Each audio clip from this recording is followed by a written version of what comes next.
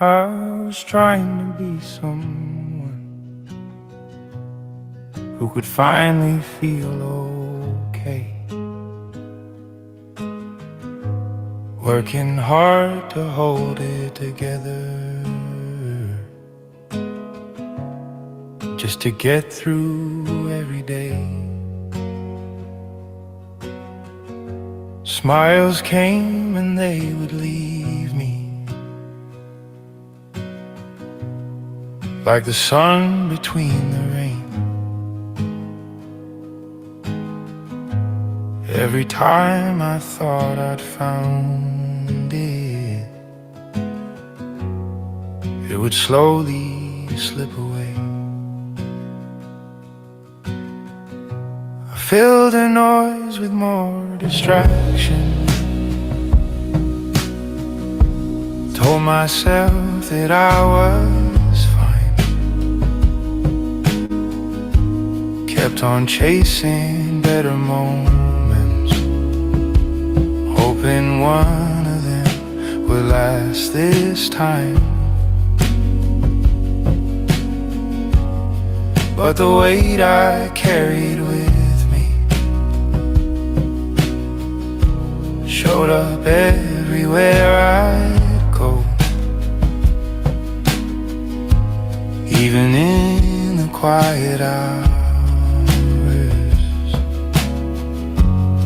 There was nowhere left to go. Then I met a quiet teacher who said, look at what is happening now. See how every thought is forming. See it clearly, just see how nothing out there calling itself a thing. No one here that must defend. Just a quiet seeing of it. And the struggle began to fade away. Buddothpado,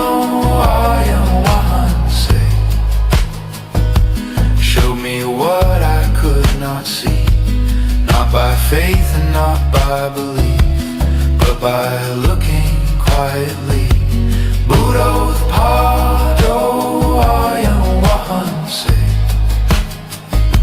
change the way this life is known. Nothing added, nothing taken. It was truth we'd never seen.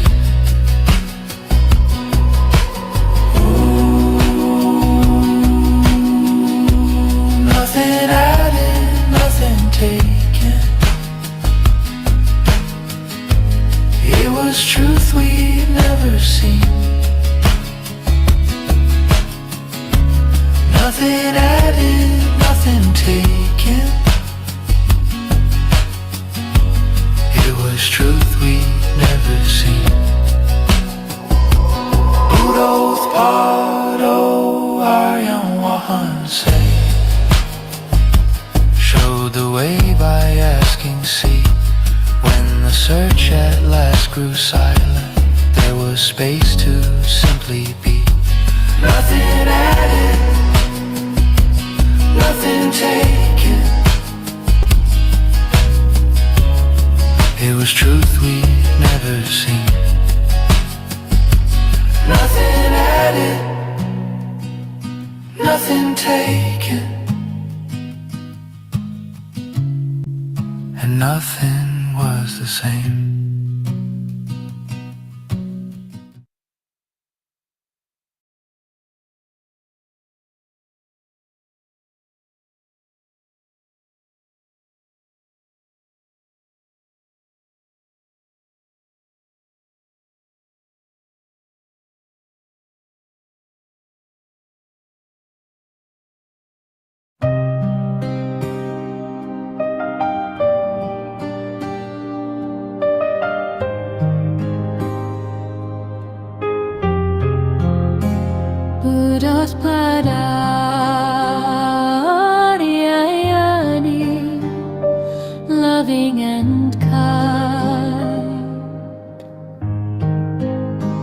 You came like light to free the blind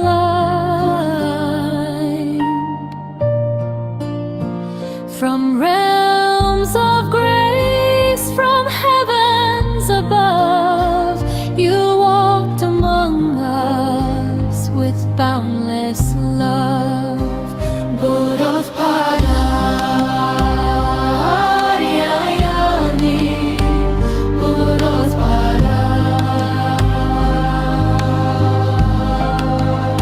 seeing the sorrow of mankind, lost in darkness, confused and blind.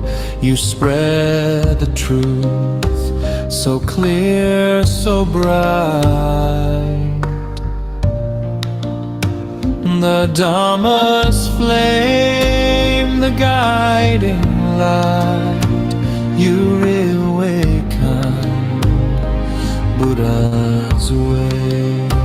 The sasana shining day by day. Through your compassion, calm and deep, you soothe the wound that makes us weak. Buddothpado,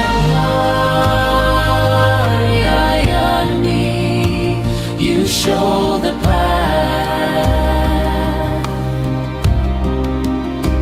through gentle words and sermons fast. Step by step you lead us on until the night the fear is gone. Buddothpado,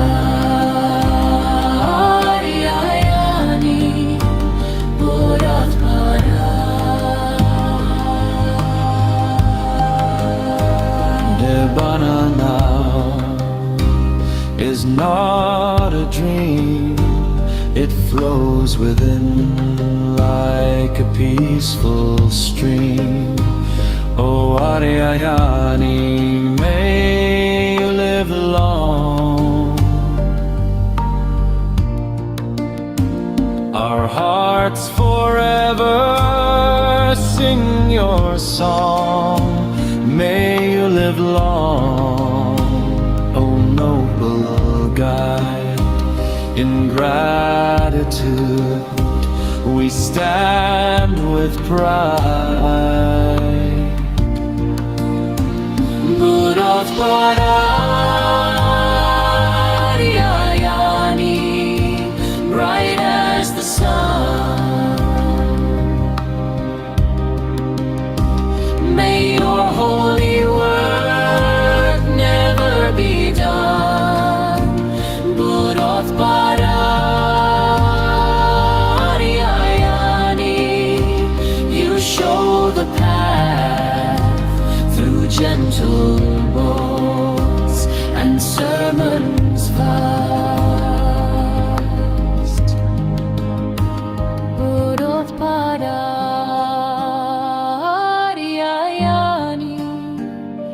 loving and kind.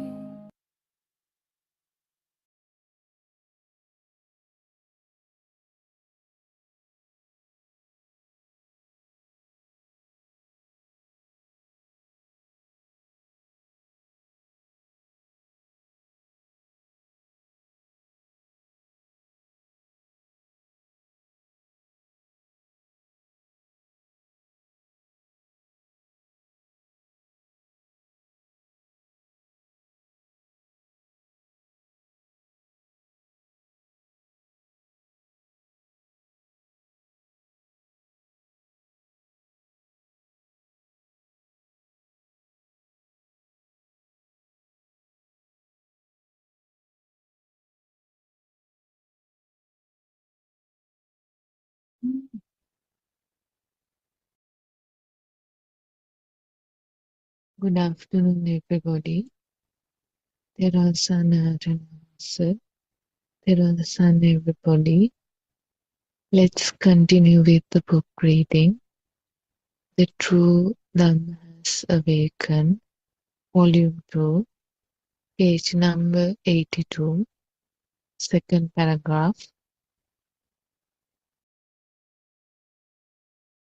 When you apply some effort to go on the path, you might feel that unlike other days, you don't get much attached to anything, neither do you reject anything.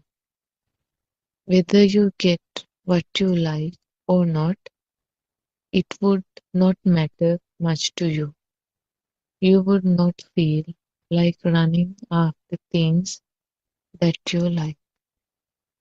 You begin to feel a difference in you as your mental fetters such as lobha, attachment, dvesha, ill will, moha, delusion begin to dissolve little by little. You begin to feel the wisdom of feeling the dissolving of your mental fetters is called asavakya jnana.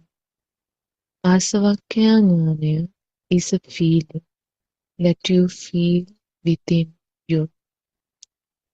It is not a thought where you think about. It is only a feeling, not a thought. One day you would be able to feel the wisdom of the Asavakya Jnana. That would be a huge achievement. You will realize that you would not get disturbed, flinch, or waver when you are confronted by the Atalodhana. The Buddha taught us about the Atalodhana, also known as the eight worldly conditions that influences and agitates the human mind. The eight worldly conditions are profit, labha, loss, alabha, insult, ninda, appreciation, prasansa, fame, kirti, disrepute, apakirti, sadness, dukkha, and happiness, sapa. Eight worldly conditions are profit, loss, insult, appreciation, fame, disrepute, sadness, and happiness. You will realize that you will accept all these conditions without creating any reaction towards them. You will remain calm and not be shaken by them. You will begin to develop a calm nature towards everything that you would have to face. Finally, you will also realize that you will find yourself just watching everything come and go. At the beginning, you had to put some effort to practice the Pancha Indriya Dharma, five spiritual faculties, which are seeing the truth in a thought, saddha. Second, applying effort to see the thought, virya. Third, seeing the truth in each thought and letting it go, satya. Fourth one, seeing the truth in each thought and letting it go becomes an automatic process or becomes a normal, continuous thing. Samadhi, fifth one, wisdom that develops and you continue to see the truth in each thought. Prajna, Terasana, everybody. Peruan Shani, thank you for reading the pages for us and starting the session. The book is The True Dhamma Has Awakened, Volume 2. Peruan Saranai, we worship at your feet. And Peruan Saranai, all our Dhamma friends who have joined the program. This is the English Zoom discussion starting at 2:45 p.m. Sri Lankan time. If I sort of summarize what was read by Shani, it shows the advantages or the benefits a person can achieve by understanding this Dhamma, true Dhamma. Actually, what is experienced by a person who is on the path. Also, it was mentioned that about the 8 worldly conditions, which are described as profit, and the opposite is a loss. Insult, opposite is appreciation. Fame, opposite is a disrepute. Sadness, and opposite is happiness. These are the things that we experience in our day-to-day life. And at least every time there is one of them being experienced.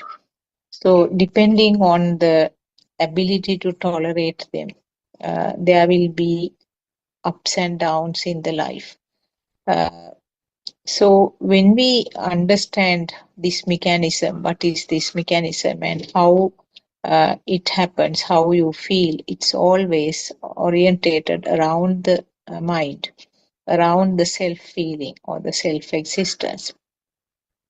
So actually, when these facts are clarified, how the thoughts are formed, how this self-existent feeling occurs, then automatically the system or the person will realize that the ability to face these situations become much more easier. Kind of tolerating, the ability to tolerate everything, with a neutral feeling will be achieved, which is something great, I would say. And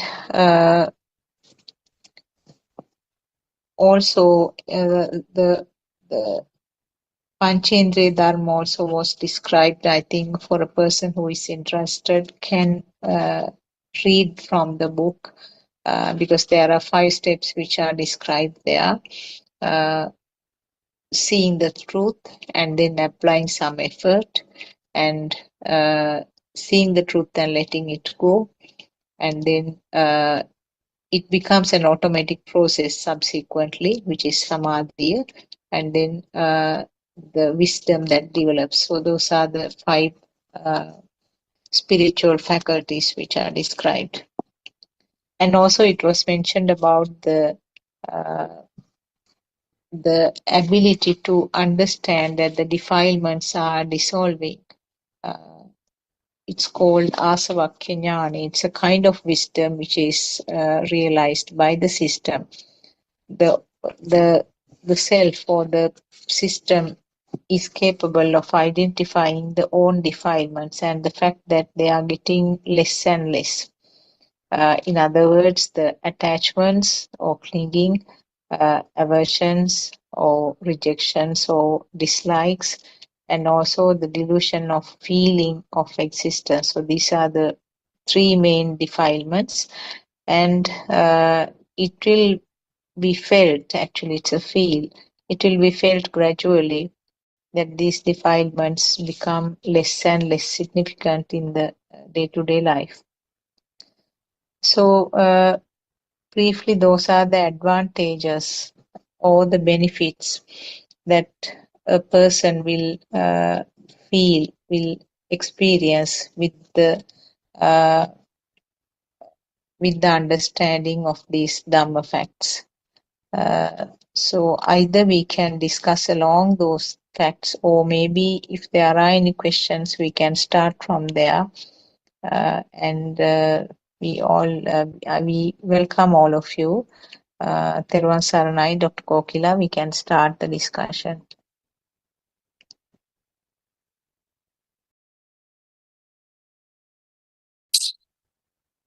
Therwan Saranai,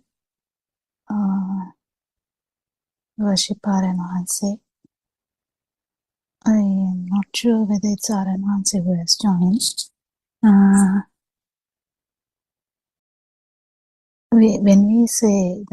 When we were talking about the advantages, actually we can't really say like, I don't know whether we can really say like that, but the path itself is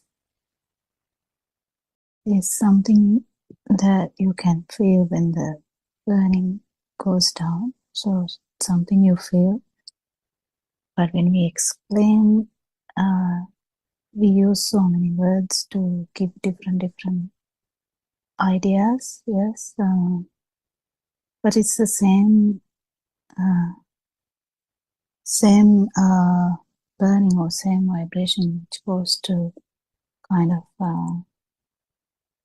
which not goes to, but which is not going to have the vibration as before.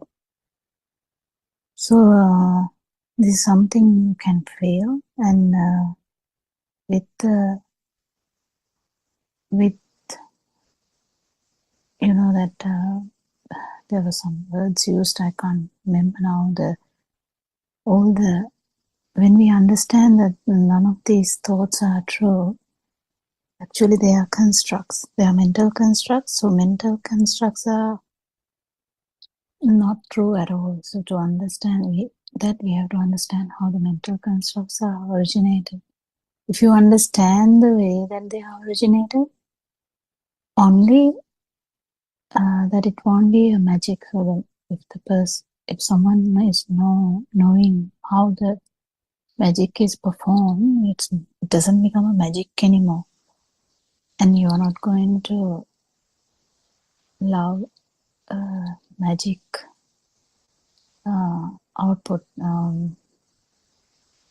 like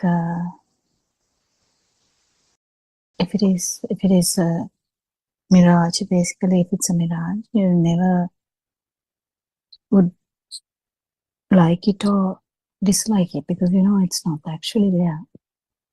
So likewise, this feeling of self, or the I feel, is that actually it is something which is there because of the misunderstanding that the vibration is actually the sensory organ vibration only. So if we keep understanding that this unusual power we have, power which synchronized to the Psy-God, that power is already here. And if you feel the non-vibration at least once, you will understand the difference between the sensory function with the power and without the power. So that gives you so much wisdom, because you know the power is actually synchronized in the one particular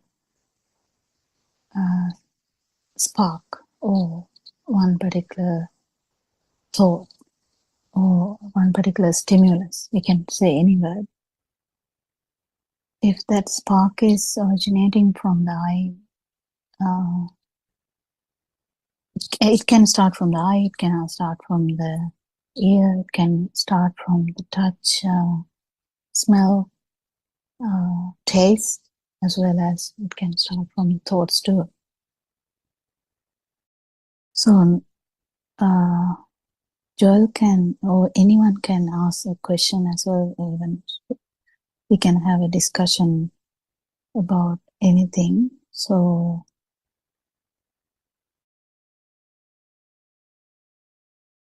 or anyone can bring up a point which you would like to add to the forum as well.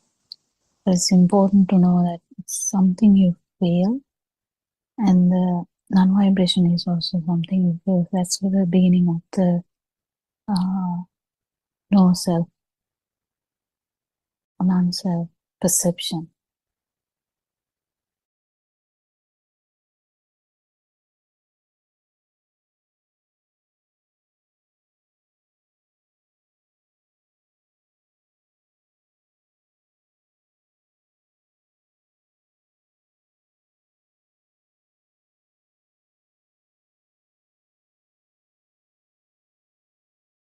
Do you have anything to add, Suranika, or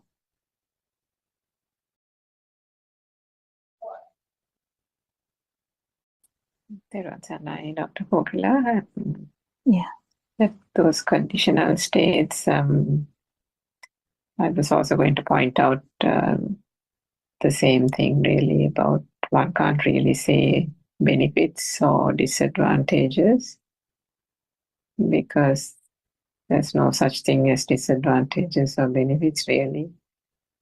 All these are just, even though those conditional states are also there only as long as the I or the self view is there, because all those are connotations of the mind. And I mean, who feels happiness? The happiness is in relation to the I, isn't it? The sadness is in relation to the I. And there won't be those things if there is that notion itself is a fallacy.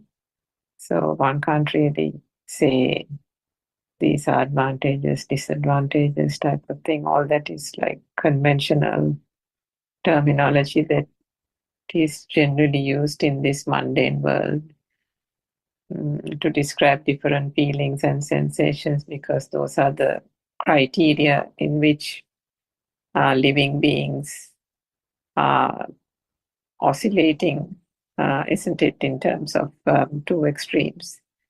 And just trying to find something where they can latch on to, whether it's a craving or even an aversion. And those are the things that are typical features of the mundane world, which through the true Dhamma, then the fading of the defilements, they gradually cease to exist, cease to have, there's no meaning, there's nothing that comes out of that kind of terminology, because those things are all understood as you said, constructs of the mind. Sensations and feelings and all are stemming from the mind consciousness, where attachments have been given to various concepts, feelings and sensations, and they have magnified over time through self-vibration. And then those are the things that are constantly latched onto, so all that dissipates with time, with the understanding of the Dhamma and the inner transformation. Yeah, that's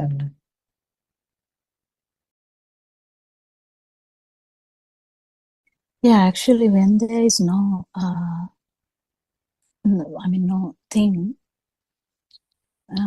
we can't talk about the good or bad, or the right or wrong, what are the 8 things that was told, was like all the adjectives that we use, but there should be something if we have to put them. So if there's no thing, the value for all we give. Actually, this is not even talking in the level that the value, the value, how you feel the value. Value is actually something you feel. So that is what is going to actually disappear, the thing. So in any particular stimulus or spark, what you feel is that the sensual world, even in the field, it is the, if you take the chair, there's so many levels of value, so that you can say, I like my gold chair, but then that would be a different level. But even if the chair is in your dream and you feel it as existent, it's another one. And also, if you're seeing that the seeing part is also rapid vibration of the eye. So it just constructs everywhere. It can be an organ construct or it can be a mental construct. So whatever it is, this burning or this life feel is actually because of not knowing, because of not understanding that it's the speed, vibration, speed. Mainly it is the speed or the rapidity of the vibration or the frequency of the vibration, basically, which gives you that feel of system, which actually goes to feel like the feel of alive feel. So when we take like that, it's if you don't have the if you don't feel the chair, basically there's no thing as there's no, there can't be a good chair or a bad chair. But it's very important now. When Joel used to ask us in the beginning when he joined, how he felt very anxious when people ask him questions in relation to the topics that he doesn't like. So he's kind of trapped in that. So it becomes a thing. And when one becomes a thing, it becomes a thing more and more. It's like, because you try to hide it. You try to hide your, the problem, because you don't want to show your weaknesses. And then it becomes more powerful, that particular spark becomes more powerful. So more the power, the more the suffering is. It's just the way that is. But when you keep understanding, actually there's how this magic has happened, how this mind works.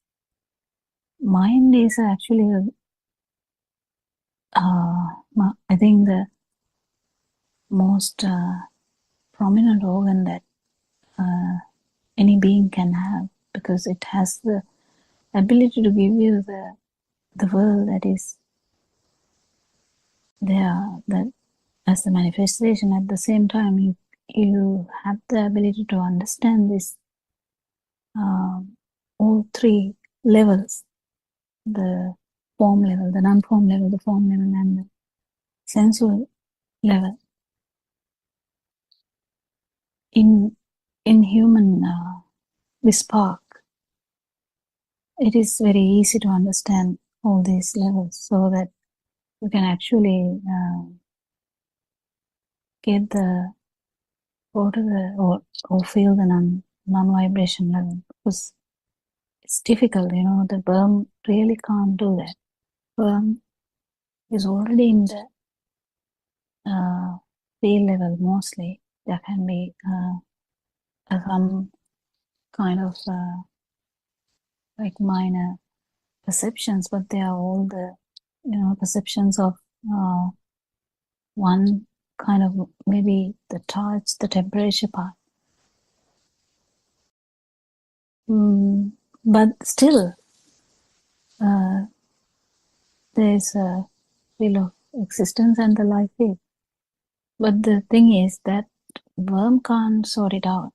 But the humans with this big mind, full of all the defilement, still that is where you can actually feel this non-vibration too. So you have to have the mind to actually feel this and also feel the non-vibration. So kind of you feel the one vibration in the vibration is there in this, you know the difference. But with the time you will keep understanding more and more, and it's very automatic path, or in the sense involuntary path. So you can't really do anything. If you are trying to do it, is voluntary. So you are trying to do something, we call it voluntary, but then this path is involuntary. That is what people get confused, because they want to do something. All our life we wanted to do something. So we want to, we want to make our parents happy. We want to do something good. All the good side, bad side, right side, wrong side, everything. It took them as literally as they are. So we had almost every day we have a need to feel the next moment, because we have so much hopes, we have so much ideas. Everything is real. Everything is felt as real. And the feelings are actually masked by the mind. So it's all the thought world. In the thought world, you have this good, bad, the right or wrong. Everything is in the mind world. Basically, the form world. All the perceptions. You name it, you have it. So any perception, any spark, it's just a production of the sensory organ. And the sensory organ, when they're synchronized, it forms like a vibration which acts as one vibration, but actually it's not one vibration. It has all the features of all the sensory organs. So even though it acts as one vibration, it has the all other features of the eyes, the ears, the nose, the taste, the touch. The touch component, you have the temperature or everything. So it literally acts as another new vibration, but actually it's just a combination of. That's why we actually discussed this one day when we come to the house and you smell that burning smell, you know that there's some problem happening. Or if you know that maybe someone is cooking or something like that. How do you get that? How do you get the whole picture? So if you get the smell of pineapple, easy example. You enter the house, just get the smell of the pineapple. How come the pineapple comes? But when it happens, just the smell came. You haven't seen it yet, you haven't touched it yet, you haven't tasted it. You just opened the door. You haven't gone to the kitchen even. So, but only one sensory function was there. But everything is coming. So that's how it works. It's like in iCloud, if you type something, everything closer to that comes forward, like comes up.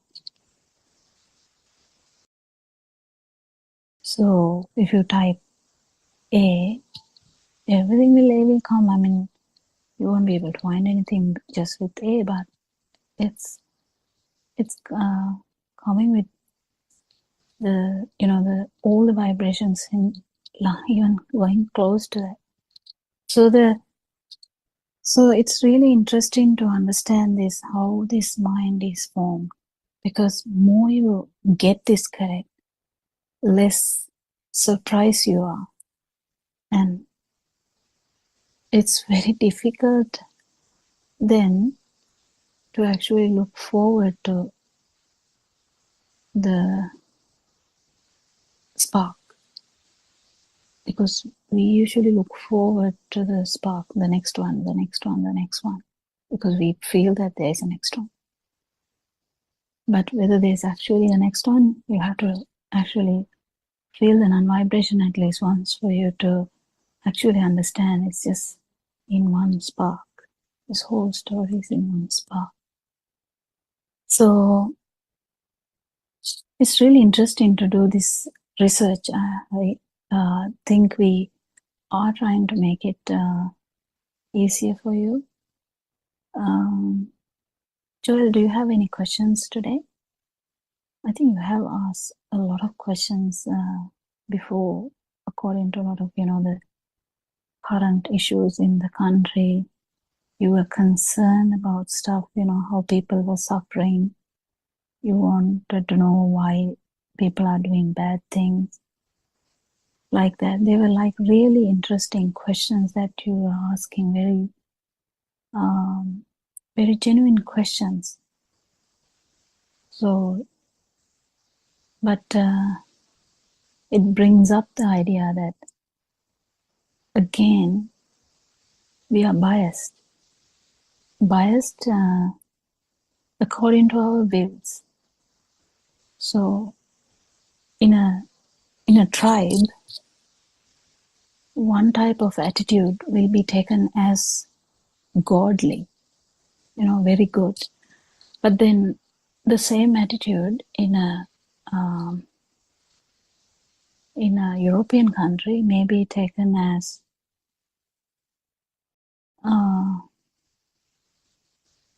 not interesting or not good, or anything. You can compare in any way like this. So we have this good and bad, up and down. So many ideas. But if there is no thing, all these adjectives, all these ideas, all these affirmations, or all surrounding things, the views, they get nullified actually, because you keep understanding to what are we doing this, to which stimuli you are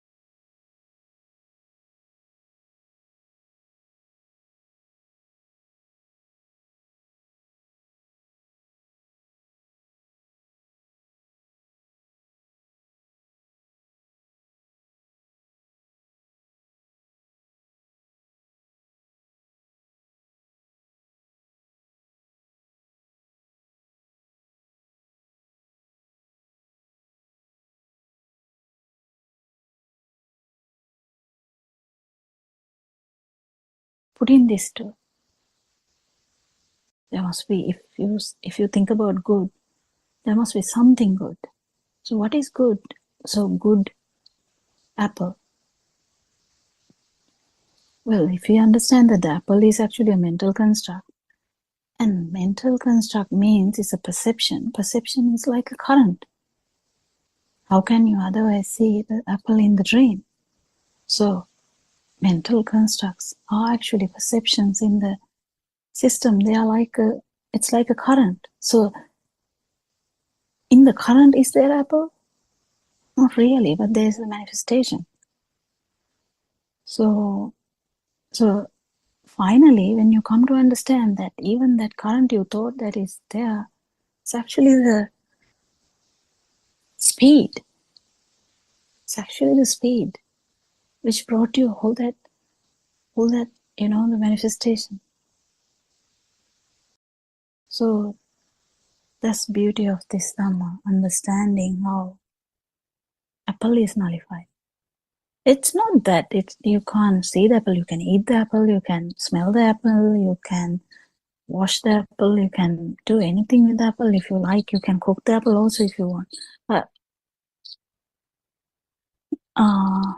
that's not the thing. You don't feel that it is actually existing. You are fully aware. If you feel that the apple is existent, that is the feel that is the life field, basically. That's how the life field has come. So understanding every and each stimuli is not our plan. I mean, if you have about a billion thoughts, are we going to cut each and every thought and say, is this a thing to me? Is this a thing to me? Is this a thing to me? Is this a thing to me? No, that's not the plan. Understanding this, and actually when you understand that the power goes down, and you might feel in one particular, whatever the stimuli or the spark, that the non-vibration. So you will feel the vibration as well as because you are fully aware that it is the speed of the sensory organ, that you will feel the non-vibration at the same time. So it's really, this is the point where you turn. Because you know that now, there's no doubt now. There's no doubt because you have already felt that if the spark or the stimuli is not a thing, field of existence, or the life field is not there, you still can. You still may have the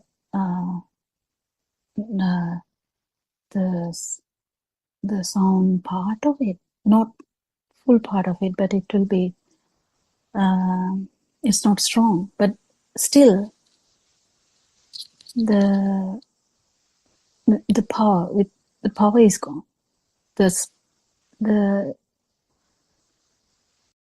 That itself give you the so much opening to the whole Dhamma, because it is happening in one stimuli. The self perception is going to break down because you get the non-self perception now, and you're definitely going to get this again and again, because this is going to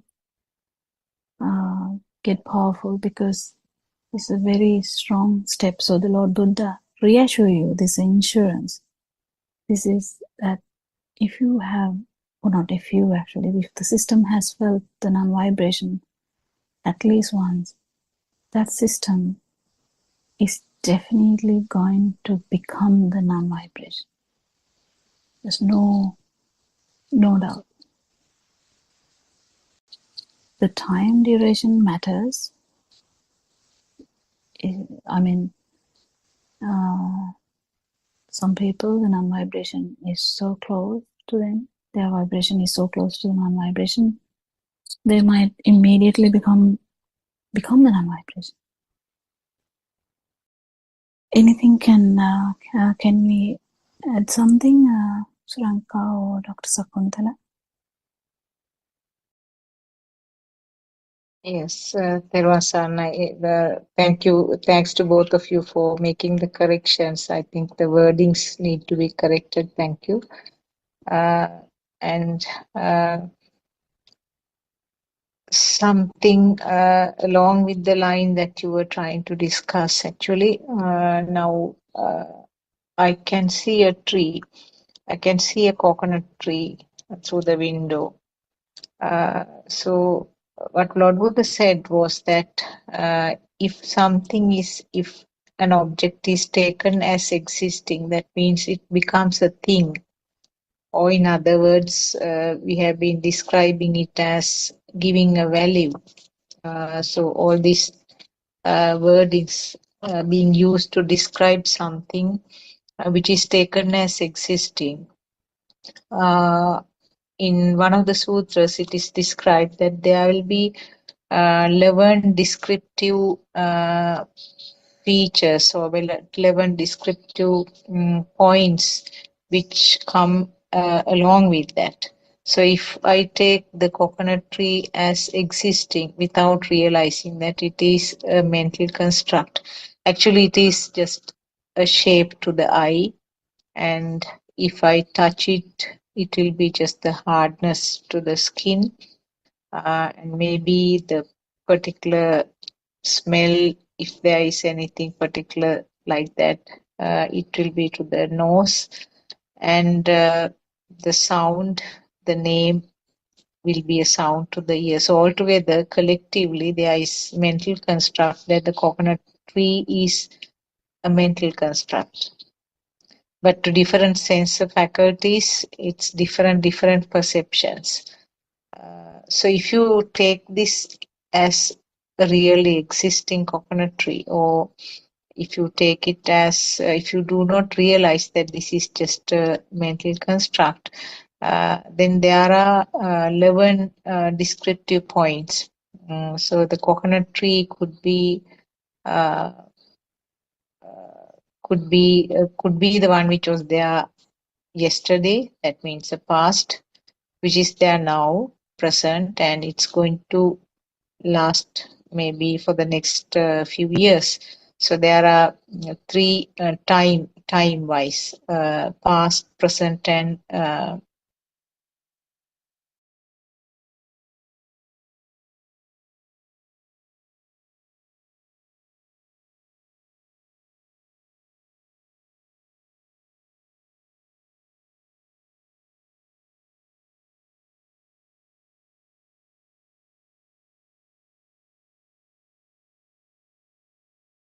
Satan, Maya, means it is your own false view of self, your belief that you exist, your false belief that you are living, Atma Drushtiya.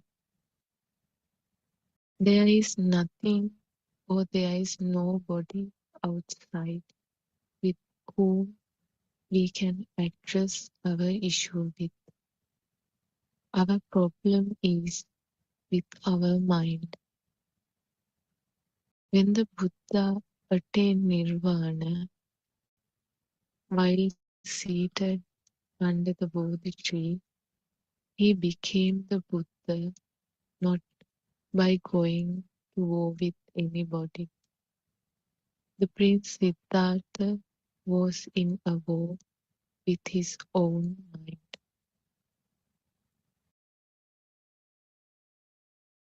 After he realized the pure truth about the mind, he became the Buddha. We too can attain Buddhahood by following the path to Nirvana. We cannot become a Samma Sambuddha because we are not the ones who discovered the illusion of the mind. It was Lord Buddha, our teacher, who first revealed the pure truth to the world by his own investigation of this illusional mind. We are only his followers who are going on the path to realize the ultimate truth or nirvana. This is the difference between the Buddha and his followers. Otherwise, we are all following the path to nirvana, and we are all trying to tune into a frequency of nothingness, the Buddha Swabhavaya, or the nature of the Buddha. Our minds become tuned to nothingness, to the Shunyatavya. Shunyata Animita Cheto Vimuktiya. No mind means no thought. However, while you are still practicing to be on the path to realize the pure truth, you need to maintain awareness of the thoughts you receive. Therun everybody. Sarna Shani, thank you for reading the book for us. We worship our Enhancer at his feet. Thiruvan Sarnai, all Dhamma friends who have joined the English Zoom discussion, 2:45 Sri Lankan time, 2:45 p.m. Sri Lankan time. So we have been just following the facts written in the book, The True Dhamma Has Awakened, Volume 2. So it's still about the mind and the thoughts. That is what we have been discussing over the last few weeks. Little by little, it's being explained what is this mind and what are these thoughts, and also the complexity of this thought and the mind. So as Shani read, actually it was a war with the own mind.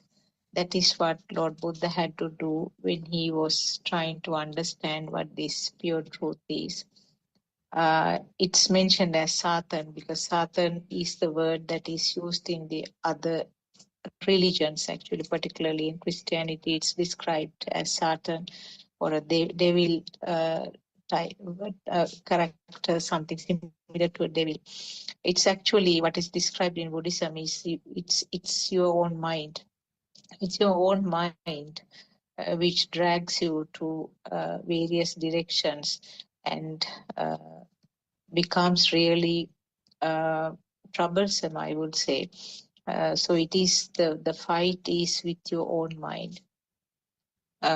So we will once you identify this truth about this thought, how the thoughts are behaving and the behavior of this mind, you tune into what's called the nothingness. Actually, this is something constructed or built up on nothingness. Basically, some creations. Everything is a creation. Uh, the vision, hearing, and the feelings of smell, taste, and the skin sensations, all are actually creations due to the fast speed. So on top of that, the thoughts are created as a result. So finally, when you analyze it deeply, you can see that basically from nothingness, everything has been constructed or created as if it is existing. So in other words, the myself, the concept of myself is also a creation in the same manner. So this is what we are trying to understand. Because we always have a fight with our own thoughts, because thoughts are not under control. There is no doer, but the wrong conception is that thoughts are mine and thoughts are something that are controllable, or there is a doer for the thoughts. So this is what we are trying to understand. When we realize these facts which I explained, little by little we are moving forward with the knowledge on this aspect.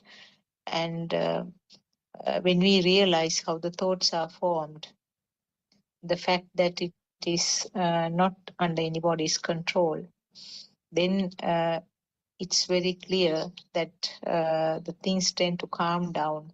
The agitation that comes up with the thoughts, because we love to stop the unpleasant thoughts, and we love to keep or maintain the happy thoughts. Neither of them is possible. So when you realize this mechanism, automatically there is some calming down, and then there is slowing of the thought process. Actually, thoughts will not stop, because thoughts will be forming as long as the physical body is functioning. But the fact that the value added to these thoughts, the fire which comes up with the thought, is the one which will fade away. So all our Dhamma friends have joined, the regular Dhamma friends. Theruvan Saranai to all of you. We can start our discussion, Dr. Kokila. Theruvan Saranai. Theruvan Saranai, Vivashi Paranwanse. I think I have to tell something here, that we couldn't conclude the session yesterday properly because of the invasion. Actually, it was like a tube light to me. It took for quite few seconds to understand what was going on. So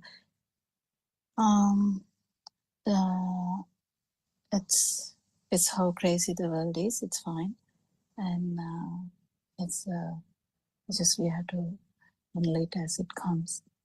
So I apologize to everyone that because we were not actually we were not prepared for that kind of crazy thing. So now we know that we can act on that, not to harm Dhamma at all in any way, because we don't take this, we give the utmost value to Dhamma and nothing else, nothing personal. So it's really important we keep that standard.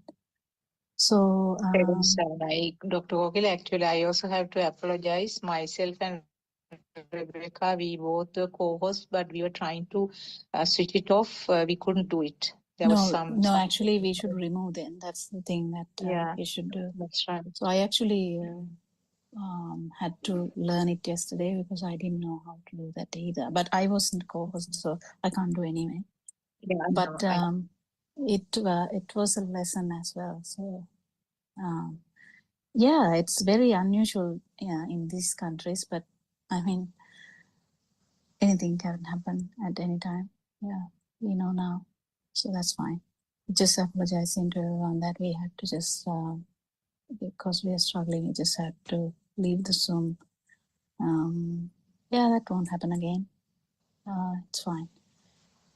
So we can start the discussion today, and we can actually talk about anything in the book part, or in the things that we have read in the book, or anything else. Yes, something. Can someone start the discussion, or Surangpa, can you add something? Then we can build on that, or Joel can ask a question. Anything, doesn't matter.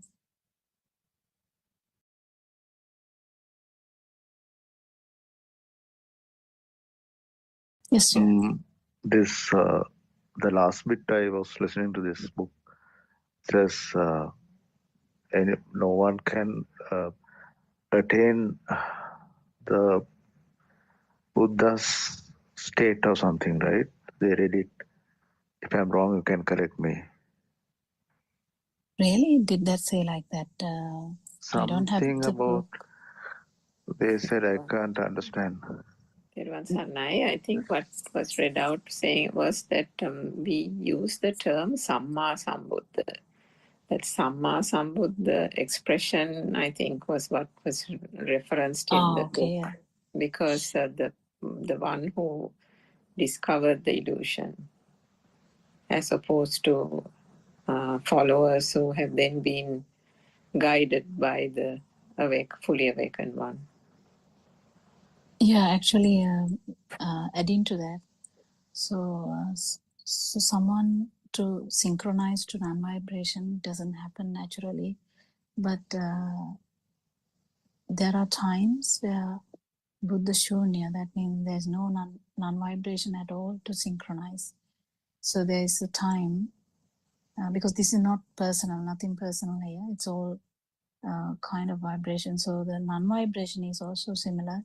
If that is not manifested at any time, there's no one can synchronize to that.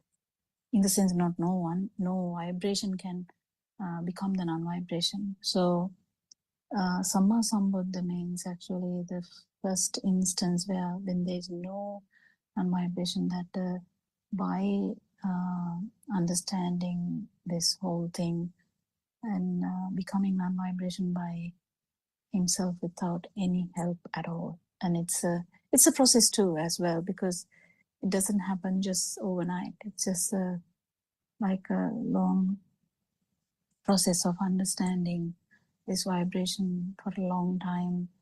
And there's so much things that we talk about in becoming in it at any point, not becoming a Samma Sambuddha, even becoming just Buddha, in the sense becoming an Arahant. Also, we need kind of, we first of all, I think we need the human qualities, then we need the beyond, the qualities beyond humans, kind of, there are so many aspects in here that Arahant explains bit deeper. They are called like paramita. In English, I don't know how to call them. Do you have a word for paramita, Surangika? Nothing comes to mind, Dr. Kokila. We can have Yeah, a look. kind of like prerequisites, isn't it? Yes, that's probably good. Yeah. Prerequisites. So the prerequisites are, there's so many, but they're all described in, the traditional Buddhism way. Like you have to give things, you have to, what else? I can't remember even actually, but there are so many. But they are all described in such a way that the actual meaning is hidden. But if you, it's all about purity of the system, like purity of the mind. Basically, having basic, real human qualities, because like really, it's very easy to lose the human qualities. As I told yesterday, Joel, it's very easy to vibrate to the animal realms. Even in the human body, you are vibrating into animal realms. But there are instances where they can vibrate on the God's level as well. But the main important here in Dhamma is the no self angle. That means understanding how this self-perception has happened here. Without that realization, whatever the tranquility we have is just limited. It's time limited. It is limited to the posture. It can be limited to your, time of the year or time of the, good time, So nothing like that, good or bad, whether you're dying or alive, whether you are day or night, having going through a very, very rough time in the life, doesn't matter. This no self angle would be just there. It's like looking at everything with a different glass. We now look at everything in the self angle, but when you understand Dhamma, actually, if you start to feel it, you will be looking at the world with the no self angle. Actually, it's a feel. So when you say words, you can misunderstand looking through a glass, because then there's someone looking through the glass. But this is a metaphor I'm using. But actually, it's a feel that you losing you is a beautiful, thing where the burning is zero, whether you're happy or whether you're sad, whether you are in a difficult position or a good position, whether everything is going wrong or whether everything is going right. So the question Joel asked is actually about Samma Sambuddha, but the Buddha status or the Arahant state is a non-vibration. So the non-vibration should be out there to synchronize. And if you synchronize it to at least once, if you synchronize to non-vibration, there's a reassurance from Lord Buddha that you will never vibrate to the lower realms again. In your lifetime, not even after death, it doesn't matter, even now. So that's where that's what the reassurance is. So your vibration is not going to go down to that level, basically.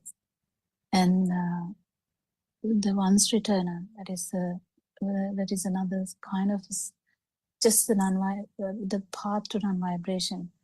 Once returner also, there's no way that you're just going to have another one thought to go, kind of. And non-returner means the vibration is not strong enough to synchronize to the this sensual world at all. But because there's no self view and there's no self, there's dissolution of the self perception and the self vibration, even the tranquility you feel, you're not going to get attracted to it. You're not going to get attached to it. You're not going to look for it, basically. That's the main important aspect that the Aranwansa was trying to tell you that day, because you said you were looking forward to something, and then he corrected you quickly, saying, no, that's not what we are trying to say. When you lose you, you're not looking forward to it, but you are the non-vibration, you are the super happiness, you are the super kindness, you are the super loving, you're the everything. It's just out there. Any other question? Anything else to add? Actually, if you are journalists, you can ask anything, but others can join in as well. Yes. I was just asking, I want to just clarify this about this vibration thing that we discuss about it a lot. Okay, when can this Joel realize that I have no vibration? How do I realize it's a fail again. It's a fail again. So that's the thing. So when Aranwansa says that he says a metaphor for this. Can you actually explain how you feel the salt? Even you can give an example. You can say this is very salty, but can you actually explain what salt is, kind of what the taste is? You really can't. Likewise, even the self vibration is something for you to feel it, because inside the mind you can actually feel it. The whole power, that power underneath the mind, even that is difficult to feel. And if you understand that it's the power of the sensory organ only to turn into the non-vibration, so this has to be practiced a bit. The practice comes with the wisdom. So you have to have the understanding of this Dhamma, that there's no one here, and then there's the mind is not true. And then the sensory system, which works very fast, very speedy, and this speedy activity is the power. I mean that what we have misunderstood, that speed is actually not self, but it is the actual function of the sensory organ, whatever it is. It doesn't matter whether it's a sound, whether it's the eyes, whether it's the skin. So this has to be felt. So that is the Lord Buddha's saying that come and see, because there's only metaphors. There's only metaphors. Anything Another else? question, Doc? Yeah. Another question, Doctor, like when you said about feeling, do we feel it in the body or do we feel it in the consciousness? No, Can you no, it's a tell it a different bit one. deep? That's where they call it jnana, because this is not related to the actual sensory organs. That is the problem. I think it is something that you can feel. Even this self perception, it's very deep. Even normal self perception, because we don't even understand that we are in self perception. To say, you know that if you remember as a child, if you liked something, imagine a game or something, if you like that, how intensely you get attracted to that. Can you explain that? You really can't, can you? And also, if you feel despising or some dislike towards something, even though we can say I dislike it, but actually, can you explain that feel? It's feel. Even there are so many words now in our society. There are so many words we use to, but actually, whether it describe what you feel out there is very, very personal, isn't it? Can't really describe it, even though we try to describe it with words. What you actually feel can be even different to what you're trying to describe. And sometimes people say, I can't really describe it. Yes, because even the self-perception you can't describe until you actually feel the non-self-perception, because it's absence of this absence of this the vibration. So it's very difficult, I would say, to describe that, but one would know, 100% one would know, because it's a completely different experience. It's not like be inside the mind and thinking and getting another mental picture. It's not like that. It's just complete piercing of the thought and feeling that strength or the power or the vibratory nature, and understanding that it's just the function of the 5 sensory organs. So yeah, it's something to be felt, and that's the challenge here. Lot of even someone who has listened, it's a challenge. But even yesterday, Aaron also was telling me this Andolnatmaka Deshana that I heard that he was saying that how some mothers, even without even understanding the full thing, they will just take it as literally, and then just randomly feel it. So it's really nice, because we know that even 7-year-old, felt it. It just, but it doesn't mean that he's an arahant just by feeling it once. It doesn't mean that. It's just you have felt it once. It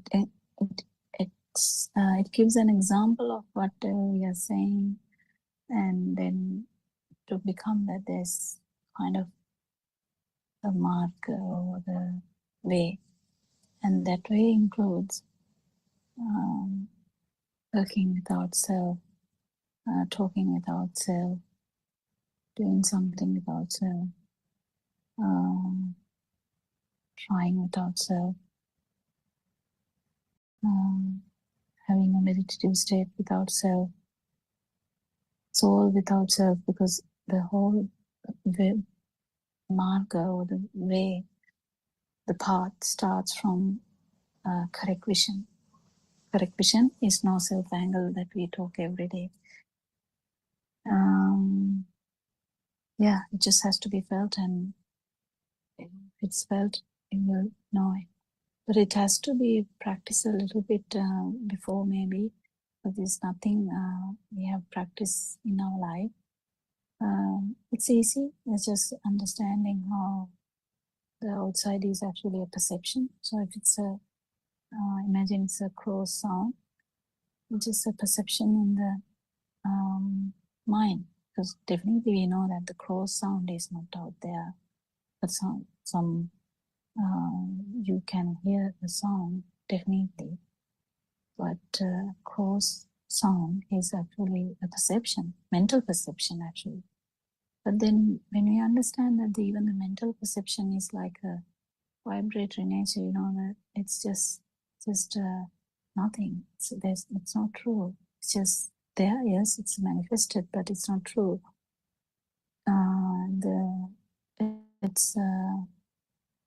It will actually dissolve the mind, kind of pierce the mind, or liberate from mind, and then that in just one, still the sound is there, the cross sound, but even the cross sound is it's just sound now. But then even the sound part is not there. It's just a vibration in the field level, just felt as vibration. And that vibration, if you have practiced that, it is just the speedy vibration of the sensory organs. You will definitely feel that non-vibration. It's a very good experience, but what happens here is the catch-22 is when we try to get it, we can't get it, because when we try to get something, it is in the mind, we are trying to get something because we have a mental picture. If you're trying something, if you want to play cricket, it's a mental picture. We want to play cricket. We want to play basketball, it's a mental picture. But then if you want to achieve the nirvana, it becomes a mental picture too. But the problem here is when we want to do something, it will never happen. But if you keep understanding this Dhamma and keep trying to feel this, you know, when you are walking, when you are seeing, when you are so doing any action or talking, or even you know, thinking or watching something or anything, it doesn't matter. If you feel this, you know, that it's not actually real, but it's a perception here, and the perception is also not true, and whatever left is just the vibration of the sensory organ. That's it. And the chances are very there that you will feel the non-vibration. It can't be really explained more than that. It's a feel.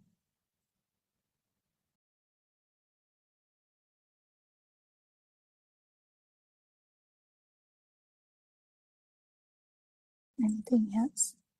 And can you something? We have Dharma also here, Suramika here.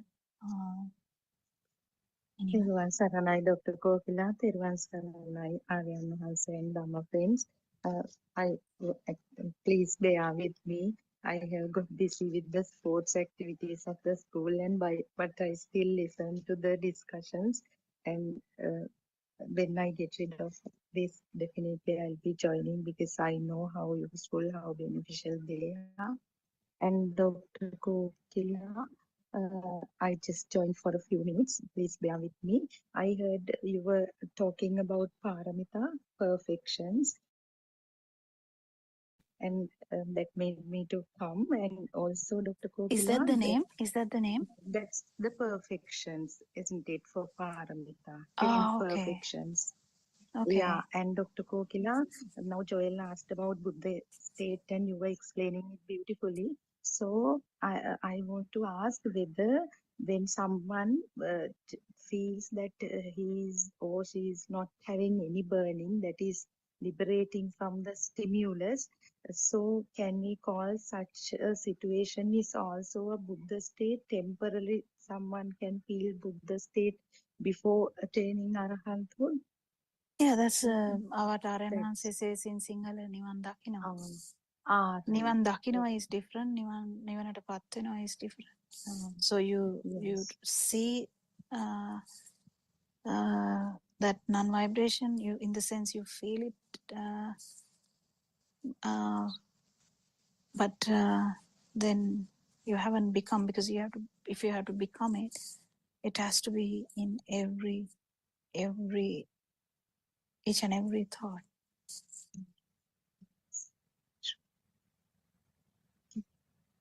Yeah, that's what Aranhanse says, Nivan Dakino. And Dakino you are is different. already, he says, Nivana uddhi dakina Nivana hoyannawa. You are, they are almost there, but still you look for that. You are unaware that Nibbana is with you, or there, kind of thing, he says. Yeah, true.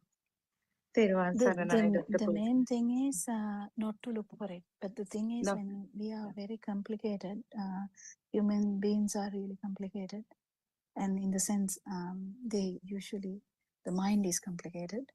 So we make everything become, we make it difficult. You know, the mind makes it so difficult. So because we keep expecting something to happen, you know.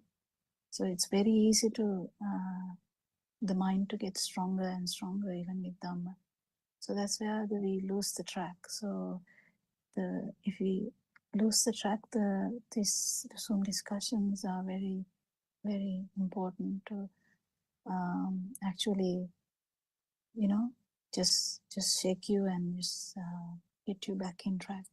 Because if you feel like you're going after something, or you're looking forward to something, and you're looking towards something, that's the self. That's that power. And understanding this is a bit difficult. It becomes so more and more easy. It's not that complicated, but our mind makes it complicated. That's what Aranhanse is saying over again and again, that it's very simple for Sunita Sopaka, who is like, you know, they were like cleaners. The one was cleaner, the other one I can't remember. But then there was like the story, there's so much stories where, you know, they were not academics or such anything, but they had low vibration. So they just had only need one push. They put the brake. Just one. It's very easy, you know. If you're close to non-vibration, it is easy. And there are barriers. If you ask about the barriers, there are a lot of barriers that Lord Buddha has explained. Sticking to one thought, or sticking to thoughts too strongly, and the one is not taking them not taking them seriously at all. I mean, you can just let everything go and just imagine that, you know. So there are different ways to tell that. I can't even remember the whole thing, but Lord Buddha has explained that what prevents you. So Thinamidda is the stupor. Is that stupor or the sleepiness, or how do you say that, Sudharma? Do you remember? We thought it should be lethargy. One day also we discussed it. But lethargy has different exactly explanations, because lethargy is like a medical term too. But anyway, it's fine. What is the Thina Midda? Is actually, we had another Thina Midda is pure laziness, doctor. Now, while listening to Dhamma, I mean, in the conventional perspective, people go to sleep while listening to Dhamma. They don't have courage. I mean, that's how they define those days. But in this context also, anyway, not having courage, enough courage, is all kind of laziness. It has a I deeper think meaning than laziness to pleasant. do this Yeah, investigation, I would say, because exactly. yeah, True. because we are not going after something. We are not like, Mm. I need $1 million. I'm going to achieve the $1 million and then I'm going to buy this and that. You know, people have so many dreams, but this is not something like dreaming about a good state of living. This is actually trying to find the truth. Who am I? What is happening? What is that's the I mean that's what I felt important. But there are so many aspects of this, because if someone is very close to non-vibration, you might not need you might just need a one push, just saying, you know, Saryut, when he was the normal guy, he came and one Arahant just said, you know, this is just a cause and effect. That's the only word he heard. Only word he heard. How come someone understand Dhamma in that just one sentence? It's a cause and effect. So that must be because in that era, every person must have been searching, what am I, what am I, what am I? It should have been. Otherwise, it's just cause and effect. How come a person is so happy he actually told to tell further, and he told something as a condemning that, and he ran to the friend, said, we found it. We found it. We found it. It's really like amazing to see how people have reacted. A girl who was knitting or doing some job in there. She was a very young lady, young girl. The Buddha waited there without doing the sermon. There were about 500 people. Buddha waited without uttering a single word. And she came. And the first question he asked was, where are you coming from? And one normal person would say, I'm coming from what? Nogewal. But then this lady gave a fabulous answer, and no one really understood the answer. That's the thing. So this whole thing, it depends on what the level of contemplation is, because naturally there are people looking for truth. Naturally. Not because the mother says, not because the father says, not because the friend is saying something, not because the teacher is saying something, not because you get some medal or something. Nothing. Just searching for the truth. Just sorry, I was just Yeah, I was just wanted to ask, is the mind referred to Satan or Satan? must be. I'm not sure. So that Dr. Sakuntala, what did you say about that? Is that the mind? Yeah, in the book it's described as the mind because Mind, because mind can principle deceive you that- at any time. yeah. Mind is a really tricky thing. If you actually investigate this, you will be really, you can get you will be amazed to find out that how mind tricks you. If someone says he's bad, he's bad. If someone says he's good. And then again someone comes and says, even though he said that he's good, I'm saying he's bad. And you're like, oh my God, what am I going to say now? So is he bad or is he good? So it's all in the mind. You know, the mind keeps racing. Internal radio, I say that. Once it's like a really grumpy radio where it never stops. But what the problem is not the actual radio. The actual problem is the power it has, the power it exerts on you, suffering it gives you. Yeah. But people, just don't forget, Joel, people, even before Lord Buddha, well before, I mean, can't even imagine, people actually tried to get rid of this mind. They did the concentration meditation just to get rid of the mind. And they attained that status. But the problem is, because of their self-view, that vibration is still there. Vibration which is nothing to do with your system. Because It is just the view that, because every thought, if it is felt as a thing, that synchronizes to that self vibration. Anything. It can be a action, it can be a word, it can be a thought, it can be anything. But it just synchronizes to this self. But what Buddha said, no, the word, whether you attain, you even if you are out of your mind. Doctor, I didn't get that. That synchronizing part, can you just repeat it? I didn't get it properly. Well, each and every thought is a one spark, isn't it? It's just one spark. So if you think about something, there are so many sparks in that. It happens so fast, we can't even understand that it's one spark. So if you wake up and you see if the windows are closed, you might see the door, the windows, the wall, the fan, maybe the roof or the ceiling. What are they? They are just thoughts. They are just sparks. They are just vibrations, or they are just the mental formations.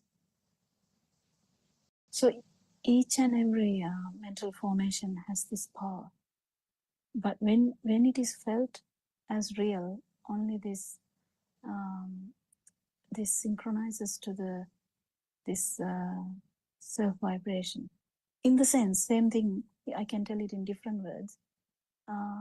When we feel something as a thing, or you feel it as a thing, the self vibration is there, or the life field is there. That's what I think Aranhanse tells that the existence feel is, when you touch something, if you have the feel that it is actually existing, then there is always the life field, this vibration. It's a synchronicity, but it's very deep. It just can be seen through the wisdom, not actually, you can't really explain it through anything else. But if you understand when you synchronize to the vibration, you can actually get a feeling about this, because at that moment you feel the vibration as well as the non-vibration. So that will never happen, because when the cross sound is not a thing, because you know the truth, it doesn't become a thing. Definitely it will come to the vibratory nature of the sensory organ. And even that, if you know it's just the sensory organ, you don't really give a thing to that sound. It's just vibration. In that, you will definitely synchronize to the non-vibration. How can that happen? And if that happens, you understand, then at all the other times, if you're feeling it as a thing, you synchronize to the self vibration. That's what I was trying to say, but it can be too complicated when I say that, because I'm not that good in explaining, like sometimes I don't say, but it's like you don't give a value to it. Yeah. To that thing, kind of thing. If it's a sound, even you don't give big value, but just it's a sound and just it's a sound. Yeah, but the thing is that is in mind. So as soon as you say that, it is in mind. This is beyond mind. So the beyond mind is a complete field. There's no perception at all. You can't even say colors, or you can't say even it's this smell or that smell, or this is gandhai or sugandhai. What is it? The bad smell or good smell. You can't really say even that, because it's just liberation from mind, and that vibration. It's a vibratory nature of that That's actually the vibration which synchronizes to the another zygote even when your system stops the respiration. Just imagine your system stops. Why there's a power which can synchronize somewhere else? How? Why there's an additional power there? Because this is not actually related here. Because this is just the additional power that came from taking this whole system as real. It's just like any other vibrations. Because there are so many vibrations out there.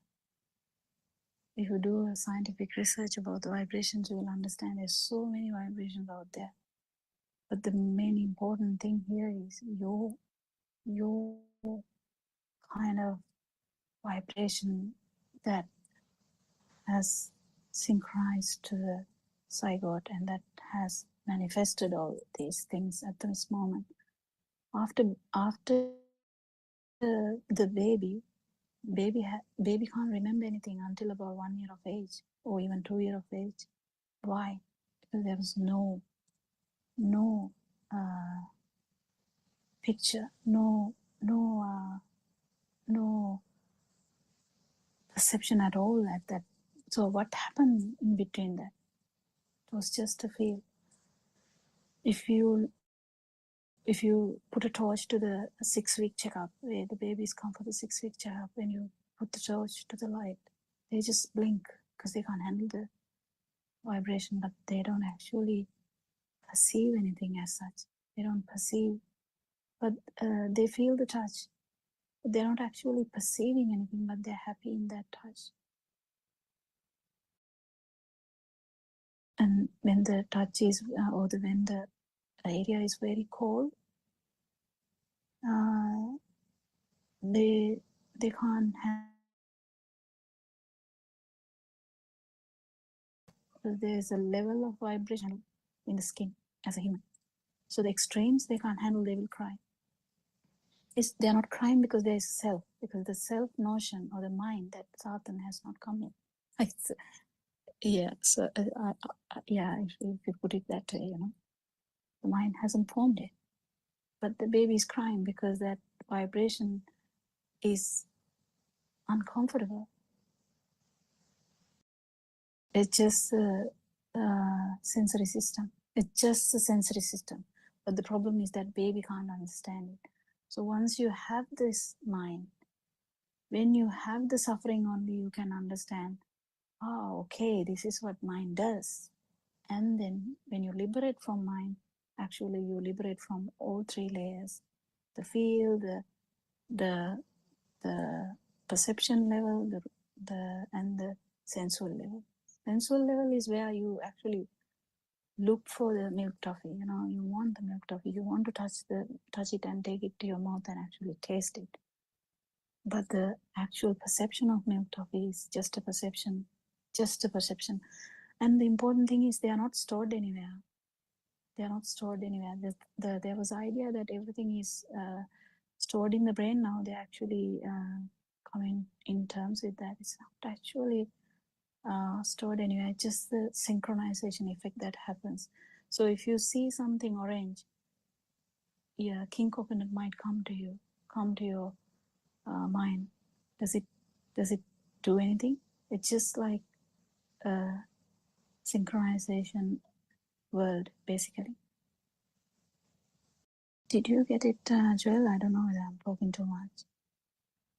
No, doctor, I got it. I was just thinking, like, if Buddha was living, what would his lifestyle be like without vibrations, without He will be without probably anything? in a secluded area, not that much in the outside, but he will, if he has to, he will come out and say Dhamma. This era is really different. This is an online era now, so who knows? He might even do the same thing that RMS is trying to do. He's not coming out as such. He's just trying to spread this to the whatever the avenues we have.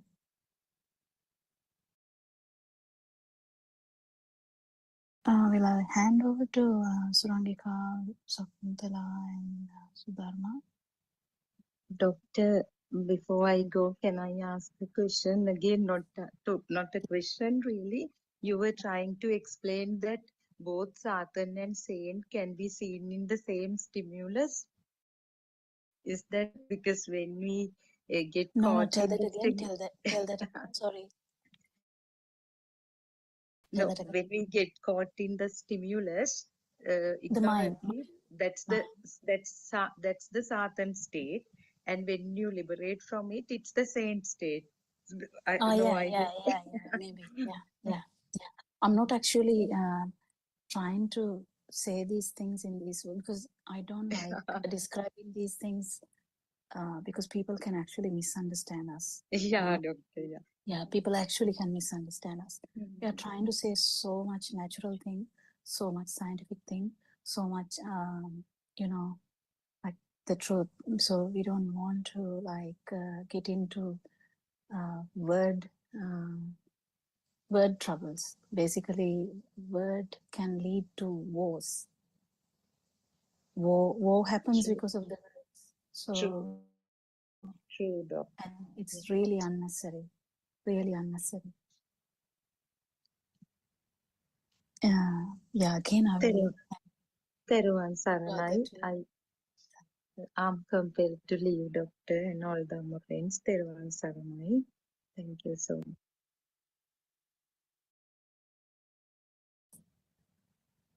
Ranka, can you add something?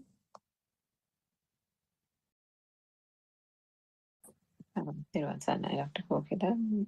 I think that question is quite interesting.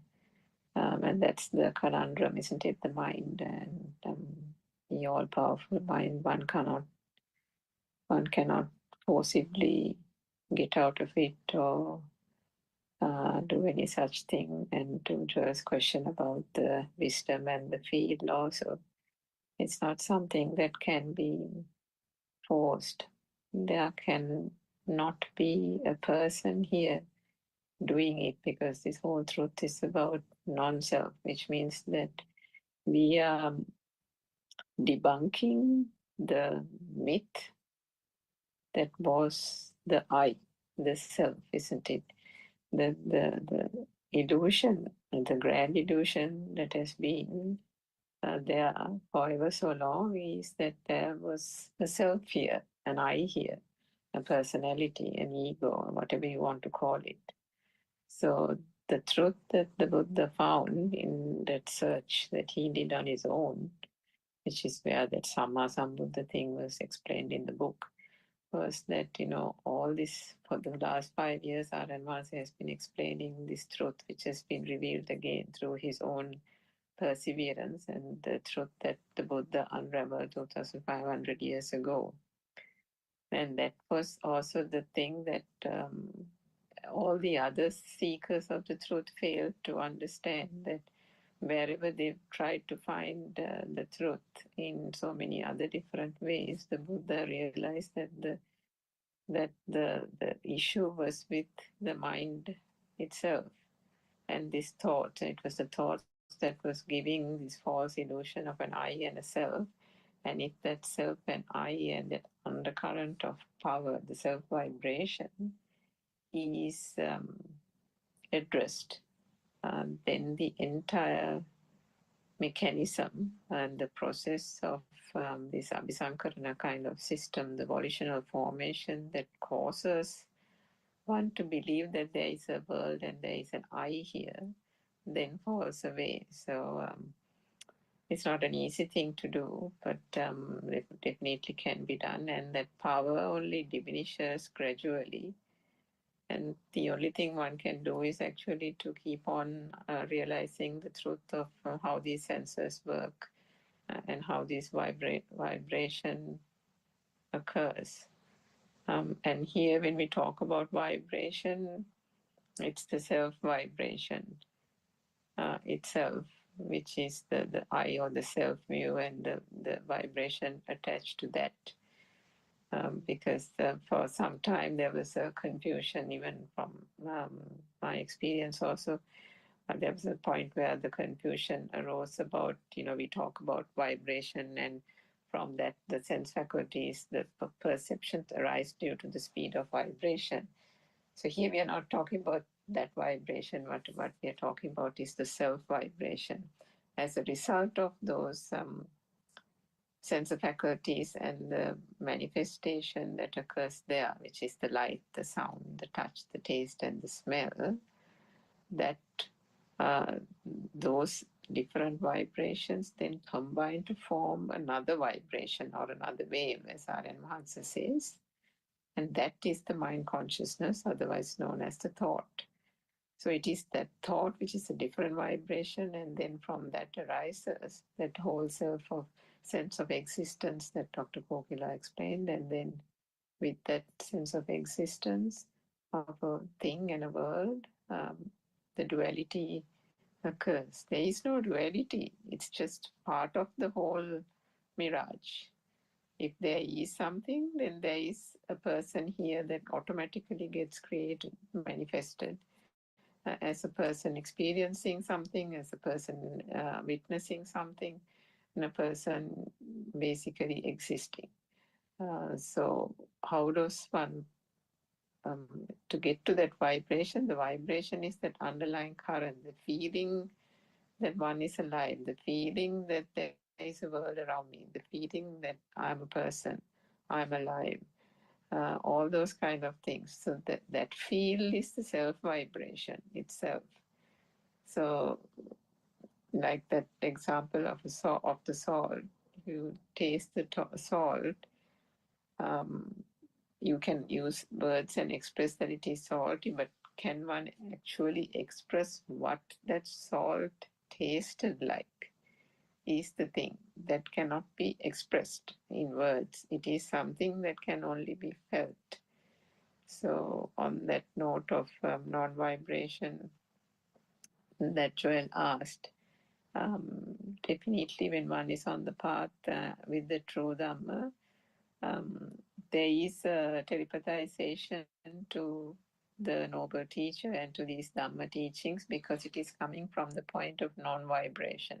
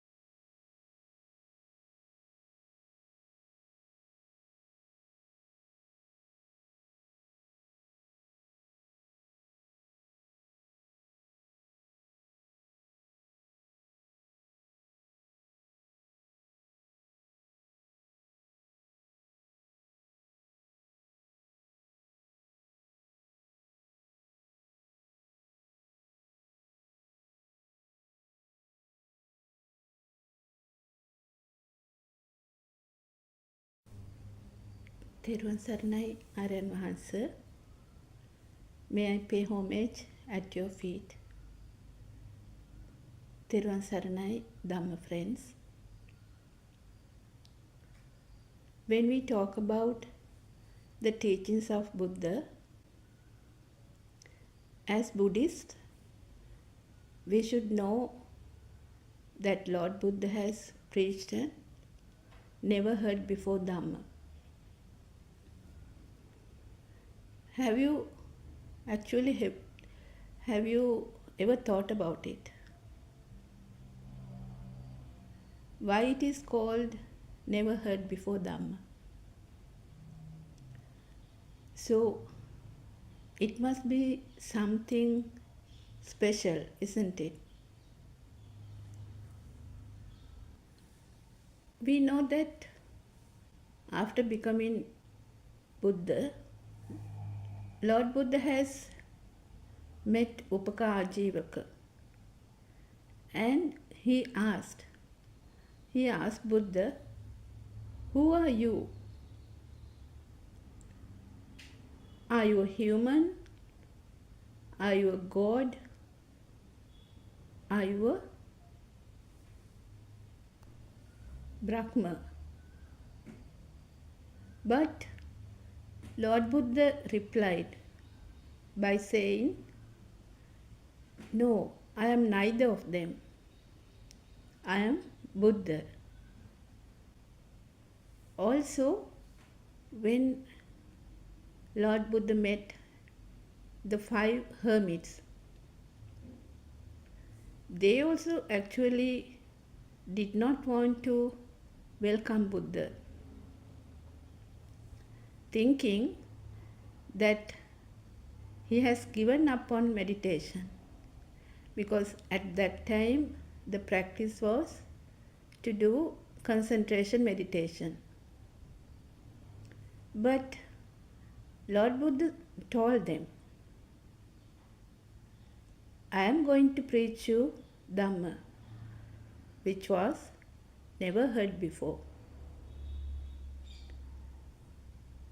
And after listening to that never heard before Dhamma, we know that Kondanya Tapasa became Sotapanna, means a stream enterer.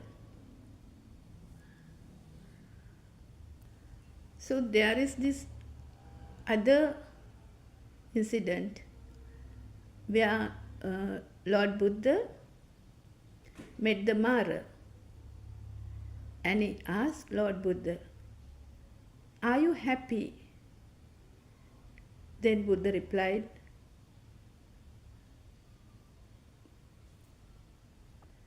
then also Mara asked Lord Buddha, are you sad? If so, why? If you are not sad, if you are happy, why is that? Lord Buddha replied, if I lose something, it is the thought itself. What does this mean? This means the thought of that I am existing. Innawa තියනවා කියන සිතුවිල්ල. So, as you know, this has a very big meaning, isn't it? In another words, what is lost is myself, me, my mind concept, the thought of myself. So if we look at this phrase carefully, even though that is it was said in a very few words, it has a vast meaning. So if you are listening to Buddothpado sermons, in Buddothpado sermons, Buddothpado ආරයන් වහන්සේ always highlights this. Also, Aaron has asked the question, are you real Buddhists? So if we go back to the Lord Buddha's time, at that time, even the 5 hermits, they were doing concentration meditation. At that time also, the concentration meditation was the ritual those days. So when Lord Buddha, after attaining Buddhahood, came back to the 5 hermits and said, I am preaching you a never heard before Dhamma. So, as Buddhists, we should know what this phrase means, isn't it? So we know at that time, not only the 5 hermits, even Siddhartha Tapasa himself was practicing concentration meditation. But we know that after some time of practicing breathing meditation and concentration meditation, we know that Siddhartha Tapasa has given up on all of that because he knew one can't find eternal solace from those kind of meditation. So when Lord Buddha came back and said, I am preaching you a never heard before Dhamma. At first, they did not believe it because those days the Hindu practices was the Hindu practices like concentration meditation, different types of breathing meditation,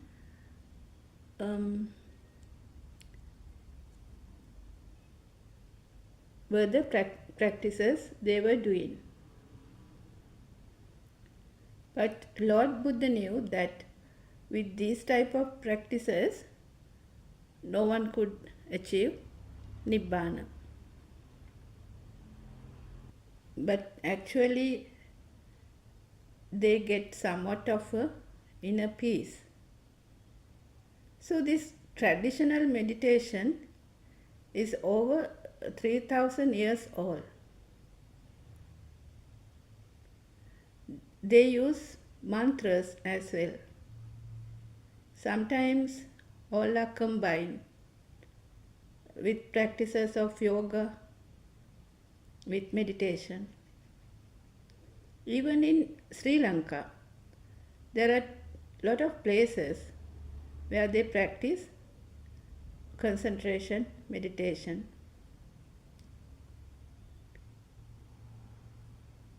Not only in Sri Lanka, so worldwide, people do this type of meditation. Actually, they do it mainly to relieve the stress. And the breathing meditation is very popular. It's because one might get the temporary stillness within during the time of meditation. But for this, one has to find a quiet place where you can sit comfortably and quietly close your eyes and sometimes chant a mantra within or keep your focus on breathing. So these types of meditation is not what Lord Buddha has found. These types of meditation was already there in practice. And Siddhartha Tapasa also has practiced these type of meditations and knew that one cannot see or achieve Nibbana through it. Because these types of meditation, they take the outside world as true, and the self comes up the self is very powerful. So we know that Lord Buddha has preached a non-self Dhamma, Sandittika, to feel it within yourself, Akalika, timeless, which means we cannot impose Dhamma to future, past or present. Future, past or present times. Ehipassiko. Ehipassiko means you have to come, contemplate and feel the difference within yourself.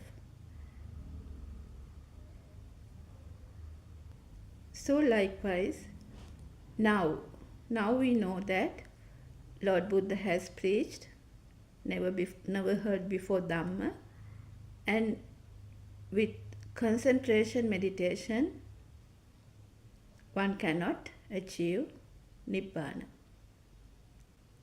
For that we should come to know about insight meditation. And as you know, there are lots of insight meditation centers in Sri Lanka and also worldwide, Vipassana Bhavana centers. So some think that they have achieved Nibbana by doing concentration meditation mainly. So as Aryan Vahans emphasizes, sometimes they can be deceived because they get stuck in dhyana planes like asanya tala with the self, which means the self is powerfully there, though they don't get any perceptions. But as Buddhists, we are searching for Nibbana, isn't it? Nibbana is our main goal, like Bhava Nirodha.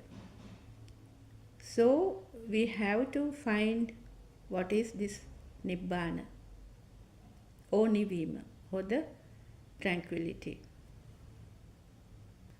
So we will find out what is Nibbana. Imagine there is a fire. If there is a fire, we have to extinguish it.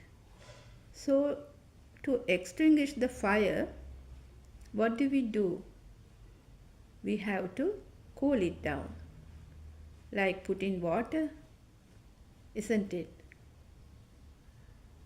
Likewise, inside us, there is always a fire burning. You feel it, isn't it? Say you are hungry, you can feel it, no, the fire within. But likewise, there is a fire due to thoughts. Thoughts give you fire, the suffering. What we don't know is that these thoughts comes automatically and gives rise to fire. Fire means the burning sensation.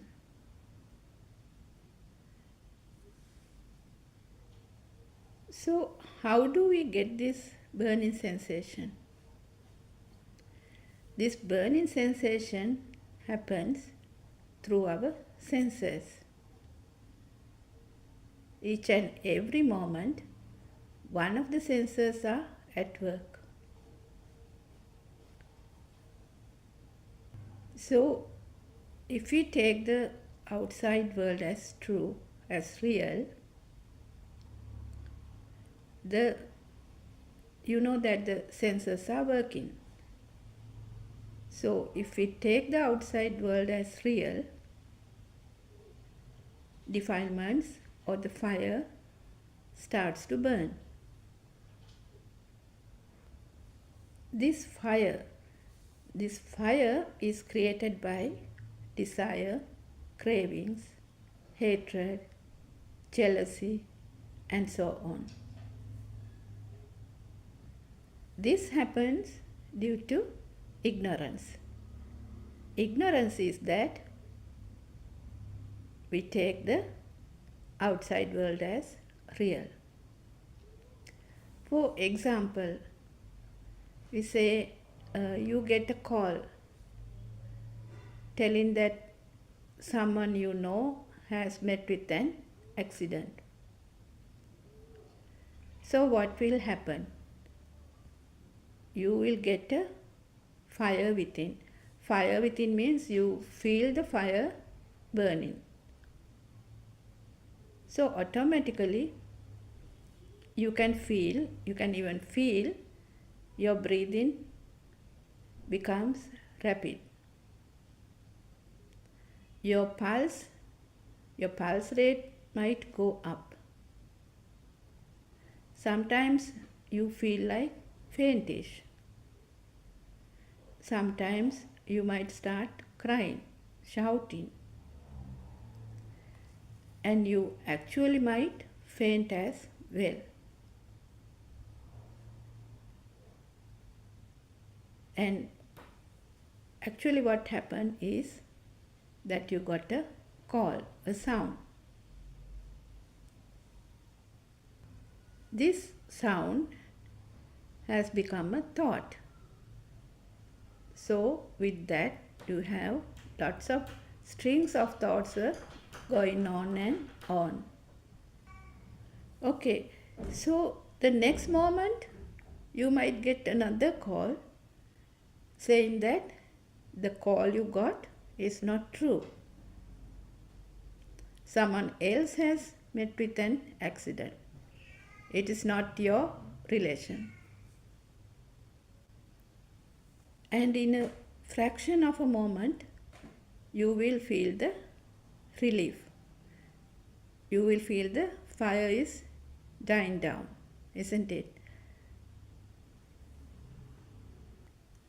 So these things happens during day-to-day life.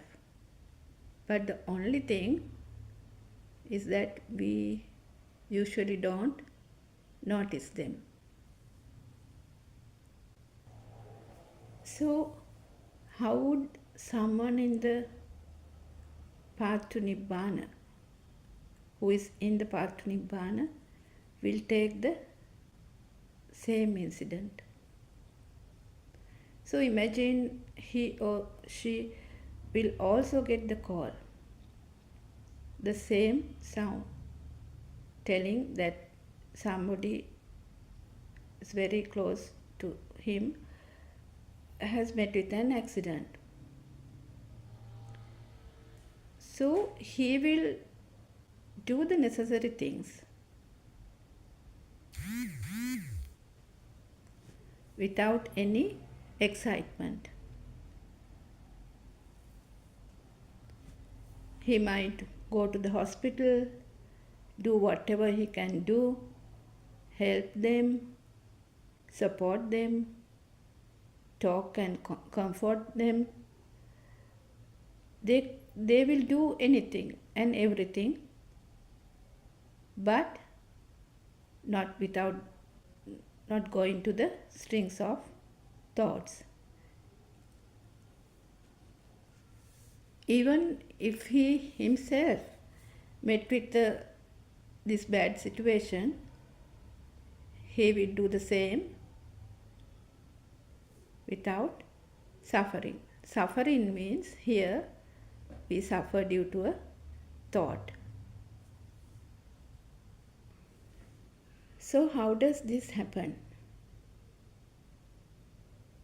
The one who is in the right vision or the Sammaditya, any stimuli which comes to him from any sensor does not become real. It could be from the ear sensor, eye sensor, tongue sensor, nose sensor, skin sensor, or the mind sensor. Any stimuli does not become real. The stimulus are not real means the world is not real to him. So if there is a thing, then obviously there is the me who either sees it, hears it, smells it, tastes it, or feel it, or also think. So the person in the mundane world will obviously take it as real. So then if it is real, there is obviously me, so automatically created, and there is me who is hearing this sound or who is taking this incident as real. So Lord Buddha has said to Bahya Tapasa, Bahya, if there is nothing outside, there is no one here. So if we take the previous case, there came a sound and it became true to the person in the mundane world. So the soul was created then and there with the burning sensation inside. That's the self vibration.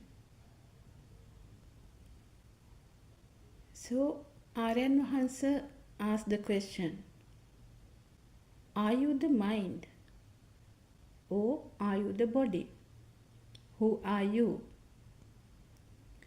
So if we take the same incident as an example, if that incident became real to you, and if you felt the burning fire within, that's you, your soul, your birth, that is the self vibration. Nobody does it. It happens automatically. So we will take another example. So just say something is valuable, gold for example.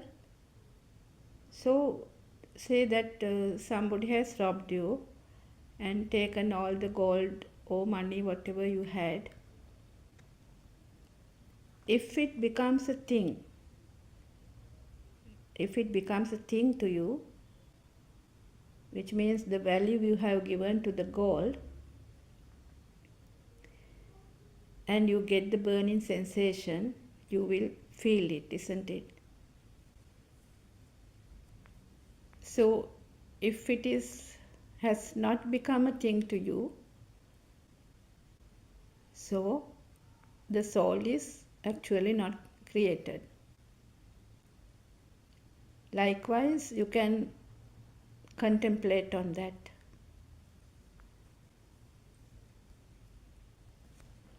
So, as Aryan Mahansa explains, what happens in this beautiful journey? Once you understand true Dhamma, what happens is that the fire, the burning sensation, will starts to diminish, which means the power you gave to the thoughts becomes less and less. That's how you will find the solace, the happiness and tranquility. For this to happen, you have to understand and pierce through one thought. You have to see through one thought, how it is created, and then you will see that all the thoughts are created likewise. So the example Aryan Mahansa gives is the leaf of a mango tree. If you see the structure of one mango leaf, you will know that all the mango leaves are in the same structure. Because, as you know, it is very difficult to pierce through every single thought that comes, because as it works as a system, thoughts always comes and goes. It's a system. It's automatically happening. So likewise, whatever stimulus comes through either of senses, eye, ear, nose, tongue, skin or mind, you know that all are illusions, a creation due to speedy vibration. So however and whatever the stimulus comes from whichever sensor, all are illusions. You don't get caught to it.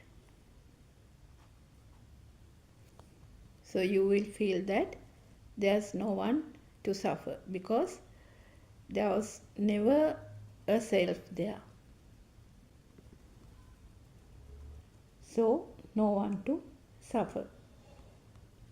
So it is very important to know that you have to see only one thought. You have to pierce that thought, because all the thoughts are same. All the thoughts are created the same way. So in groundbreaking sermons,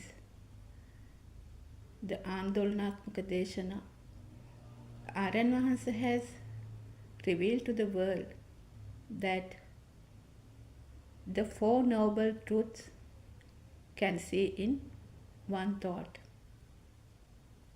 Also, you can see the dependent origination Dhamma, or the cause and effect Dhamma, and the 84,000 Dhamma discourses in one thought. Not only that, the 31 planes of existence is also how to see it in one thought. So, these Buddothpado sermons are not any ordinary sermons.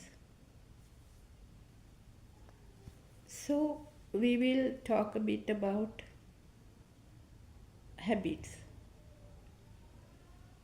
So, if we actually talk about habits,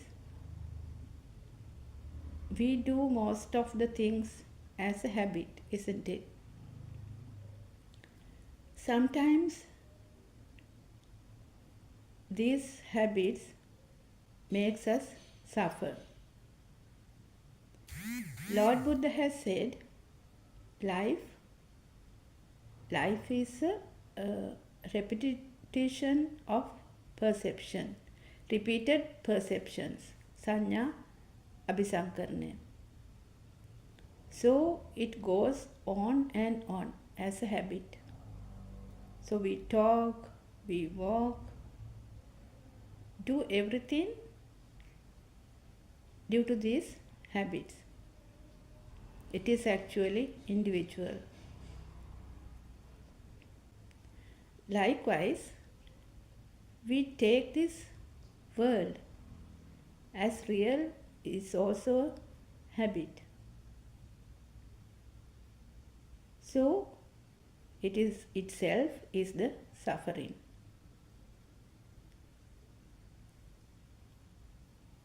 So, when you understand with wisdom that the world you see is not real, it's in your thoughts,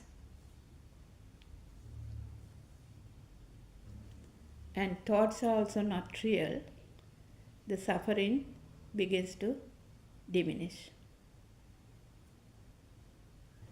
So what we have to understand here is that the world is separate and you are separate. No, it is not like that. You and the world are not two different entities. It's the same. What we see, what we hear, what we smell, what we taste, what we feel, or what we think, it is the world. It is me. Me is a sense creation. So once you understand this sense creation with wisdom, then you will be free from me, my mind concept, because there was never a me. It's a concept. So everyone is scared of death, isn't it? So once you are free from me, my mind concept, a thought, is there a death? Is there anyone to die? Death is also a thought. But anyone can say this with mind also. But the thing is, you have to feel this. Feel what? Feel that there is no self, no one to die. So as long as you feel that there is someone living, then of course you are scared of death, because there is someone who is going to die. But understanding this is not simple. So to understand this self-vibration or the itta sanya, or the feel that you are there, that you have to see through wisdom. So also we'll see why Lord Buddha has explained that this Dhamma is akalika. Say we think of something about what happened in the past, but we think about it at this moment, isn't it? And also if we think that something is going to happen in future, it also happens in this moment. But we know now that this moment also not real. But have you noticed that we almost always, we live in the past, actually in a past thought. So for example, so we think that if I didn't do that, this wouldn't have happened. Oh, I shouldn't have done that. I could have done a better job. Because the thoughts want something to do. Always it goes and tie into something or someone. Something happened in the past or something which is going to happen in future. So it is the usual habits of thoughts. And as you have noticed now, it is happening automatically. It's a system. Nobody is doing it. So even when we sleep, the mind is at work, isn't it? Something will come up as a dream at least. Sometimes we are very scared of those dreams.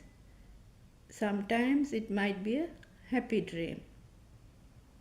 So likewise.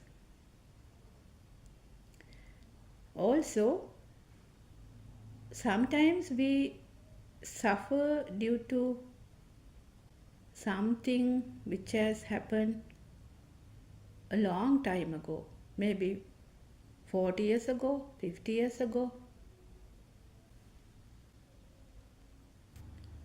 It has happened long time ago, but at this moment we suffer due to it with the thought. If this goes on, actually you will never see Nibbana. You will never have a moment of Nibbana.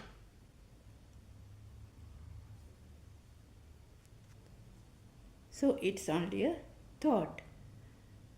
So why do we have to bring past thoughts in the present? Actually, it's nobody's doing, it's happening. So everybody has this type of experiences, isn't it? Sometimes we cry without any reason.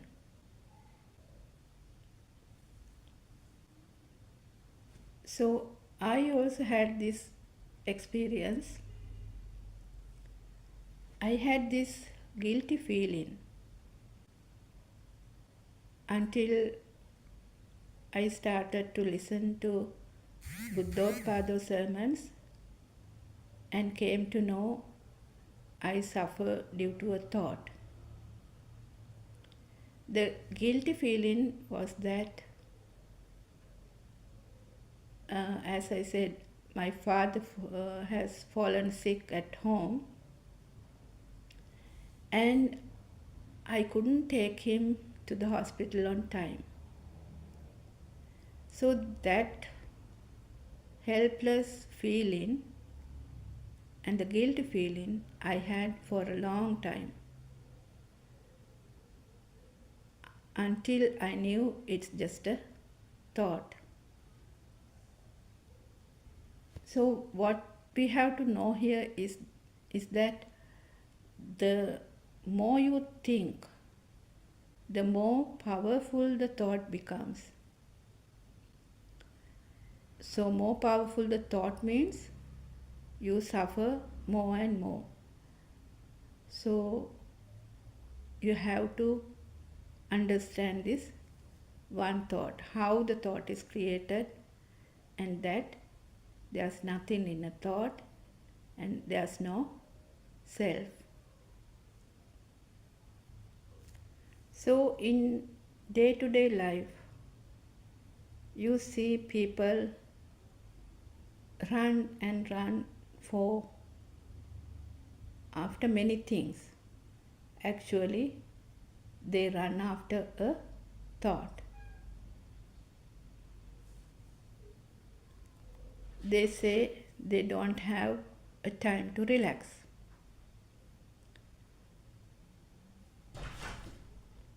So, what they do is they go for meditation classes, do breathing exercises for temporary relaxation.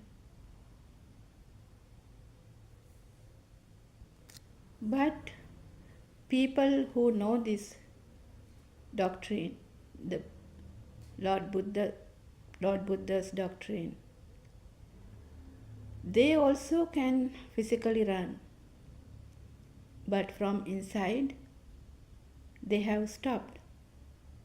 They have stopped running the race. They stay calm and quiet. So, what we have to understand here is that thoughts are thoughts. We cannot stop thoughts because in the system it happens. As I said earlier, when we know how a thought is created, there should not be a problem in any thought. So once you contemplate on this, you will know for sure that there is no truth in any thought. So as a result, the inner transformation happens, which helps you to get out of this wrong notion of self. It is on your mind. So when you talk about wrong notions, in Sabbasava Sutra, this Sabbasava Sutra discuss about taints. There they show the ways to get rid of the wrong notion of self. Dassana pahatabba. But no one can drop the notion of self at once. It's actually a gradual process. And the practical side helps you to identify the wrong notion of self.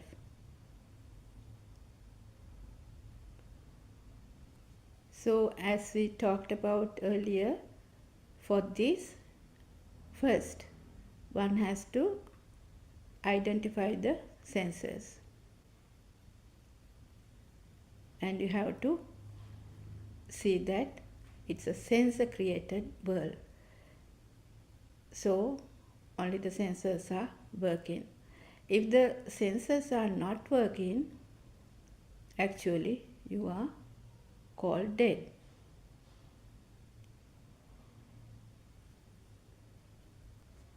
So it is like we have fixed the sensors to a board. So if these sensors does not work, one is like a dead tree, isn't it? So the difference between a tree and a human,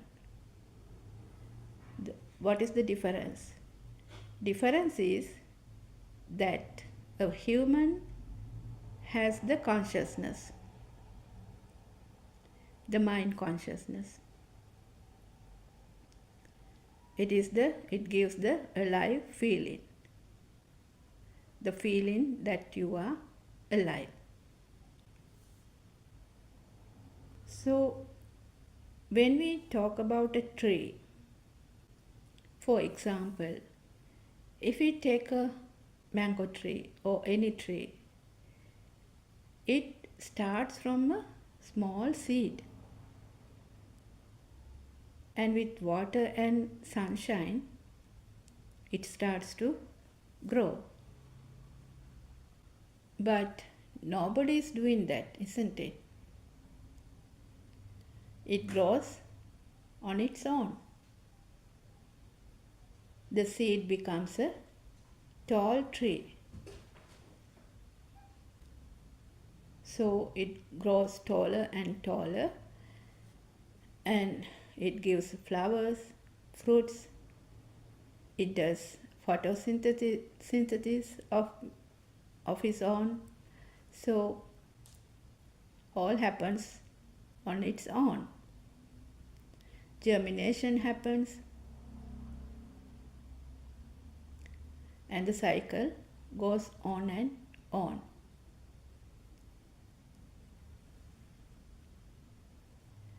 But if we cut that tree, it won't shout or run away, isn't it? So what I wanted to emphasize is, though the human being has something called mind consciousness, the tree doesn't have it.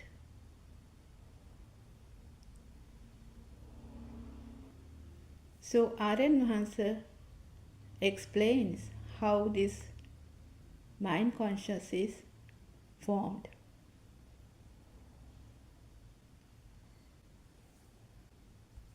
So at least as Buddhists, we have to know how this mind consciousness is created, isn't it? It is knowledge, but still it's a beautiful story. So to understand how the mind is created, you have to go back to the radiant mind, where we call it a Prabhaswara Sita, which has no defilements. But there is the glue or the gum. To get it, it will happen in later life.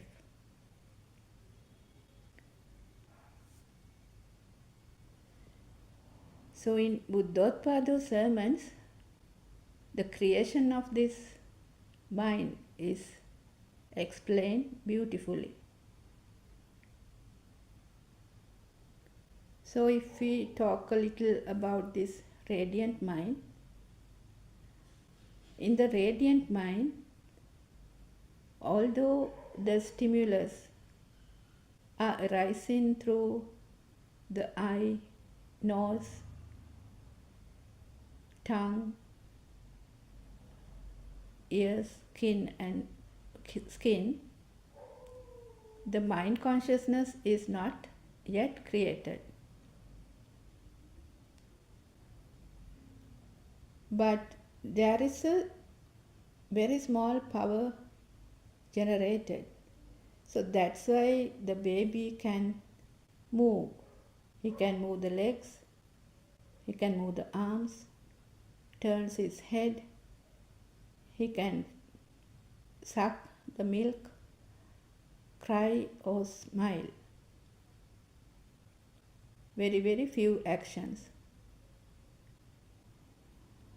But the radiant mind, the child, the baby, he does not know what he is doing.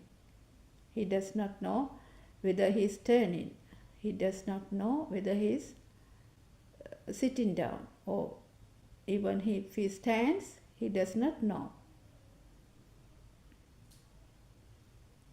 So no one has told the baby, this is the way to smile, this is the way to cry, or turn, or sit. No one has told him. But he does it on his own. So if you take a baby, so first he turns, then he crawls, then he sits, and then he stands up with holding something. So these things happens automatically, isn't it? So at the age of 1 year, the babies can even walk a few steps. So all this time, if you have noticed, no one has given a command. No one told the baby, now it's the time to sit, now it is time to turn, now it is time to stand or walk, isn't it? All these actions happen automatically with the small power generated with the stimulus. So as Aryan Hans explains about the zygote level, the vibration, it gives the push to self-vibration.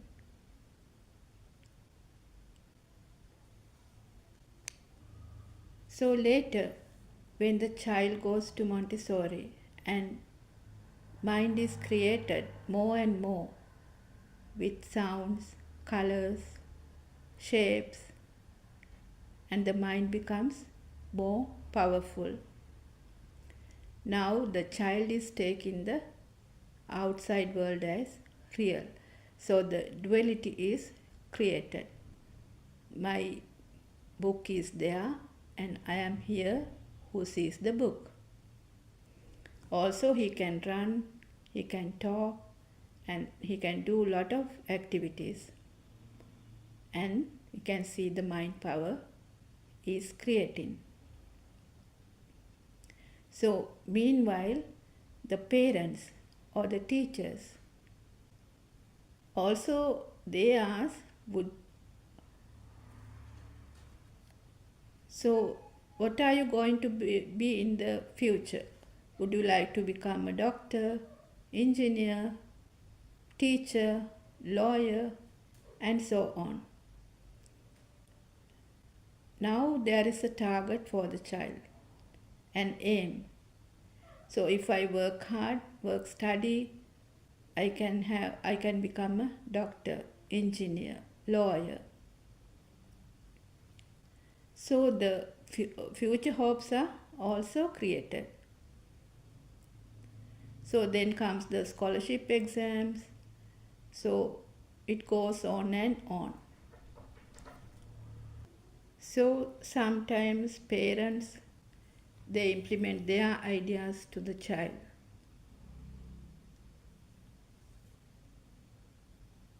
What they couldn't done, they implement it on the child. So yes, so likewise, some children are motivated from the early childhood to become a doctor, engineer, lawyer, mainly by the parents, thinking that their lives will be better in future.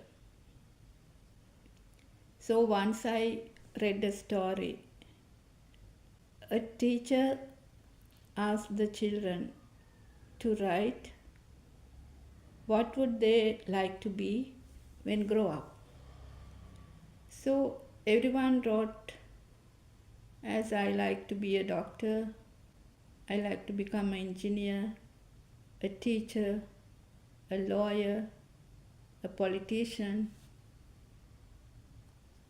and so on. But one child has written, I would like to become a good human being. So actually there are very few people in the world who thinks differently. They are the people who goes with the feel, not with the mind. They can feel others, how others suffer.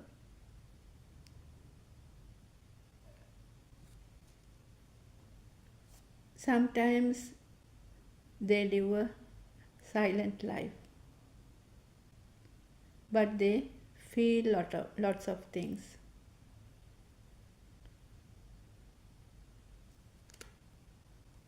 They like to be with the nature. They like their freedom. So, as usual, we invite you all to listen to Buddothpado sermons. This English sermons is going through Buddothpado PeoTV for 24 hours. And there is also Buddothpado BTV. You can listen to Sinhala sermons there. We also have lots of websites. Wisdom of Asia website, buddothpado.com website, and buddothpado.lk. There are lots of sermons there you can listen to. So, if you are someone who is searching for Nibbana, you don't have to go anywhere. You don't have to go anywhere in search of it. Because Nibbana is within you. That's when the fire within you is diminished. So, if you listen to Buddothpado sermons, you will feel it. You will feel that the fire within is diminishing. That's what we need, isn't it? So we are very grateful to you, Aranhansa, our noble friend, for giving this beautiful Dhamma to the world.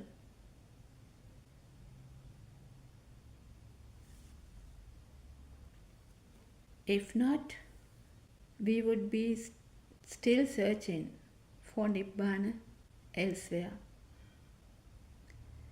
And also there are a lot of people around the world who live in happiness after listening to Buddothpado sermons.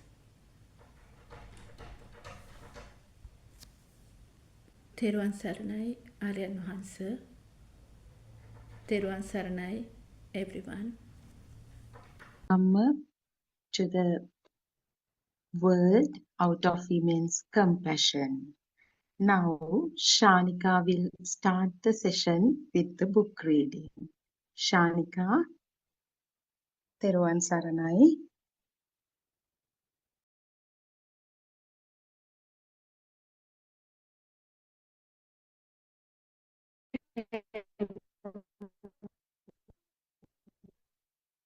Saranai. Let's continue with the book reading. The Kingdom has a written, volume 1, page number 41.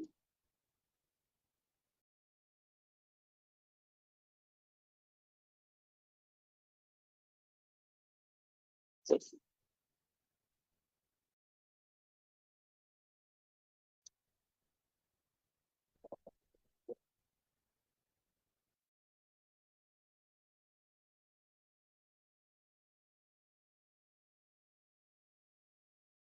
Shanika, is there a signal issue?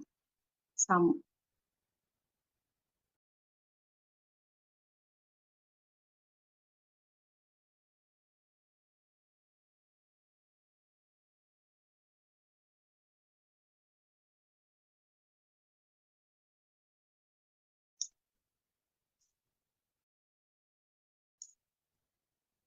Shanika, තෙරුවන් Can you hear සරණයි.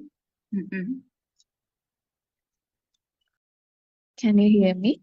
Yes, yes. Now that's good.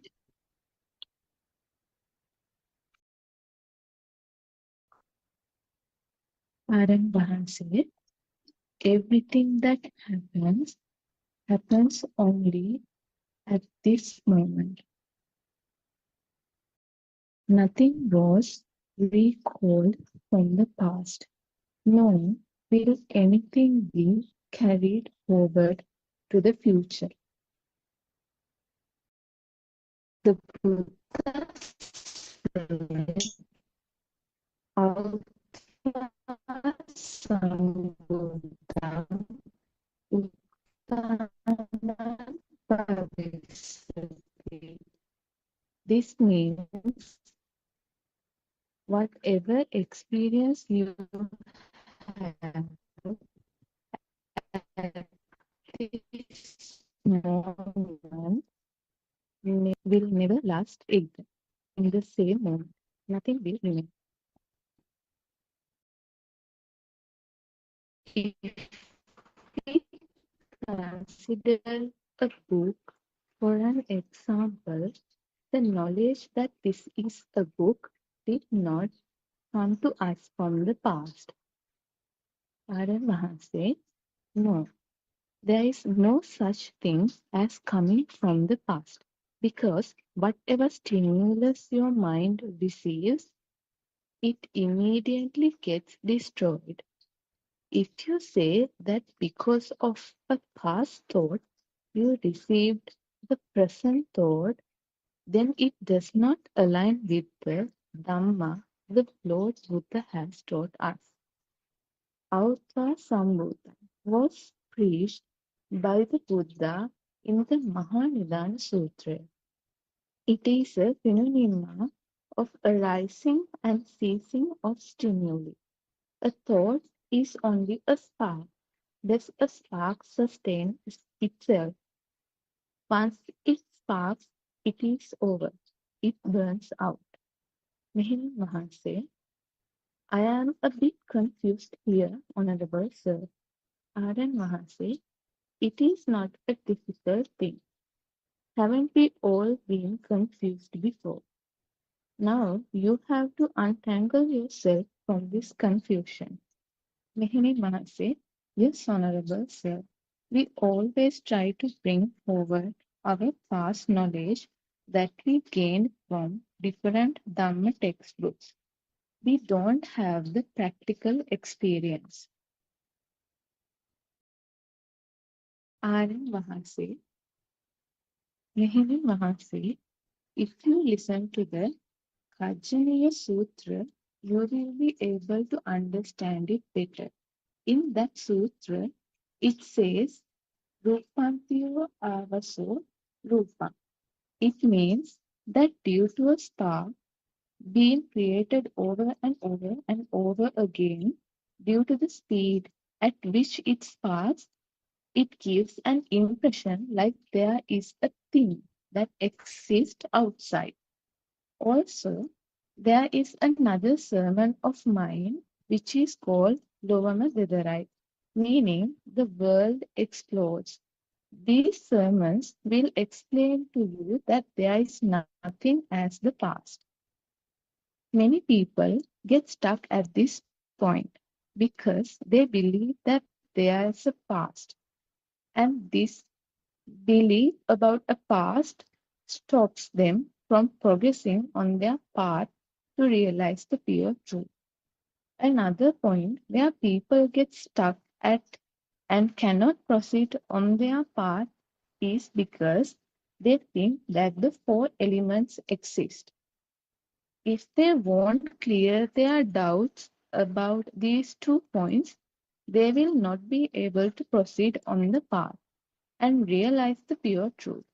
They are tricked by the Vijnana Maya. The Maya means the illusion that the past exists.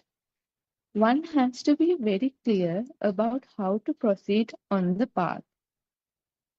You have to develop the Patisanka Jnana. So one does not get tricked by the illusion of the mind. Also, you have to develop the Kanka Vitara Visuddhi. This too means that one has to clear all doubts and understand that there is no past and that the four elements do not exist. Else, you cannot go on the path and realize the pure truth. Thervan Sanai, everybody. Thervan Sanai having an answer. තෙරුවන් සරණයි.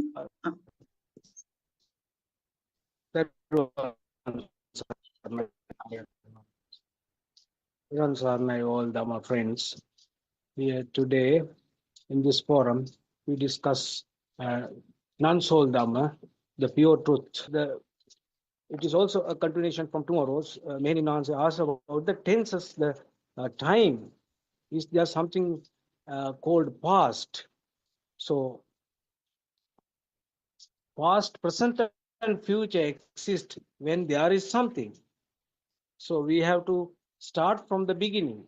How do you get something outside? When something is outside, only the existence, I, my soul, me, experience, something is there that is at this moment, at present.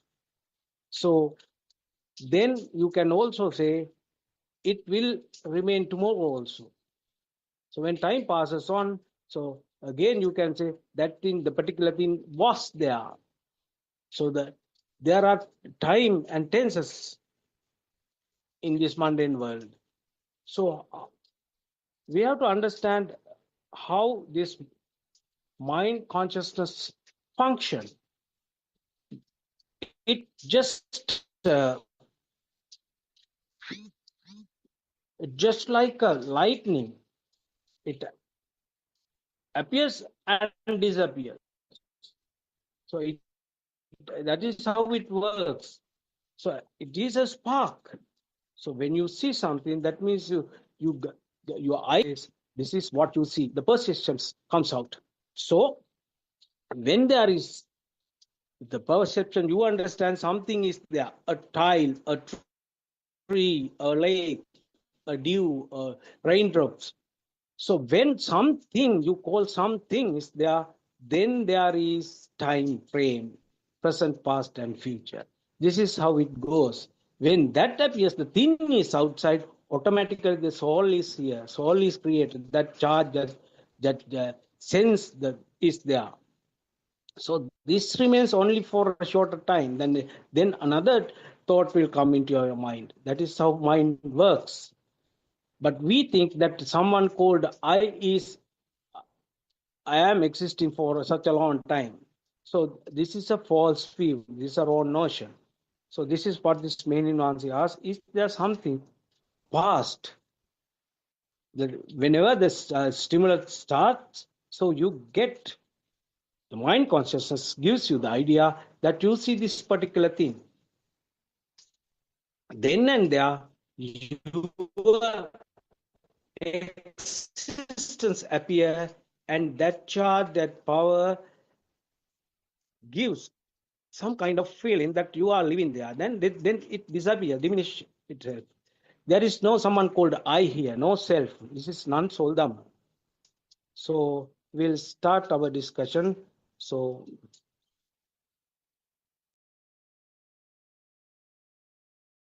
Dharma, have you got anything to add at the beginning?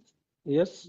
Therwan Saranai, Mr. Bernard. Yes, as you pointed out, this is the continuation of the conversation between Buddothpado Aryan Mahanse and the Mehenin Mahanse. So Mehenin Mahanse asks, what she mentions is, I always feel there is something coming from the past.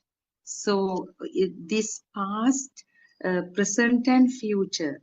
So as Aryan Mahanse has very well explained, and even in the 6 characteristics of Dhamma, in that when we chant Sakato Bhagavato, it is clearly mentioned it's Akaliko and Sandittika and Akalika, 2 main qualities, attributes of this Dhamma.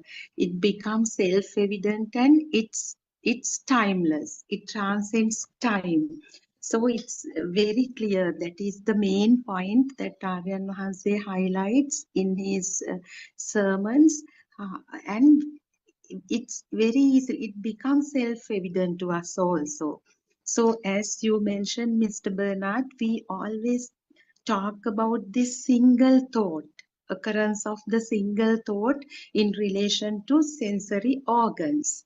And in actually Abhidhamma, that the duration of a thought has been kind of, it's incalculable or it cannot be detected, but still they say in a blink of an eye, the billions of thoughts can occur. So that when we translate it into English, Chittakshana as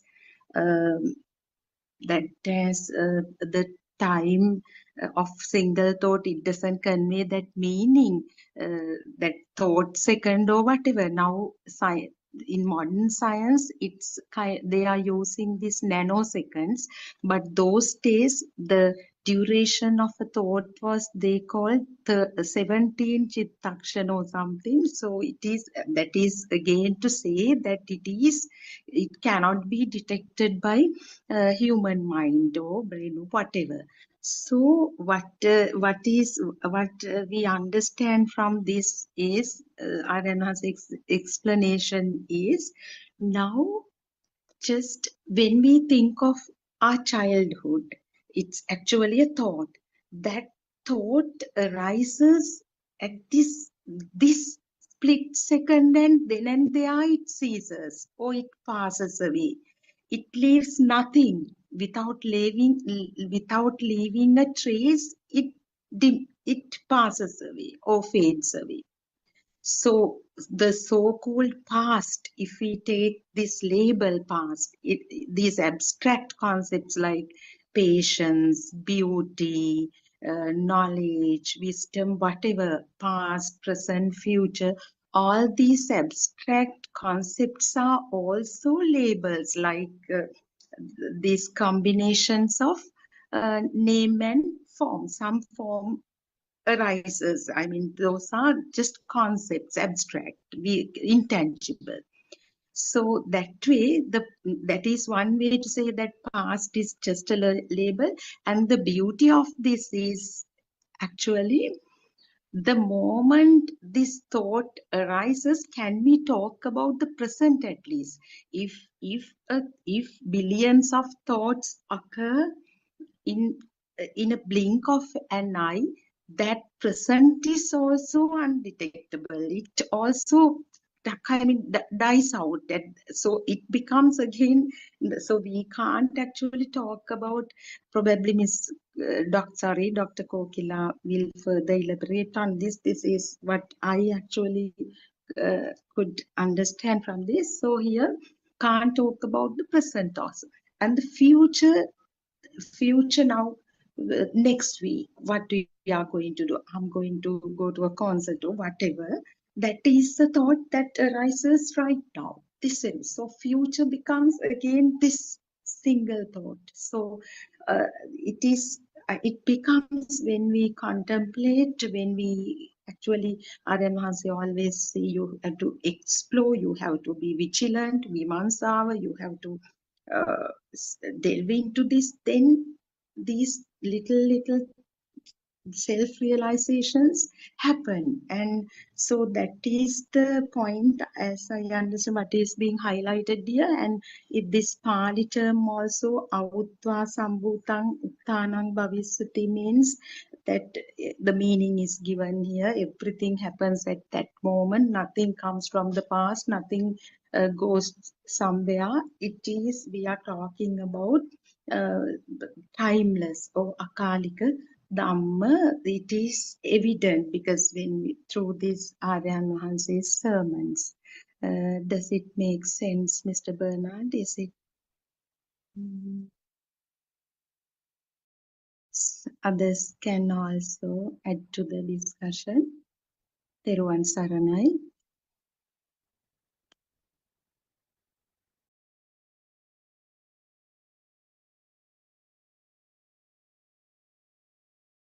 Teruvan Saranai, can you hear me?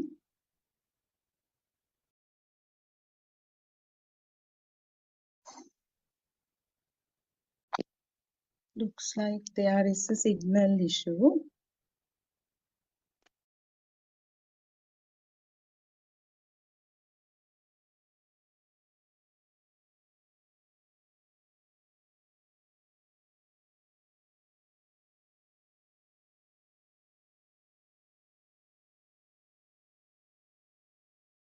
Teruvan I Saranai. think we heard you. I think Mr. Bernard Ah, must have got disconnected. all right, Dr. Kogila. So that's what I understand from this explanation that Arya makes when he clarifies this question asked by Mehenin Mahase. And then again, if Yeah, so, actually, the yeah, time is related. Like time, we interpret time as a thought, but it is yes, something that we have interpreted because of the speedy vibrations which happen so fast that we feel as like everything is connected. So that's a kind of a feel in the mind consciousness, and because of that we kind of think it is actually there. So everyone thought that the time and the space is fundamental, but everyone is shifting that to various other things now in the world, the scientists. But we know that it's kind of a it's something we can we appreciate because of the very fast thoughts which happen with the human mind consciousness. So because of that, we have an idea about all this, but the part you said was so correct that at one particular moment, it's only one thought. It's only one stimulus. So in one stimulus, there's there's nothing called time there, and it's just another thing that we are interpreting in a different way, like the self vibration. We didn't know that. So likewise, because of ignorance, we have been thinking everything is there, but actually it is not there. But isn't it? Anyone can add something to that?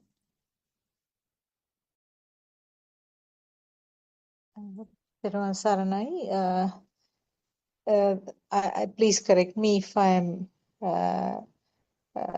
getting anything incorrect, because for this word called akalika, something I thought of adding is that actually that means you cannot apply a time to this Buddha's teaching. That means everything that happens at this moment is a result of telepathization of a similar vibration which happened in the past. So those two becomes equal. It may be now, for example, any thought. It may be uh, like about a tree or a person or some action. Any thought is a result of repetition or equalization of another thought which happened in the past. So that means it could be something happened just few minutes ago, few hours, few days, or maybe in a previous birth. So equalization of the two, or you call it resonance or telepathization, means that becomes this. Both are same. So you cannot call it as two things, and you cannot give a time difference, time gap between the two sparks. That also, in that way also, I thought the word akalika can be described. Uh, can you correct me? I don't know that this is what I felt, but what you all explained so far is also very correct. Like this moment, a thought at this moment uh, could be something from the past, could be something from the present. So it always comes as a fresh thought at this moment.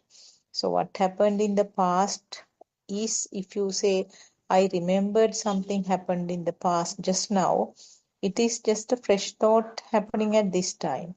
Or if you say that I am planning something for tomorrow, it is a thought again happened at this time related to the future. So always it is a thought at this moment. So that moment, that this thought happened as a result of the telepathization of either past or present. So there is no time gap in between. Dr. Kokila, can Can I you? add something? Yes, please. I'll add something to that. Actually, that's beautiful. That's okay. I'll add something to that. Actually, Dhamma is the truth. So the truth is that that there is no self, and it is how it happens, and the actual, even for the self vibration. So the sentences that you told, even for the self vibration, it is true. So it is very important to incorporate that into the understanding of the self vibration, because self vibration also, if there is if there's no self throughout, as someone is feeling the time as something which is consistent, the same problem appears with the self vibration. Someone feels that there is someone from the day that you are born to now. It is very important to remember that even the self vibration, it is not a constant thing. It is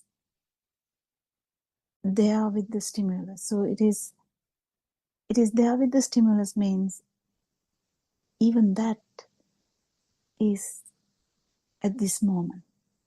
So that means if the stimulus is real, there is the same effect that Dr. Sakuntala said, the resonance will happen and the self vibration will be there anyway.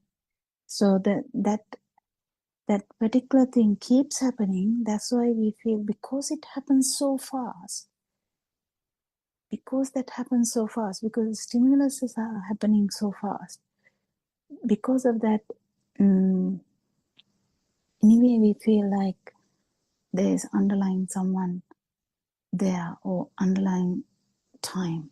The time itself is a mirage of self-vibration. So how it happens is because of the mind consciousness. If someone is in mind consciousness, that is how it is felt. But then when you know the truth, when you understand this non-self vibration in one particular moment, one particular stimulus, then you realize that whatever you feel when you are using your thoughts is actually not true. That it is happening only in one particular moment, and there's no time in that particular moment. There's nothing like that. It's just a notion that you feel with the fast occurrence of consciousness, like eye consciousness. They keep changing, but it's all so as for a human, it is all interpreted by the mind consciousness. So when anyone is living, that means mind consciousness is there, isn't it? Because if mind consciousness is not there, then we declare them as dead anyway. So if the mind consciousness is there, it will be felt like that. But what happens is, this particular moment, even the self vibration, the same thing happens.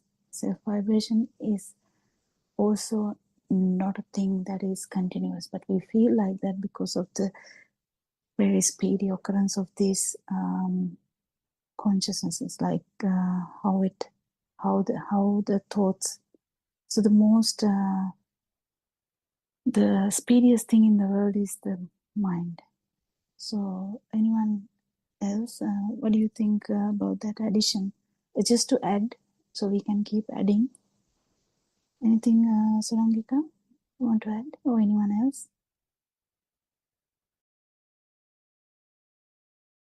Teruvan Saranai, both of you clarified the next point. It's very important that Amehenin Wahanse's next question is, okay, now I understand that, but then now take this book as an example.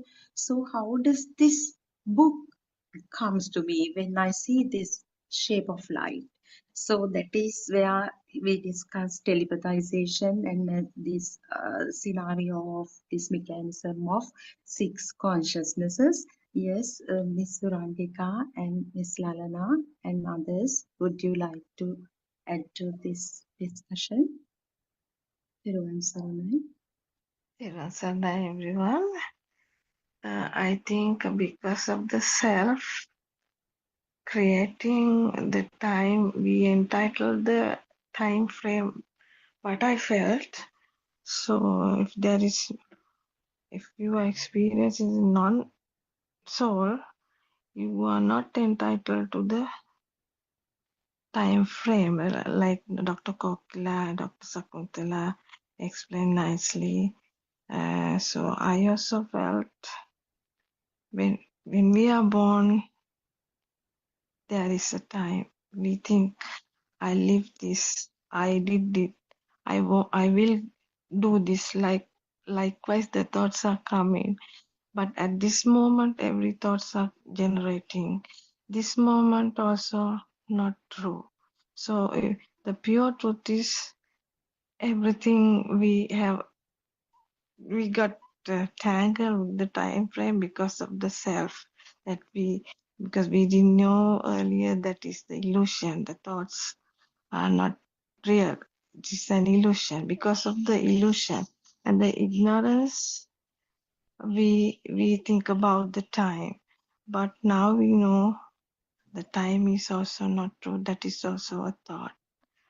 That's what I want to add. Thiruvan Saranai. If there are any mistake, you can correct me. Thank Thiruvan Saranai.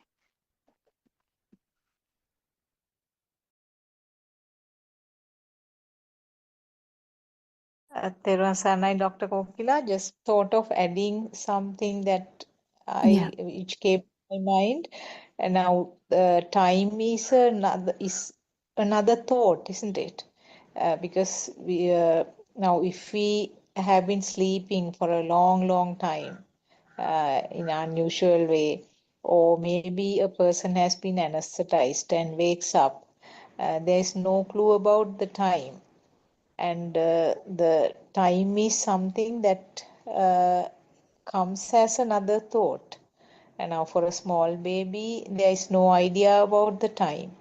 So, time is another concept that is introduced as a thought, which gets sort of I think it is a mirage of the mind consciousness, because now in mind consciousness, like in when the as you said, when we have like pineapple, we have we have so many stuff happening, we have some thoughts happening all the time. The stimulus has a different entity always. It's not about an experience, it's always about the things.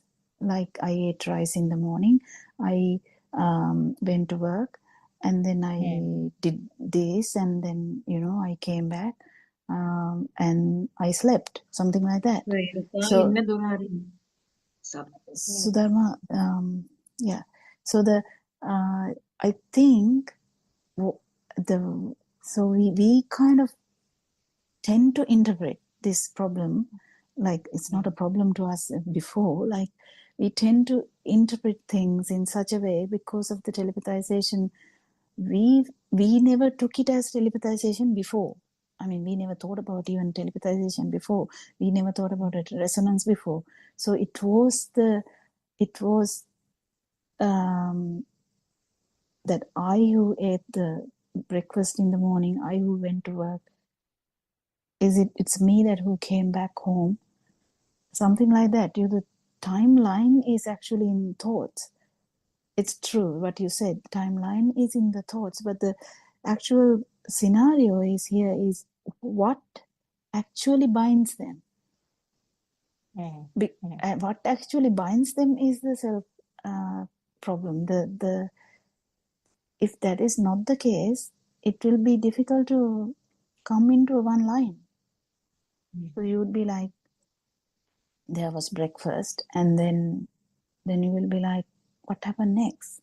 That's not how it happens to a timeline. Like we did this, we did some exams maybe 5 years ago. I did exam, and now I'm doing this. I'll be doing another exam in another 5 years, whatever. I'm just telling an example. So in that way, we are trying to give a timeline because one reason is to explain things to the others, to give an idea to others. It is true. We do it every time, even now. Even if it is like 10 arahants, when they would be talking in the same way.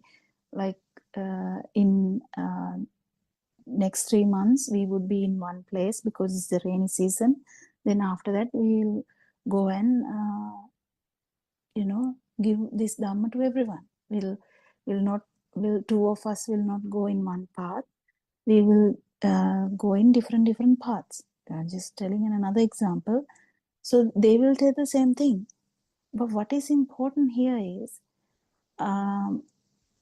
the understanding of how these things occurred. So it is a thought, yes, but time is a thought, space is a thought. It's all thoughts.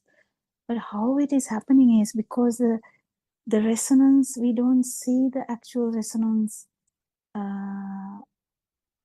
without knowing Dhamma. We can't see a resonance part. We can't see how the self vibration occurs each time when it is taken as real, when the stimulus is taken as real. So that is what is actually connecting all the dots. So the connection part is felt as the timeline, isn't it? What do you think, Sakuntala? Yes. Actually, it's some form of connection of the events which happens in the life. Yeah, those events are actually separate. But connected through the time, yes. Connected through the time and connected through the self vibration, I feel. vibration. Yes. Because if there is no self-vibration connection, even though we talk about time, like we will be in one place for the rainy season, does that mean that it is taken as real? No, but we communicate in such a way, it is okay. It's just that knowing that this is not the case, it is knowing that there is no self vibration. It is to feel that also in one thought would be really nice to feel that also, that there is no kind of if there is no mind consciousness, if there's a particular moment that you are beyond the self, like the mind, then you will understand there's no sense of time.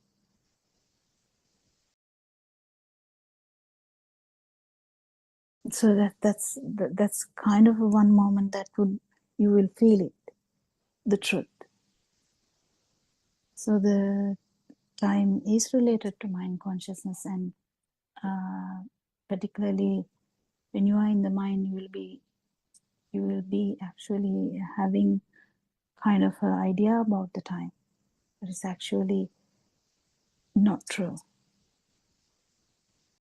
And it's really nice to know that, really important to know that. And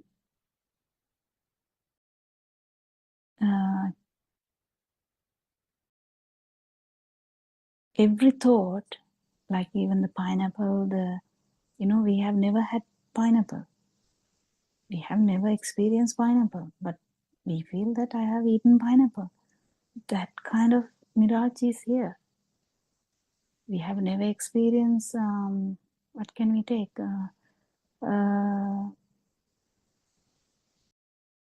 Pichamala, or a flower. But we feel that we have experienced with Pichamala. If someone says this Pichamala is so, this flower is so beautiful, you definitely have the picture in your mind at this moment. That if I just the fraction of a second, if the word is told, you will have the photo of that.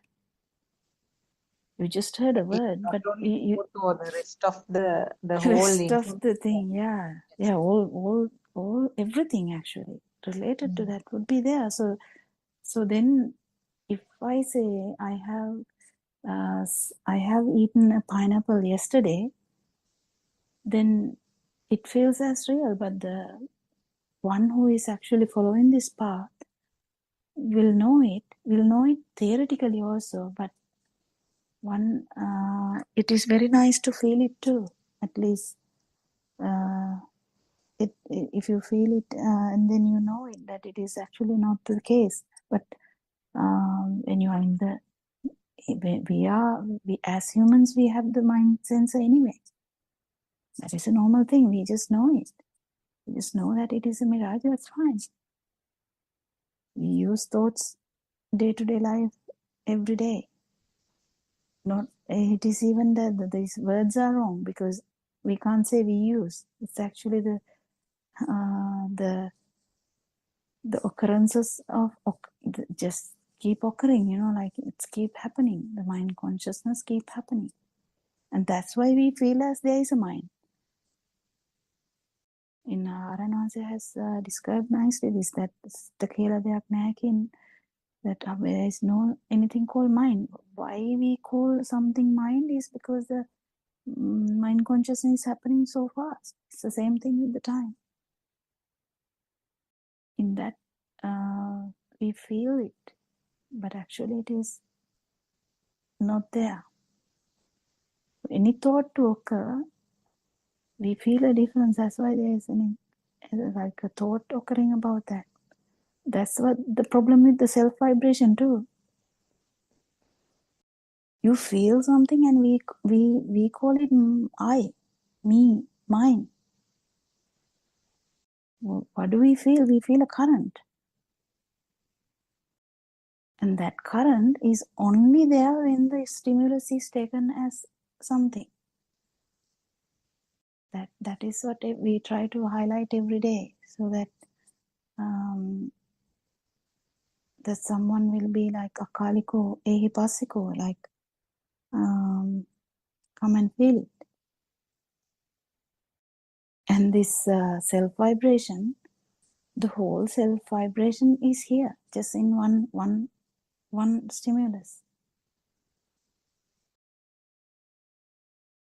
As you correctly said in the beginning, you said Dhamma is in one fraction of a second. Yeah, even the self vibration is in one fraction of a second. Like it's just one stimulus. Anything to add?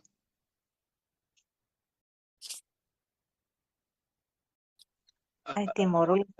Yes. Dr. Sakuntala, yeah, go ahead. Yes.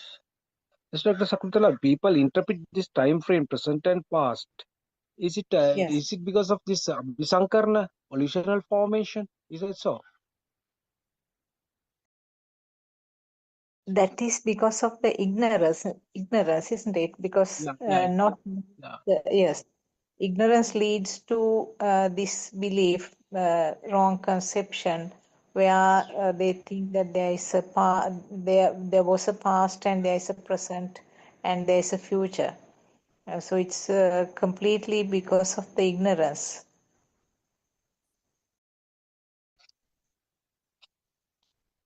There When was you some do not, of Dharma yes, friends. I think yes, this, there was as several people said on this call, I mean, time is actually something that is coined in society, isn't it? It's a concept that has been created in order to, carry on in society in a kind of a measured type of existence. Otherwise, time has no meaning as such. I mean, I suppose back in the day, long years ago, people just got about their activities when they saw the sun rising, and then they did their activities during the day, and when it fell dark and the sun set, they went to sleep, and so it went on. So like over time, this whole concept of time has been created, but I think Haran Manse also has said several times that, if you think about how the clock is set back in some countries for summer and winter and so on, so then what is the time, isn't it? Because in England, it can be one time. In Australia, it can be another time. Sri Lanka, another time. So what's the correct time in that case? So, and if you go to one of these travel agency firms, you will see on the wall, you will have the UK time, US time, because they are booking flights for different people. And depending on where the destination is, they have all these clocks on the wall, and that's the way they kind of give the customers a view of, okay, if you are arriving on your flight in UK or Heathrow Airport, this is going to be your time, type of thing. So from that, even you realize that this whole time thing, is there a truth in it? Because for some country people, the time is something else. For us, it's something else. For Sri Lanka, it's something else. And it's the same thing like how you describe the sensory perceptions. For humans, it's a different perception from one human to the other. For animals, it's a different sensory perception. So which world that gets manifested or created through those sensory perceptions is the correct world, isn't it? And if you think about the whole telepathization, Dr. Sakuntala, that you mentioned as well, I mean, again, Aryan Vahansib has brought forward that tuning fork example. And through that, what he was also propounding was that if that frequency matches, something of an equal frequency will telepathize and spark. And it is that spark that is occurring only in this moment, as you quite rightly said, that is being experienced, and that spark occurring in this moment contains the sparks or the vibrations of a countless number of, as long as it's of matching frequency, it will match the frequency of a vibration occurring even 2,500 years ago, at the time the Buddha was proclaiming this Dhamma. And again, to quote Aryan Vahanse, and we are, of course, just explaining just a very small bit of what Aryan Vahanse has been explaining to us in the last 5 years. And I'm not sure whether we are even doing justice to it. But Aryan Vahanse has explained to us that if the Buddha under the Bo tree attained that liberation of mind, that state of non-vibration, and if that state of non-vibration is being realized at this moment through listening to Aryan Vahanse's discourses, this non-vibration and that non-vibration, irrespective of it happening 2,500 years ago in the Buddha's time, is the same thing, isn't it? So that itself, and even just mundane occurrences of a childhood event and something happening now, telepathizing at that very moment, not even in this lifetime, things that can have happened in past lifetimes can telepathize at this moment, and the thought that you have is shot of all those vibrations put together. And Dr. Kokila, I think you brought out that very good point about the self-perception. Also in that moment is the thing that is kind of bringing that in and giving this false attribution to a self, isn't it? Because when people who don't have access to the true Dhamma, if they think about their own memory, they'll say, oh, I had a childhood memory of, visiting Dunghinda or Peradeniya or something like that. And it's always attributed to the me or my, isn't it? And even if you have a good memory, or even if you don't have a good memory, you'll say, oh, I am forgetful now when, I am old, I can't remember things. Everything is attributed to the I. So despite time being a concept, still for all, even the concept is taken to be real, just like my other objects like mother, father, chair, and table. The concept of time is also taken to be real. And even to that concept, because it is coming about through a thought, and the I creation is within that thought through falsely believing that there is an I or a self here, one then thinks that, oh, I can't remember things, or I don't have a good memory, and so on. So it's quite important to tie it down to the self-perception, but certainly time and the akalika, or the timelessness, is proven true by understanding the true Dhamma, that whole concept is false or is a fallacy, isn't it? Thiruvaren Saranai. Yeah, it is nicely said. Yeah. Anyone else adding anything to that?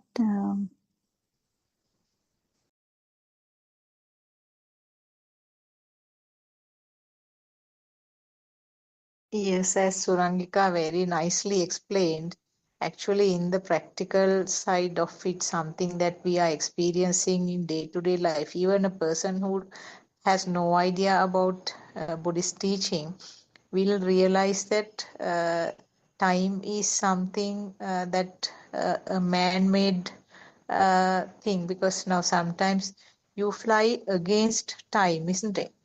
Now, when you are flying to a certain direction, you feel that you spent a shorter time and reached the destination within a shorter period. And you feel that you are flying against time. And it happens vice versa also.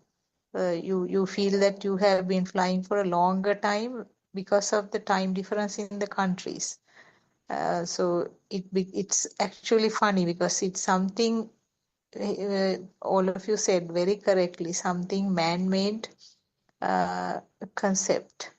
It very well sort of tallies with the Buddha's teaching, isn't it? Yeah. Actually, the highlight here was to actually people took that very graciously. When someone suggested there is time, they took it very graciously, because they feel a continuity, like they feel something is continuing. I saw my father yesterday, I saw him today. So that they feel like it's the same father.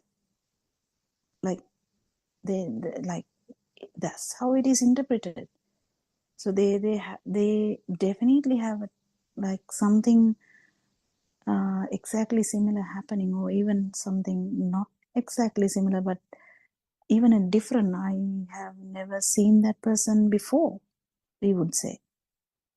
So then there's always like something has happened before or not happened before, and now it has happened, something like that. Always every thought is mixed with this concept of time.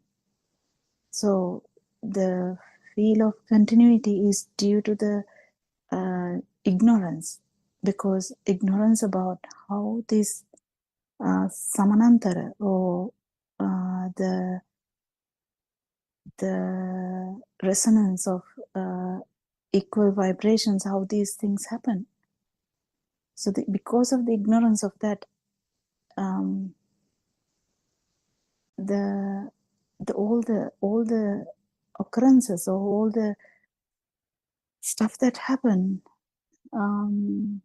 we have I think we have put the concept of time nicely, because of that. So it is, and it is proven all the time. Like someone tells the same thing, other one also tells the same thing. If they hear, I missed the train yesterday, and the other person would say, no, I actually went early, and I actually was able to catch the train. Then they both feel that they are talking about one incident which happened yesterday. So they both feel that it is like, yes, it happened. Well, how are you going to tell that it didn't happen yesterday? No, it happened in that frame. So that's what the difficulty is. Like, yes, you feel like it's happening. It happened at the same time, but even the two vibrations are different. The interpretation, when you try to talk about something, because we use the same language, but if it's a different language, then we will feel the difference, because the other person will never so if it's a Chinese person standing there, he will never know what we are talking about. So he will stare at the sky. But the problem is, if someone talks in Chinese, then he will understand how they are talking about the train. That which whatever the accident that There happened was, yesterday. Yes, yes, Nancy. I think he says spark. Yes. Yeah, same spark. What's the meaning? No time is here. The language is also Chinese also. Oh, this is it's they don't know what we are talking. It's okay, but this language also is spark. Yes. Yeah. This it's okay. That's animals. How is given this message as others? So birds, sounds. It's a spark. Yeah, it's a spark. It's the same spark, same sound. They know what's that message. Yeah. No, it's okay. They are. Yeah, it's the same spark. Sound. Okay. What's the world is? We are looking something. Humans looking something is human have 7 colors. But how is other living beings? They have world. But everything is spark. No, that's world. That's world. Yeah, there's a sound. This is spark. Yeah. So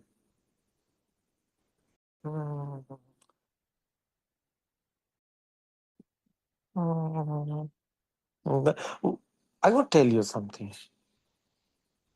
This our mind consciousness spark, especially. You know what is this? What is this eye consciousness spark? So, given the light, no? The ear conscious spark given sound. It's a sensor. This ear sensor is, It's a vibration. yeah, vibration, yeah. But that vibration is same vibration, no? Everybody Same hearing, vibration. humans, everybody hearing, same vibration, no? So this, what is this consciousness? Mind consciousness, especially ear consciousness and the eye consciousness and the other consciousness, five consciousness, and together coming, this one consciousness is the happening. That's one spark. It's a one spark. That's a mind consciousness, no? Tina Sangati Passo. Yeah.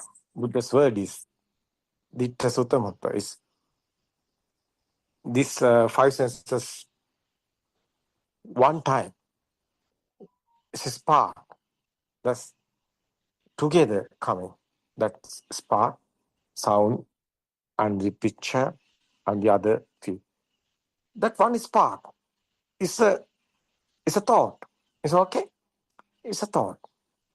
It's a mind conscious. This every spark, this ear conscious also, existent feel is there. Eye conscious also, existent feel is there. Light, yeah. Sound, yeah. This sense creation given this. This is the cause and effect. Effect is existent. What is this cause and effect? Dhamma, cause is a speed. It's a vibration. Senses given this sound and picture and the feel. It's okay. Smell, taste, and body feel was together, no? These three is feel. It's okay. These sense creations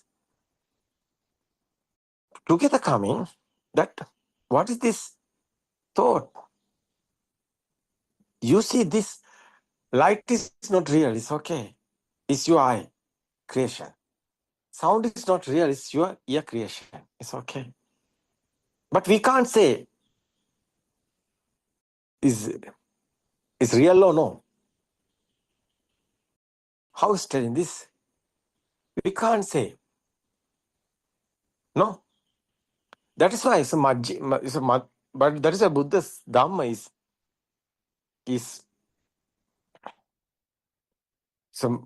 a majje, is a what's this middle? What's this middle path? Buddha's explained. We are say is this book is real or not? We can't say real or no. Because it's a mirage, no? No.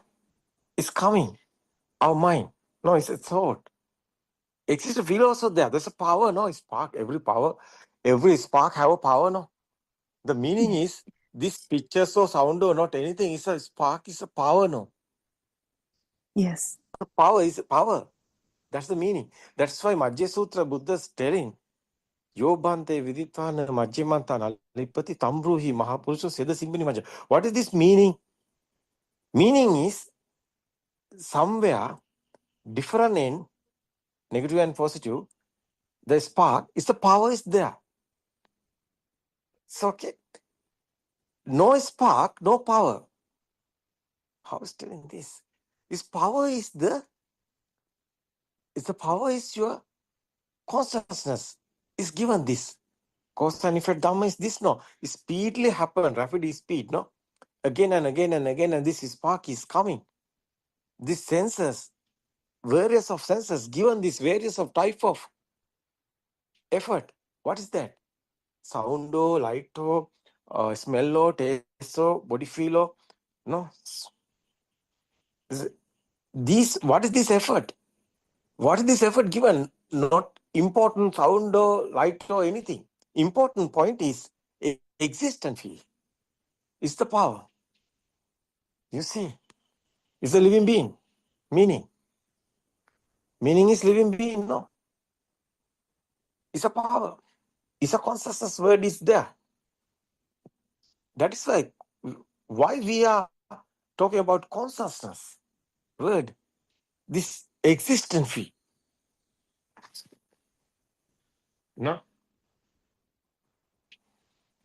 Perception is no power, but consciousness is power. You see, sound, the ear, sense of creation,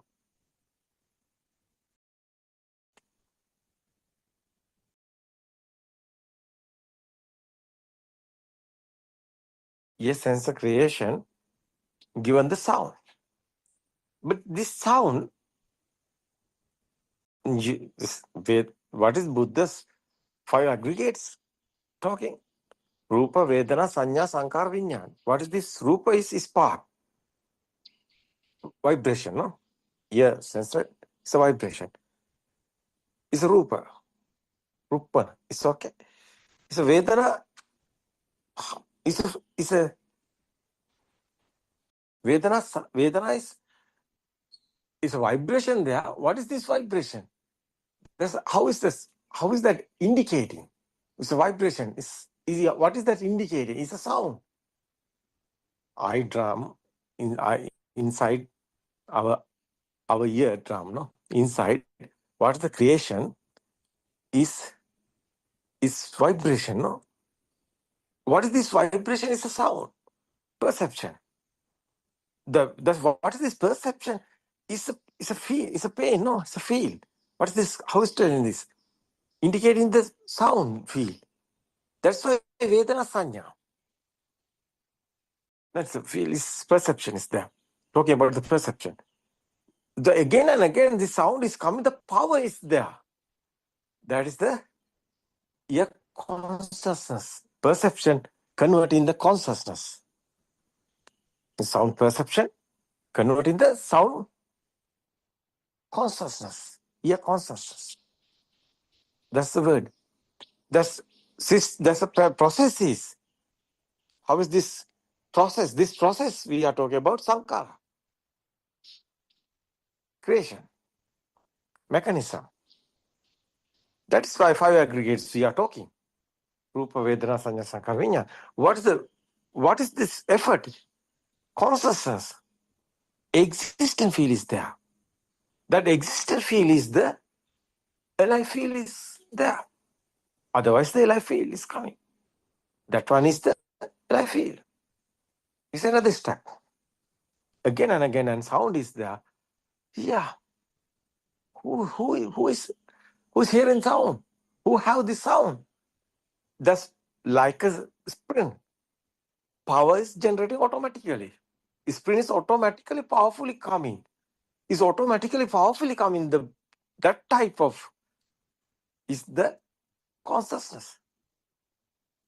It's a power. Otherwise, that one is the Itta Sanya, is a Atma Sanya. It's a living being. There is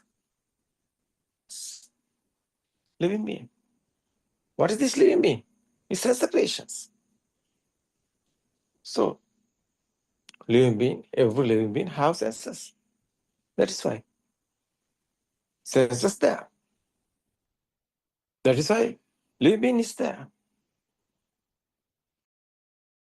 So many secrets inside. We can explain. What is this secret? Yeah. Sinhala Dhamma discourses, I explain many things inside this mechanism. So Buddha also explain this. The sutras, the Tripitaka. How is this process is creating? How is this living being free? You see this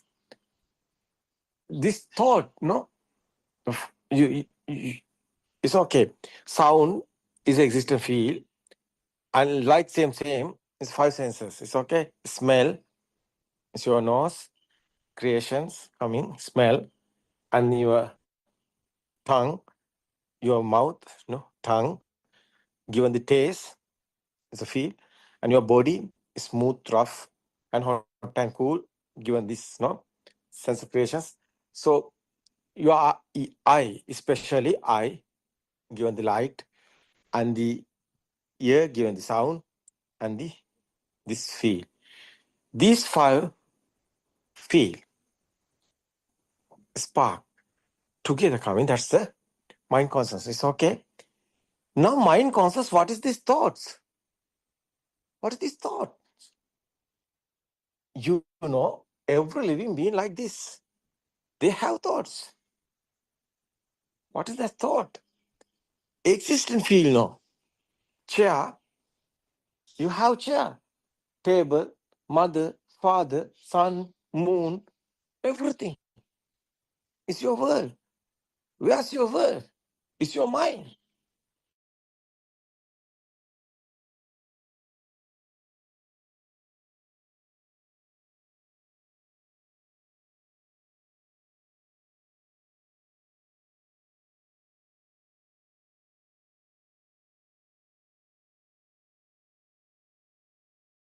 Because someone want you experience one.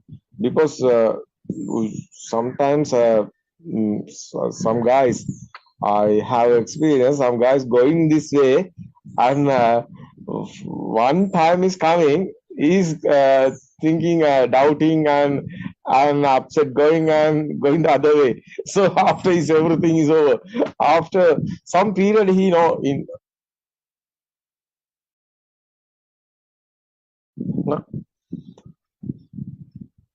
how is understand that helpless time that's follows? How is understand? No, it's not easy. So actually, he want some support. He want this type of Zoom discussions and others. Some type of experience someone have. I think is your duty is here because RNS is only the one person. So RNS have physical body, no? RNS can't stay here every time. But people want every time to support because who is the guy today in Sri Lanka or somewhere have this experience and telling the especially this correct path? Few guys, no guys. I don't know who is in telling this final way. It's not easy. It's not easy.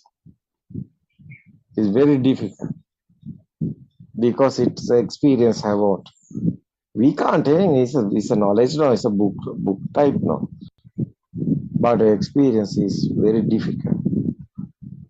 So I'm looking everybody, YouTube or internet or so as a Google is here, everybody we can realize. So I'm not finding anyone. I don't know. What do you think about it?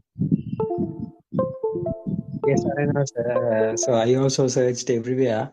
So there was no, so what they mix up is the karmapala and the cause and effect and the hetupalawada. The hetupalawada and the karmapalawada. So they mix up and tell. So we can't understand anything. So actually, we got to know that the Buddha has preached the Hetupala Dharma only from through the Dhamma you sermon. So I must say, I am not a person who went for Sunday schools even. So I didn't go Sunday schools. So I had very limited knowledge in normal Dhamma. So That's why I don't know the most of the words in Pali even. So, but when I first listened to one of your Dhamma, so about 15 months back, then a feel came to me, this is the reality. So from that day onwards, I didn't listen any of other sermons. So earlier also I didn't listen them because I felt there's nothing to be taken as real. So that's why I didn't listen to other Dhamma sermons. But from that day onwards, so I kept listening to sermons. So yes, now without no doubt, I know this is the truth. So other than that, there's there's no truth anymore. So actually, we can't find in the internet, in the Google or anywhere that this truth. So no one preaches this except in these Buddothpado sermons. I don't know, sir.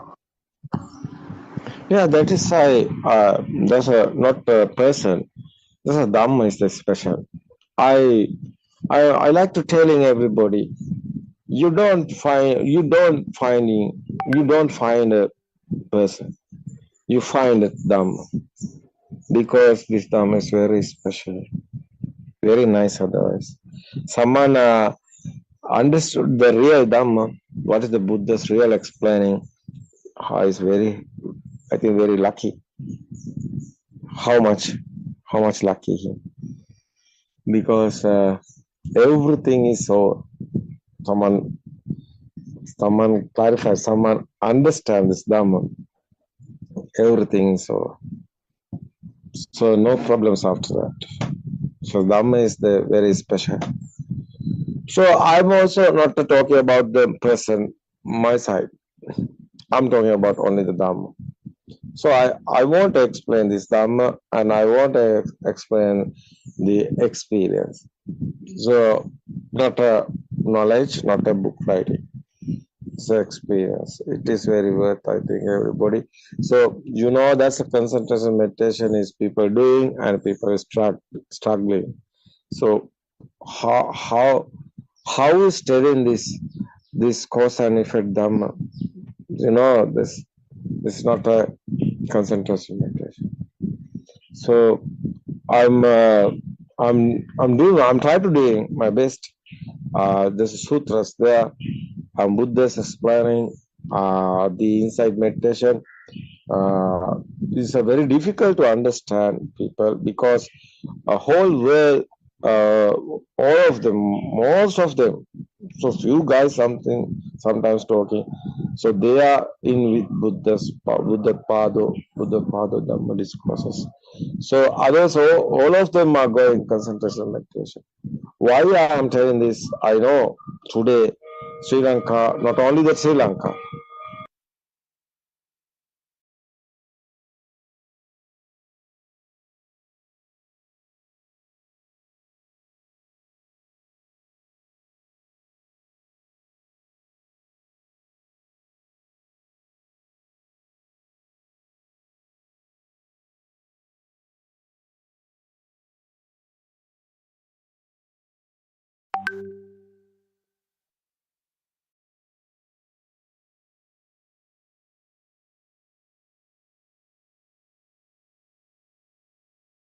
so today is a story I'm telling. I don't want ego or egoistic or anything. I don't want anything. I don't want personal man.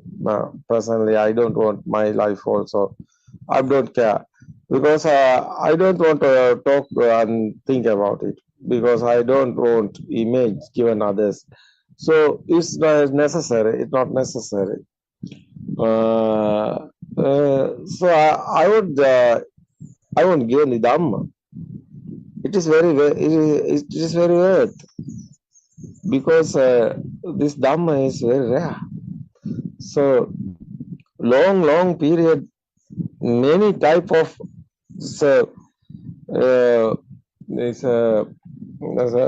experience I have.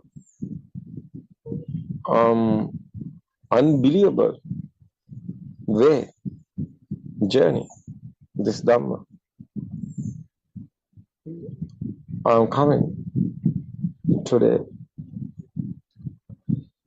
Today I'm given others this. You can realize, you can practice it. You want experience. It's okay, you can get it.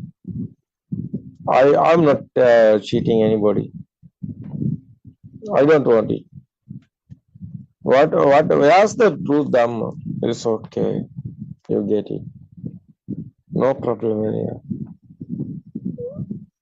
Very, very worth this Dhamma. I think Buddha's Dhamma explain, and Buddha's way is an experience one.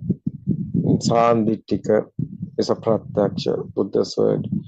Is your experience, you want experience, you practically experience, and you want is a pratyaksha is okay after is your experience. No doubt about it, after that is okay. It's very, very, I think, very rare. So it's okay. That's a knowledge is the mind is creating. How is the mind creating? It's okay, it's a knowledge. Someone know that it won't. It won't, that knowledge. It's very specially.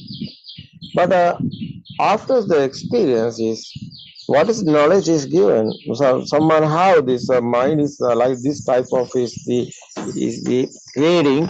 There's he know here is nobody, no one. This is the process. Systematically this one creating our senses. Eye, ear, nose, mouth, skin, and mind also. This system working. No one is doing. Nobody is doing. There is a selatero, Nahidang attakatam bimban nahidang parakatangaka. So this mirage, nobody doing. No one. You also not doing. This your world is a dream. It's not a real. Nobody is given this dream. No one is doing. So you are also in this dream. You are in this dream with this dream. How is the wake up in this dream? It's not easy. You all know the truth.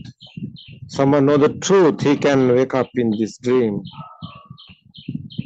Someone don't know the truth, he is in illusion. He don't know the truth.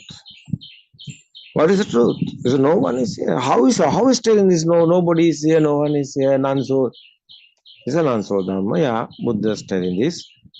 Buddha is asking every time, every sutras. Buddha asking, your eye is real or no?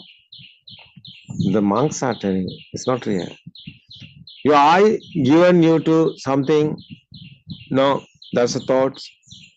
Is that real or no? That is the question. The monks are telling these thoughts are not real. It's not real. It's a dream. That's the answer. Chakku nichangva nichangva nichambante. So afterwards, another question asking. So it's not real. Are you in happy or sad? Yeah, I'm in sadness. So people is suffering. So after asking, there is here is here someone? No, nobody is here. That's the answer. Nichangva nichambante. uh, there's a non-soul is no. There's a soul is a oh no. There's an answer. The answer. That's the question is the Buddha. That's the answer in the monks. So after what sharing, this question is the Buddha's is talking about the Ida Bhikkhu Bhikkhu is the Buddha's word. So other religions have that's a monks, but this Buddhist, this Buddha follows. This one is the Buddha's follows type. Someone not in this position is not a Buddha's follow. Is not a Buddha's monks. That is the Buddha's words. Chakun nichangwa anichangwa. This anicham bhante is the way, Buddha's way. That's the Buddha's followers are want to go. Especially, someone is telling outside is real. He is not a Buddha's followers. Someone is telling this everything is your senses given to you. That is the Buddha's followers. Salatana loko. What is this world? Is your senses world? Senses creating in this world. It's not anywhere. It's your mind. That is the Buddha's words. That is the Buddha's followers won't go. That is why Buddha asking these questions. So outside is real.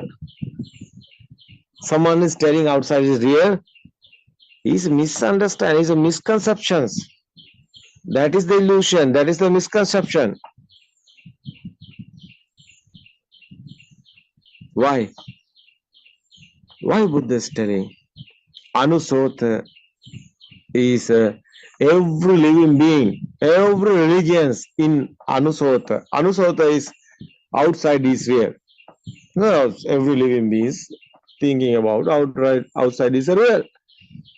What is the Buddha's explaining? Outside is not real. It's your mind. Mind creation has given this. Etum paticca sambhuta, etu banga nirujjati. What is the meaning is this? Cause and effect. Cause is this your sensor. Effect is your dream is the world. You are thinking. Everything is the thoughts you are thinking. It's a mind creations. Mind consciousness given you. Eye consciousness and the ear consciousness and the smell consciousness and the taste, your mouth consciousness and your skin consciousness is together. That's the mind consciousness. That's the thoughts. That's illusion. So, what is the world? World is your mind. Now, how are you win your world? You don't understand your world. You don't understand your mind. You don't understand your thoughts. How it's creating. That's special. Doctor, you understand this. That is why I given you to introduce. I given you to explain the others. You can do that. Especially why I'm inviting you to Sinhala discourses. You want challenge, because without challenge, your journey is not polished.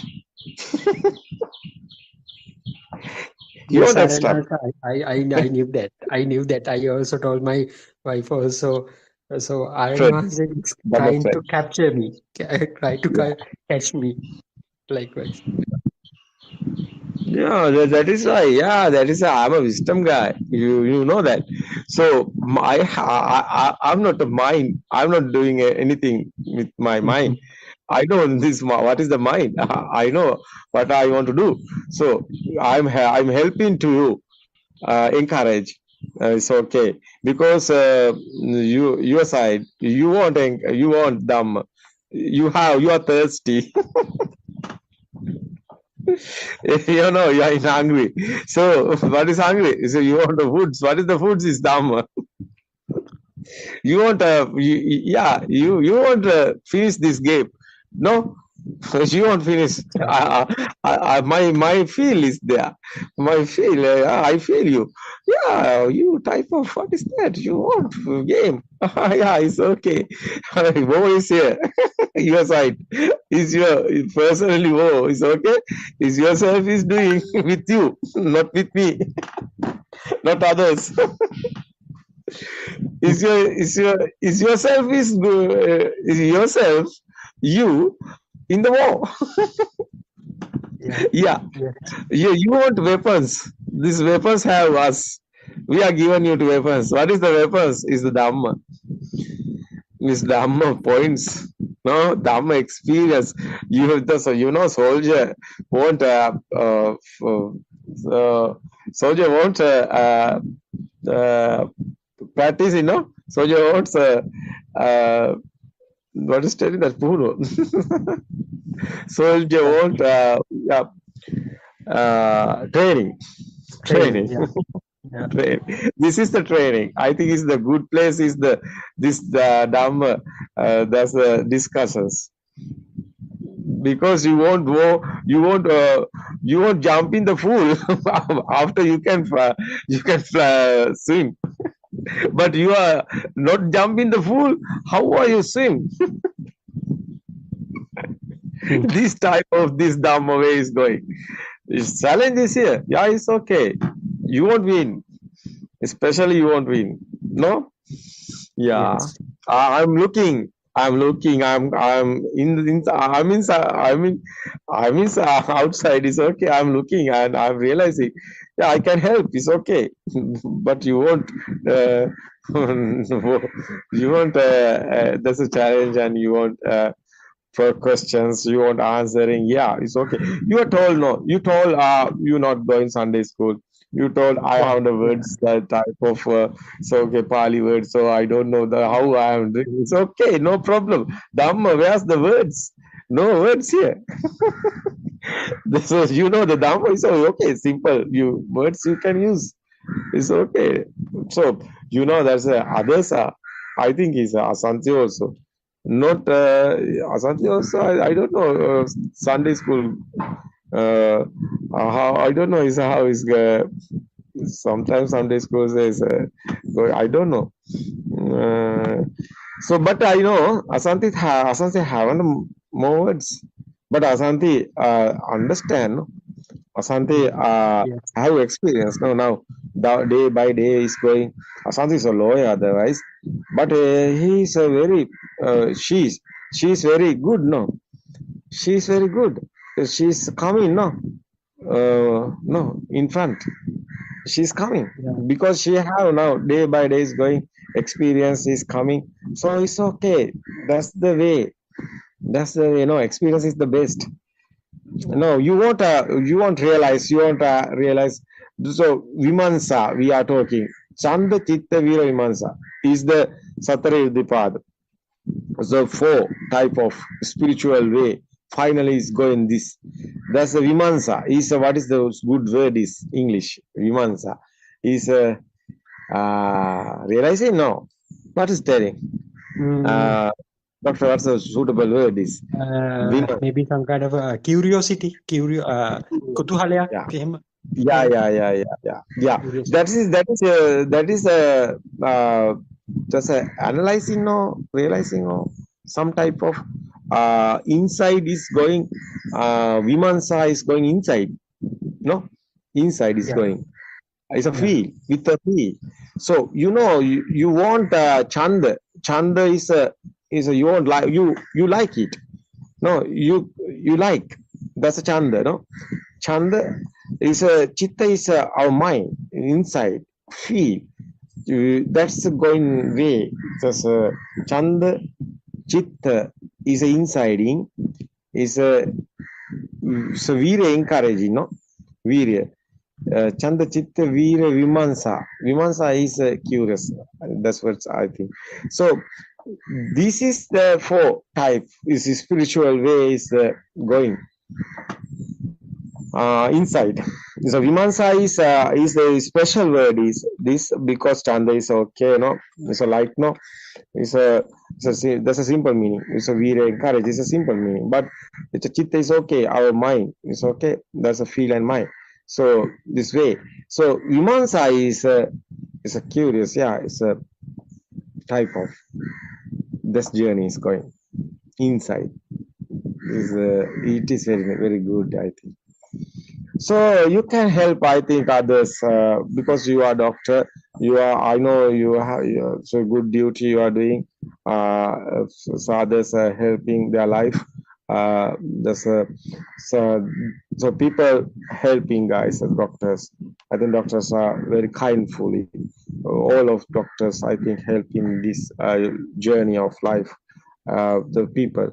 So they are very kindfully. Otherwise, so many doctors with me.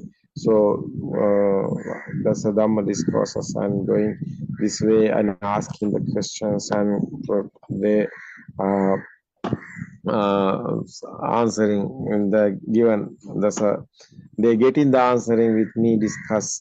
So and they want this circle of birth.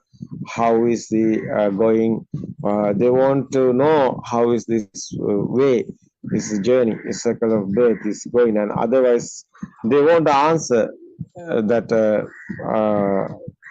our defilements are how is fading, how is this way, is how is the experience. They want to experience. I know. I'm given my experience. Them they can realizing and they can decide their way.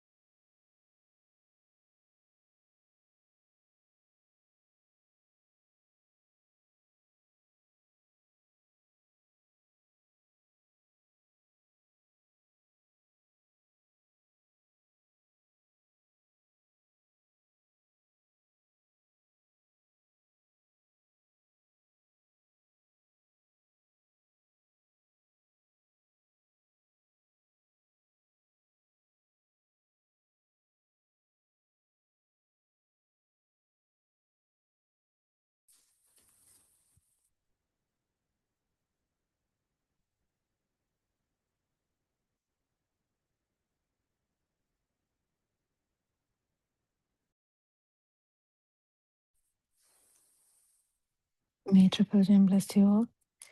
Thank you, Aranwasa, for your noble guidance. This Buddothpado Aranwasa's initiation that's is happening. This Buddothpado PeoTV trying to deliver this no self anger to everyone.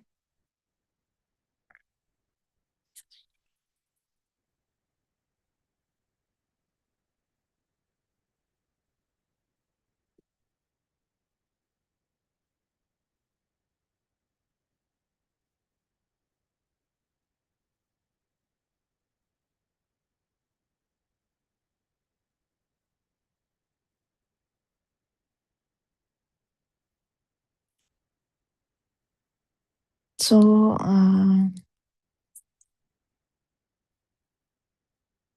understanding this Dhamma is actually understanding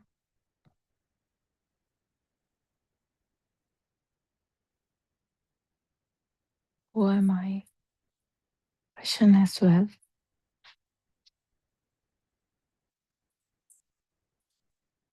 What is this vibration which keep this cycle of birth?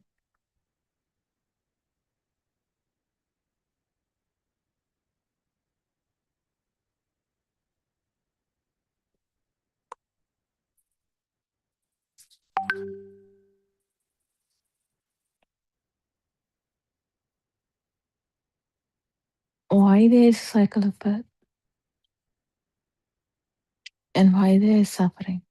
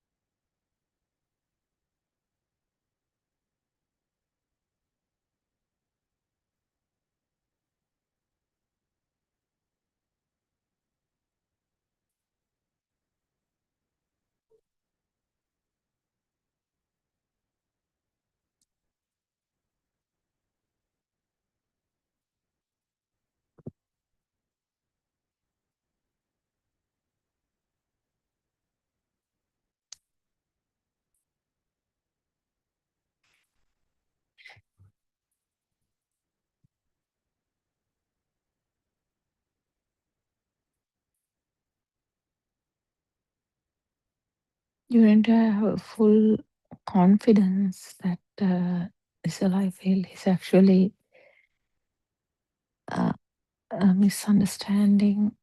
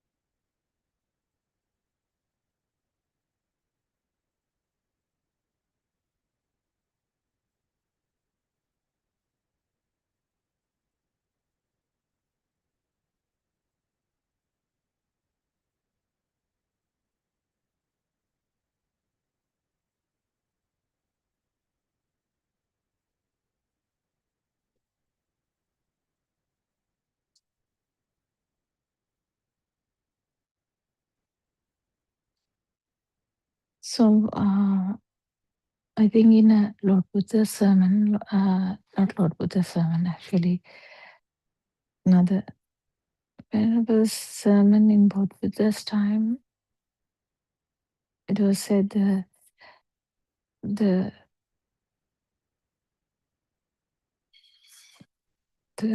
talking as the actions has breathing underneath, and talking has vitakka vichara underneath the inner thinking, and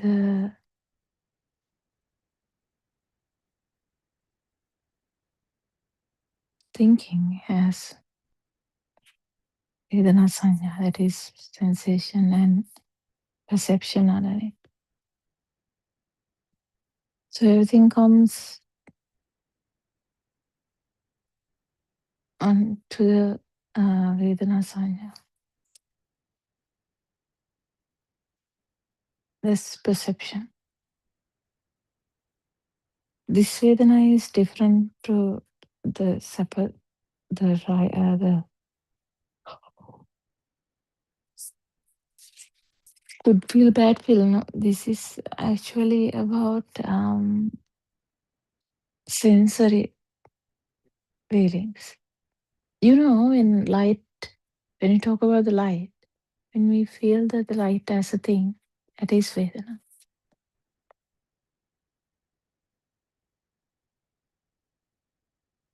There's a feel that light as a thing. That's what brings the perception.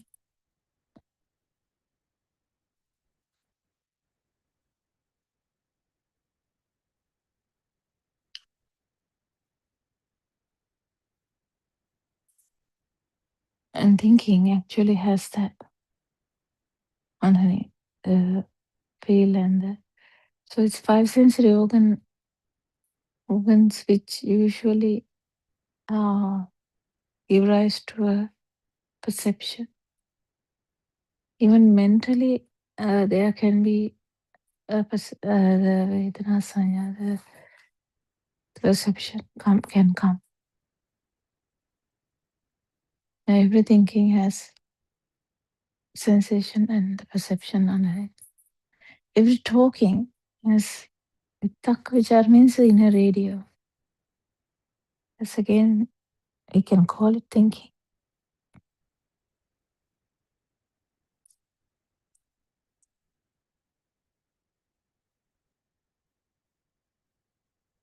And also action. Now, if you imagine walking involves breathing, because this body will not move if the air is not there. In Pali Rahutamudita, there's so many words they use just to imply how this body functions.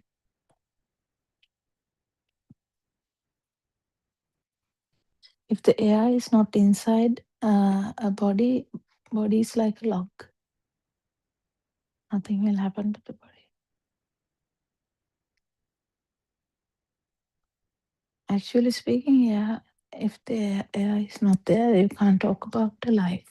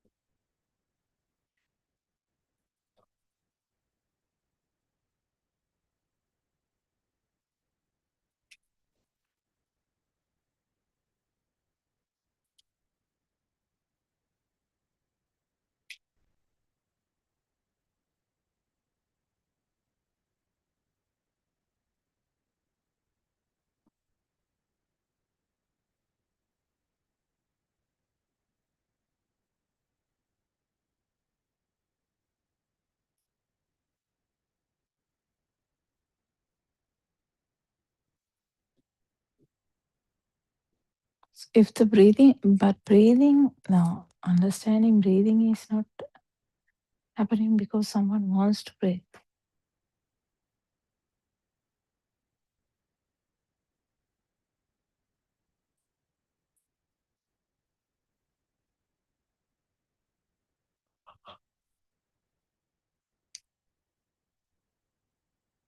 As soon as the air enters the lungs, the whole system starts to work. The diaphragm keep moving up and down. And if that doesn't work properly, the baby will die anyway.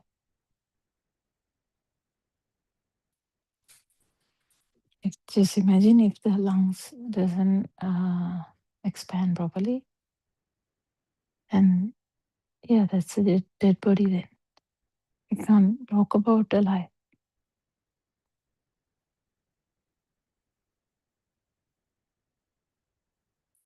Same thing when if it's kind of a drowning thing when the lungs fill with water. Even if you're not drowning, also the usually if lungs stop working, the breathing is not there. That means the body and the mind happening there will stop.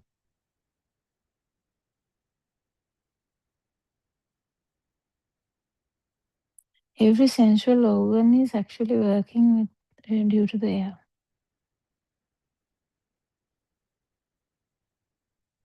This body is working because of the air, the oxygen.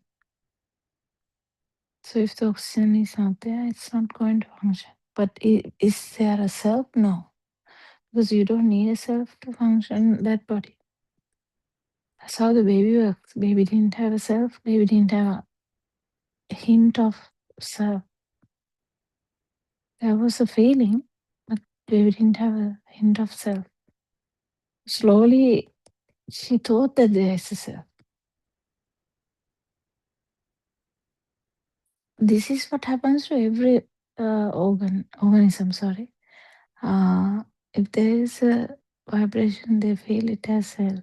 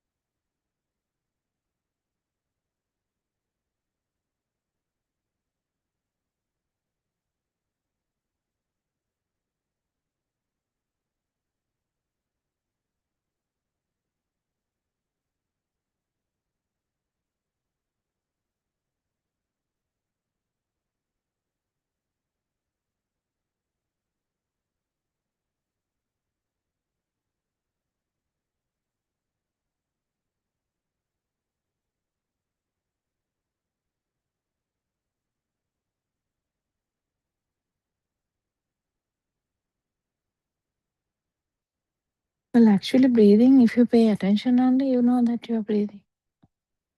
So, how does that work? Breathing will continue. There are so many bodily reactions that you don't know they are happening.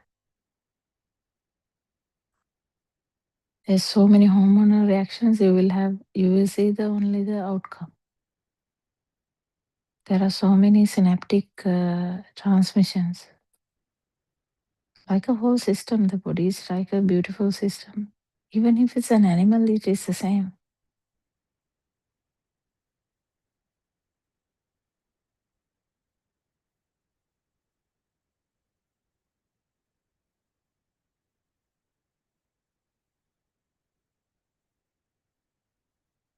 It's function, but there is no self. It's a very interesting area that you should understand. So the hormonal system or the nervous system or the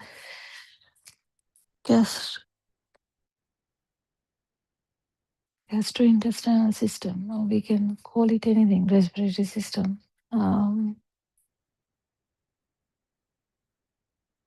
heart system, they all work like systems. They are interrelated, but they work. If you pay attention to your heartbeat, you might hear that. Otherwise, you don't hear the heartbeat.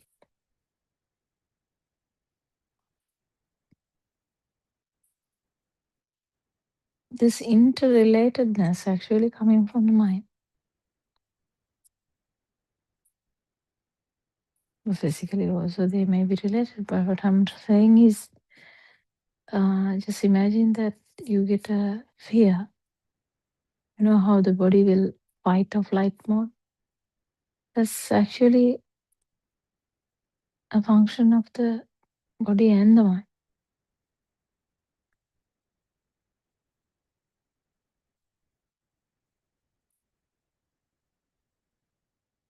By nature, this is how the body is made, even the animals thing, system. If there is a big sound, the animals are kind of very awake and listening, try and sort out whether it's a prey, whether it's a enemy.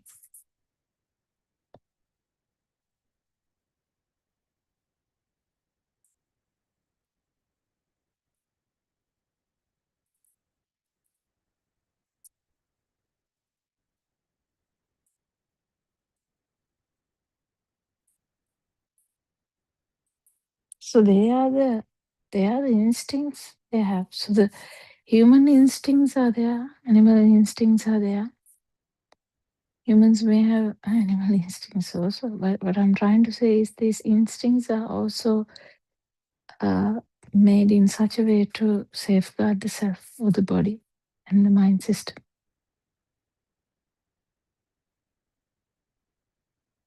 So the body and the mind system is there for survival.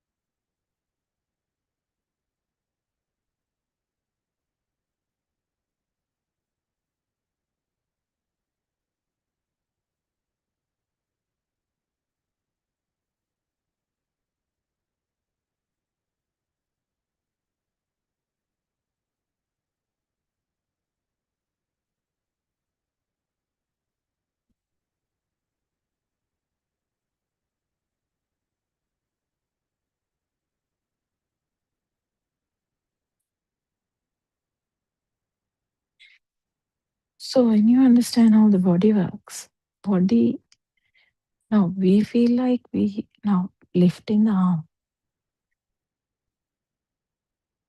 You think that I should lift my arm, right? Just imagine. Or you think I should walk. My legs might cramp, I should stand. Right? And then you stand. So in that, what is the idea we get? Is that the who gave the order kind of thing is there? Even if you take a decision, that decision, well, who took the decision question comes. The system works like actually like a computer. Like even computer can, if you have put a system, even the robot can take a decision with the probability. According to the data in the computer or in the robot, they will also take a decision. I should stand now. But is there a self? No. So this reasoning out, I should stand now. We feel like we took the decision. Self-view.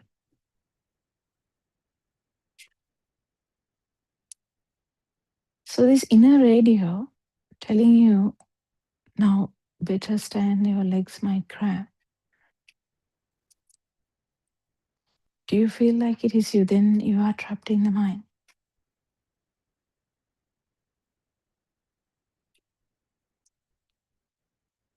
Whoever who takes the decision, there's no self. Thinking is just another system only, like the seeing, like the hearing, like the touching. You know, the seeing just happens. It doesn't have a pre-planned agenda. Same thing, the mind doesn't have a pre-planned agenda either. It just mind arises according to the reasons, causes. This happens is just a phenomenon.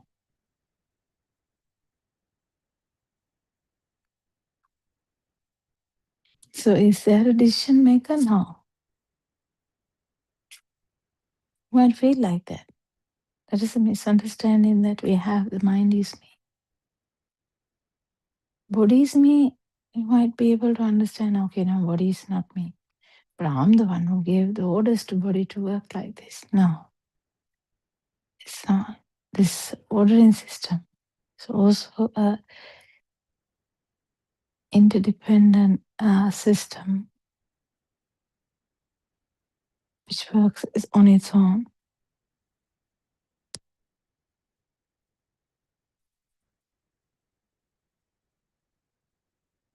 Beneath those two, actually there's a field also. Is that you?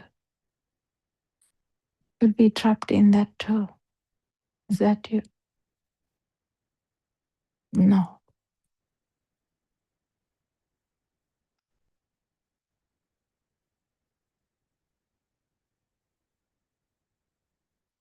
I'm not talking about the sensory outcome. Sensory outcomes also there is a fear.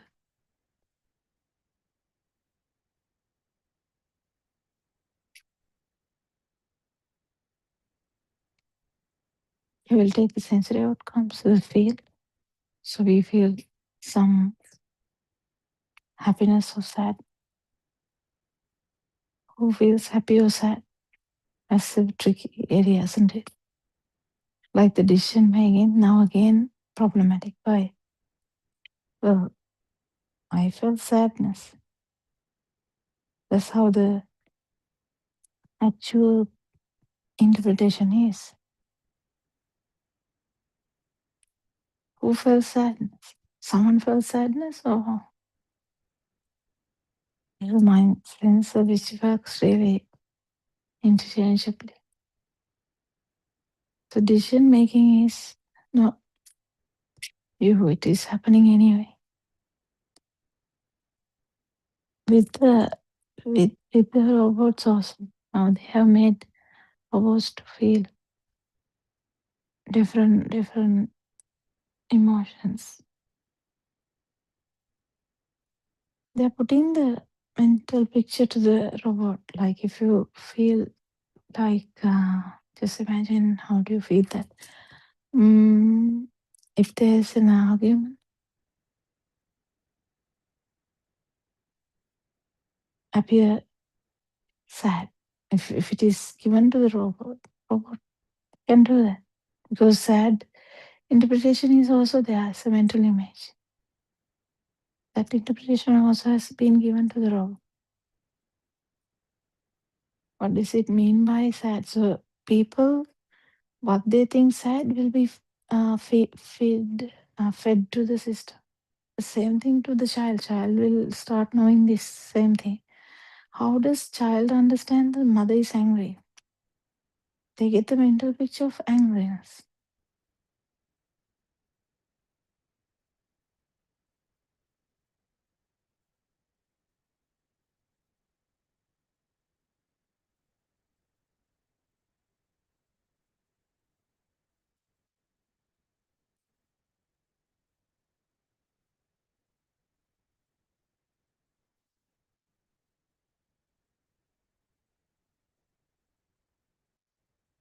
So the being angry, being sulky, being happy, being very elated, being that's something kids learn, even though genuinely what they feel is before the mind is formed is also there.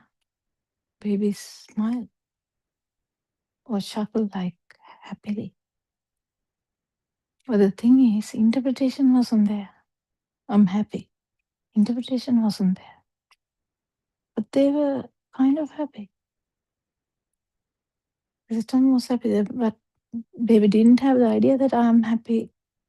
Thing is not there. But now the mind is formed, the duality is formed. I'm happy thing has come. All the interpretations have come. I took the decision. I feel sad. I feel happy. I feel jealous. I feel angry. I feel suspicious. This whole thing is having this thing. But there are also kind of mental images which kids learn slowly. They didn't have the anger before.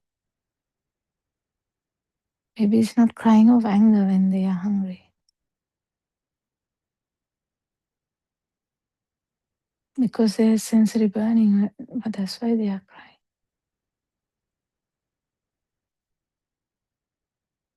But when you are older, that's a different thing. You think so much. This person, this did this one, this one, this one, this one, this one. So what he did was wrong. And why did he do that? Why did she do that? Why couldn't they do something else? There's so many things.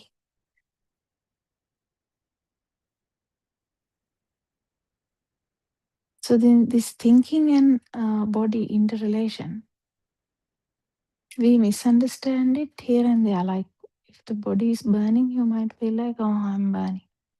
That's the interpretation. If mind is taking a decision, you say, I took a decision. So who am I? In there, are you shifting from body to mind all the time? Or if you feel some happiness, you will say, I feel happiness. Who am I there? The feel becomes predominant. So the focus becomes predominant. If you focus, that becomes me.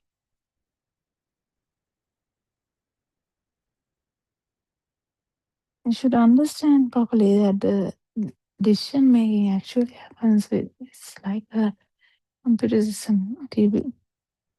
Decisions can be taken. Not necessarily there should be someone there for the decision making.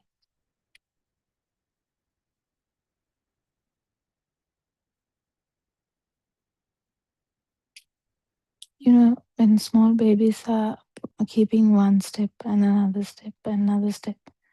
Do you feel like they took a decision there, or they actually did it according to feel? They felt like standing and doing few steps. So mother is shouting up and down with happiness that my child walked. Child didn't know anything about walking, nothing. According to the feel, they get up. For a few seconds, they will take one or two steps and then fall down again. Are they thinking? No. Are they planning? No. Are they understanding that this is my body? No. Are they happy that I am walking? No. But still, the action did happen, right? Yeah, that's the thing.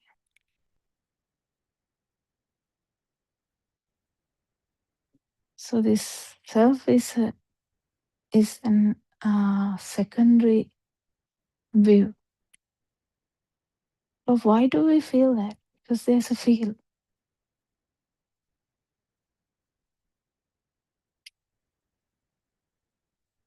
If you go on dissecting, you have a feel. That's why it is well.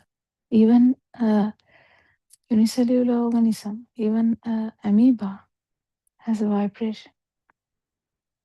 That vibration is misunderstood as self.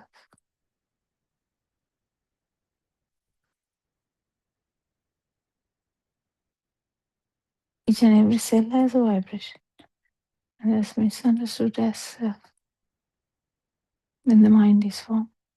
If the mind is not formed, you don't know about any of these things. Does amoeba know what is happening to amoeba? No. But isn't that a living organism? Yes. Is there a feeling system? Yes. Does the consciousness appear there? Yes. Is the consciousness someone? No. Is the perception someone? No. This is sankhara, everything that happens because of the perception. Is that true? No. Is the feeling true? No. The forms, are they true? No. None of these things are true. They are creations, yes.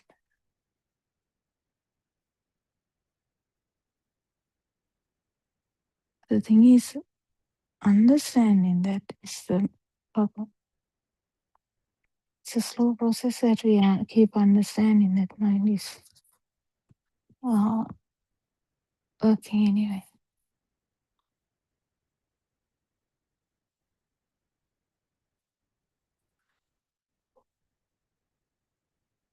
Even that feel is not someone's feel.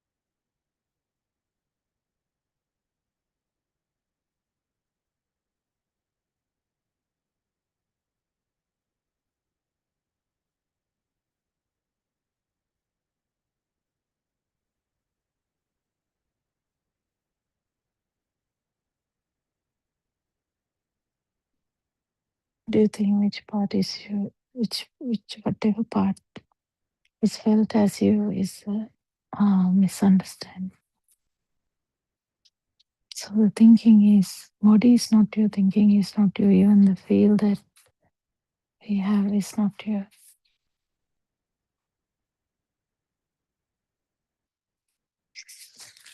Actually, the feel is there because the sensory organ speed. If it's the mind sense of speed. Thoughts coming so fast, it is felt as something. If it is the eye sensor, it is the speed of eye.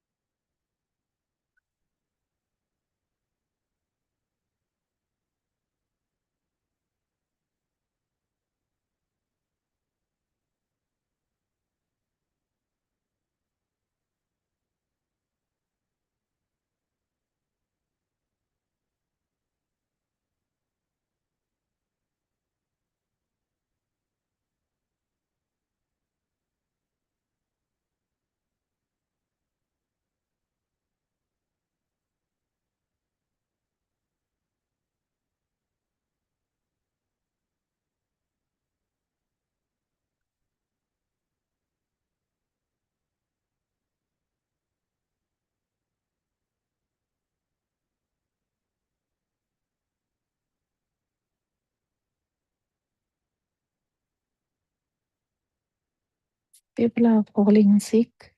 People are falling, like getting old.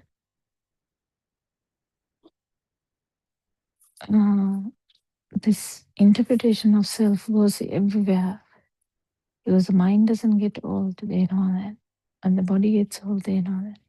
So the arm getting old is influenced to say that body is me. So this keep changing all the time. But when you make a decision, you would say, oh, I'm an elderly person. My decision should matter. I'm an elder, so take it. So the elderly body, there's a mind, and that mind takes a decision. That's how it is. That's the interpretation. So the body is me, body and mind me is, or body, mind is me, or the feel is me. Everywhere the interpretation is there, there's a stuff, whether you like it or not. So what is this self means that actually the tendency to feel more or tendency to think more or tendency to survive.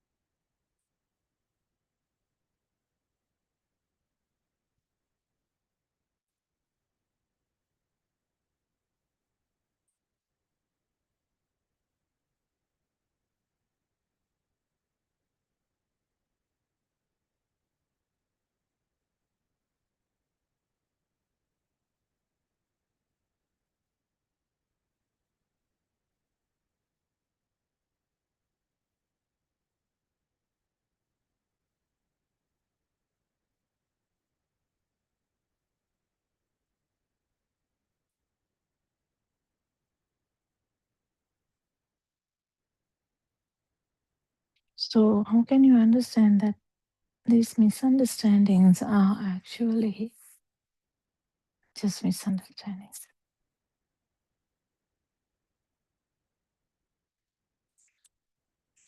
This self vibration is the reason for the self-perception.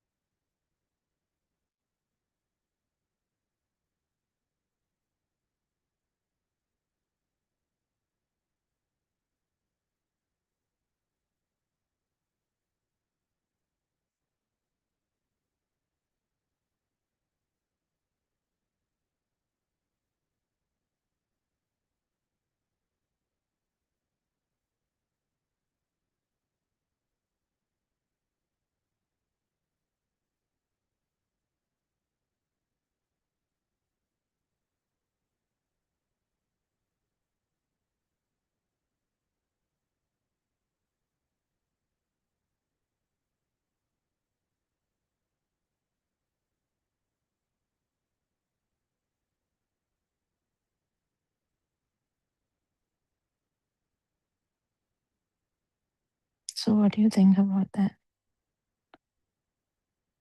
The feelings is understood as self. The thinking is understood as self. So the five sensory organ inputs and the six sensory organ input misunderstood as self.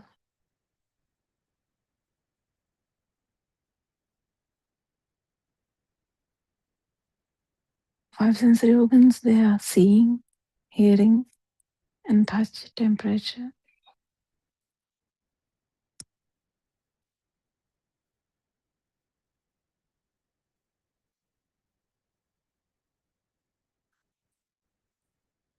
They can be also misunderstood as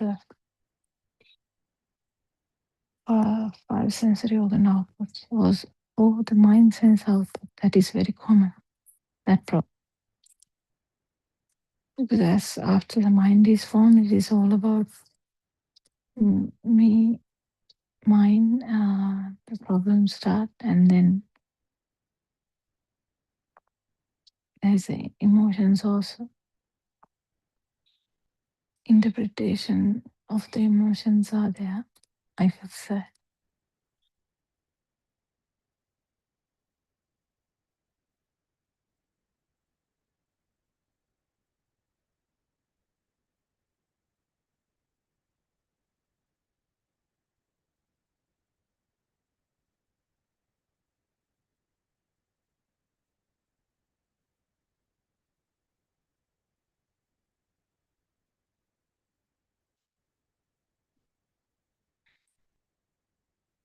So your research should be to find out, why do I feel alive? If there's a life here, what is the reason for that? If it is five sensory organs, it's the speed of the sensory organ. And if it's mind, it's the same.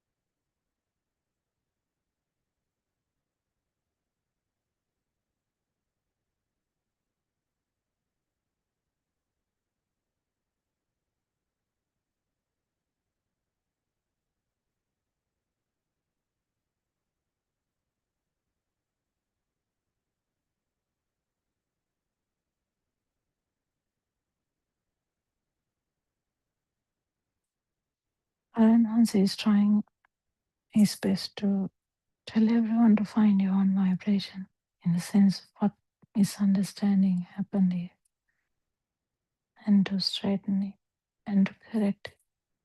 Understand that there is a field, but that's not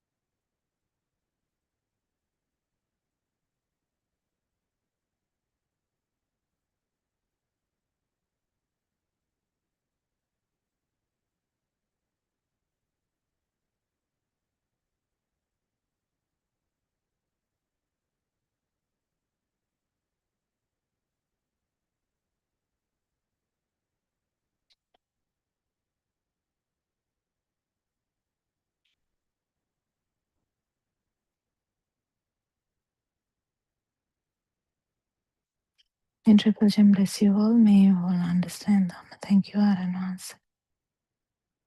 Talk about it tomorrow as well.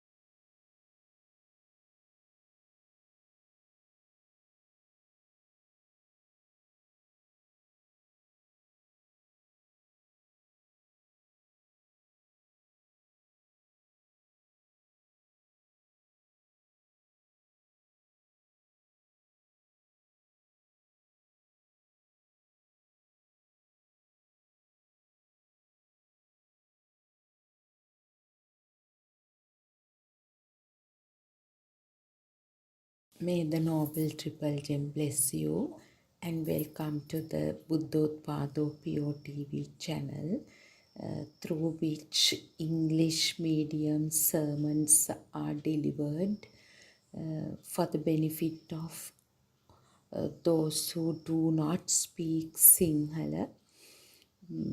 And this is the reawakening of Gautama Buddha Sasana. So our spiritual teacher Buddothpado Aryan Wahanse is sharing this beautiful true Dhamma, message of true Dhamma of Gautama Buddha Sasana with the entire mankind through this channel.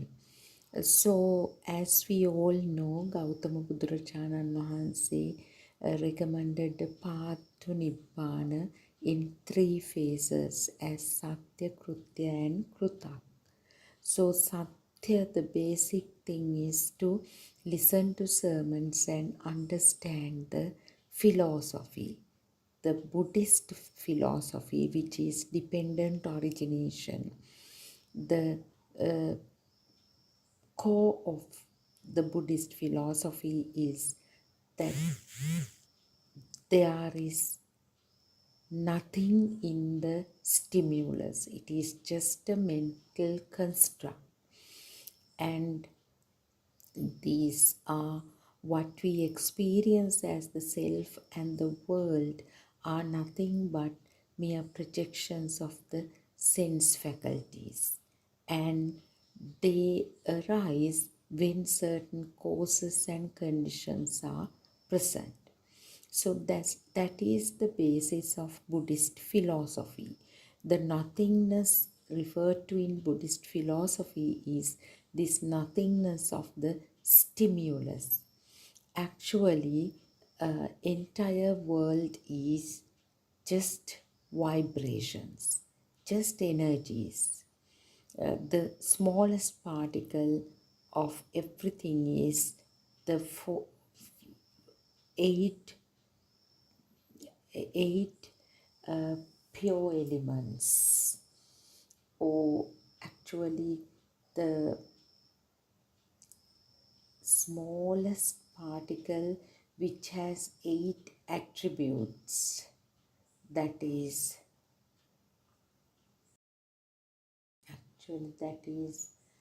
solidity, liquidity, heat,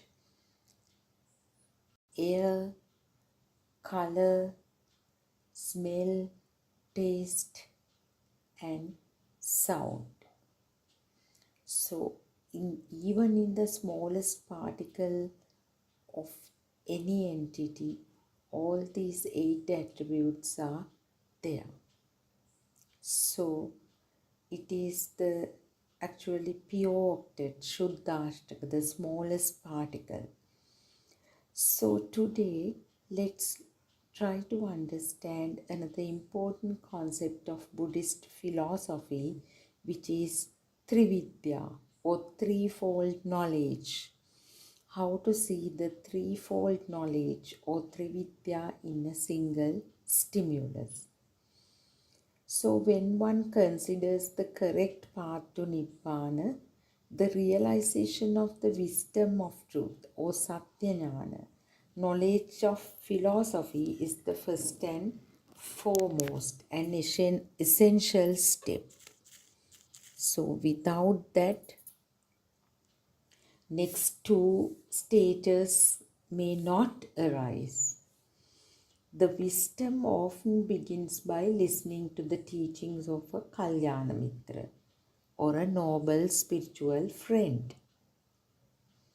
A clear understanding of Trividya, the Pubbe Nivasanussati Jnana, that is the ability to see the wisdom, to see the first occurrence of a stimulus, Chutupapata Jnana, the wisdom of understanding or seeing the truth at the present moment. Then the Asavakya Jnana, wisdom to identify the destruction of defilements. Pubbe Nivasanussati, Chutupapata and Asavakya. So without insight into Pubbe Nivasanussati Jnana, that is wisdom of understanding very first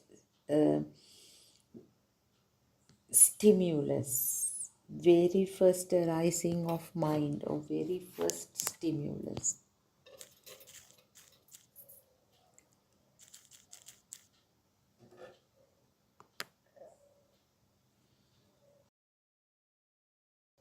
One cannot comprehend Chatupapada Jnana, or wisdom to see the truth in the present moment. Nor attain Asavakya Jnana, wisdom to feel the destruction of defilements. So, Puppe Nivasanussati Jnana, wisdom to see the very first arising of the mind is essential.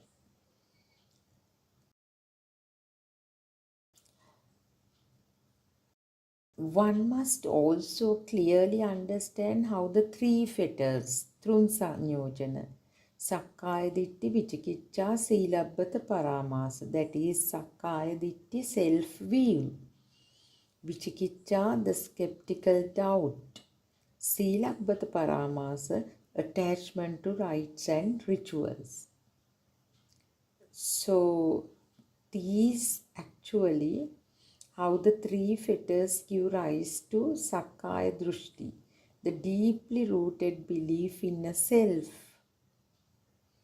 Vicikiccha refers to doubt or skepticism, especially towards the Buddha, Lord Buddha, always looking at Dhamma and Lord Buddha with suspicion. The oscillating nature of a person. So, this doubt obstructs insight into how the mind and phenomena are created. So, one should be skilled enough to see the rising of the mind, how the mind is created. So, with these three fetters, one cannot achieve this. They are hindrances. Where there is vicikiccha, there is inevitably sakkaya drushti. Therefore, this understanding must be complete without any uncertainty or hesitation. If one does not receive this wisdom directly from a noble friend, it must arise through Swayambhu Jnana, self-arisen wisdom.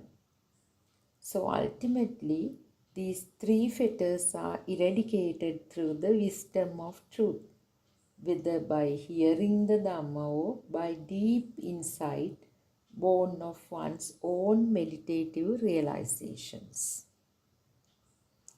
So, this is beautiful. One can attain the Sotapanna stage or stream enterer stage merely by listening to Dhamma. So, while listening, one can contemplate.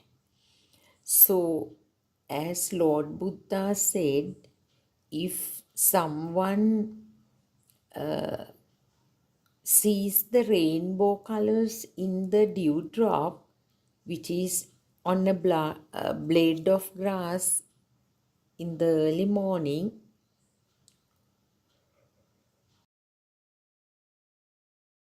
that is the right angle to perceive the world, the non-self angle. So, Sakkaya Dishti, the self-view, is just an angle, myth, the belief, misconception that I am here and I do everything, or I experience everything. So these are hindrances, obstacles in the path of Nibbana. So once someone listens to Dhamma and fully realize how we feel the existence feel, how we feel the self existence feel, etc., one gradually eradicates the self-view. So, actually, it can be done through wisdom of truth, that is Trutameya Jnana, wisdom that develops when one listens to sermons. So, when one fully realizes how we feel as there is me in this body. Actually,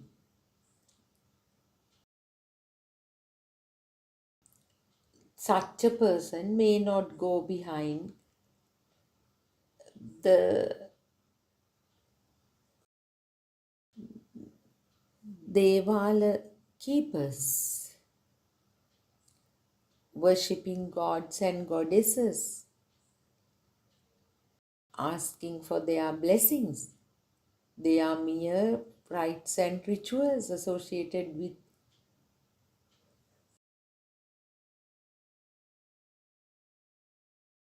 certain religions. So, when you truly realize the dependent origination Dhamma, you definitely get rid of these false beliefs. So, Chutupapata Jnana refers to the direct insight into the truth of the present moment, clearly seeing things as they are. For instance, when one sees a wall, this wisdom reveals the ultimate reality of that perception, not merely the concept of wall, but the truth of the experience itself. So, Chutupapata Jnana is seeing the truth of the present moment, present stimulus.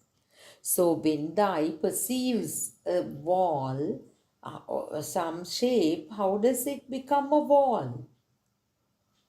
There you have to go down the memory lane to the moment someone whispered this name, wall, wall, wall, into your ear.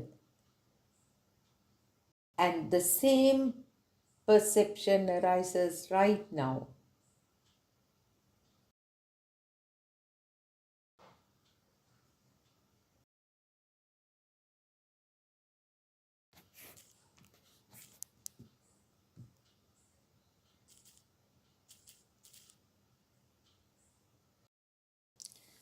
However, the true dispassion or attakamaya does not arise merely from observing the surface reality.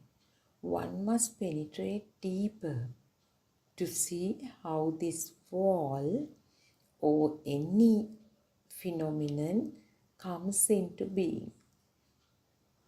This requires understanding the very first arising of mind, which is revealed through Pubbenivasanusati Jnana. In the beginning, the infant's mind is pure and radiant, untouched by defilements.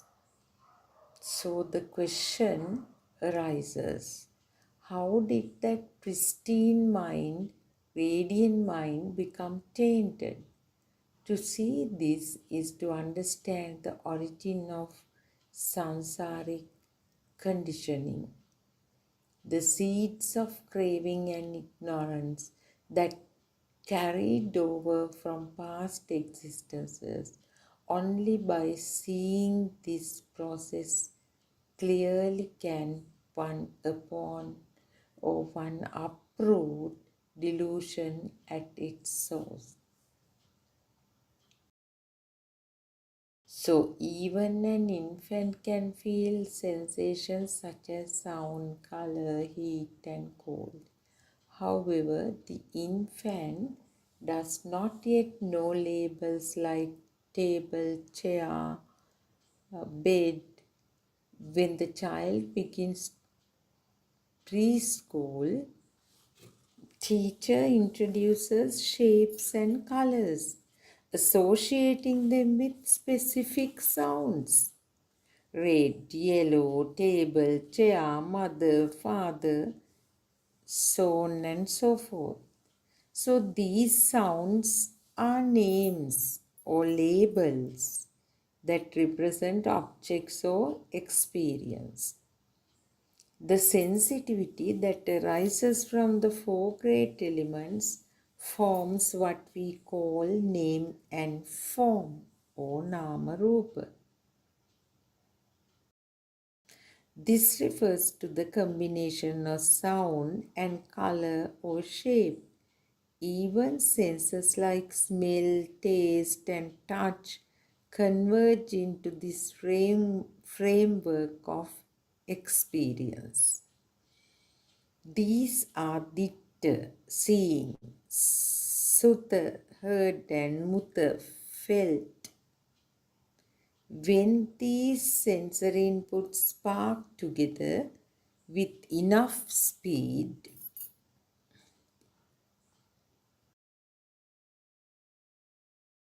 we experience them as something that exists. This is the feeling of existence. If this is perceived as itirupang,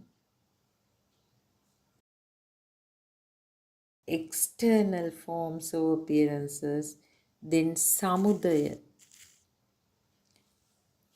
arising or origination occurs.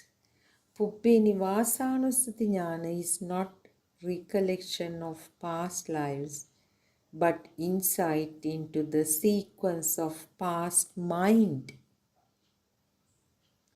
If the stimulus is a wall, the contemplation should trace how the perception of the world, how the perception of the wall first arose. So that is the beauty of this Dhamma. All requirements for penetrative insight is provided in these sermons.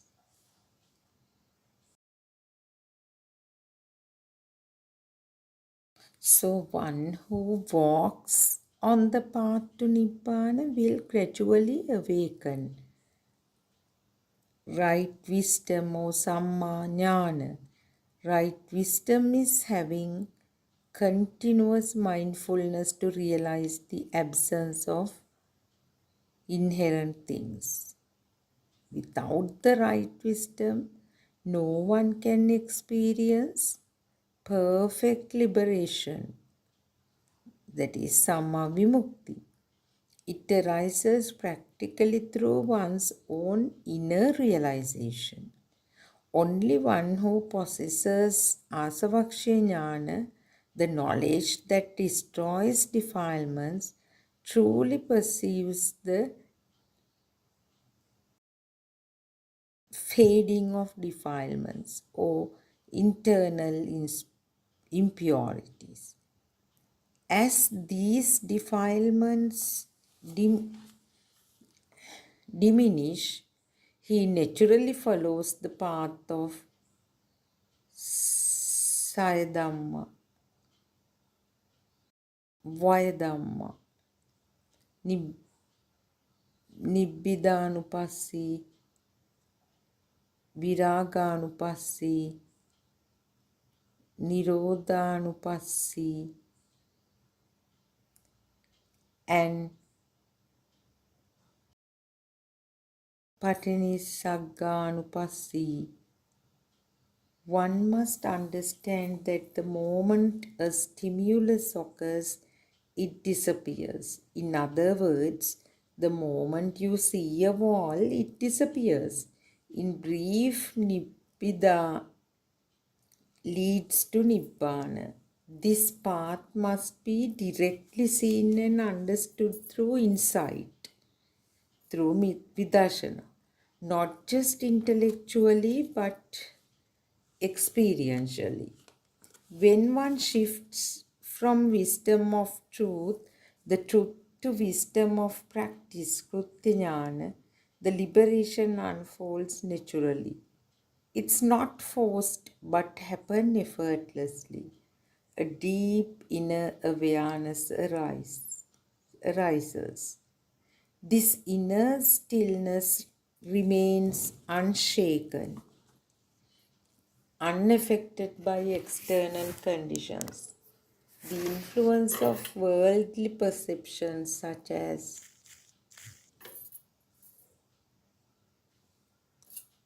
Gati Nimiti, Kamma Nimiti, gradually fades. As these perceptions weaken, one becomes free from their hold and enters a state of non perception beyond mental constructions. So, one who walks on the path to Nibbana will gradually awaken right wisdom or Samma Jnana. This right wisdom is having continuous mindfulness to realize the absence of inherent things. That wisdom should be there, that everything is instantaneous projections. So without the right wisdom, no one can experience perfect liberation.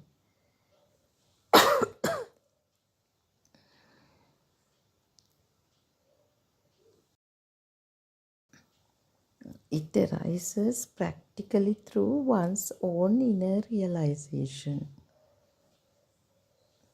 Only one who possesses Asavakshya Jnana, the knowledge that destroys defilements, truly perceives the fading of defilements or internal impurities.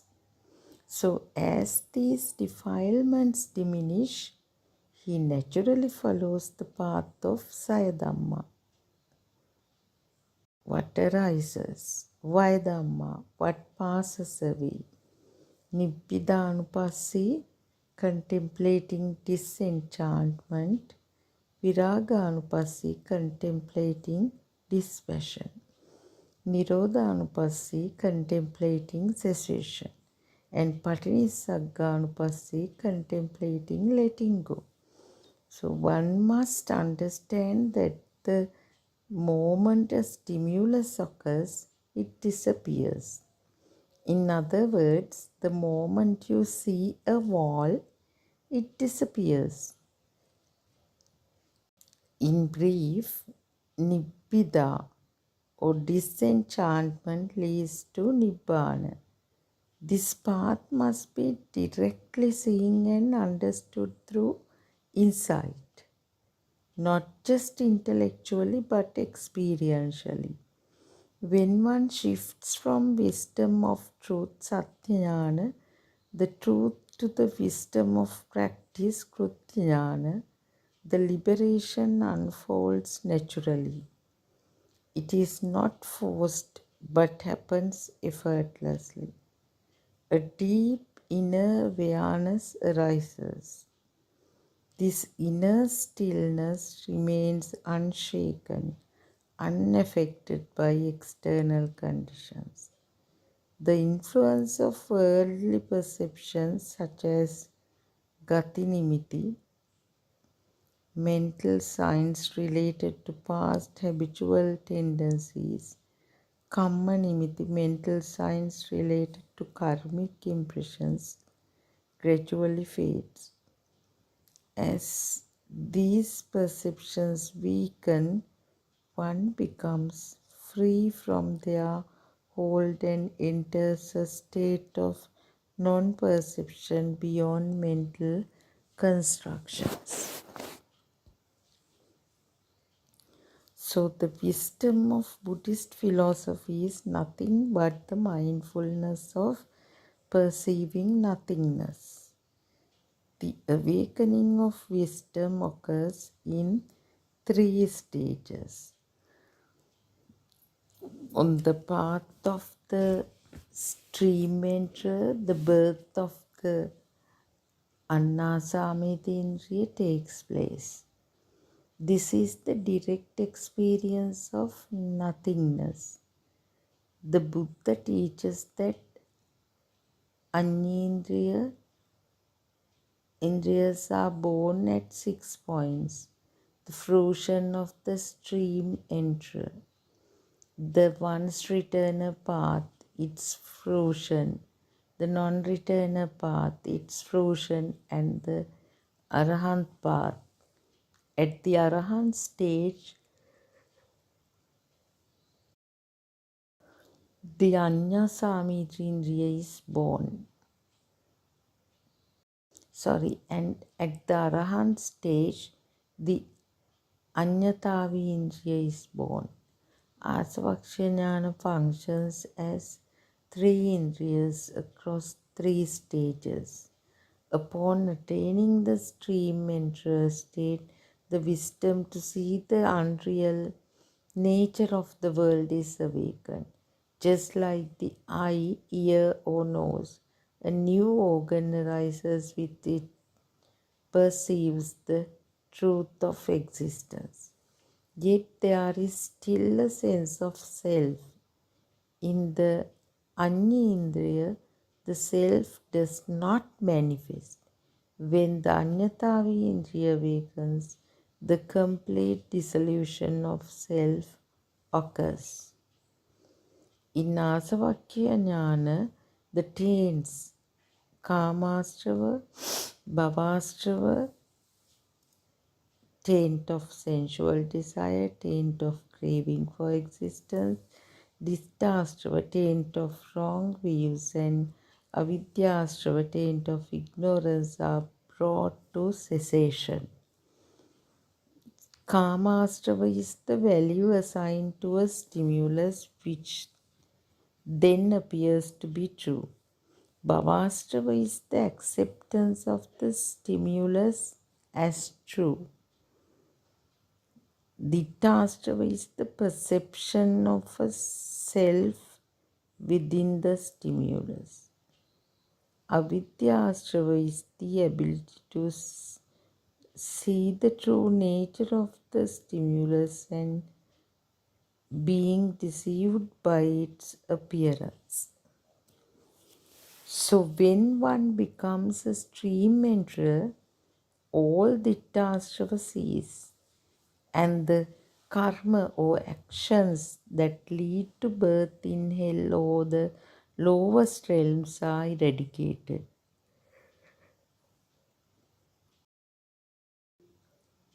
Kama, Bhava and Avidya Ashrava also diminish to a certain degree.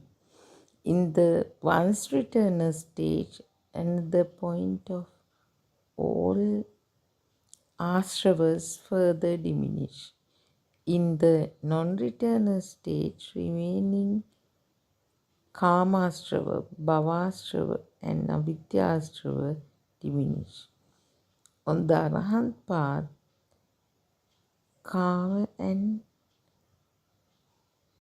Ditti Astravas have always been eradicated. The rest of the Bhava and Avidya Astrava cease at this point. This path must be walked step by step.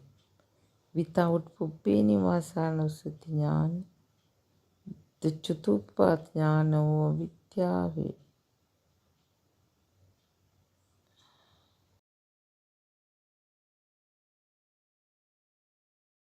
Without these three Vidya, there is no path to Nibbana. Without Asavaksha Jnana, no one enters the path.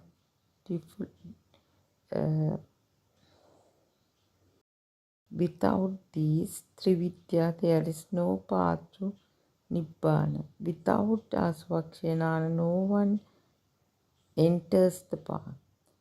One who enters in eating Anupagama Silava Dasanena Sampanno, he should see that there is only a process of six sensory faculties, but not a soul or a self.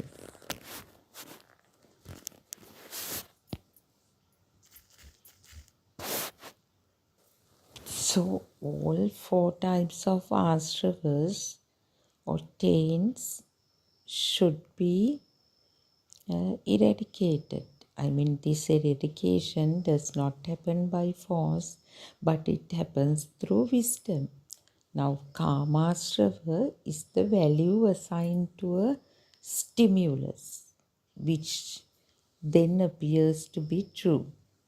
So, Bhavasrava is the acceptance of the stimulus as true. Kamastrava is the value. Bhavastrava is accepting the stimulus as true. Dittastrava is the perception of a self within the stimulus. And avidyasrava is the inability to see the true nature of the stimulus and being deceived by its appearance. So, as mentioned before, when one becomes a stream enterer, all dittasrava, the perception of self within the stimulus, is eradicated. And the karma or actions that lead to birth in hell or the lower realms are eradicated. Kama, bhava and avidya asrava also diminish to a certain degree. So that is a very gradual process. So the path recommended by our spiritual teacher is extremely important for someone to see the truth of the stimulus and achieve the perfect liberation. So the first phase, first point of contemplation is fully realizing that everything is a thought. The fact that the external world or the self are mere thoughts. They are not externally existing entities. They are mere projections of the sense faculties and the names, the mental constructs. This should be seen through oneself. The mindfulness should be there to understand the truth and to avoid skipping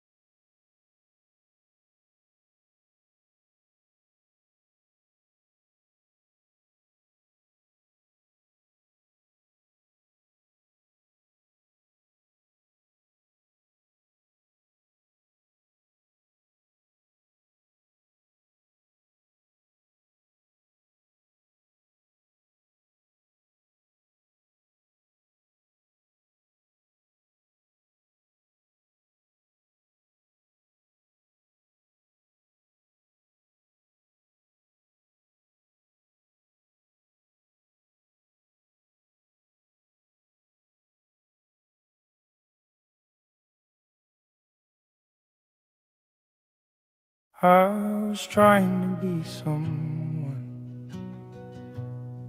who could finally feel okay, working hard to hold it together, just to get through every day. Smiles came and they would leave me,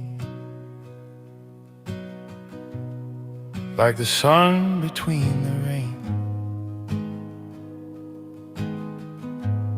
Every time I thought I'd found it, it would slowly slip away. I filled the noise with more distraction, told myself that I was fine, kept on chasing better moments, hoping one of them would last this time. But the weight I carried with me showed up everywhere I'd go, even in the quiet hours. There was nowhere left to go. Then I met a quiet teacher who said, look at what is happening now. See how every thought is forming. See it clearly, just see how nothing out there calling itself a thing. No one here that must defend. Just a quiet seeing of it. And the struggle began to fade away. Buddothpado, showed me what I could not see, not by faith and not by belief, but by looking quietly. Buddothpado, change the way this life is known. Nothing added, nothing taken. It was truth we'd never seen.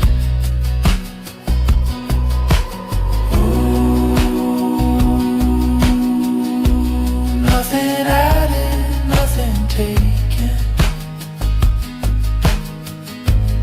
It was truth we'd never seen. Nothing added, nothing taken. It was truth we'd never seen. Buddothpado, showed the way by asking, see. When the search at last grew silent, there was space to simply be. Nothing added, nothing taken. It was truth we'd never seen. Nothing added, nothing taken. And nothing was the same.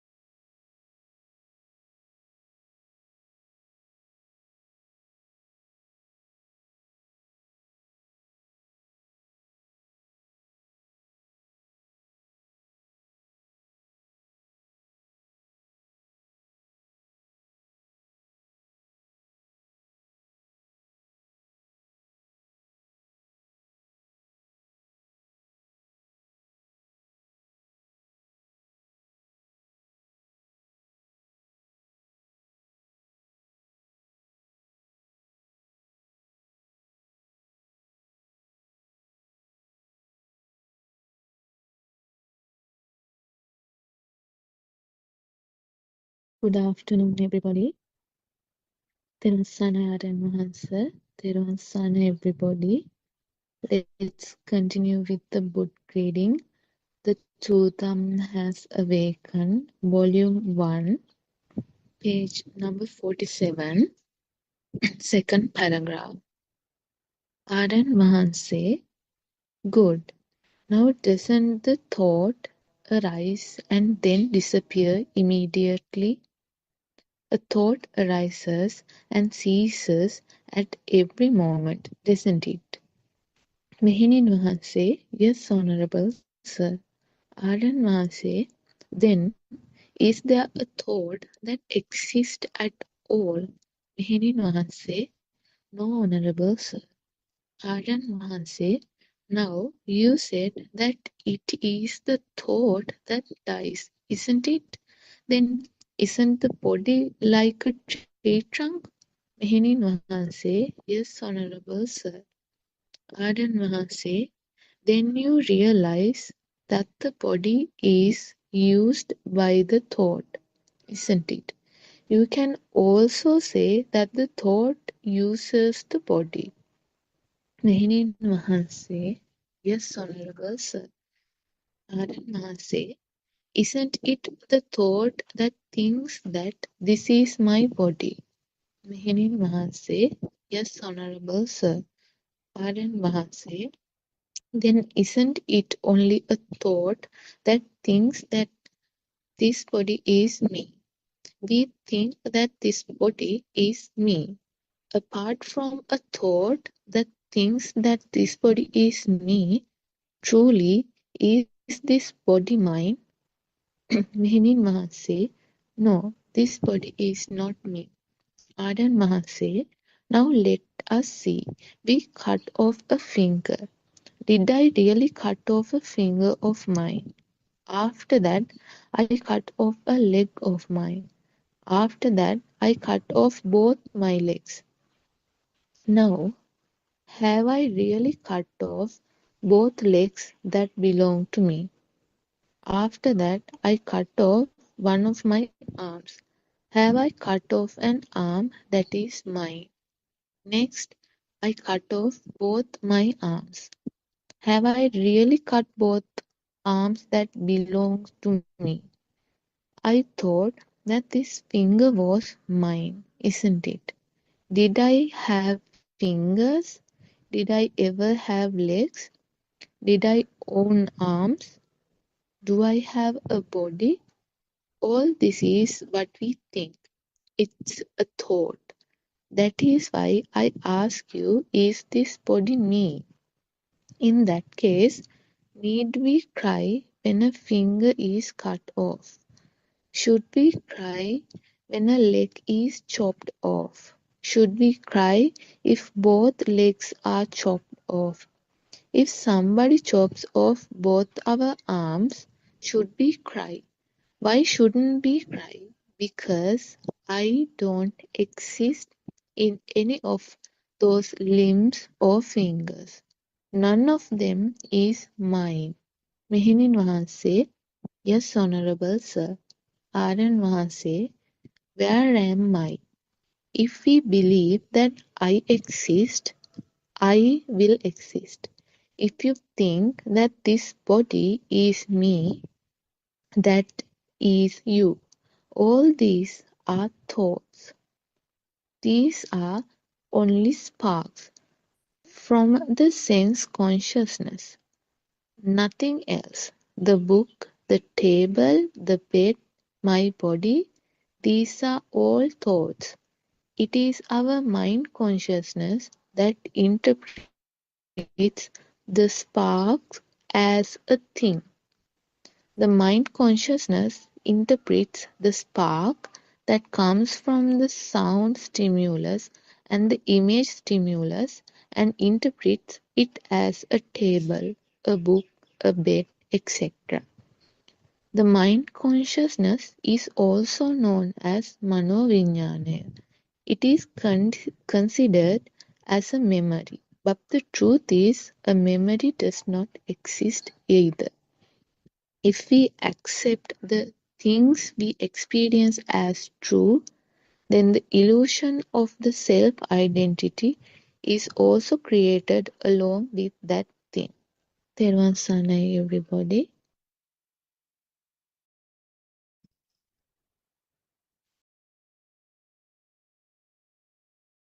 Yes, Tirvan Sarnai. She asked whether this body is me or whether this I have a body or is this body me? Is the self identity. She asked about self identity. So Aryanas explains step by step in order to understand that. But how do we know that this physical body is mine or not? So we have to go back to the process of mechanism of how a thought is generated, thought is created. So there we understand it is a manipulation, manifestation of vibration. So it is a spark, just the sparks, and you get a sense of something is there, then and there you feel your existence, and then and there it ceases. But we cling on to those thoughts and we think that a person called I am here, that is me, it is this physical body. You see in a mirror that your image, you think that this is you. That is a wrong notion, wrong view. But this is how it starts. The thought says that this is you.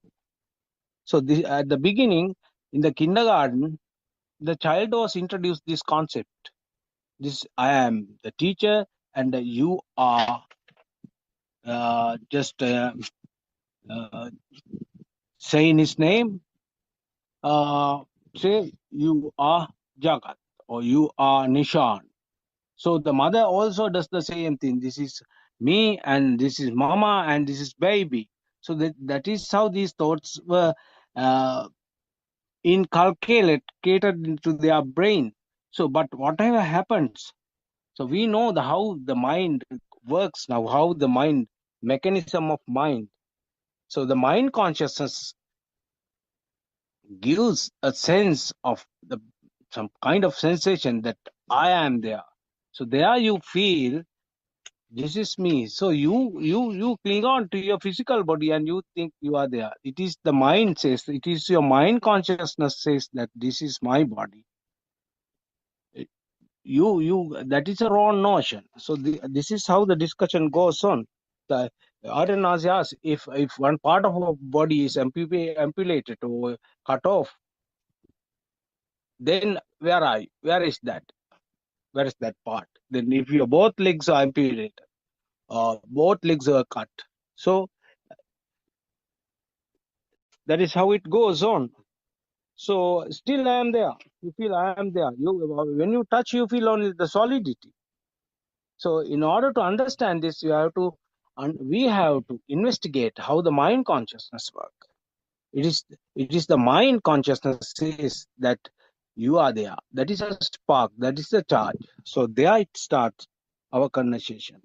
So I invite Sudharma Gamage. Would you like to contribute at the beginning? Therwan Saranai, Mr. Bernard. First, all of us should pay our homage to Buddothpado Aryan Mahansi for sharing this beautiful message of true Dhamma with the world compassionately. Yes, Mr. Bernard, it's a very beautiful elaboration on the section read by Shani. So it is actually a continuation of yesterday's discussion because here also Aryan Mahansi analyzes how the self view is created from a different perspective. Because actually, if we take all 10,000 sermons or even more than that, if we focus on Gautama Buddha's sermons, we say there are 84,000 Dhamma discourses. So, however, all of them are to lead someone to understand that there is no so-called self. It is an illusion. The self is a myth, misconception, misbelief due to ignorance. And as you very well pointed out, Mr. Bernard, the mind consciousness, illusory mind consciousness is the very reason for us to get entangled in this unreal world. And actually, I would like to draw a few points from yesterday's discussion. It was also about mind consciousness and thought energy.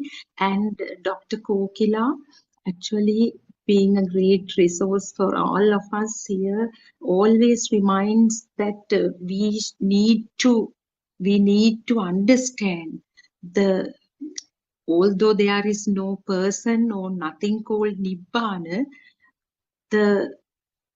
if someone feels that somebody is progressing, the diminishing of the power of self-vibration is the only evidence that we can say, because when through this practical path also, what happens is not to do it as 4 segments, but to know within ourselves, it is to dilute or to get rid of this self-view.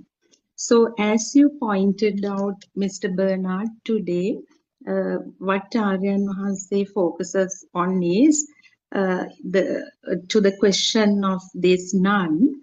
He says, okay, so let's try to analyze how this body has become our body or my body.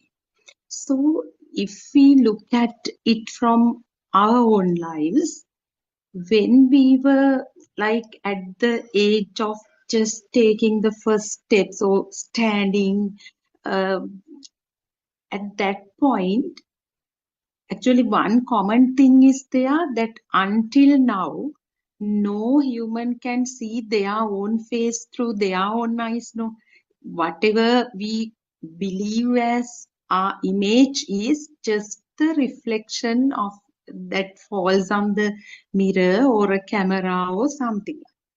So at that age, our immediate family members, somebody gives us the name and then call us by that name, and also take us in front of the mirror and introduce us to us in a way. That's because in this analysis, what Aryan Hanse basically focuses on is to analyze the self view in relation to the body. This body made up of so-called PO8 elements or whatever, this Shuddhastaka or 4 great elements. So until somebody introduces our image, the shape to that child at that early childhood, we never knew that it is us or me or whatever. So from there onwards, gradually, our sensory bases perceive stuff. It is nature. It is nature. Whatever the vibrations, due to the phenomenon of this resonance, these sensory organs perceive stuff. So that is all fine. That is all fine. They happen. But the problem is, as we grow, as due to the certain environmental factors, also now the perception of self is getting stronger and stronger, and all these perceptions become our experiences. We add that possessive adjective, my. So when the figure of the image of this mother appears, that the person becomes my mother, and with that my vibration, self vibration gets stronger, and we attribute value to that, and that is how the defilements also begin to arise and grow gradually. So, but then again, what we perceive through ear also, they become sometimes the voice that we hear, the sounds made by us ourselves at that age becomes my voice. We always said my. So this is another way of like what is Aryan Hanse explaining in this extract is how we get attached to this body, actually body. How does it become my hand, my leg, my feet, so on and so forth. So here, so these actually we didn't have any body parts. I mean, we had certain things, but we didn't label them until somebody, now maybe we felt when we fall down, or at that age when we fell down, somebody came, oh Baba, your leg is hurt, your hand, your finger is cut. So, oh, you have like bumped your head, things like that. So you are, then it is nothing but my again. So this way gradually the self-perception gets stronger, actually forgetting about this inner tense or inner vibration. Now what this is actually manifest level, the body, how the body becomes my body, I'm trying to elaborate on. And then what happens is, when there is something that happens to any of the body parts, this perceptions get even more powerful when we go to school. Actually, I have the personal experience labeling the body parts both in Sinhala and English. So they are in the picture, we see the body parts that label. So now that my finger, my hand, my hair all get strong. And so when Aryan Mahanse questions here from the Mehenin Mahanse, who thinks the body is me?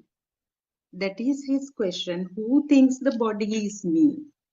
Actually, what he highlights is it's just a perception. It's just a perception, but ignorantly we have gradually, I mean, over 10, 15 years or whatever your age, we have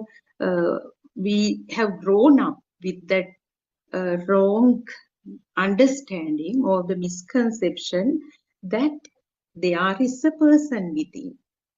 So when Aryan Mahanse explains how the thought is created, how this, due to this mechanism of 6 sensory organs, this mind power finally gets, runs through the nervous system and gets which has some impact on this inner vibration. So until this truth, was revealed to us, we never knew. Despite this Dhamma, despite he's sharing this beautiful message compassionately with us, we still live happily, kind of happily, in the sense, actually it's all suffering. Now since we know the truth, we know that it's suffering, otherwise we didn't have time to understand that we are experiencing suffering when every moment the world becomes real to us. So I'll stop at that. Then Dr. Kokila, and yes, there was Saranai, Dr. Kokila. Theruvan Saranai, I joined a little bit later, I think, but we are just continuing with the yes. talk of this. Theruvan Saranai. Yeah, is this is the wrong conception, wrong notion? Meaning on say and Aryan on say discusses about. Is this physical body me, is the me is there, is the thought, me and the physical body. Is there any relationship?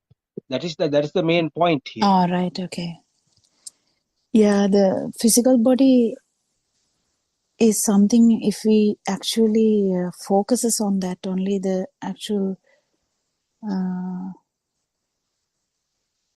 because if we like imagine, we think about like one thought like tree or pineapple, same thing with the body. If we just think about leg, it becomes another thought. But when it becomes my leg, it becomes like a different thought, which has more value than just leg, because someone else's leg, my neighbor's leg, won't be my leg. That's how it like goes on and on, because the value is being added all the time when we keep thinking in this self-cornered way, like in that angle. So leg, hand, abdomen or tummy, whatever, head. So we keep thinking about these things, or when we focus on that, if it is my head, well, the value is so much higher. We all understand that. We all really understand that. If there is a tumor in someone else's head, we won't be much bothered, would we? But then if the tumor is in our head, we will be really worried about that. Oh my God, there is a tumor in my head. So the story begins.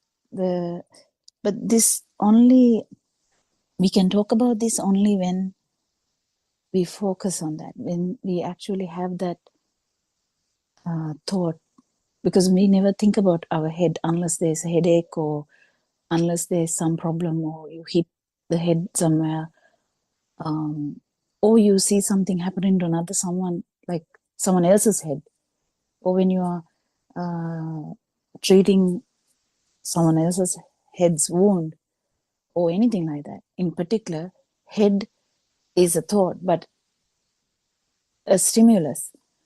But when it becomes my head, the whole story changes, the value changes, everything changes.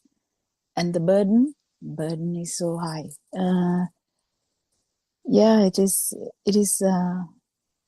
that is actually the way that it becomes intensified. The burning will get intensified with the thought of me.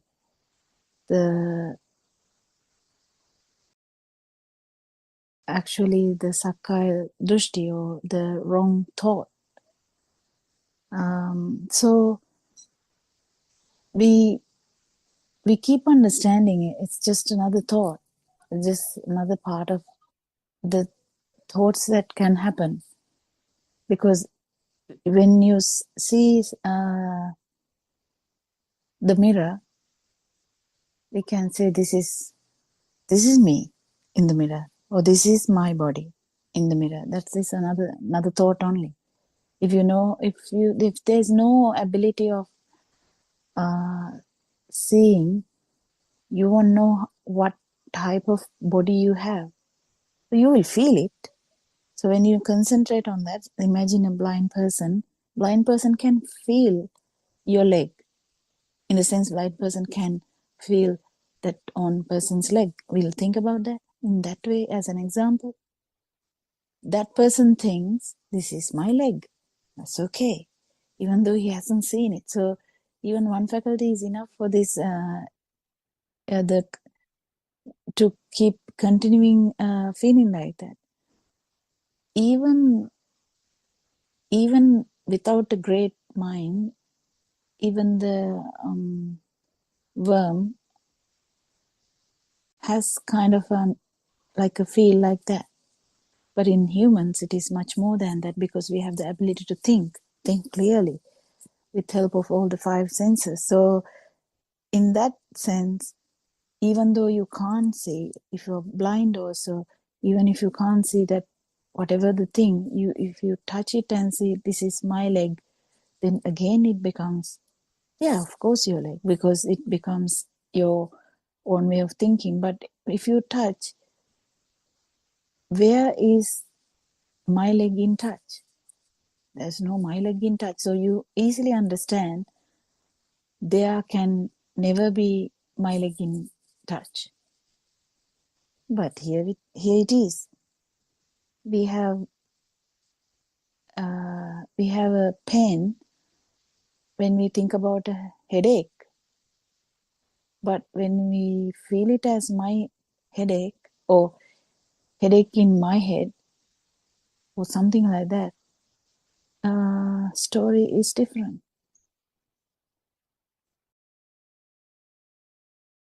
You attribute someone else's headache also to your, according to your understanding.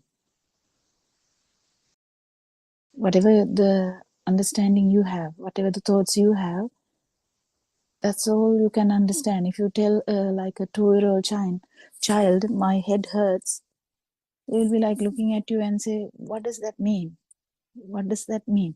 But they will later, when that child is about 5-year-old, if you say, my head hurts, they might actually give you some, like try to pat your head. Oh, mother, is your head hurting? Because they have an understanding now what head hurts mean. So we have like a thought already process about head and ache because we have made them together. So, and when the 5-year-old is trying to understand mother's headache, they will have an idea and they will just pat the mother's head. Oh, mother, do you want me to do something?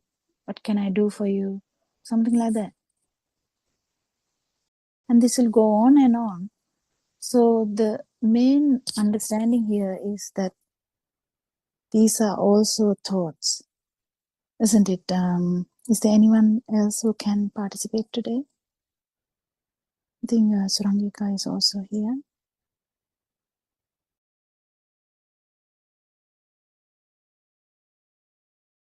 Yes, Teruvan Sarnai, Dr. Kokila, Teruvan Sarnai, Dhamma Prince, worship Aryan Vahansa.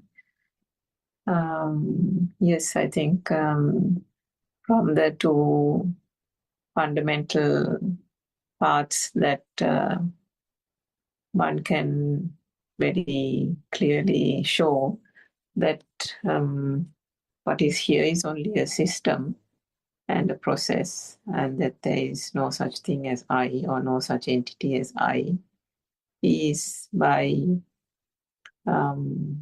showing, as you quite rightly pointed out, Dr. Kokila, that this so-called body is also just a thought. The fact that there is a body and the fact that we call it by various names, the limbs, the legs, the arms, and so on, are all concepts again that have been created by just a thought.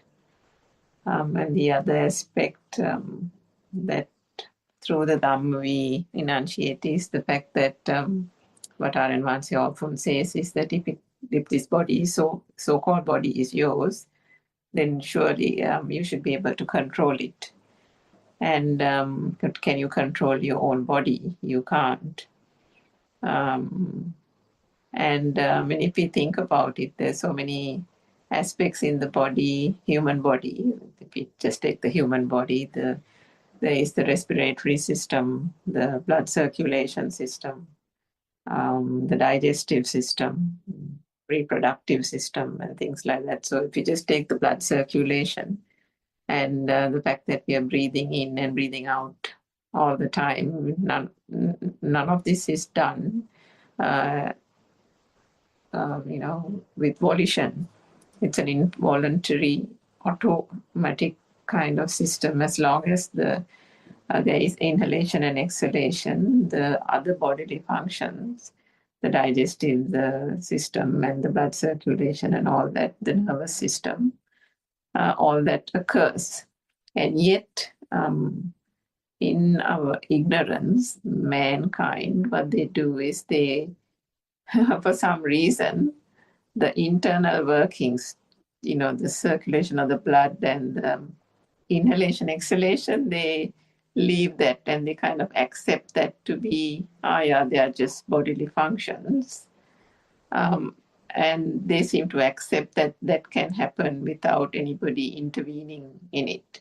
But then the external stuff, they want to attribute the I to it, as I think Sudharma mentioned earlier. There is always, it's like, my hands or my tummy or something, or my body is not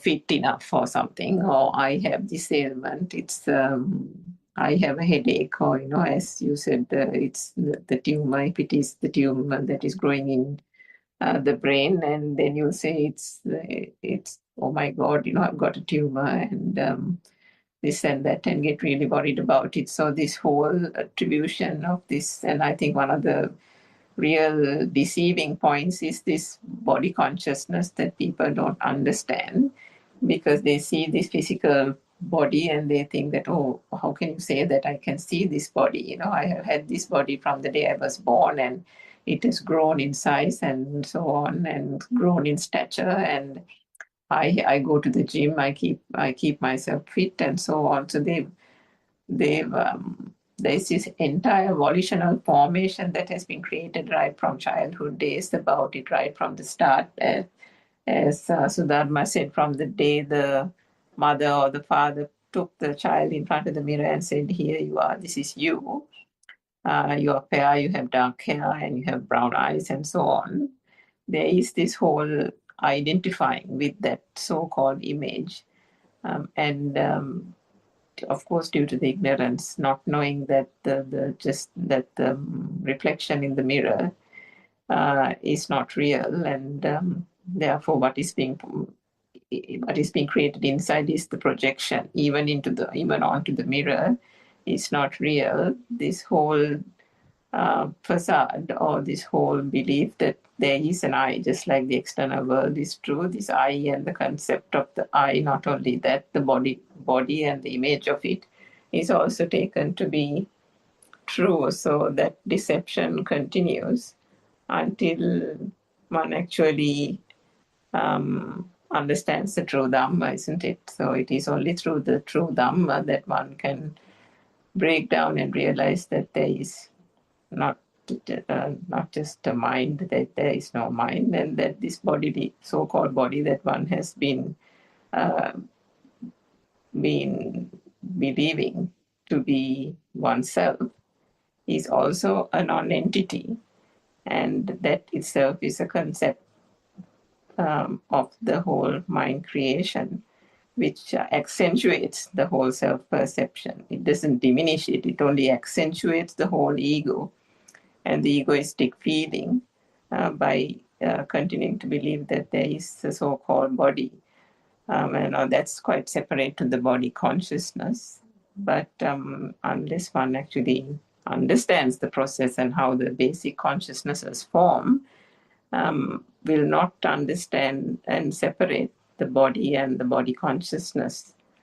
So it's, I think we are so lucky in that sense, people following the true Dhamma teachings of Aryan Mahanse, to be able to understand the system, understand the process, and not get deceived by this whole thing that the so-called society still continues to think that it's real, and then keep on going on in this believing in a fallacy and then deceiving themselves without seeing the truth. Yes, Dr. Kokila. Yeah, actually, it's very important thing that you brought out. So the body consciousness, or the tongue, nose, and the skin, they are the beginning of the disease. The problem, because even the small baby, that there's no mind to say that this is my leg or nothing. They just feel something. It's just a feel, just a feel. But even in that, there's a slight glueness in there because of the self vibration. But the problem is when it comes to the mind, when the mind is formed, when it becomes me, or when we understand that there is a person who feels something, you know, even when it is not taught. Just imagine the person is in the jungle, the person is not taught anything, not even a mirror. Still, even without a mirror, even without someone telling that this is your body, this is your head, this is whatever, nothing, still this body consciousness actually deceives you, because the body consciousness, that thing that even the the worm has, the body consciousness is felt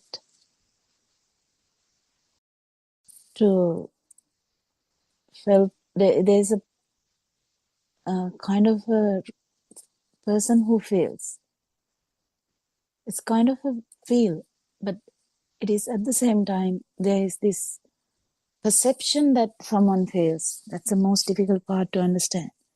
That is why the thought has intensified, that I feel the pain, I feel the warmth, I feel the cold, I feel the softness, I feel the hardness.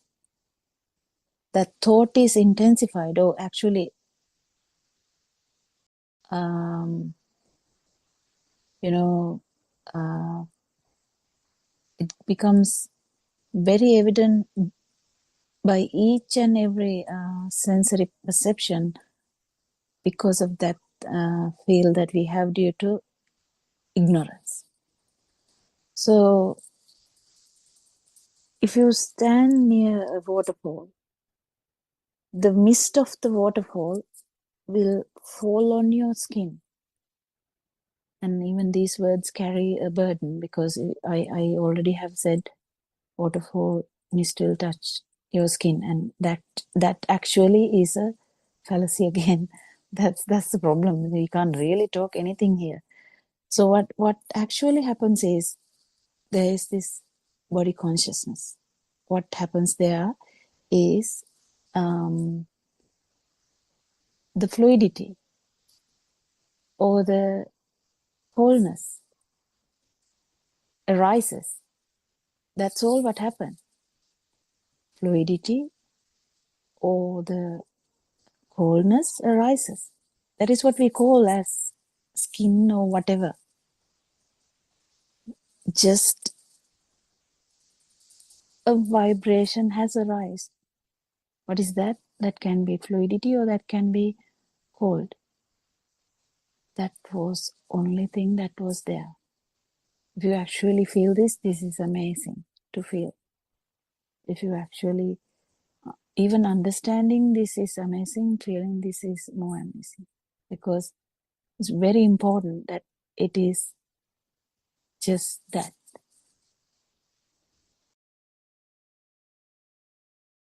Just an isolated feel. That vibration is only a product of that skin, or skin, because the skin only has this ability of identifying the fluidity and the cold. But the story is the mist of the waterfall touching my body. That is a story. That story is in the mind. So mind is the film. Film has captions. Film has topics. But actual skin doesn't have any of that. But there is a feel which even worm has, which even, that 1 month old baby has, or even fetus has. So that is that vibration which is attributed to particular sensory organ. You will encounter the non-vibration, because each time the vibration is taken for granted, or vibration is taken as existing, self vibration comes. This comes means that, like Meatikal Himeve in Sinhala. I'm trying to say that in English. I don't know whether that is correct, but whatever that meaning is, this happens, this happens. So if something is felt as happening here, then definitely the self vibration would be there. But then the Dhamma friends who keep understanding this Dhamma, what happens is they clearly get this understanding or practice it beforehand, that it's only a vibration of skin. It's only a vibration of, there's nothing even vibration of skin. Actually, it's just a vibration. Just a vibration, because skin is something we have put there.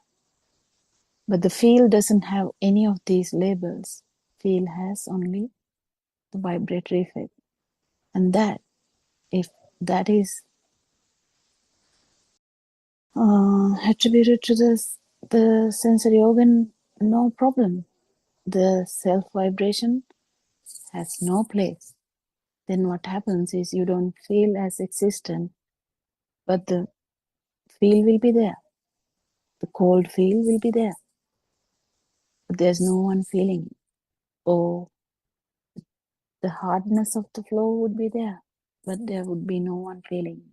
And it would be that even the hardness would be very subtle. That's where they talk about this experience. So it's beautiful and nice to feel. And then it confirms, because this confirmation should happen. Otherwise, this mind is not going to believe something which is said by someone or told by someone. You have to feel it. So when you feel it, you know, wow, this feeling, the existence feel is actually a construct. We need to feel that too. We know it now. We know that the feel of existence is a construct, but we have to feel that too, because when things are not taken for granted or not taken as real, feel of existence will be not there. Then that fraction of second confirms you, okay, this is what happens. So when the things are real, you feel the feel of existence, and when the things are not really real, there's no feel of existence. That's it. Literally, it's like as you have died, because you are not in the mind anymore, because when you die also the mind is not there. So that vibration, actual vibration, that vibration will die slowly, because you keep attributing it to the sensory organs. There's no power. The power is dissipating. Power is disappearing, because power is getting smaller and smaller. And one day you will feel that there's no power. And then you know, when you actually die, there won't be any power to have any rebirth. That's so important. That's so beautiful. Anyone else who want to add something or talk? Teruvan Saranai, Dr. Kokila. So it's very beautiful when you see that original feel, and for that to experience that, one should have heard this true message of true Dhamma, isn't it? Actually, I need to clarify this from you. Otherwise, even if the person hasn't seen the waterfall or doesn't know missed is some feeling that something this comes from an external entity, that subtle feeling is there. Perception, Yeah? self-perception is there even Perception for the is there. worm. Yes. That's Even right. for the fetus, the perception is Mm. there in subtle ways. It's very subtle though. It's very subtle. Even though it is subtle, it is there. In the sense, subtle means it's very small. Even it's not like big as a 10-year-old. It's not. When it becomes like someone becomes 50-year-old, it is much worse because there's so many things in that I did this, I did that, I did that. So it's all complicated now. But even a child, the feel itself has that problem. Even so, but it is very subtle. It's very. That's where the importance is. Like the third, the program we have 4 steps. We don't have an experience of eyesight. That means the waterfall is in our mind. Actually, the perception of waterfall is the only thing that we have, and that is not true. That is made up of that temperature change and the fluidity that happen in the skin. That's just a skin vibration. The skin vibration has brought about waterfall. That skin vibration, this thought has every step in that. Do you get it, Sudama? Actually, that is how we catch yes, this. Dr. Yes. Yeah, otherwise we can't. The worm can't catch it. The baby can't catch it. Nothing. They can't do anything. They are helpless. But when it manifests in a thought, only we can catch this. That's why only humans can achieve Nibbana. Yes. That's right. Yes. Because We the are thought using we have, thought has all these sections. The feel, the form. So the formless is the feel, and the form, and the actual sensual. waterfall. Yeah. So the actual waterfall is in the sensual world. But when one understands that it's actually in the perception, then it is the form. But then even underneath that is the feel that is only a product of sensory organ. There's no anyone who is feeling this. This one thought with 3 layers is very important, because you don't have to think about anything else. You don't have to actually go back to the baby to get this. You are sorting out it now. Do you get the because one of your questions actually made me to think about that. It was asked in a different platform, but that question actually took my attention, because that question is like, do I have to go to the baby's mind to understand that? No, because all these layers are now here now in one thought. The sensual part and the form part and the formless part is all here now. So you resolve now the waterfall, it's all done. Do you get the point? Yes, Dr. Kokila, very clear. And Dr. Kokila, another thought I have right now, that nowadays are in these Zoom discussions, when the practitioners come up with their experiences, Aryan always says, okay, now they give the experience and ask whether the self was there or soul was there. So the answer is, as long as you believe the self was there, it itself proves that it is the misconception, isn't it, Dr. Kokila? Yeah. But the thing is, that question itself is showing that person has more Satyajnana to understand. What is it? What is Wisdom it? of truth. Yeah, Wisdom. yeah. There's more things to understand because that question shows that the experience is not there. If the experience is there, then it is very evident what what will happen, because that it's very evident that what kind of vibration you have, because you just die for a moment. In the sense, it's not actually dying, you shouldn't say that, but it's just, you feel it, and that particular vibration which we attributed to the skin or whatever the organ,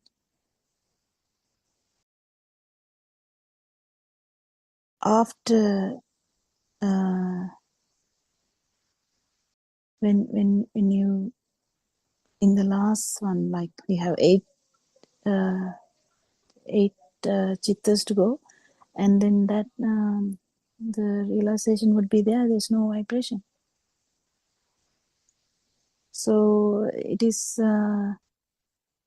it's an assumption, so but it is really beautiful to understand the beginning of this, because we need the beginning. The end part is not something I'm discussing today. I'm actually talking about the beginning part, because it is very beautiful to understand this Dhamma. That is the main part. Actually, if we resolve that part, there's nothing much we need to, we keep adding, we keep understanding that more and more. If you see a flashlight, it keeps becoming more and more. The whole world becomes like the light, and you become the light. That's where the actual enlightenment is, actually. So the flash of a torch, which happens in the beginning, is the beginning of the understanding that we have, that what is this beyond the mind, and what is the vibration we have as the sasa, the vibration effect. So yeah, it is. I don't know whether I answered your question. Actually, I think I got derailed. What was the question? Did I answer it? No, I asked Dr. Kokila, yeah, you answered, because what I asked was, even for a person who has no any idea whatsoever about a waterfall or any external Yes, perception. 100%. Yeah. Yeah. So because of the sasa, or even if it is astra, because astra is also, it is also subtle, not like gross thinking. Gross thinking, we know all about gross thinking. I went to see Dunhinda waterfall, and I was there. I was talking to my friends. I ate I can't even remember, something, and I stayed there for half an hour there, and we went to another place. That's the gross thinking pattern we have, isn't it? Yes. Yeah. We used to be that. Yeah, that's the gross thinking pattern we have with the self, with the thinking pattern. It's all good. We are there. We are like really in that film. It's okay, but it is what happened. But now at least we hear something like saying, yes, that dream is there, but it is actually another dream. Like we dream at night, but this is also another kind of a dream where it is not true.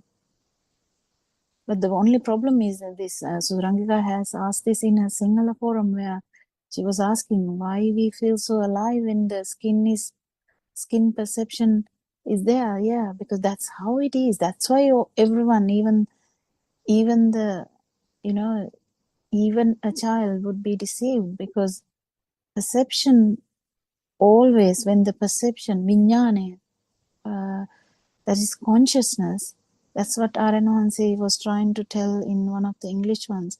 When the consciousness comes, consciousness, the skin consciousness itself has the problem, because the consciousness has the feel that it is that feel of existence. But that is where anidassana consciousness happen. I don't know what English word for that, but where the consciousness is there, but there's no person who is feeling. It is really important to understand that, even as a theory part, because that's what happens. So the consciousness, skin consciousness is difficult to understand, but skin consciousness is very easy to feel, because if you are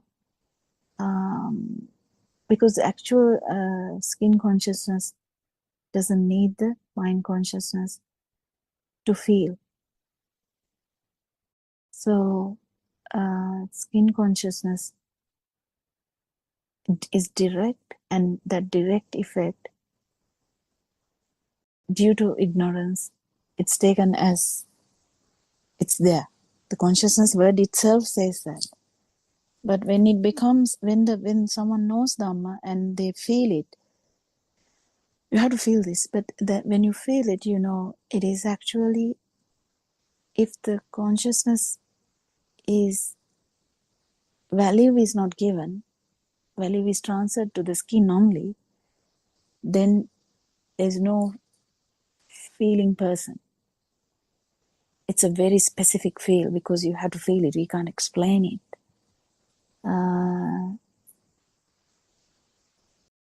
But it doesn't stay. That particular moment will not stay, but that will enlighten you about this actual thing that Dhamma says. What Dhamma says is, there is no doer, there is no person who perceives. There's only perceptions, but they are not also true. Even the the skin consciousness. Skin consciousness, there is a perception. Even though there is no mental construct, there is a construct.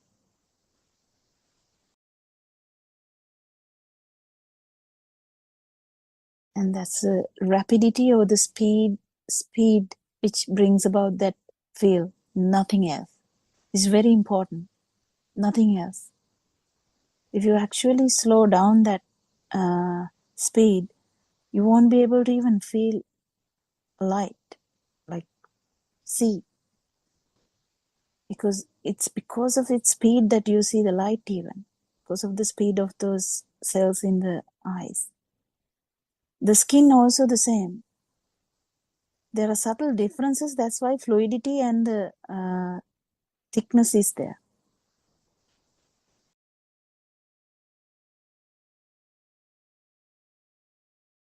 That's that construct is due to the speed. This is very important. Very, very important. If the speed was not there, actually there's no problem of this self. But the speed is there already. So we just understand that.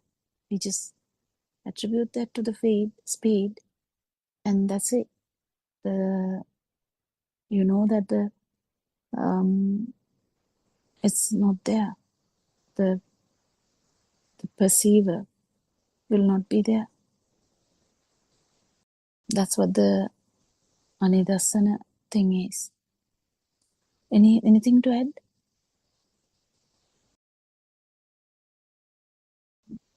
Dr. Kokila, when actually that must have been a very smart question, Ms. Suramika's question, body consciousness. It makes sense right now also. I was just contemplating on that. It's a very important explanation, even very good that you brought up it here also. And Dr. Kokila, when Ms. Surangika mentioned about all these body systems, Now, earlier we used to understand that the non-existence of the body through this the conventional mindfulness of body, like analyzing body in 32 repulsive parts, and so something was there, because Aryan Vase now has given the, I mean, original form of mindfulness of body. Like it's again seeing the truth of the thought, but we used to divide the body into 32 parts. Yeah, Yeah. that's also another way of telling that head actually didn't have a self. The hand itself didn't have a self. So where is the self? That is the journey of finding the self, actually. It's a beautiful another way of finding the self, that you it was such like a explanatory way of telling. Lord Buddha was trying to explain you is where is this self vibration? Is it inside liver? Is it inside the kidney, or is it inside the spleen, or is it inside the bowels, or is it inside the legs? Is it inside the heart? Is it inside the where is it? Is it inside the brain? Where is it? Is this vibration anywhere? If this vibration is anywhere, actually it's not anywhere. Does that mean it doesn't exist? No, it does exist until you feel, until you can resonance to it.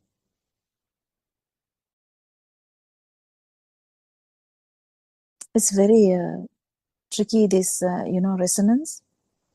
That's very tricky, because it's very important to understand. I think that's the beauty of Dhamma. Aranwansi has talked, because it becomes scientific. Because before, none of the Dhamma was like that scientific, like, so the science people would like shrug off, they just imagine things and say some stuff. But actually, this becomes so scientific that even the string theory, or even the quantum theory, this all can be explained how this packet of vibration brings about all these problems. It's so beautiful. So beautiful, actually, I can't even worship anymore. Like, it's that beautiful, that informative. So those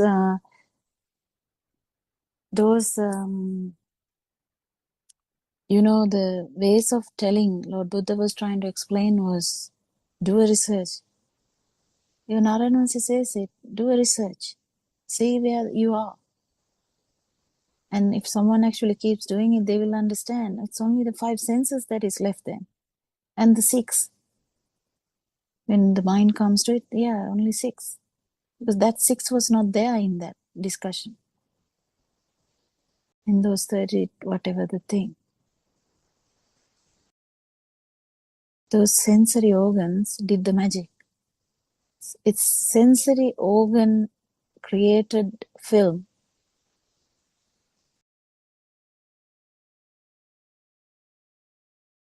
The problem is not the film. Problem is the perception we have that it's real.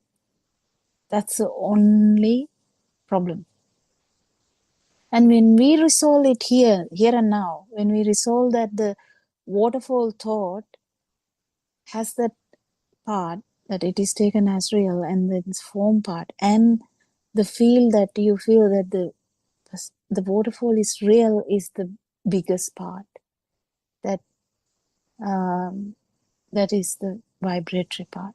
But if we resolve this one thought, then it becomes evident. You don't have to cut all your mangosteen to see the inside. But when this liberation keeps happening again, then this you can more and more, your insights will be different. so it becomes more evident. And it's actually a beautiful way to understand whether the perception, the Vedana Anupassana, or any, what is Vedana?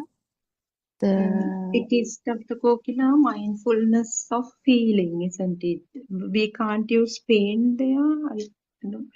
That's the word that comes, feeling, mindfulness of feeling. In that actually, because it Feeling or actually, sensation. Oh, I'm just wondering what is to be used in the translation also, Dr. Kokila, there. in that also, it can actually, Vedananupassana can lead to even, it goes towards the Rahat or the Arahant state. So in that, we understand that sensation would be a thing. No, when we talk about the 5 things, what are the words we use? Like Rupa, Vedana, Sanya, Sankara, They are Vinyana? feeling, Dr. Kokila, form, feeling, perception, mental formations, and consciousness. Yeah, then that We feel, can that, use sensation as well for feeling. It's either feeling or sensation. Yeah. So that one also actually is a research to see which sensation actually had me. None of the sensations has me in there. It's really interesting. And it even goes into the depth that I told about the skin sensation, where even that vibration, it has no me there. That's the rapidity of the skin vibration. That's all. That's the importance there. So the any sensation, what is it? I mean, in that Vedananupassana thing, I think that Aryan Mahansa is an example about if you prick the body with a pin, whether you prick your arm or the leg or wherever it is, it's still the same kind of pin prick pain, right? And if you use that analogy, finally, when there is that realization that this is a process and there is that eye perception is diminished, when pain arises, at that point, there is that realization that the pain is not attributed to the eye. Now, that won't happen for a person who doesn't has had no access to the true Dhamma. When the No, pain actually, in this, I'll just add this, Surangika. In that last bit, even without the eye part, even because inside the mind only you have all these eye and everything, but pure pure feel has no any of these things anyway. In that is the trick comes, where it should be understood that it's the vibratory effect is there because of the rapidity of the skin. That sensory organ. It's purely due to the vibratory, the rapidity of the vibrations. vibration, yeah. That is the main thing that gives rise to the non-vibration. Because when you are in the mind, you have all these, like skin prick or whatever, the prick and the feet and all that. But actual feel has no any of these descriptions. Actual feel is the skin vibration, isn't it? Do you think I told it okay? Like, do you have any question? When you say vibration, I mean, what we practically experience is the pain, isn't it? Because even an arahat will experience the pain without the eye attribution. Yes, Yes, definitely. Yeah. I'm talking about actual, you know, I'm not talking about the arahant who has understood all this, because to get these things you have to feel this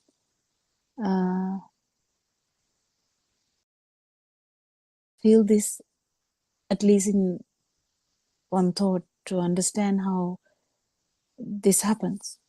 Yeah, I think what is tricky with the body consciousness, Dr. Kokila, is that what has to be understood, and this, I mean, personally, I took a long time to understand it also with this Shuddhashtaka, what you touched on as well. So this, I think it's called 8 patterns of vibration. So all these 8 patterns of vibration are just merely the sensory or what is perceived through the sensory organs, exactly as you said, due to the sheer speed of the vibration.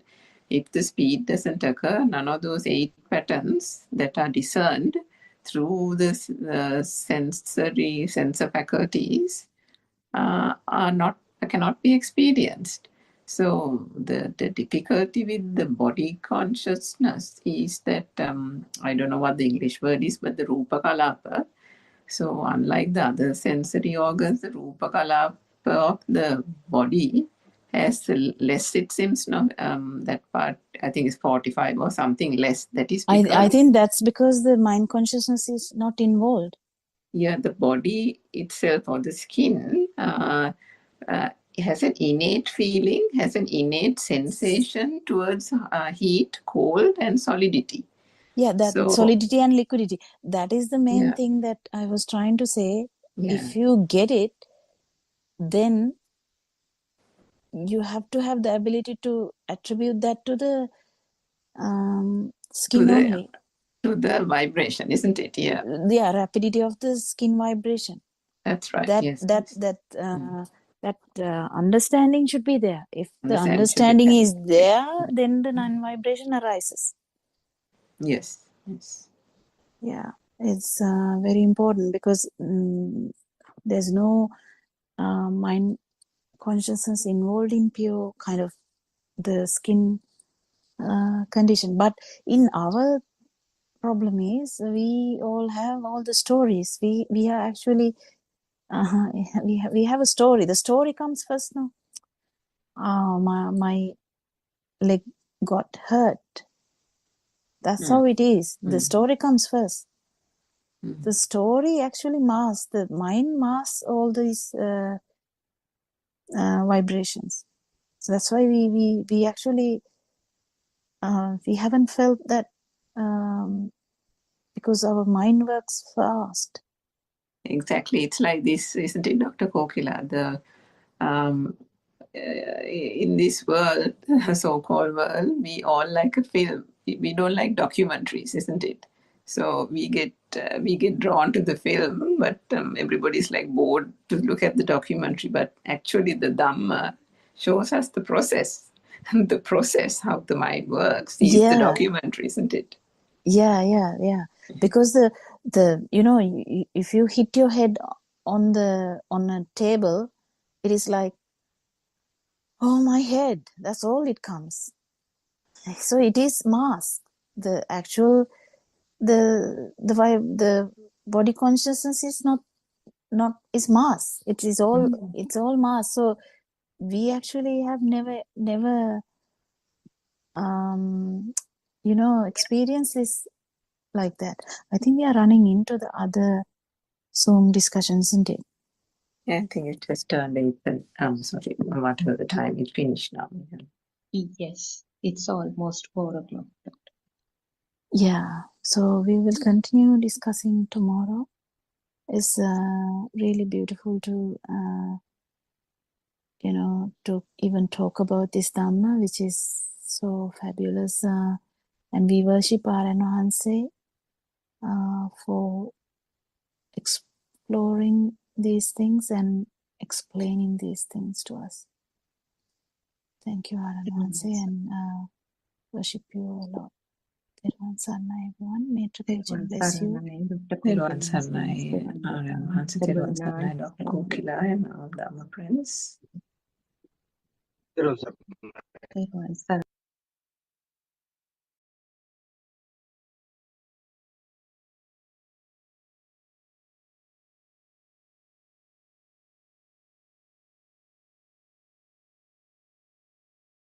Good afternoon, everybody. Therasana Aran Mahansa. Therasana, everybody. Let's continue with the book reading. The Chotham Has Awakened, Volume 1, page number 47, second paragraph. Aran Mahanse. Good. Now doesn't the thought arise and then disappear immediately? A thought arises and ceases at every moment, doesn't it? Mehenin Wahanse, yes, Honorable Sir.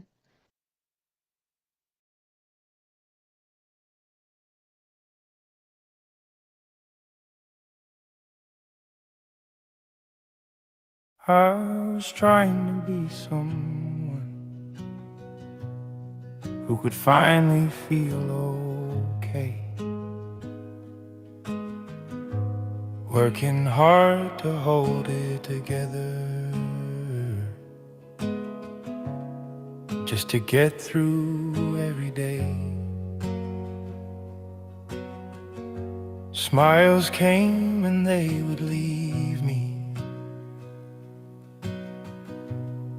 like the sun between the rain.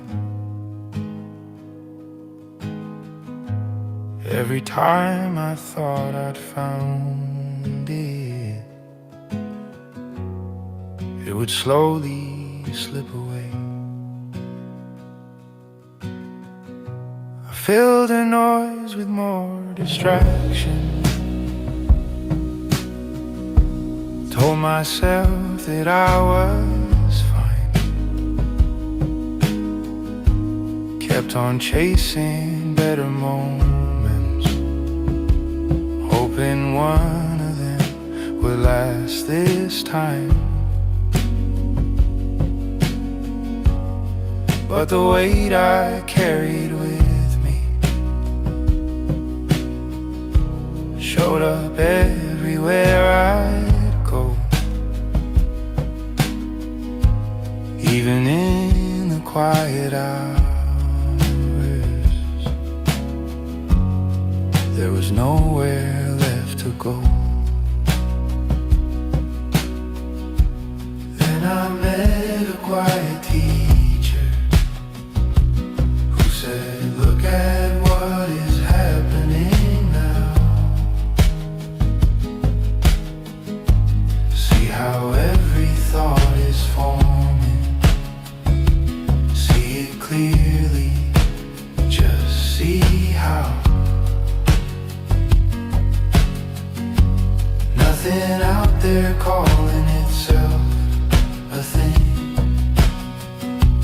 No one here that must defend, just a quiet seeing of it. And the struggle began to fade away. Buddothpado,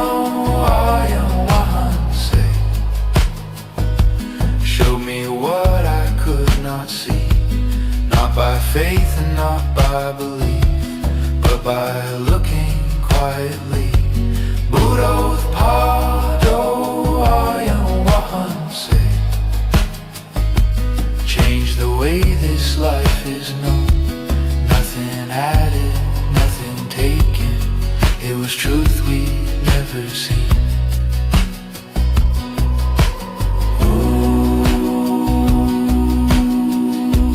Nothing added, nothing taken. It was truth we'd never seen. Nothing added, nothing taken. It was truth we'd never seen. Buddothpado, showed the way by asking, see. When the search at last grew silent, there was space to simply be. Nothing added, nothing taken. It was truth we never ever seen. Nothing added, nothing taken, and nothing was the same.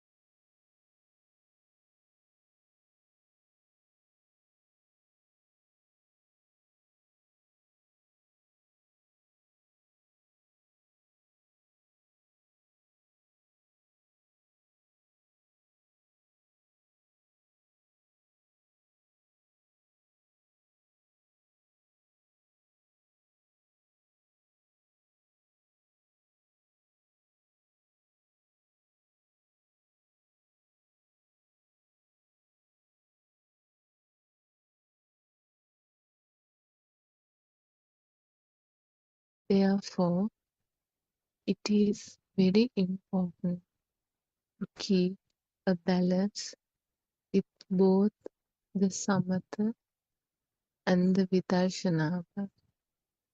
Both practices should not go to an extreme, otherwise, you will not be able to go on the path to nirvana. We already presented the first step to you, that you need to develop mindfulness in order to observe your thoughts that arise in your mind.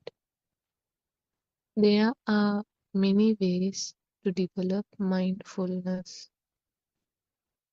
Many years ago, when we did not know the Dhamma so well, we spent a lot of time and effort trying to perfect our concentration meditation, samatha.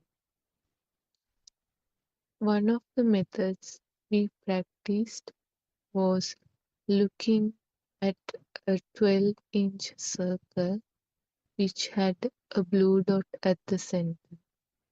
We spent a lot of time trying to bring our attention to the center of the circle. We also spent a lot of effort on being mindful of the breath. Due to our previous practice, we are able to bring our attention to our breath even now. When we practiced the samatha meditation, whenever we realized that our mind was going to stray away, we learn to bring our attention to the posture that we were in at that time. With all our experiences, we would like to advise you that the moment you realize that your mind is straying away behind other thoughts, you should immediately bring it back to the base of your concentration. To go on the path, you need to develop your mindfulness, sihi, and wisdom together. The concentration meditation or the samatha meditation is very useful when you need to improve your mindfulness. Some people use the method of Buddhanusati meditation where they look at a statue of the Buddha and keep their mind concentrated at one point by thinking about the virtues of the Buddha. Some people also practice concentration meditation by looking at a human skeleton. People who have thoughts of lust benefit by doing the skeleton meditation because it helps them to reduce the desire for the human body. All types of meditation have to be done in moderation. If you practice the skeleton meditation and if you begin to develop an aversion, a hate towards the human body, that too will create another extremity or a duality. Therun San, everybody. Therwan Sarnai Shani, thank you for reading the book for us. You read 2 pages from the True Dhamma Has Awakened, Volume 2 book. So we all worship Aran Mahasi at his feet for this guidance that he's doing. And we warmly welcome all of you who have joined the Zoom discussion today. And if I just briefly summarize what was read, we were talking about this concentration meditation. Actually, concentration meditation is not confined to Buddhism. It's there in many religions. It's mainly the Hinduism. And that is partly, I think, it had an influence for Buddhism also because that has been in practice for many thousands of years. So in concentration meditation, what is tried is just to bring the attention to one event or one point. As you know, the behavior of this mind or the behavior that how the thoughts are happening, how the thoughts are formed is such that it's a very fast moving flow. And it's not easy to bring the attention to one point and keep it at that point. So it's a kind of restraining or trying to tame the mind. So the things that were practiced were listed, I mean, just briefly mentioned in the reading. One common thing is the breath. Where the flow of air is touched, the concentration is kept at that point. That is one of the well-known concentration meditations. And also, some people used to concentrate on something drawn, a circle with a dot in the middle. That was another, it's mainly from the Hindu practices. So you are concentrating, you continue to look at that circle and then concentrate on that. So that is one of the methods. Also, it mentioned about looking at a Buddha statue. It's called Buddhanusati Bhavana in Sinhala, where you look at the statue and try to uh, remember the qualities of the Lord Buddha. So that is one another way. And the other one mentioned in the book was this looking at a skeleton. And it's good for a person who has some attachment to a physical body. Uh, so when you try to focus on the skeleton, you realize that even though the body is covered with the muscles and the skin and then looking very attractive from outside, underneath that is that skeleton, which might bring a kind of horrific feel to somebody, or another person might feel straight away some aversion to that. So those are different methods of being mindful to one point.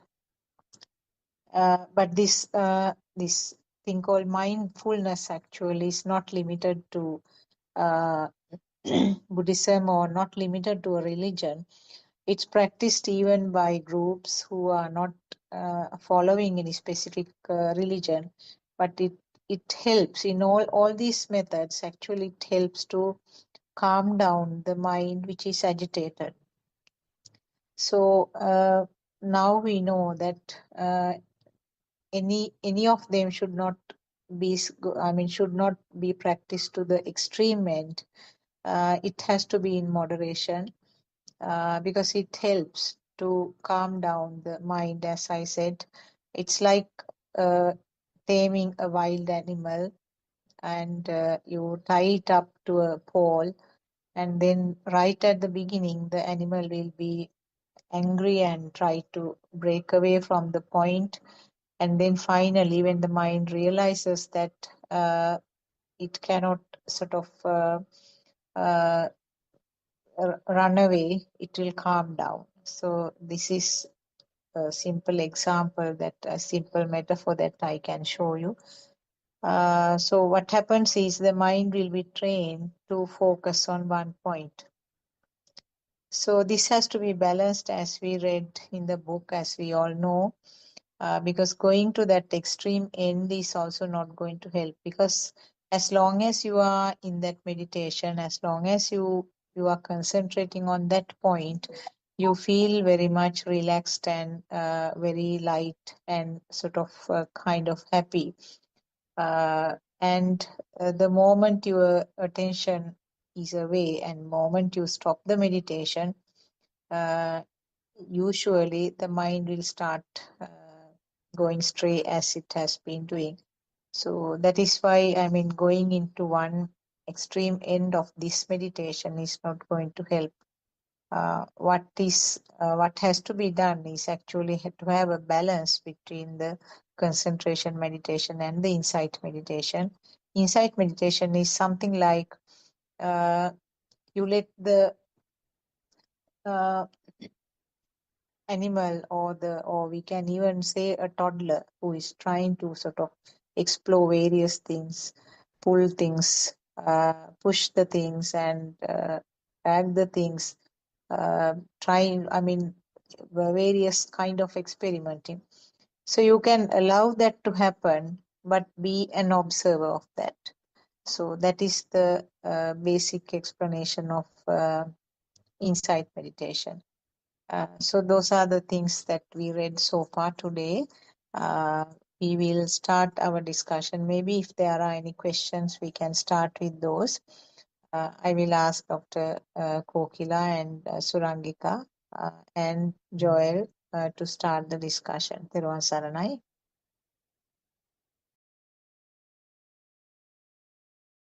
Thiruvaren Saranan. Yeah, we can start the discussion.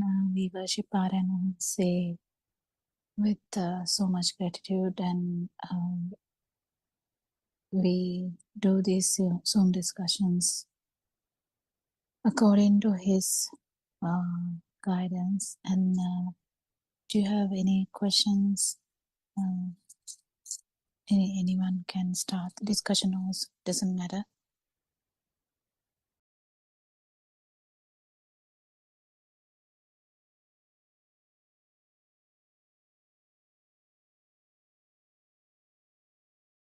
Anything specific, Sakuntala? We can start a simple topic, something which Joel also might be able to follow, something simpler. Yeah, okay. Joel, do you have any preferences, anything to discuss? Yeah, but I was thinking, how can I relate this to the reading? It's okay. It's okay. When I think about this, when I said about this mind and the five senses, we get it through the five senses, and there's a perception called, or we name it or label it as body or something. Okay. So same thing is told in my religion as well. As to they say, don't worry about tomorrow because tomorrow has its own burden. So I just compare and see how it goes. Is it good to compare or is it bad to compare? Oh, good question, actually. It's a very good question. So the truth has nothing, because religions have so much of things. Actually, the Buddhism nowadays has gone to so much action based karma pala. I don't know whether you even know about that, but it is really based on action and effect. But actual Lord Buddha's teaching was nothing like that. It was actually about the truth, about all the senses, how it works, how you feel alive, how you feel the self, how this self-perception is another just a perception which has the same mechanism of all the other perceptions. It's just a perception. This is being even proven if you read a scientific article, which is very neuroscientific articles, or people who look through the science, who is trying to understand. Even they have started to understand that the quantum, the effect of life, how life is not actually the mind or the body. And then they are searching what it is, and they are actually understanding that it's just a kind of a power which we haven't thought about, or we haven't researched enough about. But Lord Buddha has always told you can't really research about it from outside. You have to research about it inside. So the research about what happens here is, I would say, the most scientific thing ever I have heard. Because I had that question every day. I had so many questions, actually. I had so many questions about this action, or the karma, or belief that if you do this, you get this, kind of that. But how it relates everywhere, you know that bad things will bring bad, good things will bring good. But is that all? How is it? How is it? What is life? Why there is a manifestation like here, like this, and why my friend's manifestation is different? Why someone in UK's manifestation is different? How there are differences in manifestation? How there are differences in the observations? How they are having different experiences? How these people or even animals, or even a cellular organism, how do they have this alive feel, and what is it, and how is it, and how is it? Is it kind of continuous thing, or is it kind of something which arises at, with the stimulus? So there are so many questions. So I would say I entered Dhamma from a kind of scientific thinking, not really through any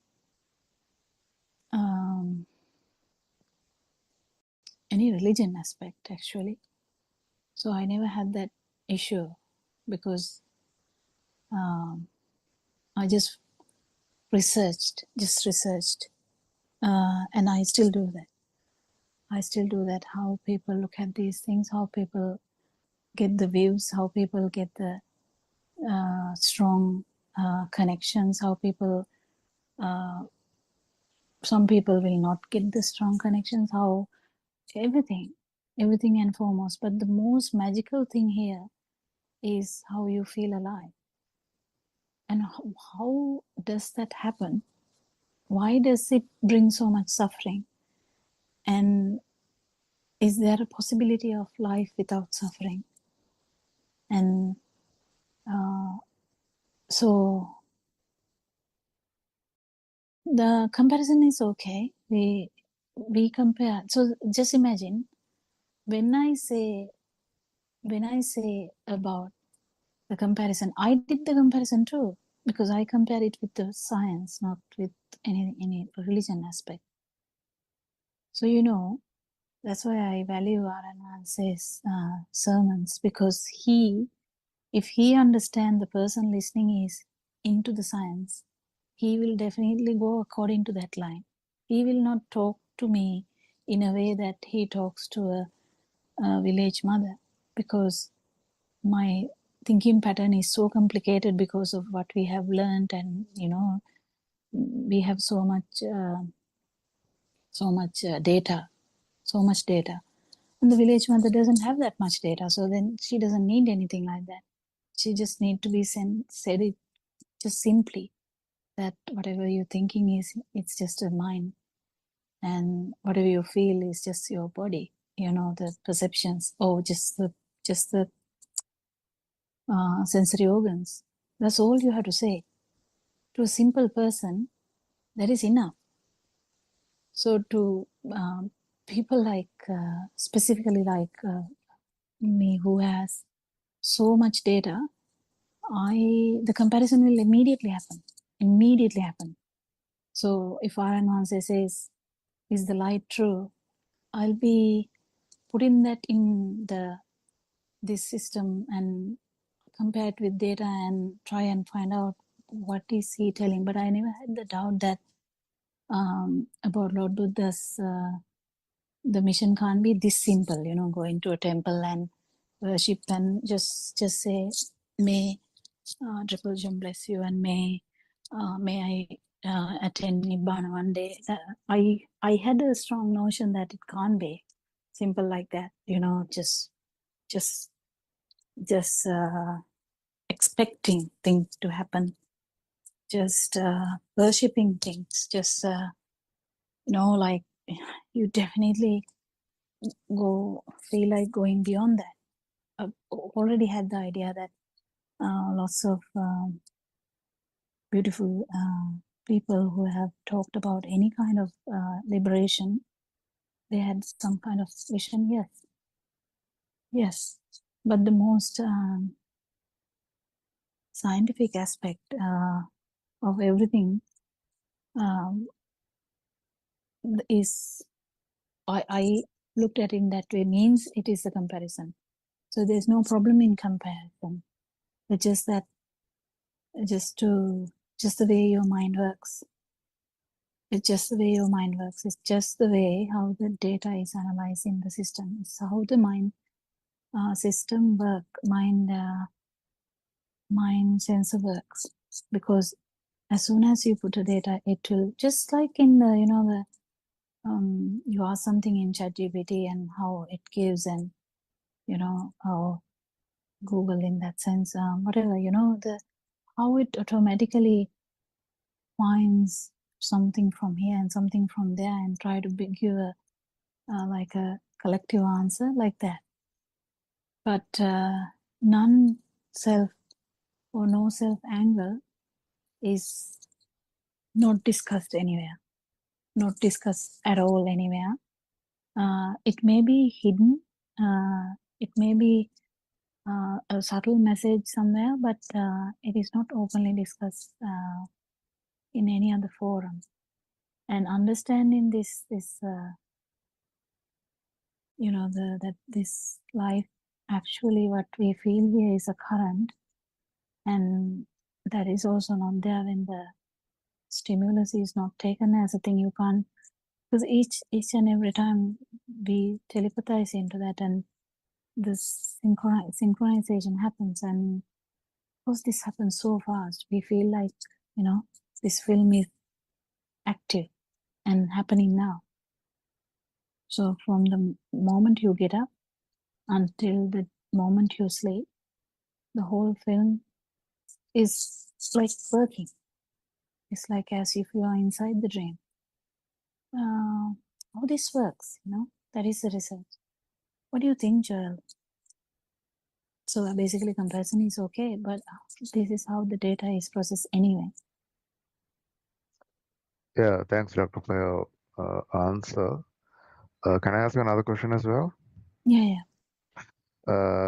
It was read about this skeleton meditation to retrieve from lust. Am I correct? Yeah, I have heard about Okay. it. Yeah.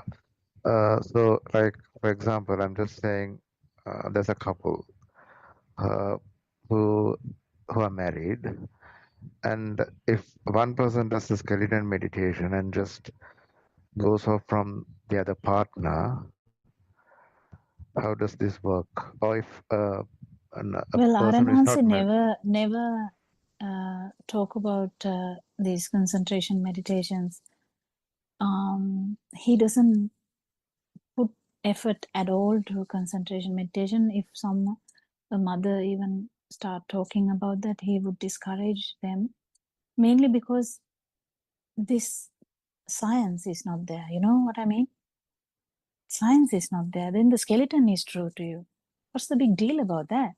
You just change the perception. So you look at your wife and you just have a perception of a skeleton. That's not Lord Buddha's truth. The truth is different. Truth is about all the perception. It's just a perception, whatever it is, it's fine. Just understanding how the perception works is just understanding the truth, understanding how this works. And you just don't burn. You're happy for her. You are happy for the partner. You will do everything for that partner. It doesn't necessarily mean anything. It's just your burning is not there. Because the dream is not true, but the dream is there. So your burning is going to get zero slowly. It doesn't happen miraculously at one go, but it will start to get zero. But no, in Aranhanse's explanations, with his guidance, we never talk about changing perceptions or shifting perceptions. Oh, it's nothing like that, actually. When we understand that everything out there is a perception, that just that. Even the skeleton is a perception. Do you get the point, Joel? Excuse me, can I add something to that? Yeah. Actually, those concentration meditations have been in practice in India for many thousands of years. So this is also one of them. And when at the time that the Lord Buddha started, preaching this Buddhism, these were in very solid level. The people were practicing in a very strong way. So there were different groups. They all said that they are trying to find truth. So they were using these various kinds of meditations to find out whether they can reach that goal. So what happened was, Lord Buddha didn't want to sort of straight away cut off those things and then give completely a new concept to the people. What he did was, he didn't sort of reject or straightforward refuse them, but he tried to use some of them so that these people will have a change. These people will understand that concentration meditation alone is not the path to find the truth. So this meditation is one of them. Actually, they have been used even in Sri Lankan monasteries, the jungle type of places where the priests are mainly doing meditation. So they have been using these skeletons to keep their sort of emotions and keep their feelings into the very low level where they will be able to concentrate on what they want to do. So actually this meditation by looking at a skeleton is not something straightforward from Buddhism. It was something from the Hindus, and then also there were these different sort of uh, groups, saying some were called Niganta, some were called Brahma. So there were so many faculties like that. So they were following this. So what happened was, Lord Buddha was more tactful because he didn't want to refuse those things, because he knew that people were looking for the comfort. They were trying to get rid of the sorrow by using all sorts of meditations. So that is how it came here, because it was mentioned in the book. I just briefed on that. So it's not something that you should practice, on a person who is living with you in the house or your family. So I don't know whether the way I explained gave a sort of wrong impression, Joel. Okay, there was a night. Yeah, thank you for adding that, Dr. Sakuntala. Yeah, true.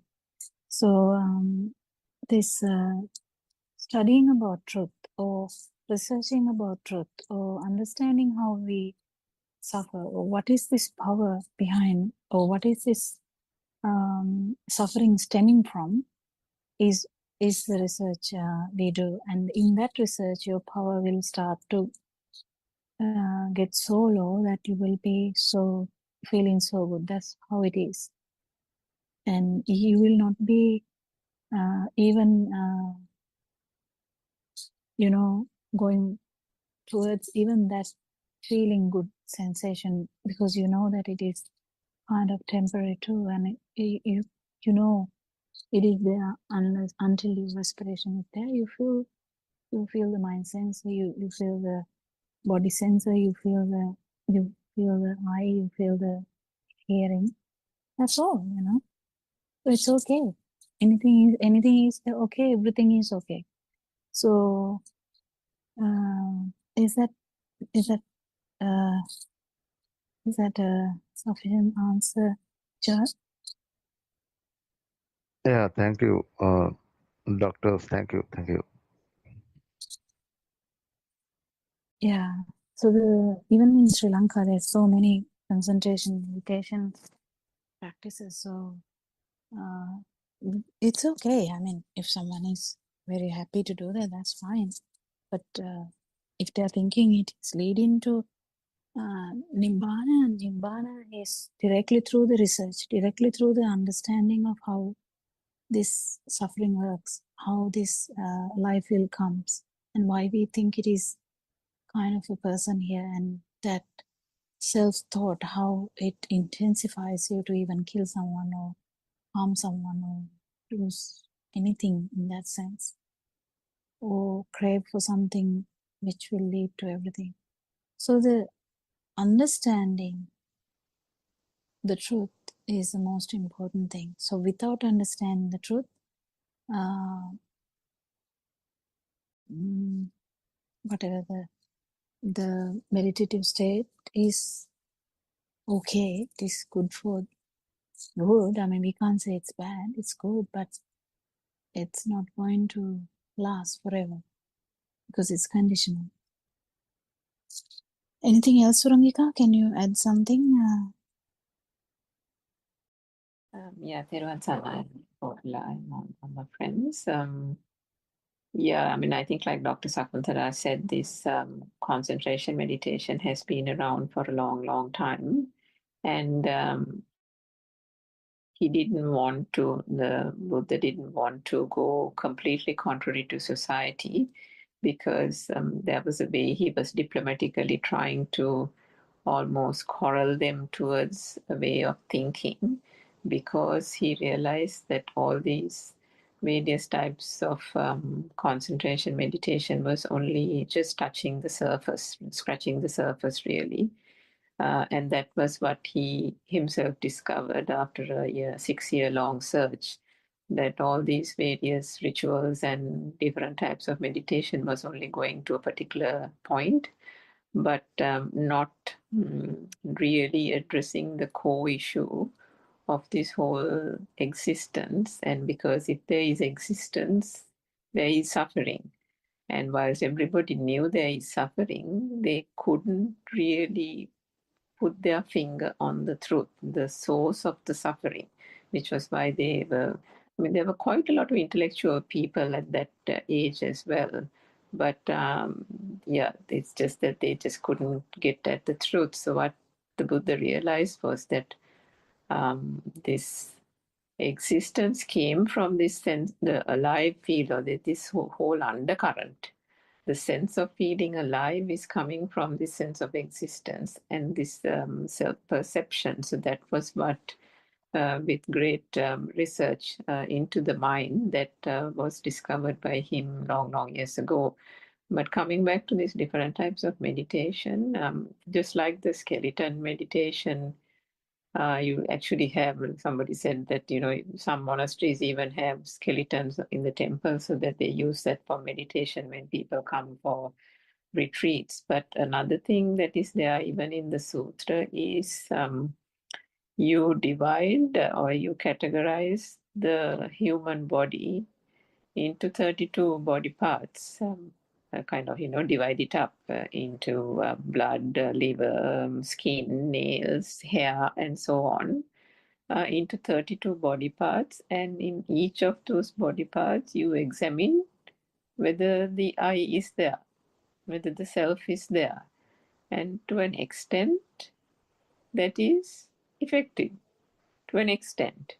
Because the common notion is that most of the people say, I have a body, so I'm here. This is my body, this is me, this is the physical me. So some are still fixated on that. So to that extent, to kind of transcend that aspect of it, breaking down the body, the human parts, into 32 or whatever, and then saying, is the blood me? If you take the blood, so you kind of mentally do this thing. You can sit in one position and you take this, you imagine the skin is taken out, you imagine the blood is taken out of the system, and it's lying in a pool in front of you. So is that blood me? Is the skin and the nails, if it is taken out, is that me? So like that you can reflect. And to that extent, one can then gradually realize that these things are just the human body is just an aggregate of all these various body parts. But does that finally get you to the truth? Not really. Because then you know that you kind of get a realization that the I is not here, but then that doesn't make the sense of feeling alive, the suffering, the I sense that you get when something doesn't work the way you want, that burning is still present. That burning hasn't gone away just because you dissected the human body. So ultimately, all these things were done gradually, almost like incrementally, by the Buddha to finally say to that the core or the crux is in understanding the mind. And that is why you have heard, I think, Aryan Mahansa also saying, the body is not me, and the mind is not me, and then who am I? That is the core teaching and the core two questions that he asks anyone who is new to this truth, new to understanding the truth. I mean, you answer those two questions, you become speechless. There's absolutely no answer to give. So that is the core truth that is trying to be taught in these sessions, because you can do it on your own as well and understand, is this leg mine, is this hand mine, and all these kind of things. If you take a general anesthesia and you don't feel any of the body sensations, then what happens? So isn't that just a function of a sense of faculty? It's the same with the eyes, same with the ears and the nose and the tongue. So whatever that we experience, isn't that just the experience through a perception, as Dr. Kokila said, arising out of the sense faculties? If that's the case, where did this so-called I notion of I come from, the notion of self come from? So this is the great examination. This is the great truth, the search for it in this so-called mind. Yeah, Dr. Kokila. So it's amazing, isn't it? All this concentration, meditation is just a halfway house to finding the truth, which is why Aryan Mahansa doesn't recommend going down those paths. You can go and you can get stuck halfway, and then you might spend 20-30 years just doing that meditation, because there is a certain sense of calmness, some tranquility that you can gain out of it. There is no denying it. You can. But is that the end? Or are you just, just kind of languishing in a spot when when the burning is still there and the suffering is there?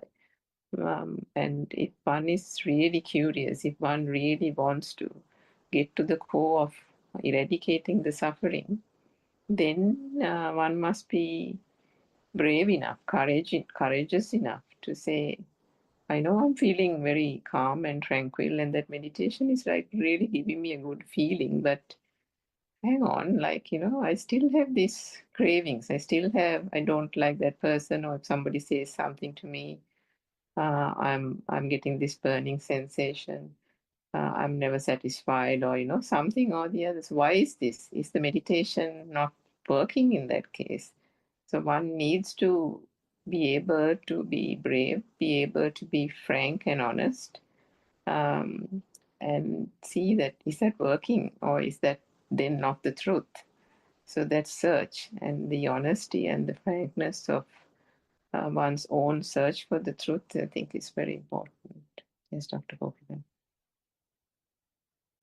Yeah, it's very beautiful to understand the whole thing, understand, and I would say it is very good to know the truth, isn't it? It's we talk about human rights. I think the biggest human right is to understand how this system works. But that is not a concern to many. Only few people might think about that. Or someone will get dragged to this understanding just because the burning is so much that person feels so restless, so difficult to live, and they might seek some solace, some kind of happiness. So they might come for temporary happiness, but if they get into this understanding, they know it is going to be permanent. It is going to be permanent because you understand that there is no self. You understand as well as one day you will feel it. That's the most important aspect of it.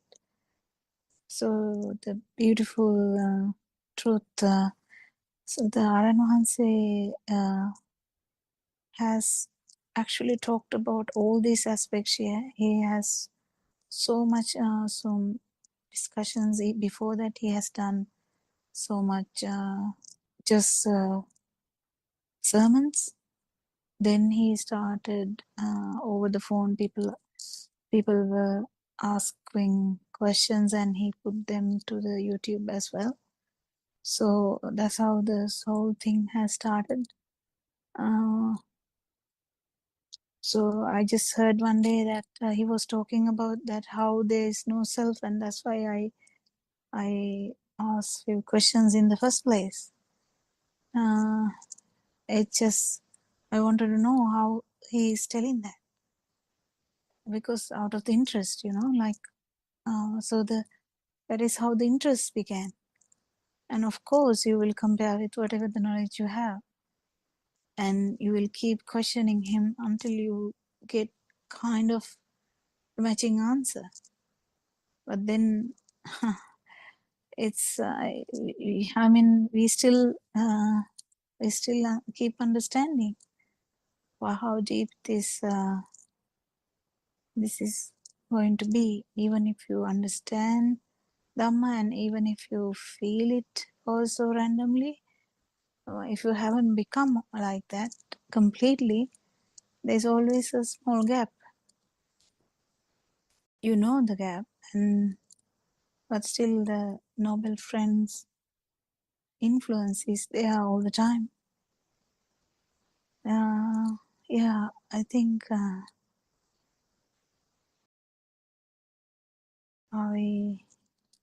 we have much time actually. So what are the other things we can talk about? Joel, do you have any other question?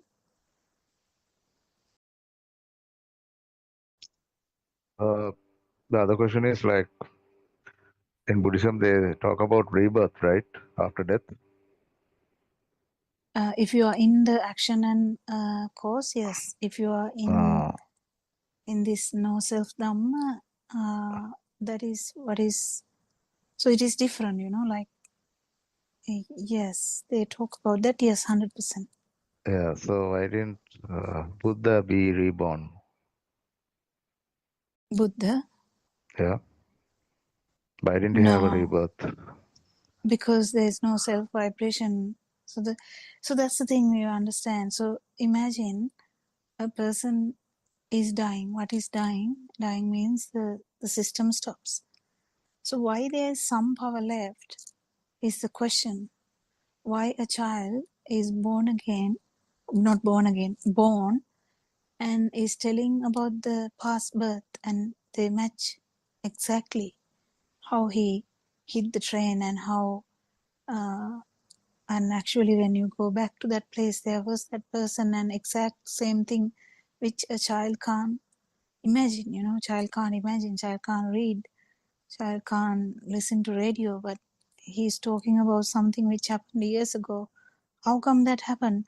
There are so many researchers in the world, also in European countries, in abroad also. There's so many researches happening about this near-death experiences, and the rebirth, and there's always a thing that people directly can't tell, because they can't sort of get it. The thing here is, if you are in if the body system shuts down, and everything should shut down, isn't it? Then why not is the problem. Then there's additional power there. That additional power of the last thought, it is synchronizing to another zygote. So how does that happen? How come that happens?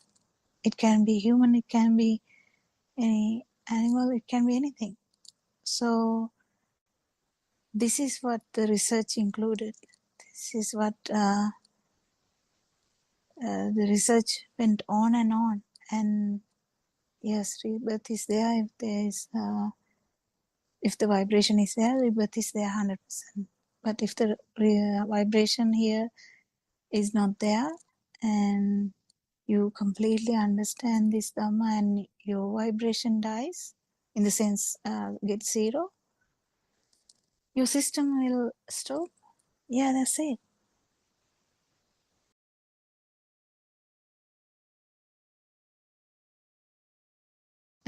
Can Surangika also add something to that? As a Yeah, Dr. Kokila, I think the say vibration dwell there, what it's meant is I think Dr. Kokila explained about the stimulus. So the vibration is basically as long as there is a belief that there is an external world, which is basically almost the entirety of mundane society, the conventional world, the society that we live in, right? Everyone virtually believes that, there is an external world, there are objects, persons, things, and then there is me here experiencing all this, witnessing all this. I have a family, there is a world, there are countries, there's wars being fought in various parts of the world. There's Sri Lanka and all these kind of things. So when all the these, kind of duality, isn't it? yeah, The the duality is subject-object there. thing. So all this is stimuli. These are the things that are constantly passing through the mind in the form of perceptions, which we have now talked extensively, and you have a good understanding of. These stimuli or the perceptions are the things that are considered to be real. No one thinks about them as perceptions. The word perception in the English language is a very superficial way. I mean, you kind of talk about perception means I perceive someone to be like this, meaning it's your way of perspective of looking at things, type of, that kind of interpretation is given to the word perception in the, general English language. But in the sense of explaining the truth, perception itself is the stimuli, the sanya. If we talk about it in Sinhalese, it's the sanya, which is arising only out of these light sensor, the ear, the sound sensor, and the touch, taste, and smell coming together is the stimuli, which is then transforming into what we call a mind object, otherwise known as a thought. So it is this, and those are also just, there's nothing in it. I think a few days ago or a week ago, we spoke about the apple. And then, when there is no apple in sight, if someone calls you when you're on the road and your mother calls you and says, well, can you bring some apples when you are coming back, when you're passing the supermarket? All she said was apple on the phone, and yet in a flash, you got the picture of the apple, the taste of the apple, what apples you're going to buy, which one you like most. All that came into play in the mind, right? So how did the green appear in the mind? How did the taste of the apple appear? Or how did you even get the sensation of the taste of the apple? So then wasn't all that perceptions, right? There is the taste that you thought you had when you when you bit into the apple. Was it actually from the apple, or was that a perception of a taste? So was there a taste even in the perception? We're not going to go into detail again. I think you may recall that discussion some time ago. So these are all that are being experienced are perceptions, and there is actually nothing. It is the greatest of all illusions. And that is the magic that is being unraveled here in this beautiful true Dhamma. And what Dr. Kokila said about the vibration jewel is that as long as one thinks that at least one, there are millions and billions of stimuli that is being associated through this mind formation as a human being or any living being lives. As long as there is breath in the body, the association is only with perceptions, aka stimuli, and all that is arising out of a vibration. And as long, if even a single stimuli is believed to be true and it exists, and then because of that, the I exists on this side, the sense of existence is there, and the sense of alive feel is there, the self-perception is there. And if the self-perception is there, the self-vibration is definitely there. And that is what Dr. Kokila says. When the last breath is gone, that vibration is the one that will synchronize to another vibration of the same frequency. Now, that example that she gave of a child who will recollect a past accident from another birth, maybe Dr. Sakuntala can elaborate on that as well, because don't get the misunderstanding that this is the same person moving from birth to birth. Now, the Hindus have also another notion or concept where they say that it is the same consciousness that is moving from birth to birth. Now, that is not what the Buddha said as part of this whole truth. It is that vibration. You can't say that that person, or it's not a person. It's the vibration, isn't it, Dr. Kokila? Maybe that can be explained a little further, because otherwise we might give the impression that it's a person moving from birth to birth. Yeah, actually, yes, but in small words, actually, I think just understanding truth, simply understanding truth is much better. I think when we understand this truth, we don't have to change. We don't have to change. You go to church, you go to do things, just keep doing that. If your burning goes down, you will be doing the things in the church beautifully. You will go and ring the bell or whatever the things that you do. You do the chanting, you do the chanting. Just imagine a traditional Buddhist, what they do the similar things. So just keep doing them. That's not a big issue. If you are a person who goes to a temple once a month, just go. It's fine. If you are a person who goes to a church, you go to the church.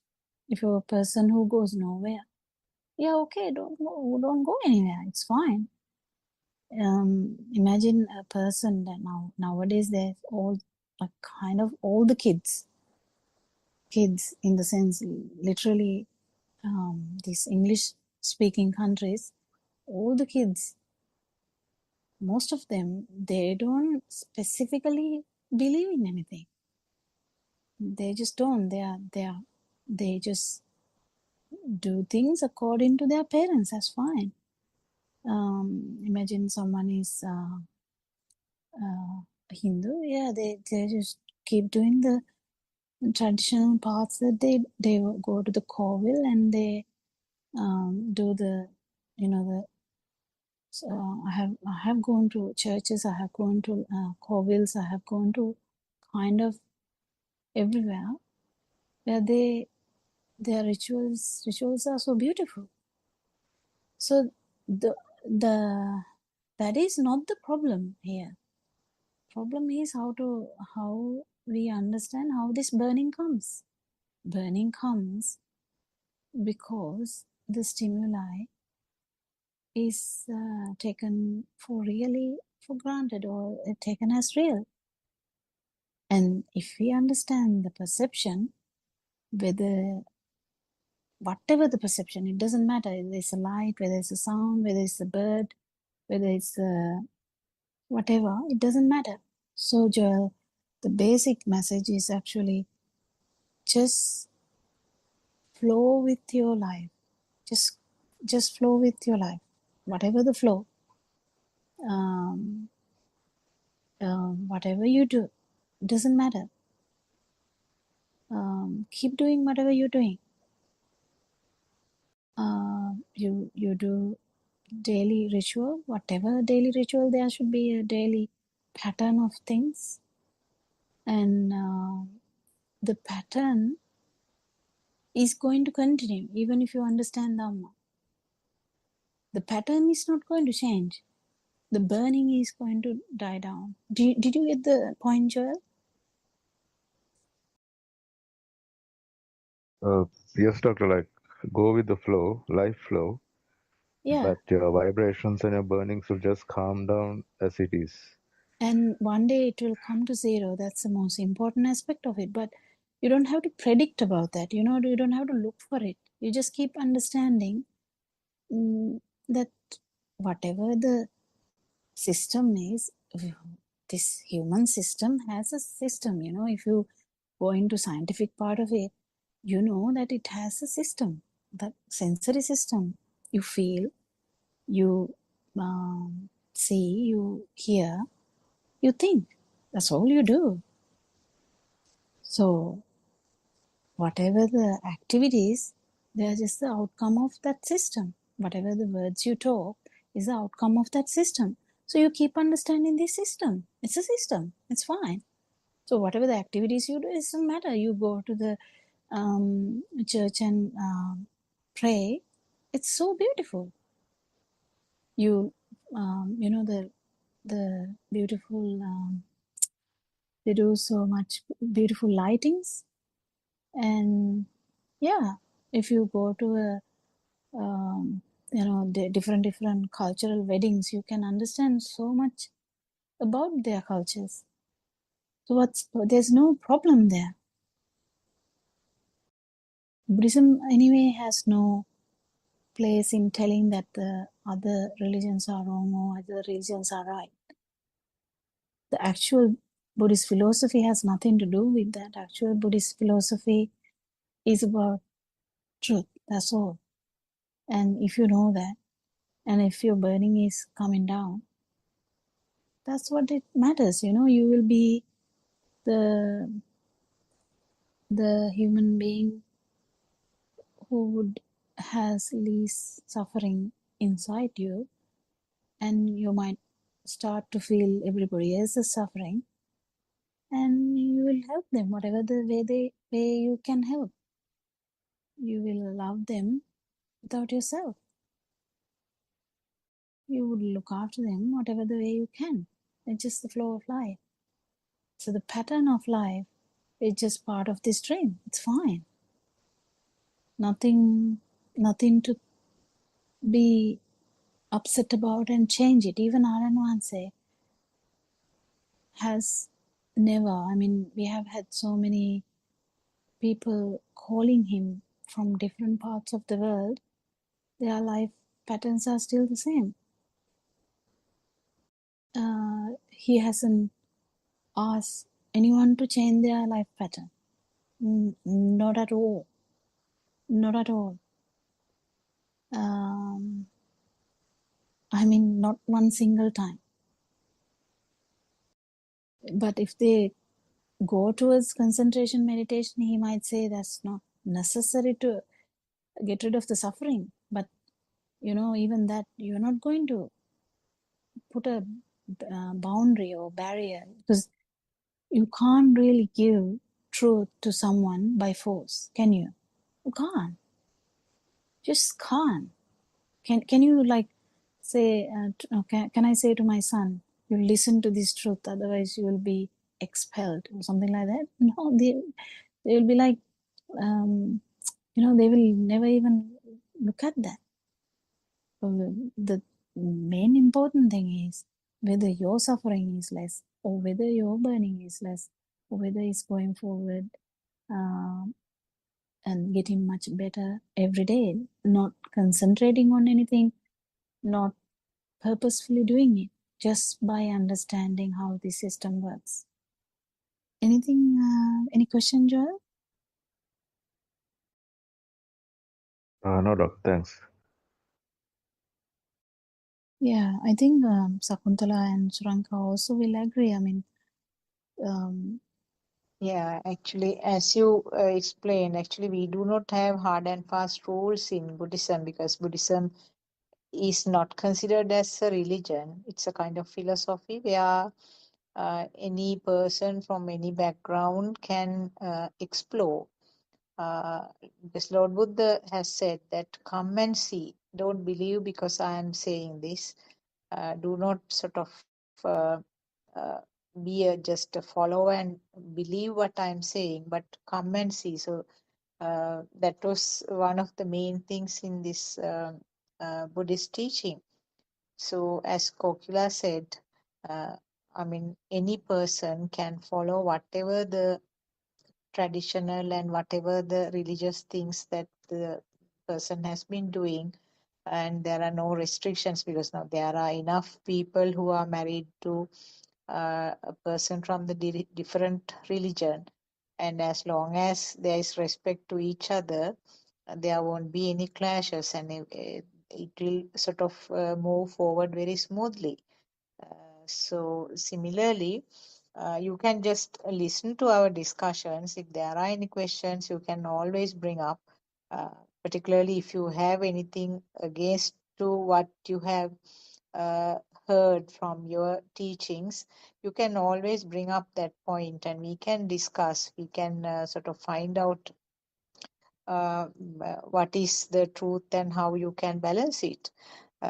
So, and also if there are maybe certain things which are too deep for you, because we have been listening to these for years and years, so we can grasp the things, and we have a very basic knowledge on Pali terms also, very basic, I would say.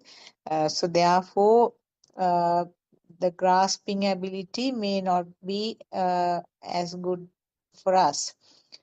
So just take up the things which are comfortably, which can be taken comfortably, and take the things that you can match with what you know, and take the things that you can make use of for your life practices. So I think just take it very lightly, Joel. This is not something, not a very serious kind of discussion, because some of these people who are listening to this are from different language, maybe different religious backgrounds, and they need something very simple. So therefore, we try to be as simple as possible. At the same time, we may be touching some sort of deep facts also. So take up what you can understand, take up what is comfortable for you. I think that's all I want to say. Surangika, anything to add? Therwan Sarnai. No, I think that's right, Dr. Sakuntala. I mean, each of us on a, the point at which our understanding is quite different, because the vibration is different, and there have been many a time where we have listened to more profound aspects being explained by our noble teacher, and goes completely over our heads, Joel. So don't worry, everything, as Dr. Kokila said yesterday also, take what you can. If you think it's a bit too much, just forget it, and just because once you touch the truth, and you have felt it, as you recounted your own experiences a few weeks ago, it's there in the system, and you don't have to make an effort. You don't have to strive and struggle at it, or think, oh my God, I can't understand a single thing they're saying, or anything like that. It is coming to you, and it will come to you naturally. This is not something where we have to sit in a place or a posture and have to think about it for 2 hours straight. Truth is there everywhere. Truth is in the sky that we see when we go out, in the way we walk, in our actions, when we brush our teeth. Everything, the truth is there everywhere. And there is nothing that needs to be changed in your routine as well, as Dr. Kokila said. This can be seen, and the way it comes also, as she says, is it sometimes, it's not premeditated. The feel and the truth and the little points of understanding that will dawn on you also comes with such great clarity at moments that you don't even think of.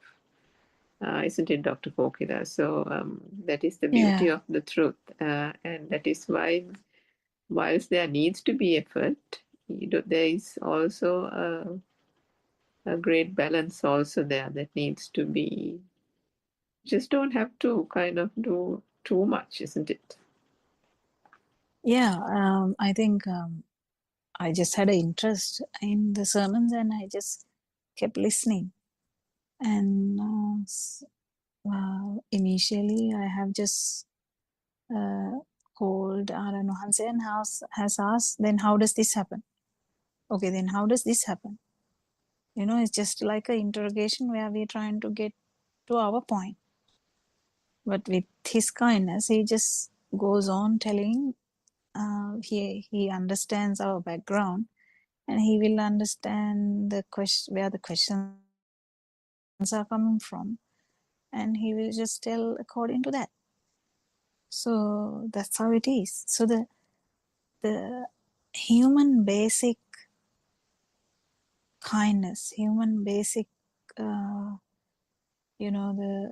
there's the basic goodness in humans which will be cherished. But understanding truth is will never spoil that goodness, never spoil anything in that sense. It will just augment it into the level of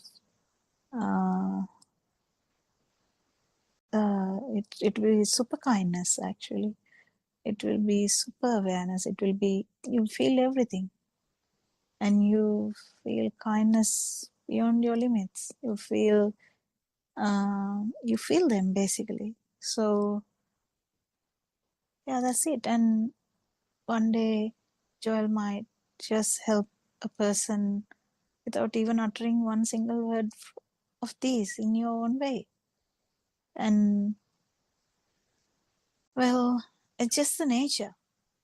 It's just the nature. Understanding the nature is understanding the truth. Understanding the truth is understanding about this system and understanding how you feel all this and how you have burning.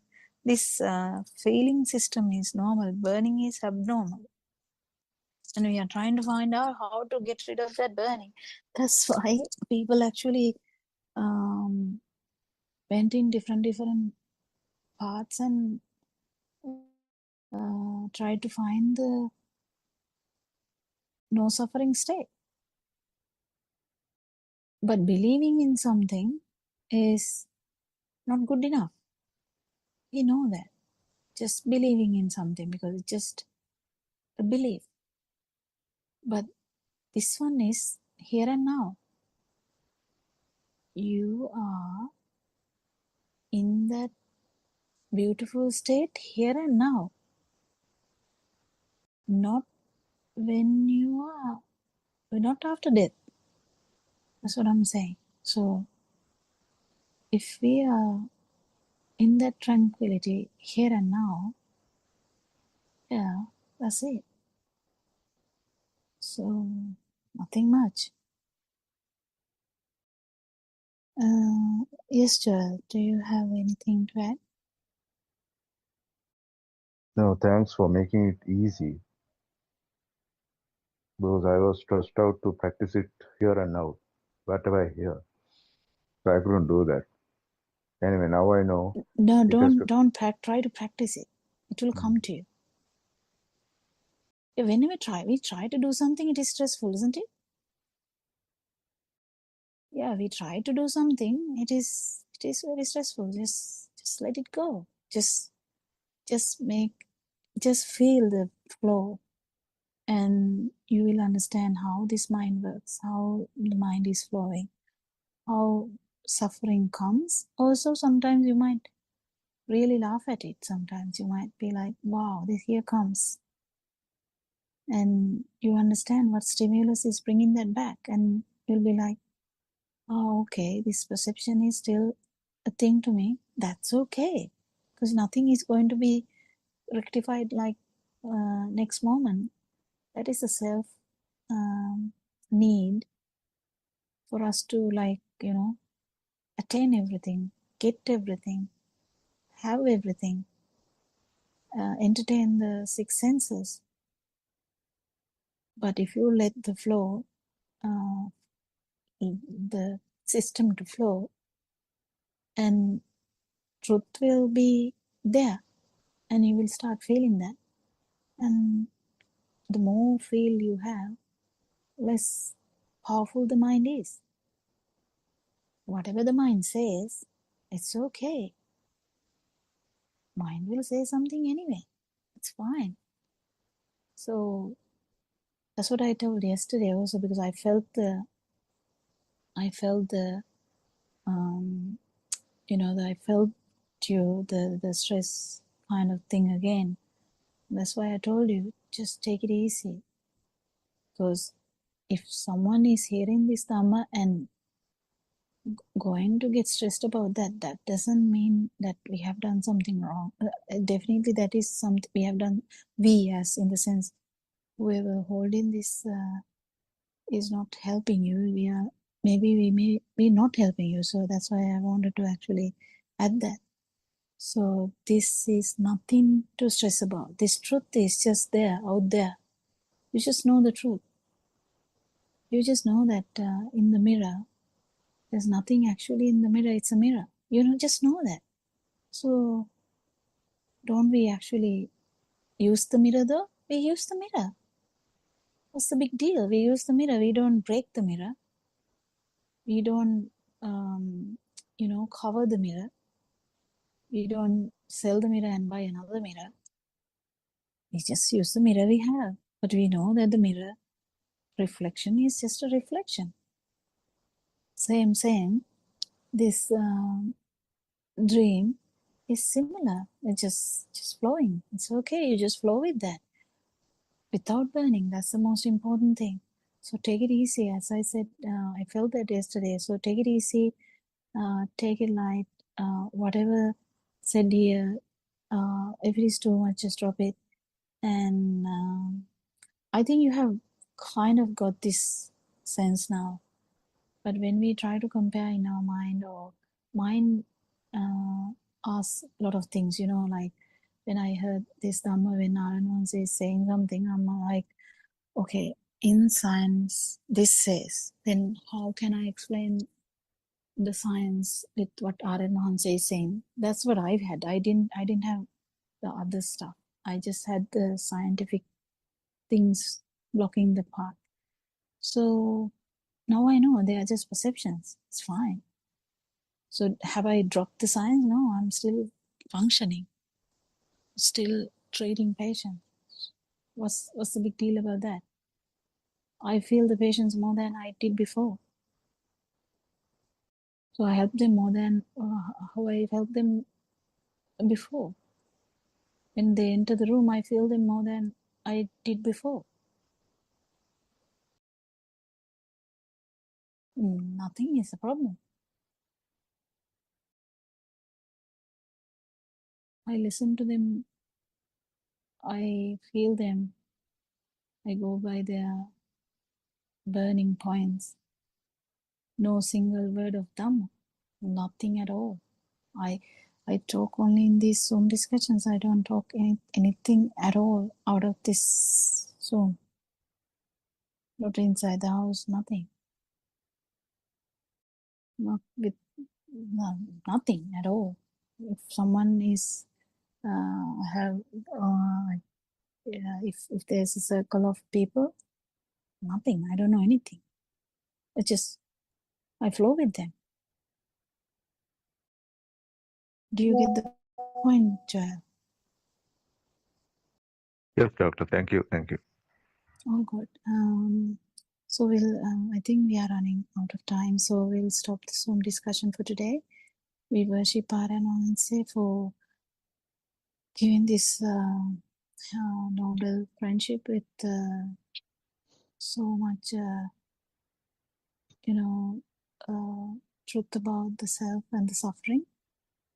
Thank you all, Dhamma friends. We'll hand over the Zoom to the next Zoom discussion. Thank you. Tevan Saranai. All Thank you, Dhamma. Dr. Gopilat. Tevan Saranai, Dhamma friends.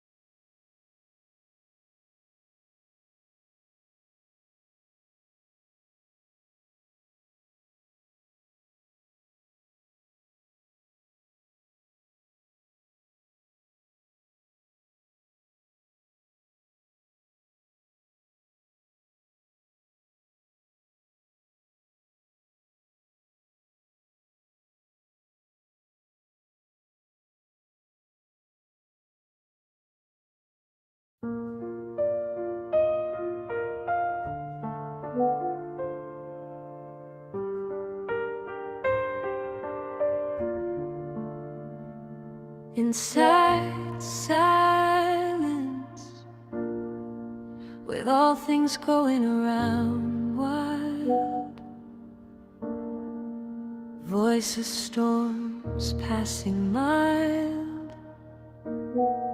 Sit still, do not flee, just watching what arises in me.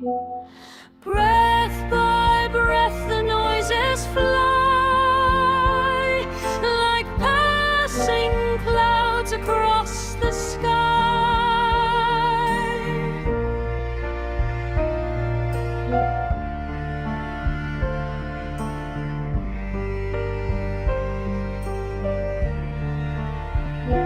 Inside silence, inside meditation,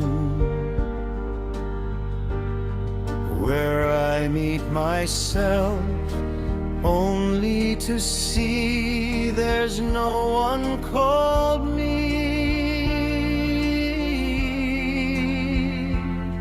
No owner, no claim, just a flicker of a nameless flame. Inside silence, the knot comes free. Inside silence, it's simply me. Thoughts like waves just rise and break. Joy and sorrow are all the same. No one to hold, no one to push. Inside silence is calm and lost. Not mine, not me, not who I am. Just flowing like a river, just flying like a bird. The world keeps turning loud and fast. Here I am to let things pass. No self, no God, no self to prove. A quiet place where no one moves. Buddothpado, the guiding light, shows the way in shining bright. Seek deeply, and one will find that there's no one inside.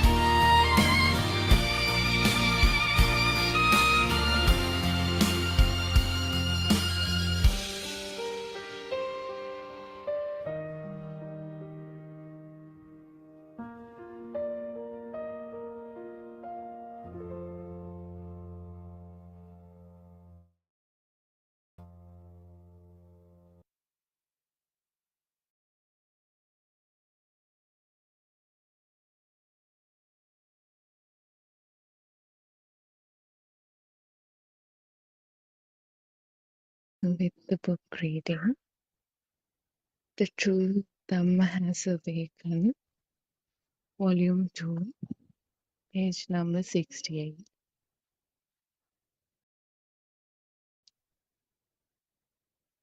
But some people are not so good at the samatha. Their mind tend to drift away when they try to do the samatha meditation. Some people are very good at vipassana meditation. By birth, they are able to be aware of their thoughts that come and go. They also have the wisdom to analyze the truth about the thought they receive. They find the vipassana much easier than the samatha meditation. We need to have a balance between both the samatha and the vipassana in order to go on the path to nirvana. Otherwise, the mind tries to slip away from our awareness, and you will end up with either thoughts of attachment or thoughts of anger. Also remember, if you are too focused on the Vipassana, that too can cause a problem, because if you go to an extreme in the Vipassana, it can prevent you from letting go of the two extremes, which is ajata, outside, and bahita, inside. You have to let go of the inside and the outside to realize the pure truth. Letting go of both extremes is called Majje Jnana. You realize the pure truth only when you are at Majje Jnana, which means in the middle. Majje Jnana is a very important point. At this moment, when you are in the middle, you will not be able to form a thought. When you focus too much on how to do the Vipassana meditation, it becomes a knowledge. When you have too much of knowledge, it becomes an extreme or an antaya. Wherever there is an extreme or an antaya, there are thoughts. And wherever there are thoughts, there is no escape from this Vijnana Maya or this illusion. Where there are thoughts, there is fire. You feel like you are caught in fire. You cannot find nirvana in a mind that is on fire. An educated mind or a foolish mind, both minds can be considered as being on fire too, because both minds have thoughts. Therwan everybody. Therwan Saranai Shani. Thank you for reading the book for us. We worship Aryan Mahansa at his feet, Therwan Saranai Aryan Mahansa, and we warmly welcome all our Dhamma friends who have joined the Zoom discussion, and also the other friends who are listening to us via other means. So this is the 2:45 p.m. Sri Lankan time English Zoom discussion of Buddothpado, and this we will continue until 4 p.m. Sri Lankan time. Uh, if I brief what Shani read for us, actually it was giving an outline about the two types of meditation.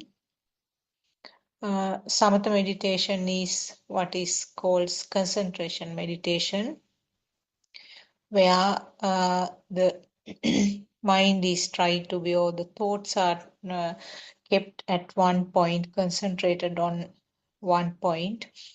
And this is what has been in practice for a long, long time. And also in other religions also this is being practiced. And Lord Buddha found out when he was looking for this Dhamma, he was trying to understand this Dhamma. He also did concentration meditation under several very famous gurus who were there at that time, and he excelled in that concentration meditation. But he found that this is not the end.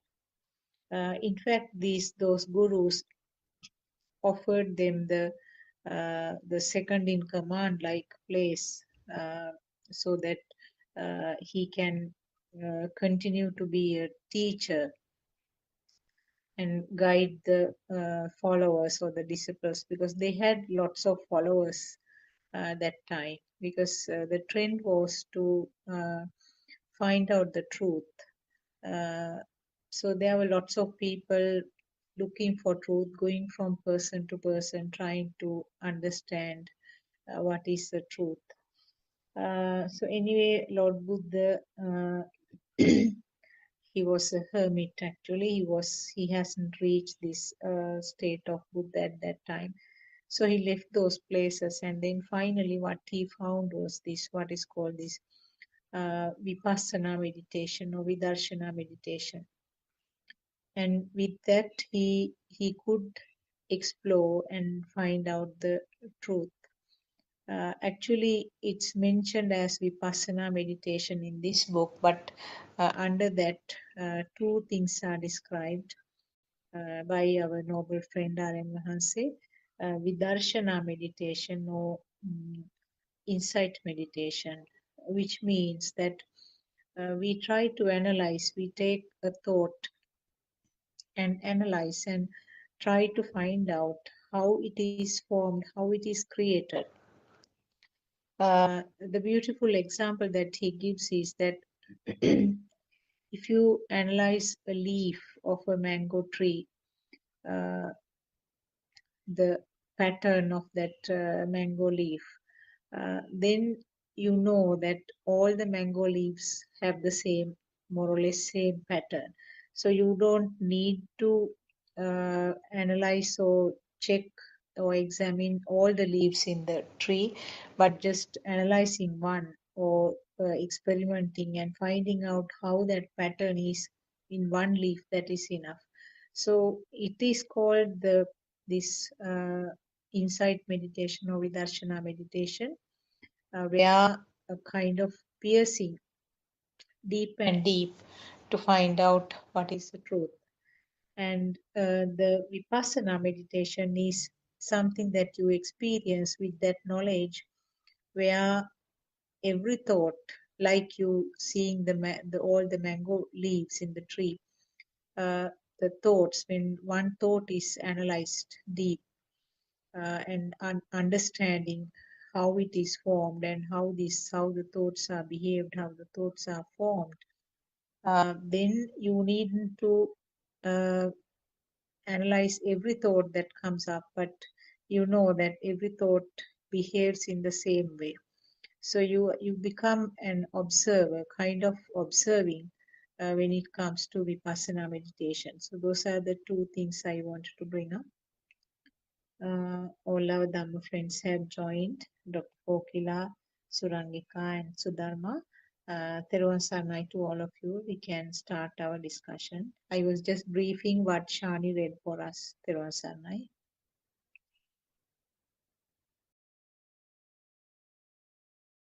Kiran Sanai, I actually couldn't join in the part where I couldn't hear what Chani was reading. So was it about the concentration meditation, or what was it mainly about?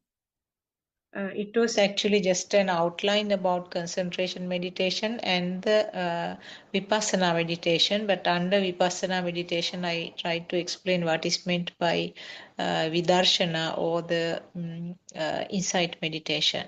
So what it read was that both types are useful as a kind of calming down thing.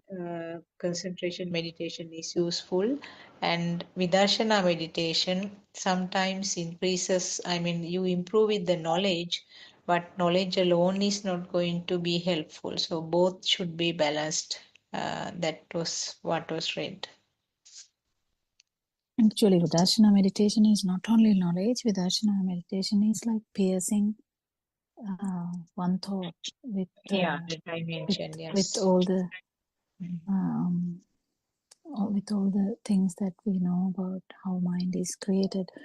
Are there any questions? I think we can discuss anything related to that, or anything other than that as well. We can ask Surangika or Sudharma to talk as well. Anything? තෙරුවන් සරණයි ආර්යයන් වහන්සේට නමස්කාර වේවා. තෙරුවන් සරණයි doctors and Miss Rangika and Joy. So it's very beautiful the way Dr. Sakuntala highlighted.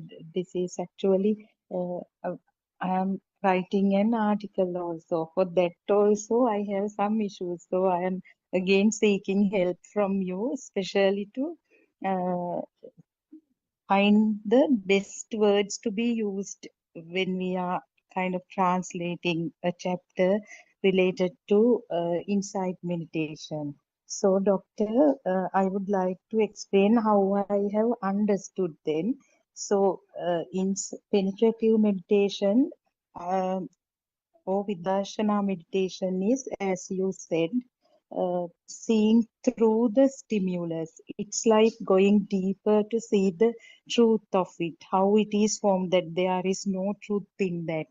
How the power is generated with the interaction of vibrations, it happens then and there, and that story. So we call that, if we see, as Dr.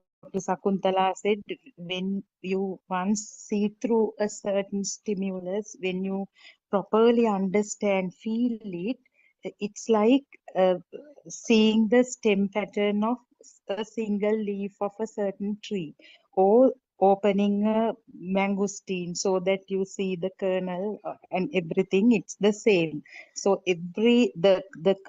the composition of each and every thought or stimulus is the same. Are you telling that how you are going to solve someone's problem, or giving a talk? No, Dr. Kokila. What I mentioned was I have an issue with translating these words into English, like Vidarshana, Why do you want to meditation. translate? Sorry, I'm trying to understand. Why do you want to translate? Actually writing some content under the guidance of Aryaman. For that only. Okay. So, so Doctor, for Vidarshana meditation, the best term to use it, penetrative, isn't it? So insight is also there, but when I the same meaning, extensively. But for Vipassana, Doctor, Vipassana is that young tatra tatra vipassati thing, that we do not see through each and every stimulus with intentionally, but when we mature in the path, naturally we liberate from the thought. We see, we do not get caught in anything. It's like more, we don't go deeper like that to analyze, but naturally we liberate from each and every thought then and there. So that is Vipassana meditation. There is a difference. Not a vast difference, but still that certain concentration, this vipassana kanika samadhi, it also arises through that. So for that, is it okay to use penetrative meditation for vidarshana and give within brackets, I give vidarshana meditation there. And for vipassana, I use the insight meditation and still give within bracket it as vipassana meditation. Then again in the same chapter we talk about concentration meditation also, doctor. There I researched a lot, and the best word to be used for concentration meditation, samatha bhavana, is tranquility meditation to avoid confusion. So, what do you think actually? Can you just suggest? I don't know whether I'm taking time off your discussion, but still, I thought this is the best platform to discuss this openly. And because the other thing, Dr. Kokila, co- in the same chapter, I to write Vidarshana, write about Vidarshana Samadhi and Samatha Samadhi. So Samatha Samadhi is tranquility concentration. Vidarshana Samadhi is again insight concentration. It's little, I am trying to, kind of discuss it, and to avoid confusion, I always give the Pali term within brackets, but still it's a bit I of think a... Surangika is much better than me for the words because I'm not sure about all these words. What do you think, special, Surangika? yeah, Miss Surangika, please. Therwan Sanai. I think Sudharma, for the Vidarshana, if you just use insight meditation within brackets Yes, Vidarshana, that would be better. I think. But Okay. I'm open to on the Vipassana. Vipassana. It's anybody else if they have a better suggestion. I'm not 100% sure what we should say for Vipassana. Samadhi also. The word Samadhi also needs interpreting, isn't it? Samadhi and Surangika, we can't, I think, change its concentration because Sati Samadhi, there are 5 specific situations on Sila Samadhi. Those things are kind of now for generations, they have written that in Buddhist scriptures, and for Samadhi, we can't change, we have to use the word concentration. I don't think so, Yeah, I don't think Sudama, so. because I mean Mm. that's not the way, just because it was done, if it doesn't really convey the feeling, the feel, Yes. R.N. Manse has turned all these words into on its head, right? So from that, and why does he do that? Mm, Because it doesn't really convey the feel, the awareness, the mm. supra-awareness, all those things that have been, so when you say samadhi, it's that meditative state. It is a I state. It's not concentration. For concentration, even in the There should be English someone to language, concentrate. exactly, there has to be a focal point and there has to be a doer. So mm. So if samadhi is like we a state, isn't it, Dr. Kokira? Yeah, and I so think you might have to ask Saranwansi too because yeah, I'm not good with words at all. I mean, mm. but So the question is, if you the thing is, what is the message that is going to be given? Yeah, I yeah, think that's that the is most well important thing. Yeah. explained. That is explained under, but this glossary is also important. It's so no, So it's for all the right. Yeah, yeah. Samatha Bhavana, Sudharma, I think you can use concentration meditation. That is a Hmm. very Hmm. well known, and Hmm. nobody, I mean, even in this Dhamma, we are not disputing Samatha being concentration Hmm. meditation, Hmm. isn't it? Hmm. Because that is what has been globally followed, and as we understand it, that is not going Hmm. to be the correct path on its And own. then Yeah, that's a good idea, and it's yeah, that helps because for Vipassana, the best thing is not to translate and just to keep it as Vipassana, isn't it? And Vidarshana is also, I mean, it's insight is widely used for Vidarshana. Yes, and insight meditation. So With the yeah. Vipassana is meditative state without self. That's true. Mm, mm. And what you explained, Sudharma, it's that the flow of thoughts is there without the heaviness, without the power. Yes, yes, Yeah. Vipassana. Yes, yes. Okay. Yeah. So as it is related to the part elaborated by Dr. Sakuntala, I thought I should discuss this. So thank you so much. That helps a lot. Okay. ආර්යයන් වහන්සේට නමස්කාර වේවා. Yeah, as you said, I have talked with ආර්යයන් වහන්සේ also, but I think I thought I should ask it here because we will be anyway using these articles and things in these discussions also. Yeah. Yes, that I helps. think another person, maybe if you can ask, is Harshi Sudharma, because I remember right at the beginning of this English Zoom, or at least more than 1 year ago, Aryan Manse brought up the topic of particular definitions for these different samadhis and bhavanas and all that. And at that time, Harshi was also on the call and she did some research as well. Because, yeah, so if you can message her, she might have some good suggestions as Yes, well, she obviously, apart helps a from lot. asking Aryan Mahansa, of course. She helps a lot, Miss Surangika. I Oh, okay, already, right. Okay. yeah, I messaged her. The other thing is Vipassana thing is the biggest problem because Vipassana is a yes, meditative state which yeah, is there all the time. Vidarshana is in one thought. yes. Okay.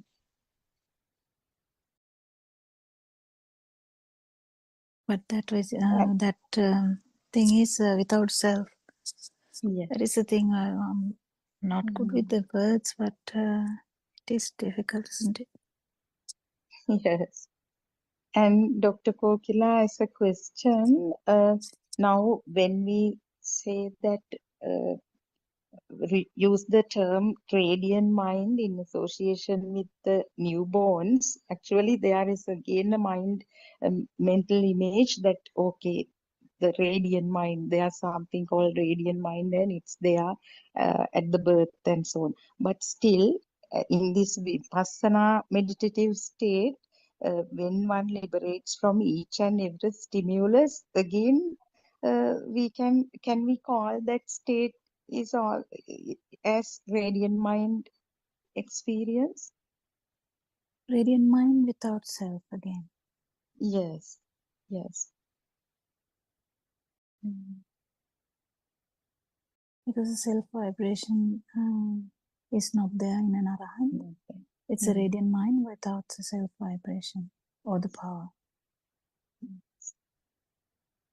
That's the difference between the baby and the arahant anyway.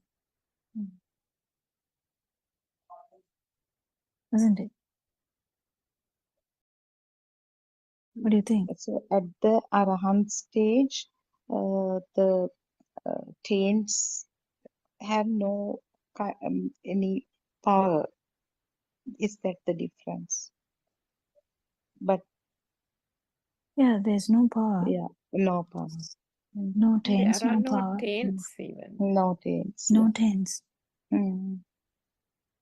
And So actually, the real radiant mind is the mind of an arahant. We can't again objectify that, but still, with these words yeah, can actually mislead, but I think the main important message is the words are used in different aspects. You know, you without you, the versus you.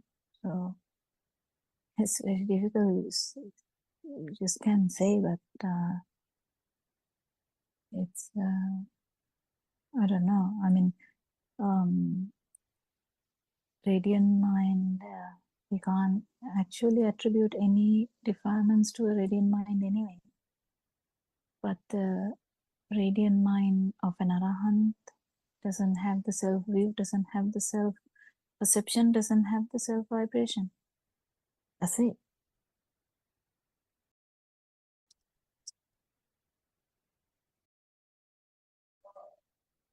Radiant mind, sorry, actually that statement is, I think, incorrect. I'll correct it again. I'll try to say it again.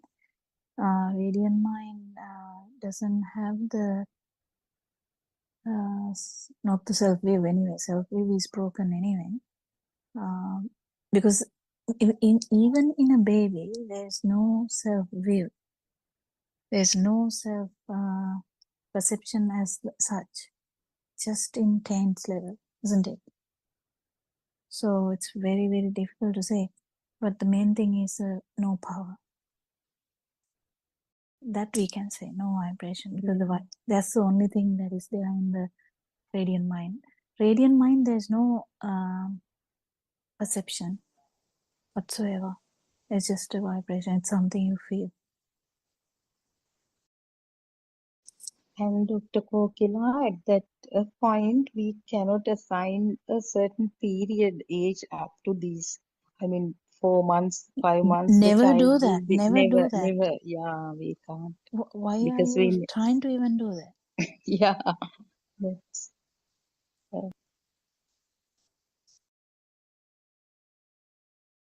Dr. Kokila, if the taints are there, the vibration is there, isn't it? Yes, 100%. That's the baby. Yeah.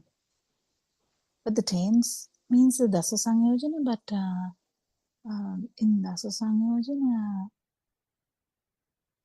not all can be there, isn't it? Because the view is not there, so we have to be careful in saying, is it Dasa Sangyojana, the taints? Sasava means 10 fetters. I Oh, actually. no. Okay, I got you. Sorry. That's the fetters. Okay. Oh, this is complicated. I don't know. Yeah, okay. Got you. It's taints means sasava. Sasava means vibration. Yes. Sorry, these words are not good with me. Anything else? I think the difference between the radiant mind of the baby and the radiant mind of the Arhat state is that no taints at the level of the Arhat state, isn't it? The baby No has, taints. yeah. Yeah, no taints. But the problem is in actual language, we can't really say taints because no one knows taints. It's Yes. mainly the vibration or the power. Yeah. Because the taints is the word from, I think, Pali. Something from Pali, I think, that they have tried to develop a new word for that. I don't think in English literature will have the taints, will they? They might, but it is again related to all the Tripitaka, I think. The word taints I just found, I checked it after listening to these discussions actually. I found it in the dictionary, but it gives sort of some idea like, well,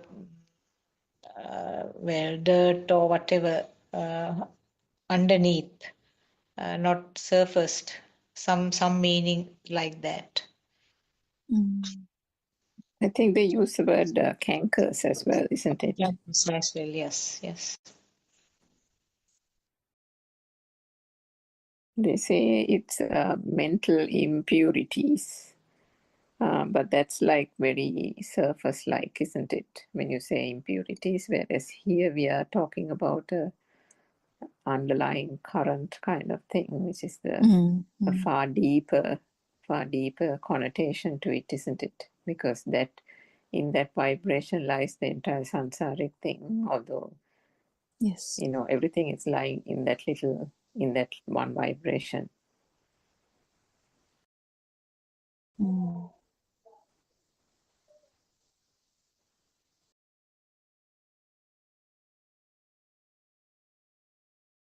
Dr. Sakuntala, you were going to check yesterday about that sutra for Joel. Were you Uh, able to? no, actually, I couldn't do it. I wasn't sure whether that, I mean, anyone had interest about that, so I couldn't make it. I will ask one of the nuns from, I mean, they are, they remember these sutras very well. Yeah, no, I, I was also trying to rack my brain to see, because I remember, I think I know what you're saying, you know. There was something where Lord Buddha said, you know, if you want to meditate in the jungle, you know, obviously you don't go and select a place where there are a lot of mosquitoes or something like that, isn't it? There was some kind of story behind around it as well. So certain things where you have to practice practice patience. Then in certain instances you have to not associate with various things. And like that you get several, isn't it, in that some sutra? very practical points are there in that Yes, sutra. yes, some practical I will points. definitely find it out. I'll be able to find out Maybe by tomorrow. ashrava, something to do with some, yeah. Yeah, I will do it. Sorry, I couldn't do it by. That's actually in the beginning of the path. Oh, I think it's in the Sabbasava Sutra, isn't it? Maybe it Um, is. It maybe says Sabbalsva Sutra, 7 yes. ways to Yes. dispel defilements. Okay, you found it now? No, I'm just trying to find it on the phone. Yeah, It I think just, Sabbalsva Sutra, yes. Because it explains some very practical points. As Dr. Kokila said right at the beginning, for a person who is on Dhamma path. Uh, I mean, there in that sutra, you don't talk about, I mean, not, I mean, these are sense created world and not taking the world as real. Those points are not discussed, but in a very superficial manner, some advices given by Lord Buddha in that sutra. Yes.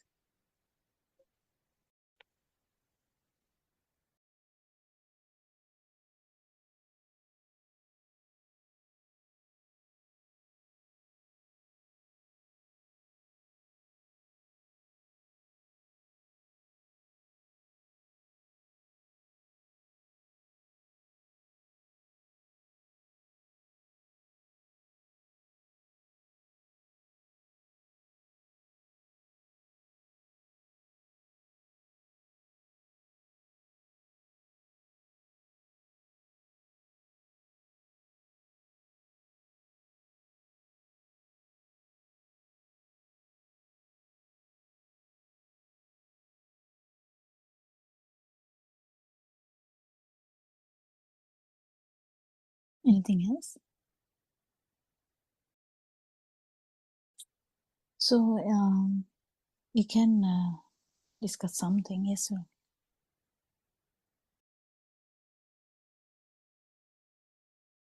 I can share a personal experience, Dr. Kokila. Last week, I had to undergo an MRI test. So when I was inside that machine, it was like being in the space because Avyan Mahase at the very beginning several times he explained. Um, so now you still say the world is real, but imagine if you were born in the space without any visual formations around, what would be your experience like? So it was like that kind of experience because throughout I was there for like more than 1 hour. So the tests are like categorized, I don't know, 3 minutes, 30 seconds, so forth. With each test, the machine generates a different sound perception. So I experienced how actually the only sensory organs that worked well, like the body sensation, ear, the birth of ear was there, eyes I get closed, so I no visual uh, formations were there, but still some drug was given, methyl penicillin or something. That bitterness was there from time to time. The thoughts occurred, and the sounds. The beautiful thing was, uh, so different sounds occurred. So the moment I heard certain sound like palm, palm, palm, the bread, the perception of bread coming there, because I was trying to like connect it with not I, but the system was, I mean, trying to give meaning to that particular sound. So when the next sound like duan, duan, duan, so it's running kind of meaning is coming there.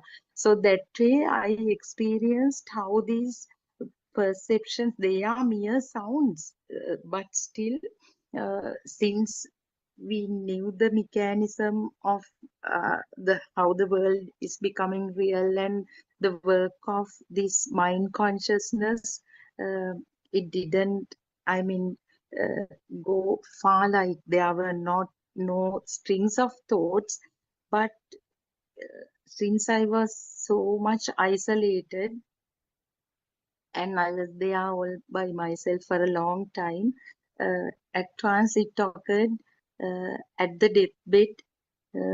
So there, when the visual formations occur, maybe due to the illusionary nature of mind consciousness, people must be, uh, I mean, having the thoughts may generate lot of power then and there. So that kind of realization happened, Dr. Kokila, because throughout the 1 hour I was experiencing the sense, the mechanism actually, how this works as a system. So Yeah, please, yeah. it is actually much in the future. Try and not look at the system.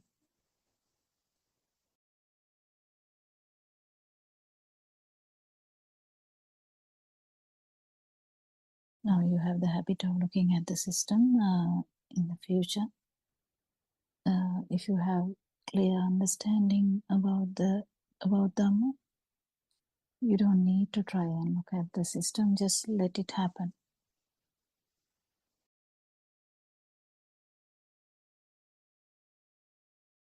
Did you get it? Yes, doctor, that active contemplation is unnecessary at this level. Yes, but it actually happened. I was doing it intentionally. Yes, I agree. Shouldn't have done. There's too much But anyway, eagerness. it was, no, doctor, it was anyway a beautiful experience. Yeah, Don't know no, whether this yeah. everything is beautiful if you look at it in that way. Yeah, but what I'm trying to say is, if you get used to contemplation, it will be just another habit. If you imagine teacher teaches you that this is chair, you stop thinking about it. Chair comes automatically, isn't it? Likewise, this non-self perception also should come. Active contemplation is good. It's good for a beginner. Actually, it is good, and then it will keep coming without any effort.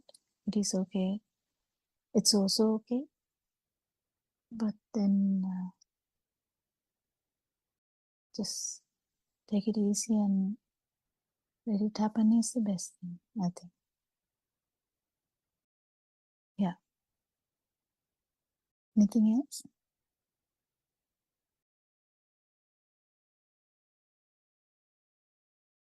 Dr. Kokila, Therosana, in the absence of any specific questions, maybe we can elaborate a little bit more on this Vidarshana meditation and concentration meditation, because we have read it from the book.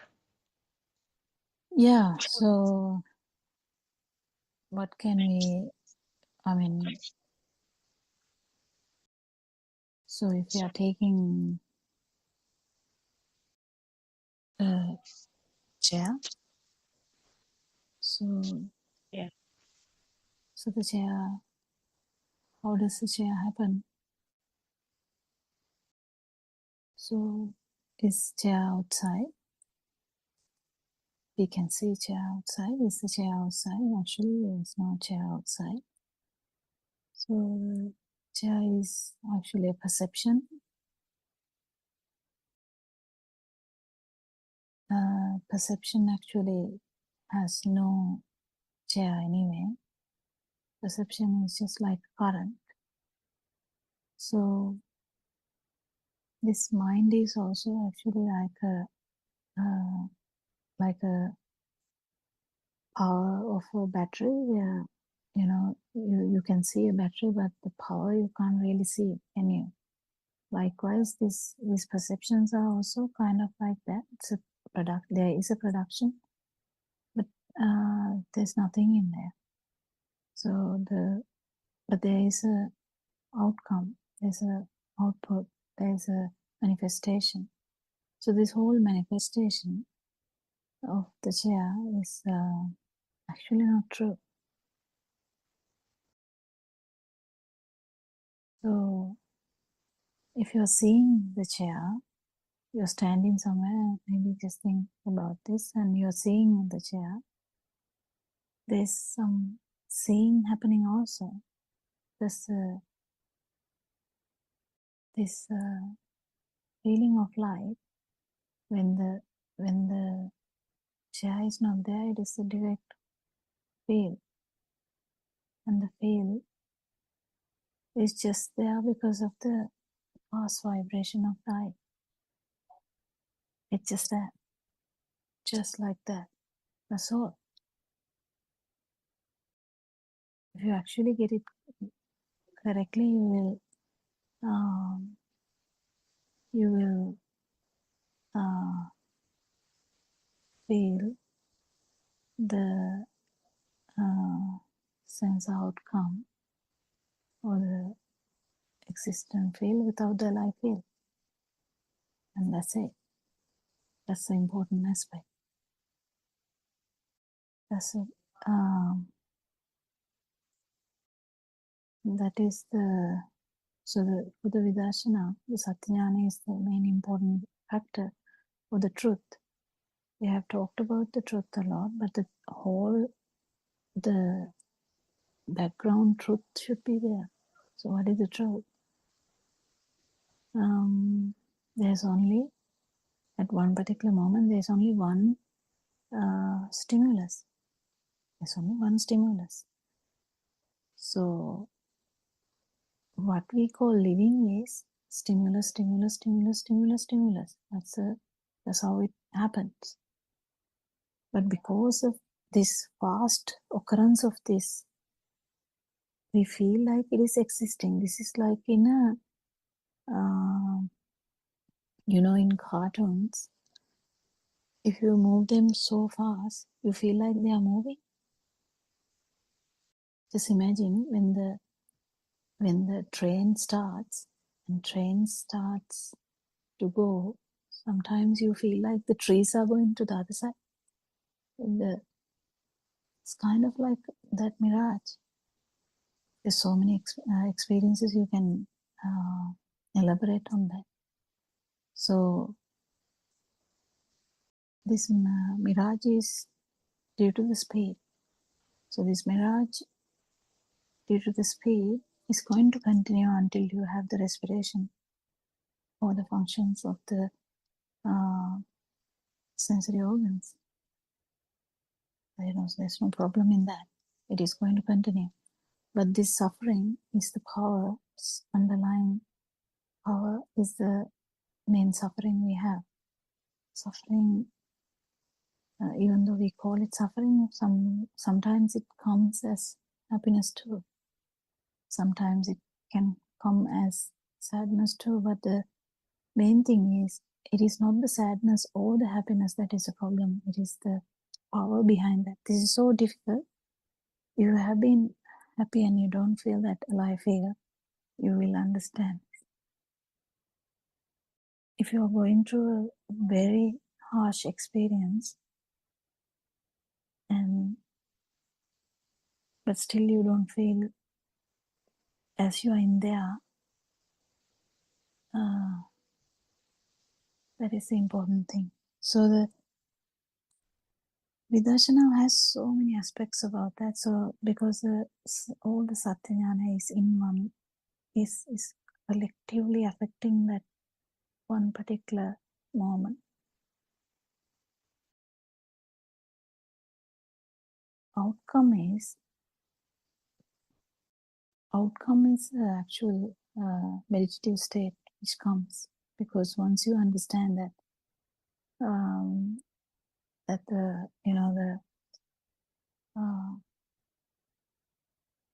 that this is how it is, this vibration is going to go down anyway. Someone who has understood Dhamma will actually not feel the outside, because they feel the inside. They feel the inside changes, but not the outside. So it's kind of feel the perception, but not the actual outside story. You know the story. You are in there. You try to do everything you have to do. You get up in the morning. You go to work. You cook. You look after kids.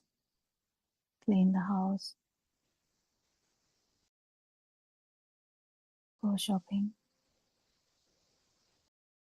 Sleep late at night. Wake up early. So the cycle goes. But with the power or without the power is the main important thing. So the meditative state is when actually you feel liberated. So there can be like 3 states we can say. One is that in like first foremost state where you wouldn't feel the outside, you would feel the mind. You are still inside this train. There's the second one. You will feel you feel awakened from the dream. You still feel. And there would be an arahant where there's no power at all, but the organ functions will be there. So they are kind of the meditative states we can say. But what we specifically talk about the vipassana is the state of an arahant. We don't talk about the other ones. We talk about the state of an arahant where you don't have the power of you or power of self-vibration. So the meditation is completely different. The concentration meditation is completely different. It's just you try hard and concentrate on one stimulus. So this trying hard person is all anyway there. So you start with you. You have to, there's effort there to try and focus and then go through that, and self-perception is anywhere there. Self-vibration is anywhere there. So that's why we hear people start getting addicted to meditative states. In vipassana or the state of an arahant, because there is no self-power, because the self-power is dwindling or slowly going to zero, there's no addiction to the meditative states.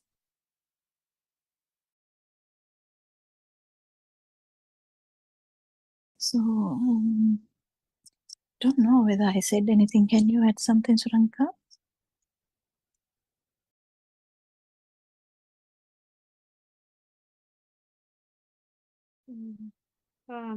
Dr. Kopla. And I think that was a very comprehensive explanation. I like the particular thing about, how you tied it to the meditative state as well, because of the conversation we had before with the radiant mind and the arahant. So, I think Aryan Mansi yesterday or day before, maybe a couple of days ago, talked about what is your oldest memory? I think he said, if you go back to your childhood days, how much can you remember? I think he asked in the Andolnatmaka Zoom. I think that was to bring home the point that, he said, can you remember being in the cot? Can you remember being at your mother's breast? That kind of thing. And obviously nobody has any kind of recollection of being in the cot and so on. And I think it was to drive home the point, isn't it? How it is when the stimuli forms and then the self-view forms is the point at which this vibration becomes prominent and real, and then this whole duality occurs, from which point this parasanya, navasanya thing and the perception arises. And from that moment onwards, each time there is a stimuli, whether it is from the sound or the light or whatever it is, that entire vibration then occurs, or the telepathization occurs at that moment, and the whole thing arises again in this very moment. So, and then I think today, this morning, maybe Dr. Sakuntala, you may have been listening. I think it was this morning. He said, if you had seen a chair even in your childhood days, and if you see a chair now, it's the same thing. And there was nothing else that you saw. But something that crossed my mind at that point is true. The initial stimulus, the telepathization happens from that first stimulus, because it's the same telepathization, the synchronization as you call it. But each time there is also add-ons, isn't it, Dr. Kokila? Because if we say that Sarasanga Kalpalakshayak me mote, or all those experiences are telepathizing in this very moment, every experience in the samsaric cycle, one can think about it in a very, oh my God, all those births type of thing. But is it that is very overt, isn't it? That is a very shallow kind of meaning, isn't it? Because what Ardenvans is trying to say, or for us to understand, is that everything lies in this one vibration. And the collective experiences, we may think that, we saw many chairs. Ever since the day we encountered the first chair, we saw many chairs throughout our life. But in every one of those moments, that moment is only this moment, isn't it? Yeah, Perhaps actually, if you can explain that a bit more, yeah. When we try to type letter A in Google, everything under the A would come like that. When the vibration is here, you can actually vibrate to enumerate number of vibrations. You can telepathize into everything and anything. So that's the problem with the vibration here. So that brings the whole journey. That's how it happens. When the vibration is here, everything is here, because it's not. You can't really say it's in that particular moment, but actually you can't say even no, because it has the potential to do anything. It has the potential to vibrate to anything, telepathize to anything, synchronize to anything. So it is there because this vibration, the vibration here is the problem. If this vibration is not there, there is no suffering at all, no birth at all.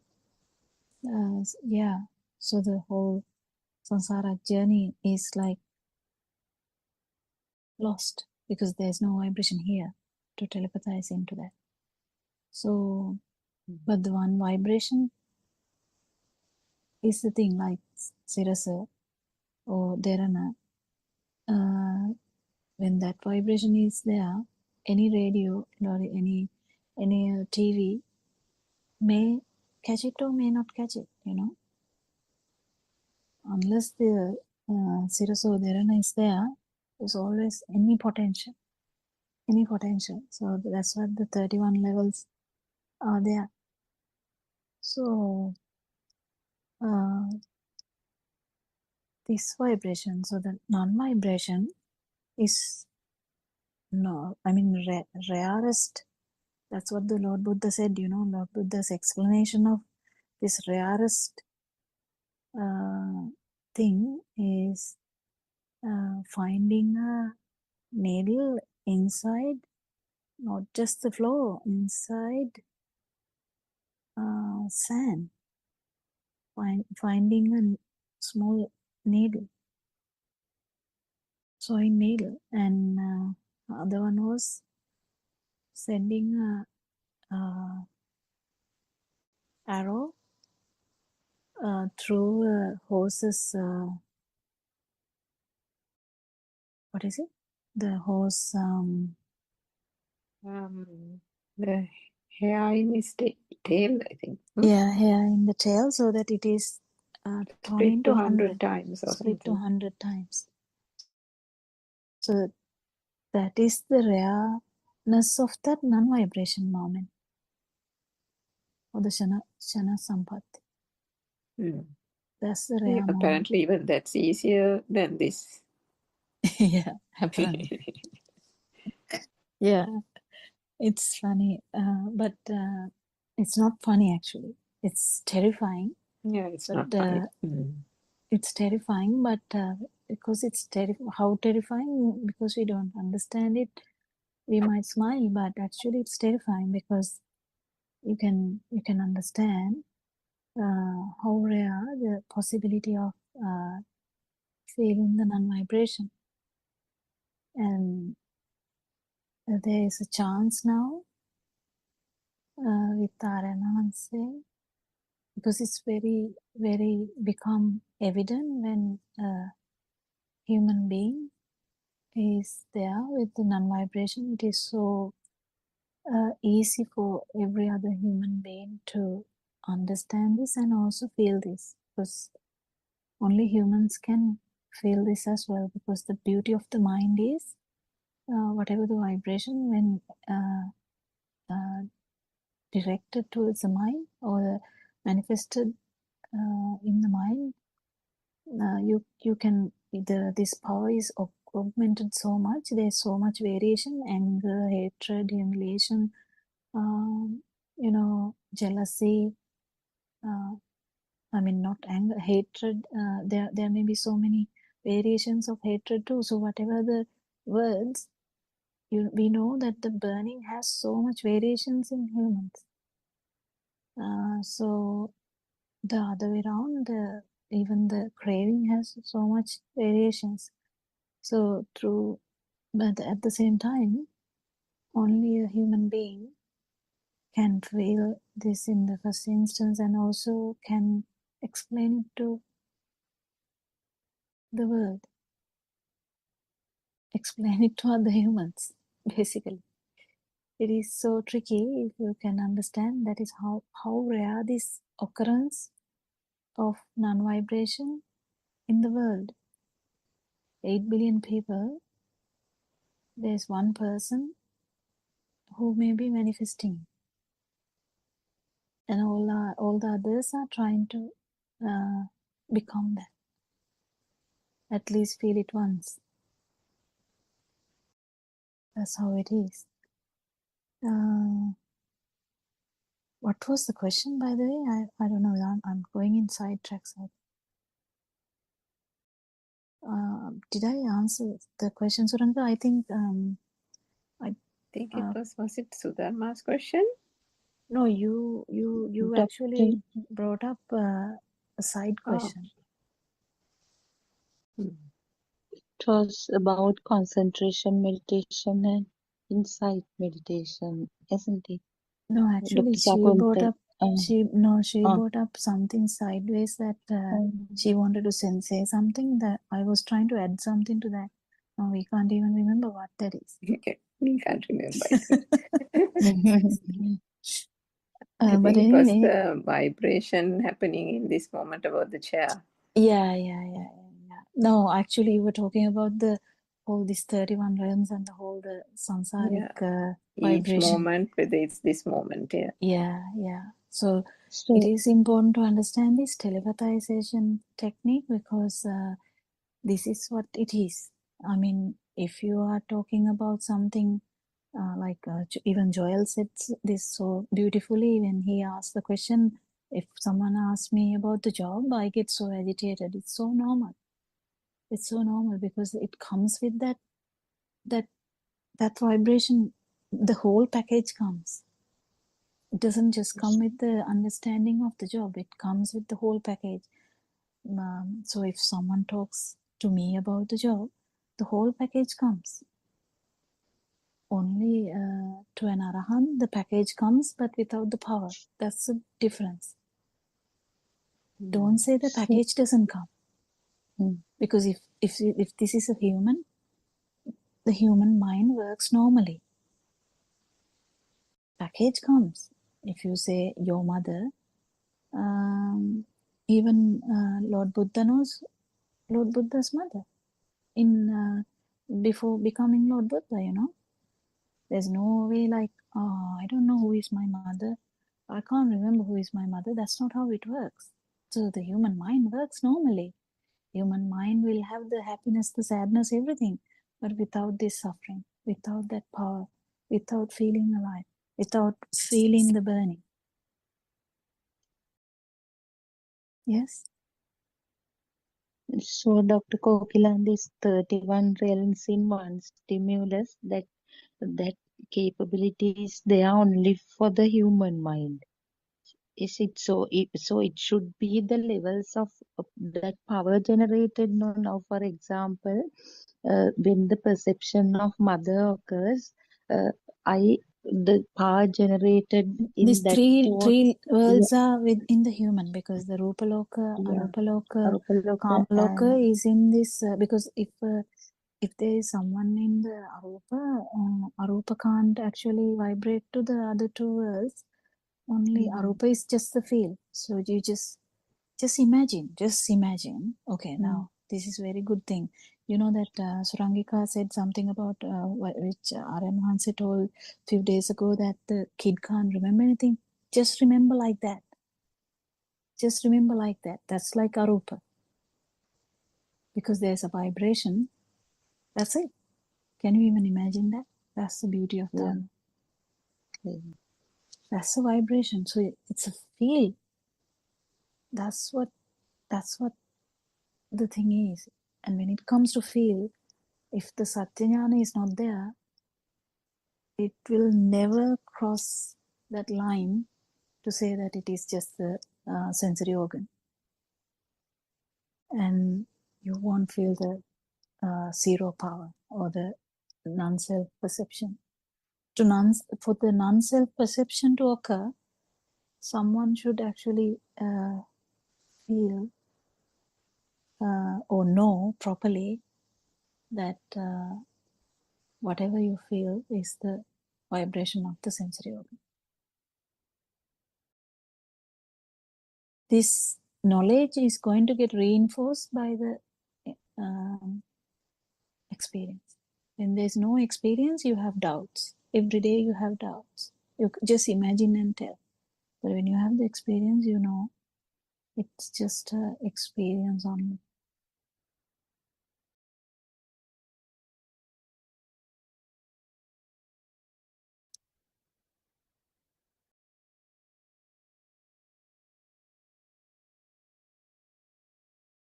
Today, Joel is silent.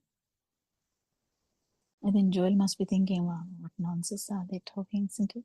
It's a bit, I think it's a bit too much also, because with so much Pali words and so much vibration and all that. But he's going to catch up, I think, one day, because he's so inquisitive about this whole vibration thing, or whole burning thing. And keenness to get rid of this burning is the main factor which drives this human being to non-vibration.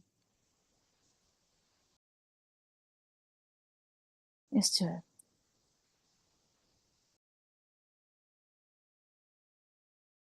Well, I don't want to ask a question because I'm a bit irritated because certain things, it's a bit difficult for me for my age to practice and to grasp it. So I'm just taking my time to understand this. Just let it go. Just let it go. Go slowly. Just let it go. If you feel like it's too much, just let it go. That's what it is. Letting go is art, Joel. Letting go is art. We really don't know that. If you feel it's too much, we have done this for a long time. And if we felt that Dhamma is a bit too much, because we just let it go. It's okay.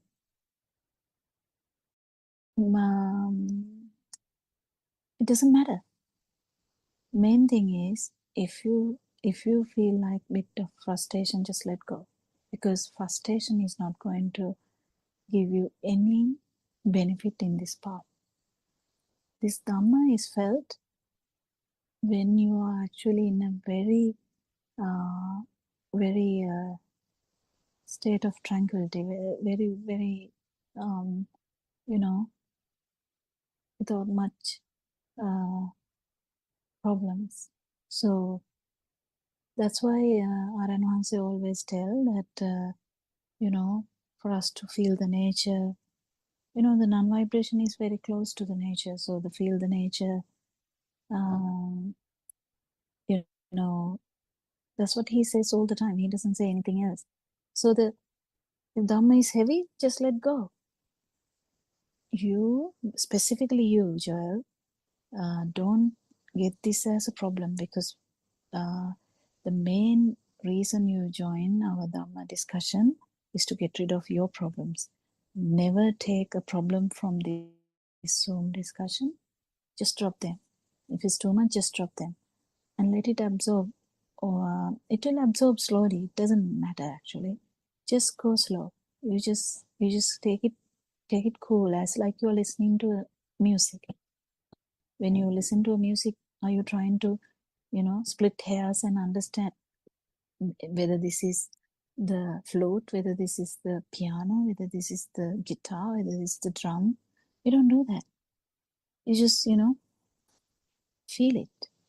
Likewise, just feel it. Just feel it. Don't even doubt yourself. Just don't doubt yourself. The doubt, the frustration, it's just part of this burning. It doesn't matter. Just let go. And one day you feel comfortable enough to think about it. It might normally come. You don't have to think about it even now, because you have heard this Dhamma now. You actually have heard a lot. I think it's such an asset. But don't let it bother you. Don't let this Zoom discussion bother you at all. It should be, if it is too much, just drop it and take it easy. Be happy.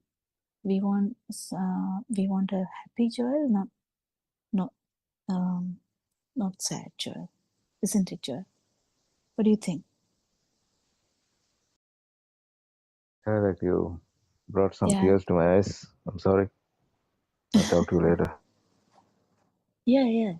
Just take it easy, because none of these things, none of us actually some people have trouble, this Sudharma is trying to write a book and she's splitting hairs to write which word, and she's trying to ask that, and Surangika and me are trying our best to give an answer which we were, when it comes to someone's actual question, it's so easy to answer, but when it comes to theory, even I struggle. I don't know much theory. So this Dhamma is so beautiful. If someone is listening to this Dhamma and that person is burning, I think they have catch the serpent from the other side. Is that the correct wording? Like Yeah, I think so. Yes, what Aranhasi says is, I think it's a metaphor from Lord Buddha's time. You should catch the snake or the serpent from the head, but not from the body or the tail, isn't it? Then it will, yeah. yeah, Yeah, so as soon as you feel a bit frustrated, just let it go, yeah, and you can slowly feel it again. You feel as I told you again, in the past, just feel the breeze of the normal air in the morning, beautiful mornings. Just feel the morning light. Just feel the birds singing. Maybe the sound of the train. Maybe the sound of the rain, maybe sound of a cyclone, doesn't matter, whatever. You just telepathize to that and just stay there for a bit. This this what is it called, this dream, this world of us, it's full of stuff. One thing, money. Another thing, family. Another thing is what else? The human rights, or justice, or politics, it's all the topics. They are going to burn you, but they are actually inside this dream. This dream, when you know that it's not true, you can be in the dream without burning at all. And that's what I wish for you, and you're going to get it. So if at all in any discussion, any word of us makes you uncomfortable, just stop it, because none of us are actually wishing that on anyone. As soon as anyone feels, even if you have heard Aramanse talk, if a mother comes and tells Aramanse, I can't understand it, what he might tell is, just make a cup of tea, Amma, just make a cup of tea and just take it easy. And we know how true that is, because we have done that so many times. So, and the beauty of Dhamma is this: the truth comes when you are in that beautiful moment, when you are in vibration with the nature. Are we running into the other Zoom? I think we may. Is it? yeah, we are almost. Yeah, we are passing. So we'll handle our Zoom discussion to 4 o'clock Zoom discussion. We worship our Ananse. We have so much gratitude for him for sharing this no self dhamma, or burning less living. It's a it's something which you are very fortunate even to just to hear. So wish you all the actually wish you all happiness, super awareness, and zero burning, I would say. And may Triple Gem bless you all. Thank you very much, Dharma friends. Tera Saranai Dhamma Thank friends. Saranai, Dr. Kokila, තෙරුවන් Thank සරණයි. Saranai, Dhamma තෙරුවන් friends. සරණයි Namaskar, ආරණ්‍ය Vivara වහන්සේ. friends. Bye-bye.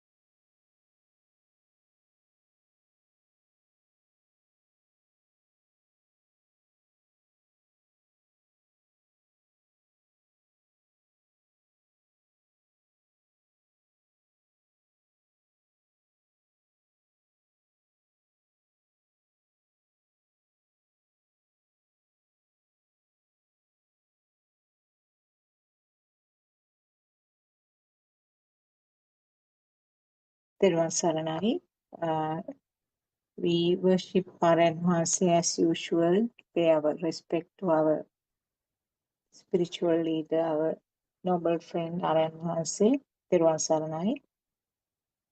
And we also warmly welcome all of you who have joined the English Zoom discussion today. Tera Saranai, everybody. So as usual, we will start our discussion 2:45 to 4 p.m. Our usual English Zoom discussion of Buddothpado Dhamma teaching. Other days actually we are generally reading some pages from the book, but today I suppose we can straight away start the discussion.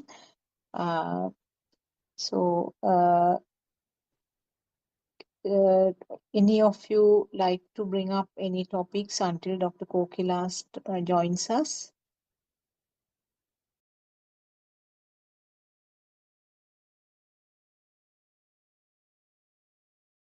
Okay, Thiruvan Sarnai. I think we will just, maybe we can continue a little bit more of the same topic that we were talking yesterday about the ego, that this question that was brought up by Joel. Yes, Dr. Sakuntala, yesterday Dr. Kokila gave a very comprehensive kind of conducted a very comprehensive discussion regarding Joel's question of how to identify or how to handle if we meet up somebody who is so egoistic, and what is actually, how do we define ego in terms of this Dhamma.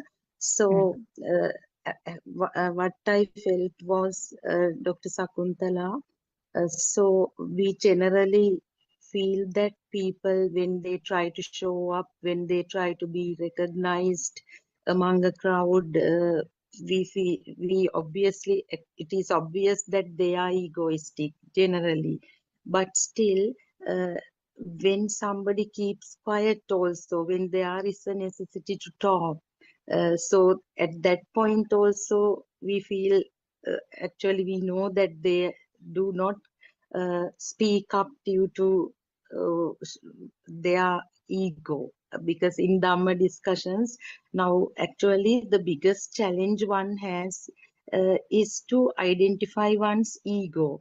So Aryan Hanse actually explains it in several ways, like it is the self perception, basically self view, or actually conceit also is used to refer to that, manaya. So identifying one's self, self kind of how much that person is trying to maintain, that self is also defined as the ego in these discussions. So for example, Now, actually what Aryan Hanse always mentions is we cannot see how egoistic we are. That is actually in 7 o'clock discussions. That's why sometimes he makes each other to talk about um, us in order to help the other person only, not to intimidate or not to let down, just to help each other in this journey. So actually, if we try to, yesterday the discussion was basically about how a egoistic person would try to dominate over others and try to show up as if I know everything, because in schools actually this self perception we know is obvious even in small children, because according to Dhamma, once somebody is born, of course this vibration occurs, and gradually when the uh, five sensory faculties begin to work, of course, uh, with the existence feel and the alive feel, self perception also gets stronger and stronger. So even among school children I have experience now, especially when we assign group work, um, if we select the uh, most kind of talkative person, or who shows up leadership skills to be the group leader, sometimes he dominates over all the other children. Even the most silent one must be having certain things to contribute to that group activity, but that the small child unknowingly they dominate over the others and do not let others to uh, be a part of that simple thing. So despite the age, we can see this self perception, self view in everyone. It's very interesting the way that the small children show it up. So actually unknowingly we appreciate that as leadership skills, and they try to show that to the teacher even, I am the best one and I have done everything. But in the new educational kind of principles also, now what we encourage is to let everyone contribute equally to a project or any sort of activity. So it was a very interesting question that Joel asked. We can discuss it from different perspectives, so that much I can contribute. Now Dr. Kokila, Ms. Surangika and all have joined. Theruvan Saranai, worship Buddothpado Aryan Hanse's feet, and we can continue the discussion.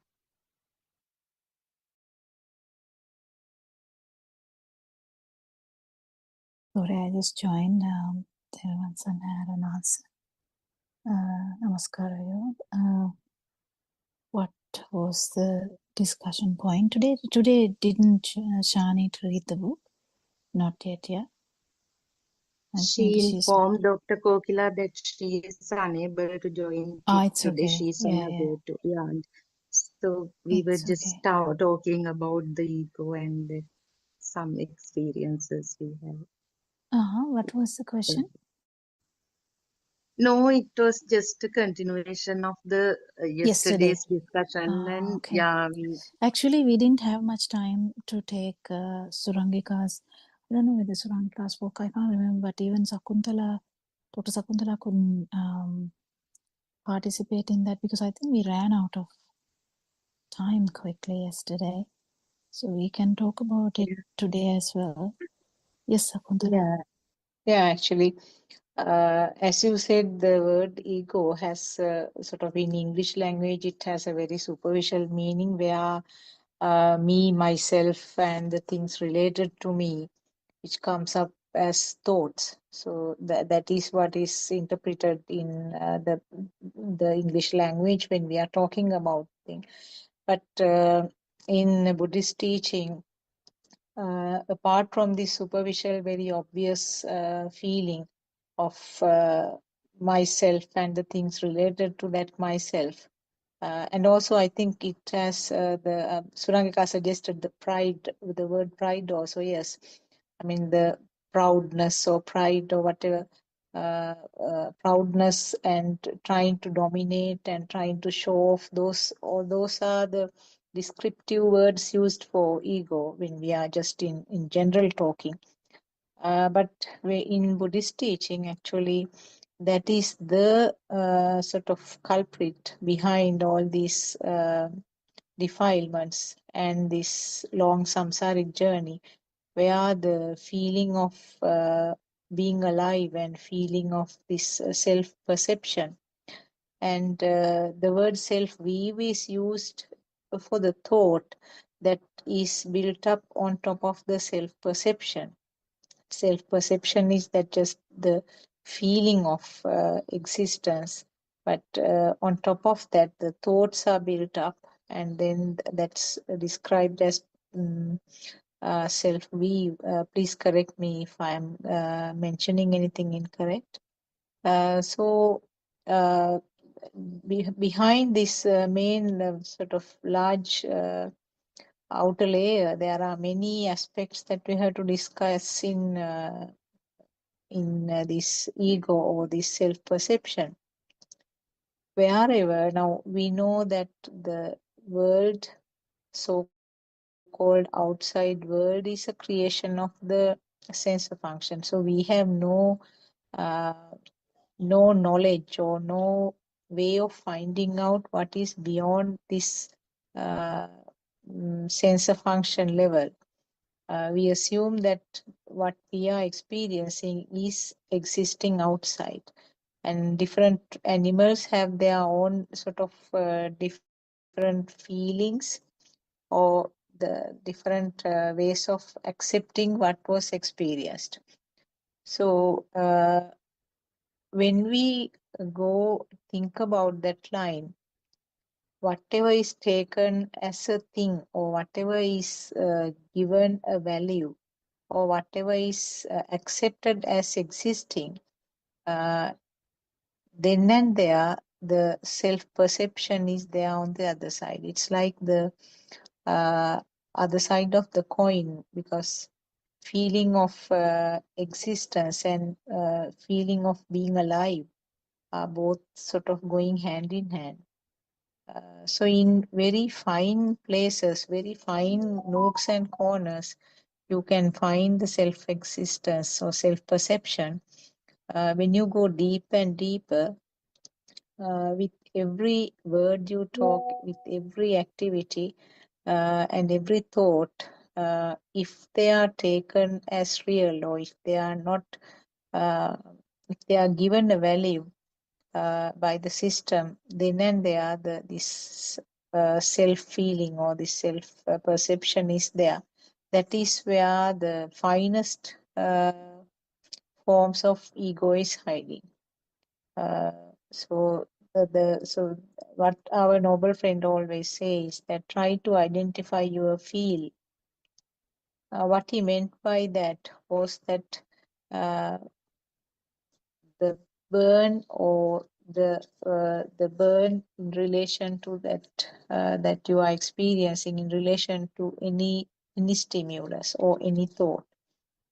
So that is the different names are given, the defilements or maybe self-perception, different words can be given. So I think this is actually the theory part, but when you go to practical side, Surangika gave a nice example yesterday about being in the queue in the bank. If one person jumps and comes in front of you uh, uh, while you have been waiting in the queue for some time, the feel that you get, you can give different names to that feel. It's an uncomfortable feeling, and you might name it as anger or whatever the name you are giving. That is your self perception, or that is the feeling of existence.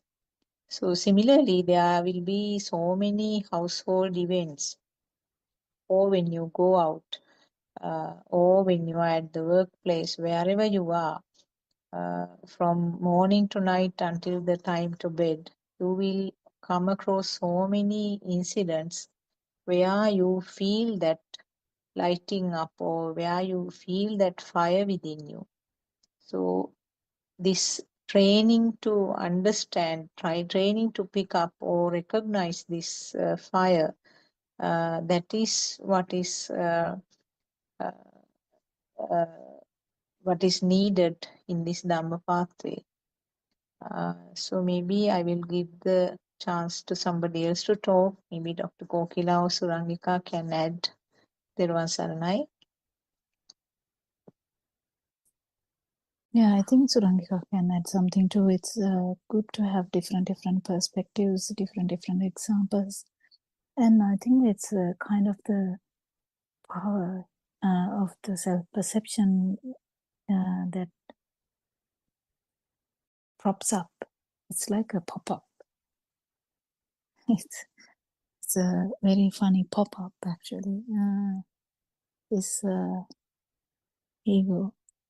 It's easy to detect if you're actually into that awareness. Yes, Rangika, is there anything you can add to that?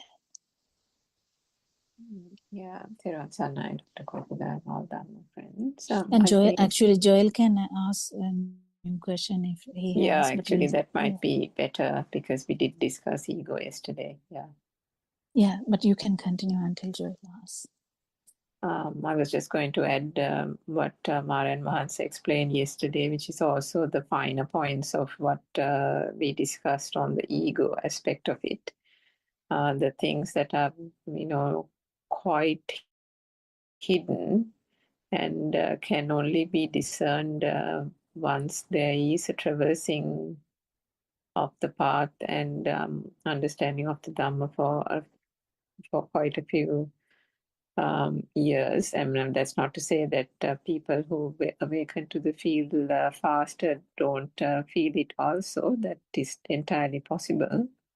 But for those who have, listened to the Dhamma for so long and for quite a few years and are practicing, there is an awakening to the field as the more one realizes the falsity of the sense faculties from which the mind consciousness arises. And this being in the mind kind of starts to fade away. And with that arises that awakening, the inner transformation, as we call it, the awakening to the field. Or in Sinhala, we call it avadiya.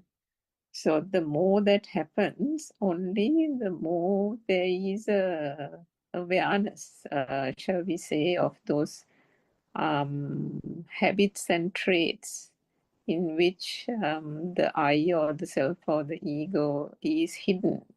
And that was the point that was the subject of a lot of discussion yesterday. We heard Sonamali and Narayan Mahansa both explaining by drawing on examples given by certain mothers who post their experiences on the Zoom discussion.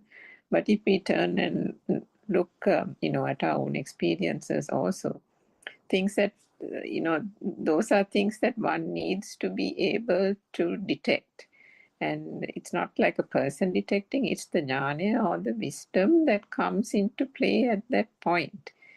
And to a certain extent, our noble teacher did say when one or two mothers said, oh, I felt that, or I felt this, and I thought I had to say it on Zoom, kind of thing. He said, you don't need to say everything on Zoom. There are things, if it is discerned, if there is an awareness, then all that is needed at that point is the awareness. That little tinge, as Dr. Kokila said, the pop-up. The pop-up is not a very big pop-up. Sometimes it's a little pop-up. You can't even say it's a pop-up. It's like a tinge, isn't it? A little slight tinge here and there. If, something is not kept in its place. If, other people's teacups have been washed and your teacup has been left Somebody's forgot to wash your teacup. Things like that, little bits and pieces. And then my mother always complains if somebody's dog has left poo in front of the curb at the gate. So it's like our gate. So why have they left the poo here? Kind of thing. So it's that unknown, the thing that is not said out loud, isn't it? This is our gate. I suppose does that mean it's all right if it is somewhere else? So, things like that. And those are the habitual kind of things. And Dr. Kokila, this is the Gati Nimiti thing that I'm trying to explain. Perhaps you can elaborate on it, subject to Joel asking a question, of course.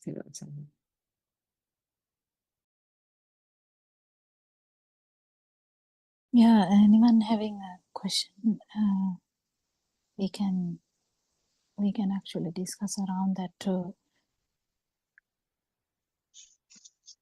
Yes, Sudha.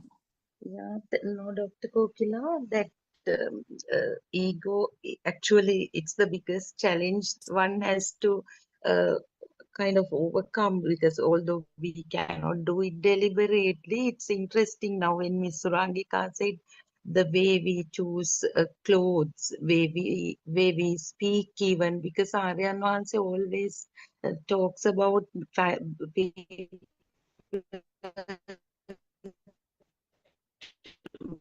even we trying to maintain lifestyles. I mean, as Ms. Urangika said, in a very subtle way, the subtle need to maintain the self. I mean, maybe as a very good person. Now, most of Dhamma friends, including me, the problem they have faced is trying to be a good person in Dhamma path and in every way possible. So, on one side, now we discussed how we try to outshine and so on and so forth, and still trying to maintain a self that does not hurt anyone, very polite, and always worrying about other people being upset because of my actions, thoughts. So there is also again the self-perception. So it's so kind of complex, and I don't know, it's when it comes to feel, actually there is a subtle need to maintain a self. There is a subtle need. We of course understand that it is a system. So with that, this gradually dissolves, but still the noble teacher, of course, Aryan Mahanse at once notices and he pinpoints how this ego or the self perception is there in ourselves, though even though we can't detect. So it is sometimes, I don't know, from the way we talk, from the even we are well aware of this also, still it's there. So it will be there until we fully get rid of this kind of, although we say we have liberated from the outside world, there are instances where we still feel that outside world is real. So it is kind of a gradual process getting rid of this will automatically will go away anyway, and the system will continue to be there.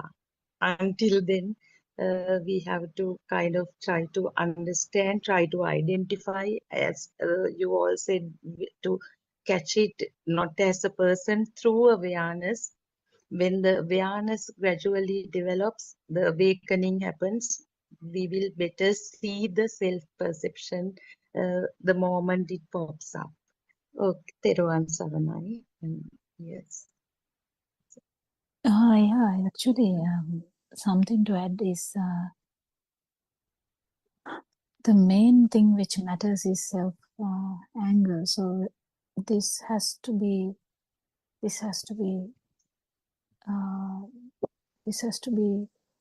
uh, addressed, and then when the self view is broken completely or without any doubt, then everything comes into one non-self anger, and that's so much easy, and whatever the detection of the pop-up is it becomes a normal thing, because now the normal thing is no self anger, and this becomes a abnormal thing.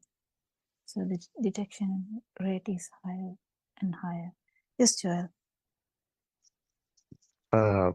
Yeah, I was just thinking about this ego thing that we were talking about and how it fades away when we listen to this Dhamma. And one particular thing what came to my mind is, okay, the ego fades away.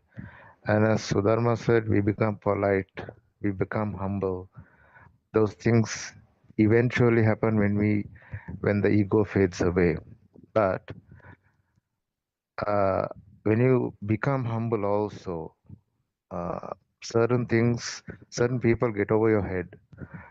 So in what way does the ego fades away, and how does humbleness come that it will be good for us and for others as well? Mm, yeah, this is the thing. When there is no self anger, then when there is no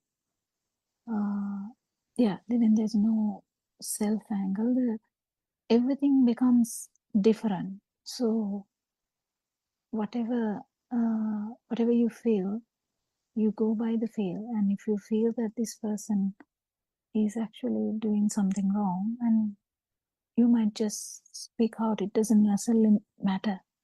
But the thing is, but because the feel is so high, you can actually feel where they are coming from. That's the most important thing. Whether why they are doing that, what led them to act like this, So the definitely you will feel everything. It's not just one thing. You will feel everything. So you'll feel if someone is actually trying to do something through, higher power of self.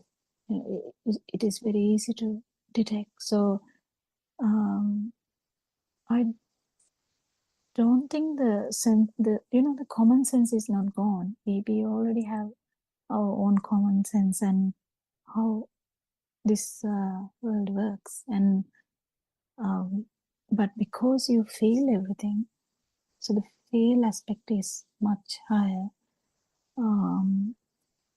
You're not going to be guided by the mind, so you will do whatever you feel. That's it.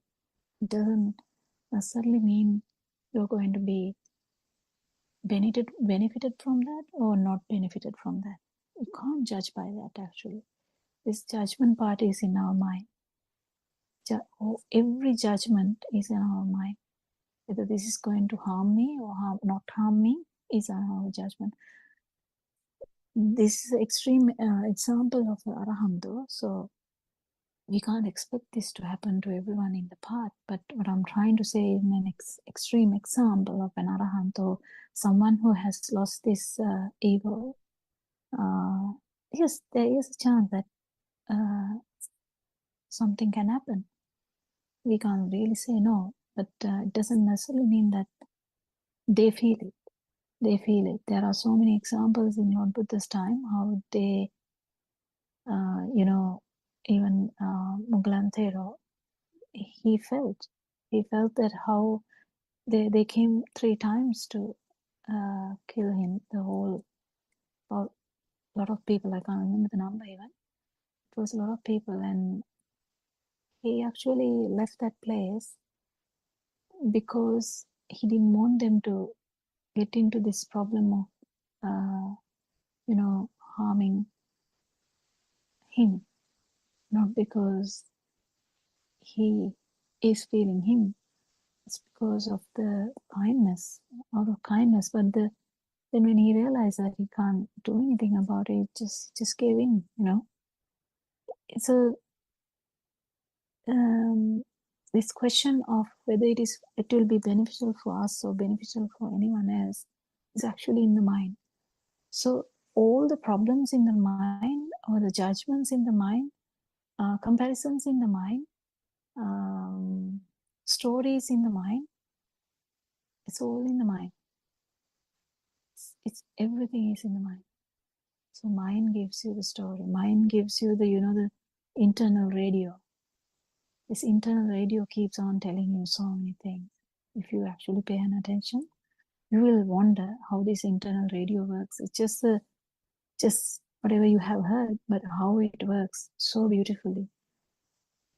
So beautifully, in the sense it's not beautiful. What I'm trying to say is it's a kind of like a beautiful organ. Sensory aspect of that is so interesting. It's this internal radio, how it works, and that radio keeps telling this and that. But that's not true. What you feel, you go by the feel.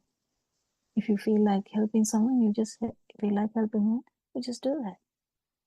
If you didn't, you didn't. It's just a thing, just one occasion. And you need to remember, it's all about no self-anger.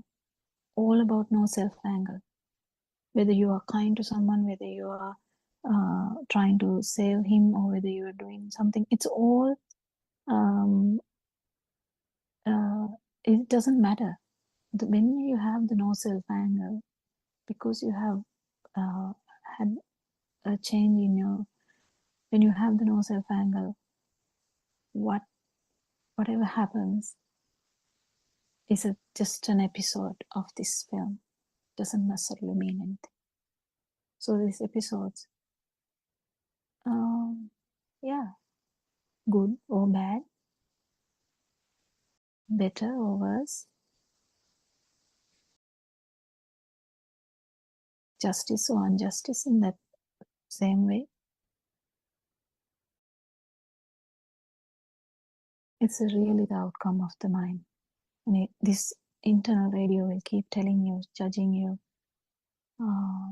making you go haywire. Just,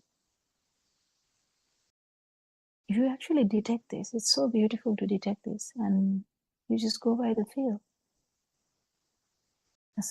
Not necessarily mean anything. You go by the feel. If you feel like helping that person, you help. If you don't feel like helping like that person, you just didn't. It's just a moment. It's just a moment. Just another moment. But this has to be felt. That's the thing. Anything else, Suranka? Do you have anything to add on to that? Waja's question? Peron Saranai, can I just add something? Yeah. Actually, there is a sutra where maybe I can find it out by tomorrow. There is a sutra which has been disclosed by Lord Buddha. I think there are about 7 or 10 simple ways that those are kind of advices how to handle this sort of difficult situations, difficult people, etc. The only one thing I can remember is, if possible, avoid such situations. Now, if there is a place where sort of some form of unpleasant thing is going to happen, avoiding is one of the advices given. But rest of the things I can't remember, but I will be able to find out. And also, just I want to mention about 2 stories. These are actually merely two stories, but we can try to get the message underneath that. So one story is that about a devil called Alavaka. I think our Dhamma friends may have heard about that name. Alavaka, he was a devil, probably a human being who was having that devilish behavior. And Lord Buddha wanted, and the people were having lots of trouble because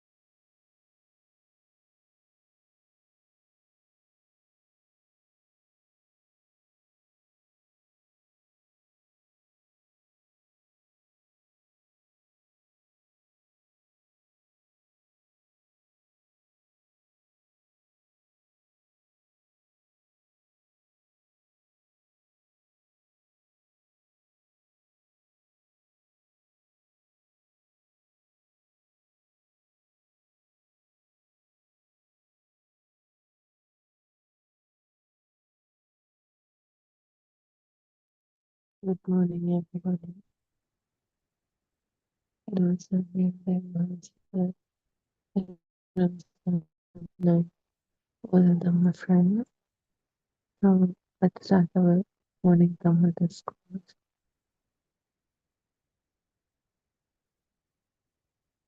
So let's observe something carefully. Right now,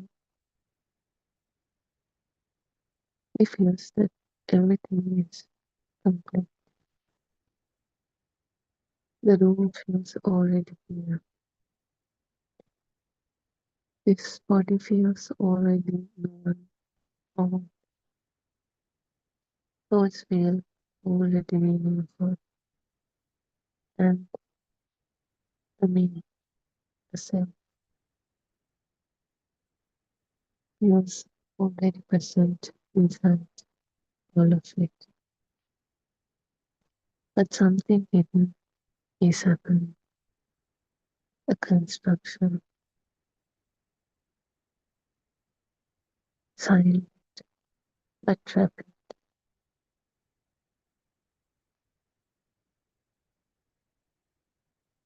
and continuously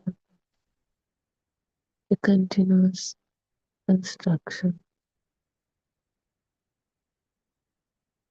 So fast that only the finished experience, final outcome is noticed. So today we look at this, how these thoughts secretly bring this experience, how this world becomes clear, solid, and how this self appears as existing as real, and how this illusion, this everything becomes convincing.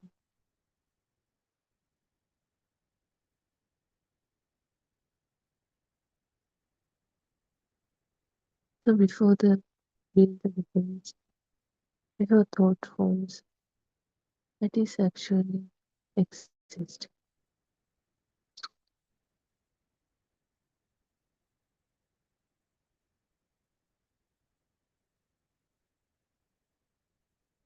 Raw sense of content. Fire before it becomes object. The sound before it becomes a thing. The smell before it becomes a thing. The taste before it becomes an object. The touch before it becomes an object.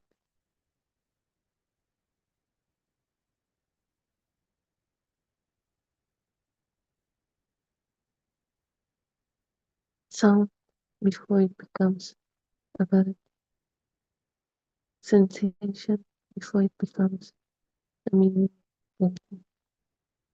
So at this stage, experience is incomplete. It's not a thing yet. There's no story, no self, just fragments, simple sensory sequence. But this stage is rarely noticed because construction begins immediately.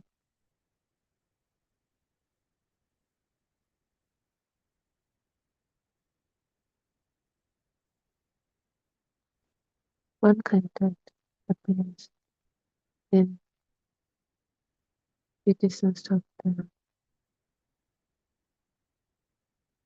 It triggered the same level of frequency, invisible to them. It connects the patterns and then they are with just exactly like the mechanism of a tuning for same frequency, same vibrate. You just have to hit just only one. The other one will automatically resonate and starts to move, vibrate itself. So one vibration, many related similar frequency vibrations starts to begin. The word activates image, an image, a color activates sounds, smell, not just one, maybe seven, maybe another thought itself. So likewise, a smell activates emotions, situations, sensation activates associated patterns, dimensions, and things, names, others.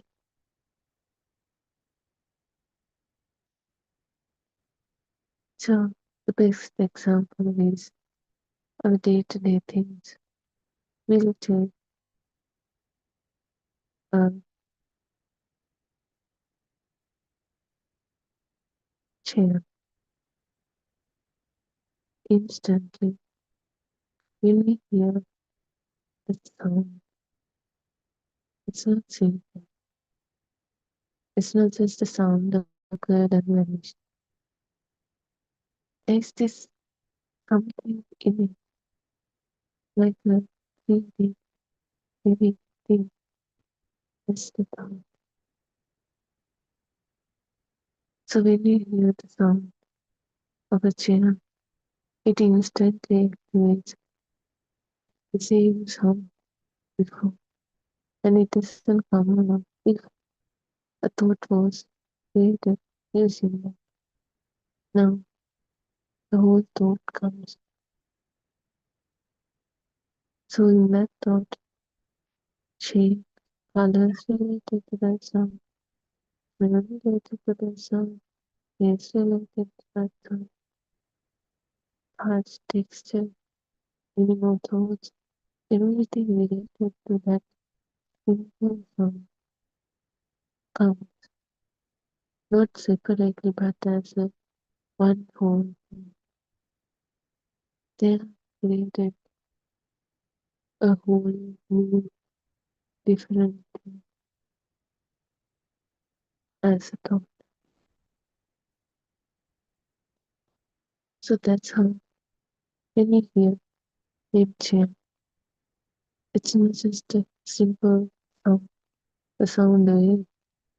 It's a chair, a thing. You can describe it as four legs. It has different colors, more thoughts. You can get the smell, feel of smell, the texture, everything in it. But it was nowhere to be found in the simple sound. So that was triggered.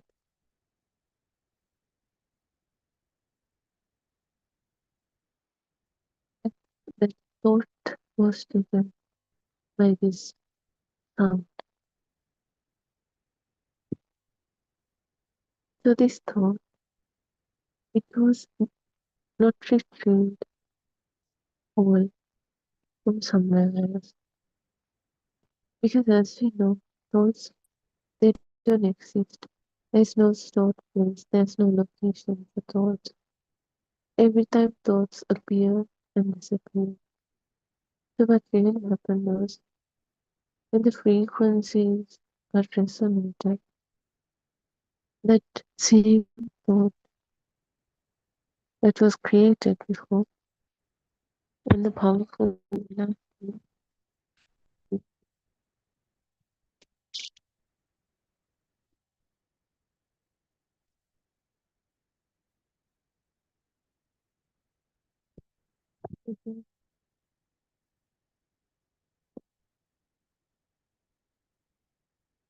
as the same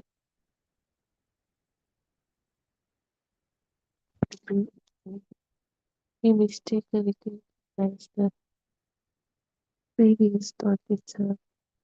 We think it's the same thought, but it's not. It's a new thought that born reconstructed right at this moment. So each and every time when people think they are thinking about past, when people suffer for past things, they blindly believe they are thinking about the past, but they're not. It's a thought that's similar to that previous thought, but not that previous thought itself. You have to experience it yourself. Try to penetrate through that thought. Can we really remember the exact details of those past things? Or is it a thought that has power? It feels like it is the past itself, but it's not. It's something similar to that day, but it's not that we did that past thought itself.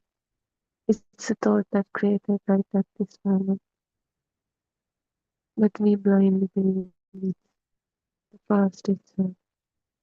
The same thought came to this moment itself.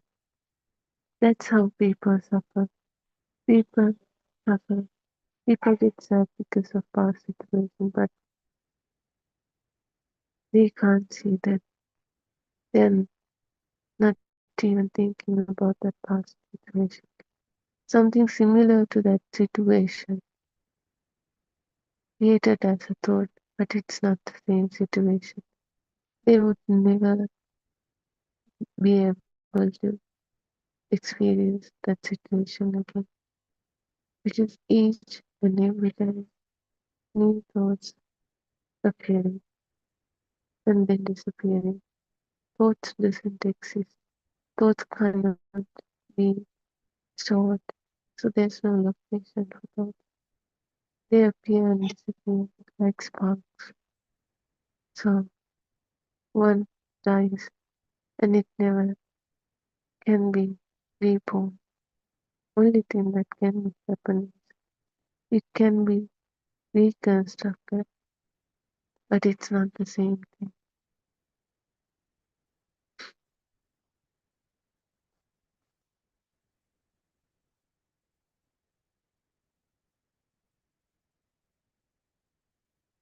Sorry for the confusion.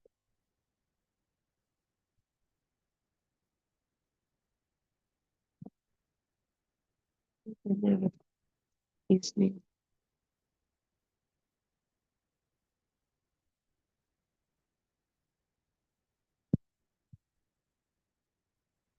And blindly believe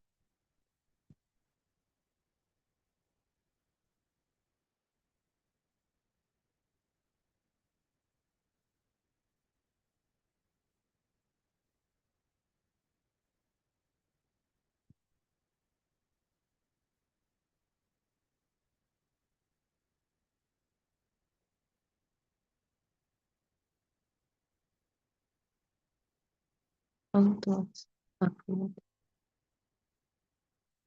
So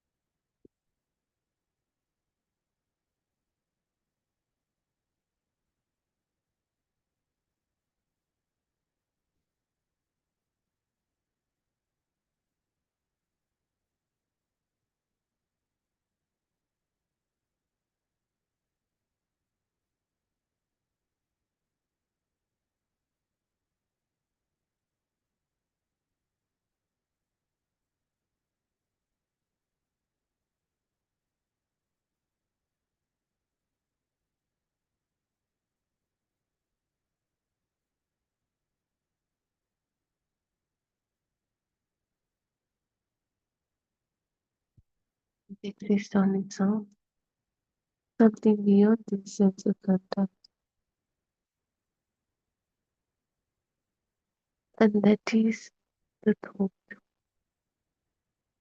This thought exists nowhere else, but created by our own mind itself.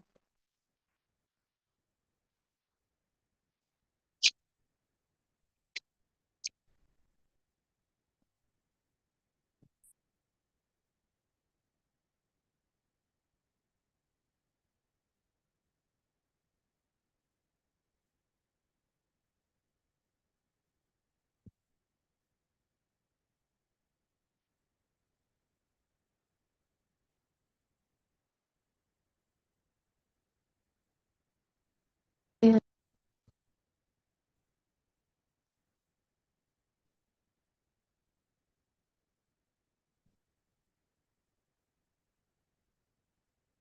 unable to see that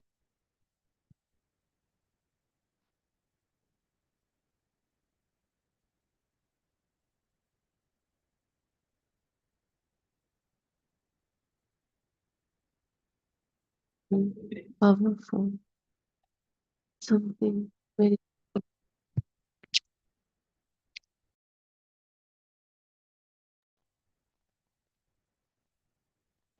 so that's the illusion. That's the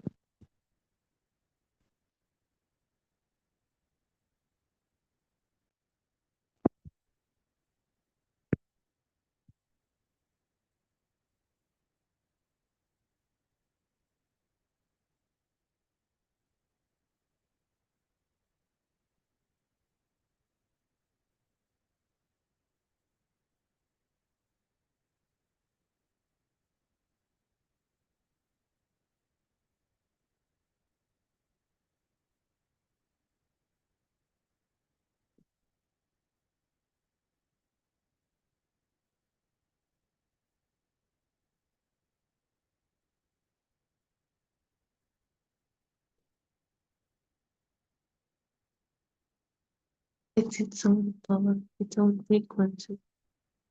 So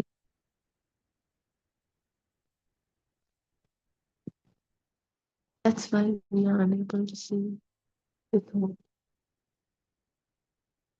as a combination of sense of it.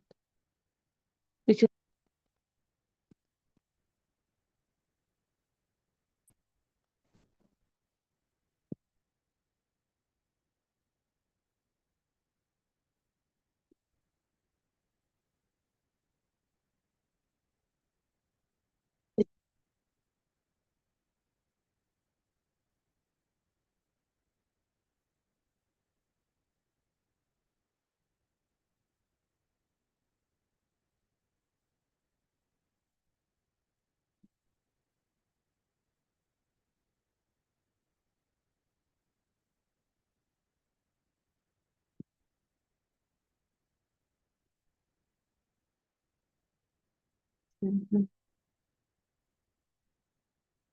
apart from that, there's no growth of thought of check that exists.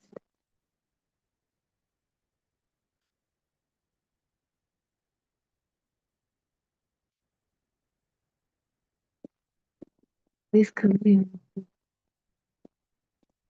circle is this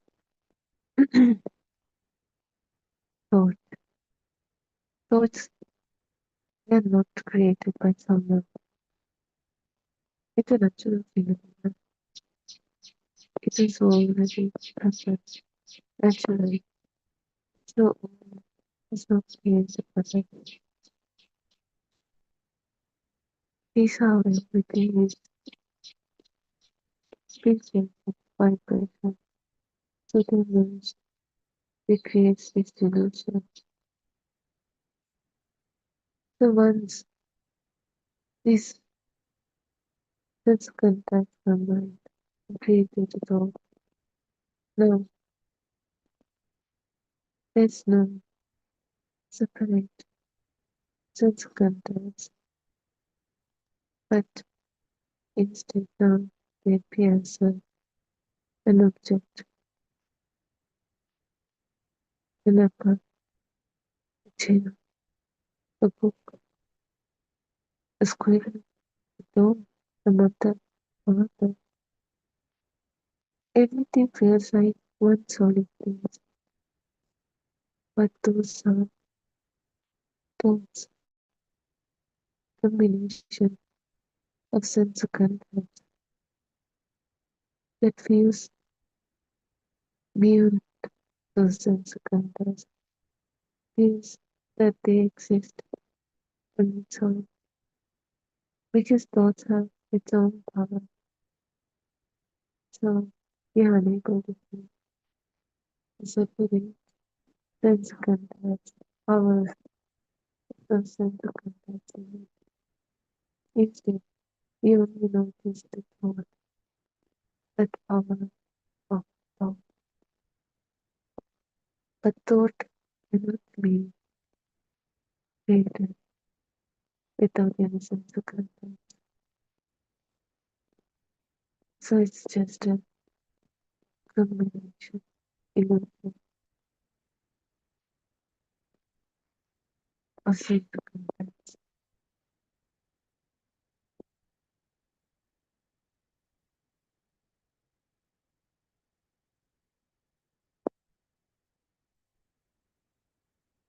So this object, this thought, this thing is constructed from many combined sense contents. And this mind, it hides the assembly, and instead it shows only the finished final result, which is the thought, which has its own power. And not just once, not just twice, for through our entire life, we used to see it in that way. So now we are used to seeing in that way. Only the thought, not it as a person, but it as a combination of senses and thoughts. But only because we used to see that our perception was fixed to see in that way. We are used to that thing. And because of that, it's high the combination and we are unable to see it right now, instant. For a person who listens to this drama for the first time, he cannot see it immediately. This combination, this construction, because of that, because they are so used to see through the thought. They saw only the thought this whole time. They didn't see it as a process. They didn't see it as a combination of senses, but instead they saw final thought. And it's not simple. When they keep using the thoughts, their mind has got power. Their thoughts are powerful because not just taken as simple thought, they believe it, which got more powerful. That's why when we're looking at something, when the vision is occurring effortlessly, now it comes as the, the 3D object. We are so sure that it exists on its own there as a chair, not something, it's a chair. We can feel, mentally feel the text, texture, aspects, smell, taste, everything. That's strong food has become in our mind because that's how we used to see this now. Yeah, That was our perception all this time. We blindly believe this illusion as the reality. Now this illusion has solidified. Now it has got stronger. We are unable to see through the real truth being processed.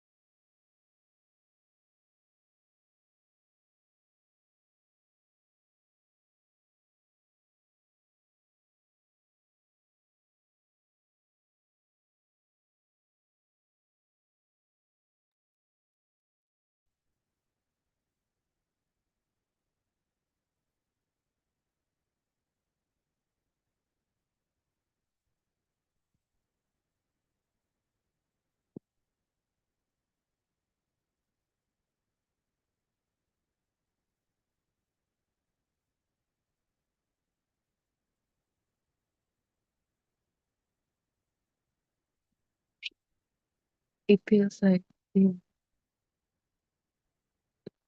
that are beyond our five senses. That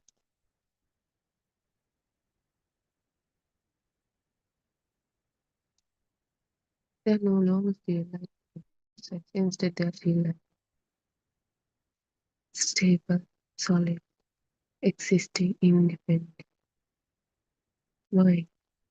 Because the building process became invisible over the time. We got used to it also. We only saw the thought, so we keep using it, used to see in that way. And then somehow this process became invisible.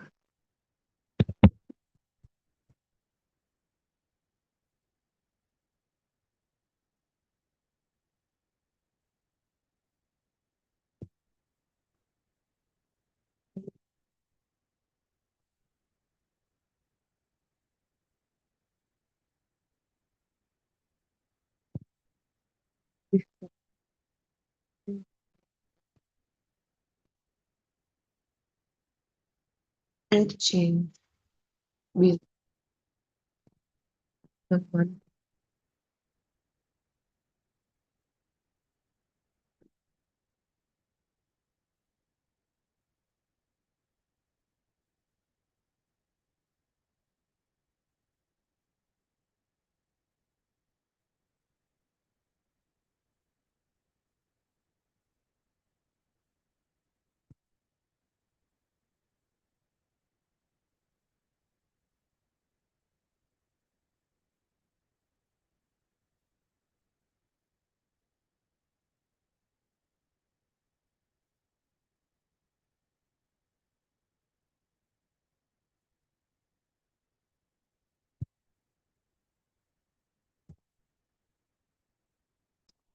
And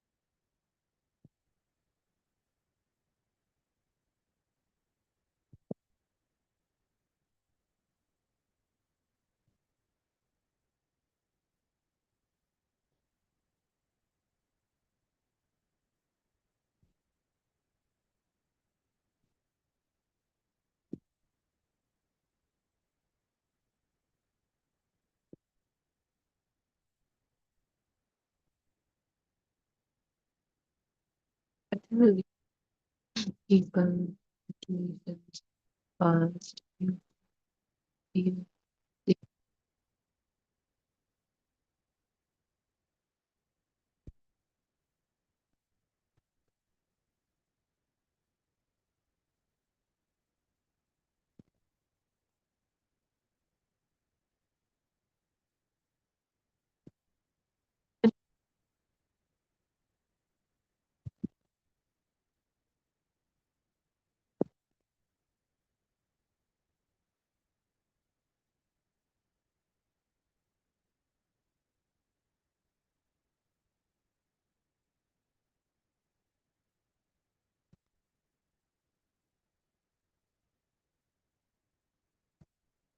are different. It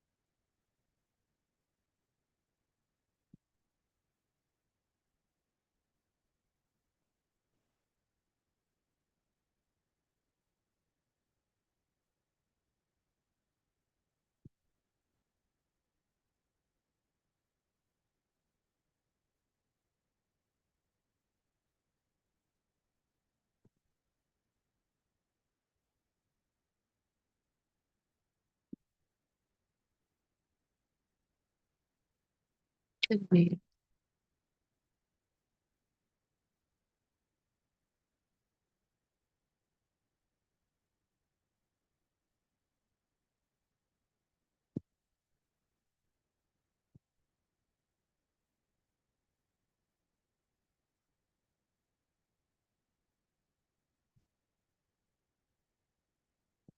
we can see that thoughts work the same way. Rapid reconstruction, illusion of stable reality. That's how it happens. Because of this fast, the speed, we cannot see the construction. So we take it as a stable reality. We blindly believe the illusion as the truth itself.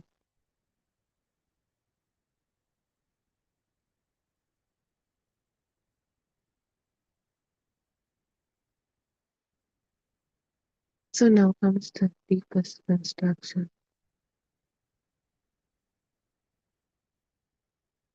Thought homes, and it doesn't stop. Then comes another thought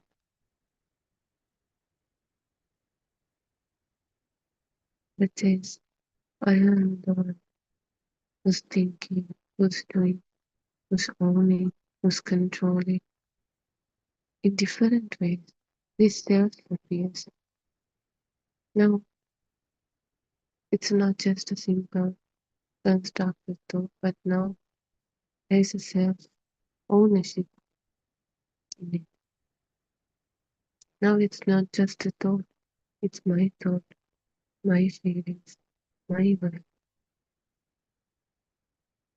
A self appears, thinker, a center, someone inside this experience. But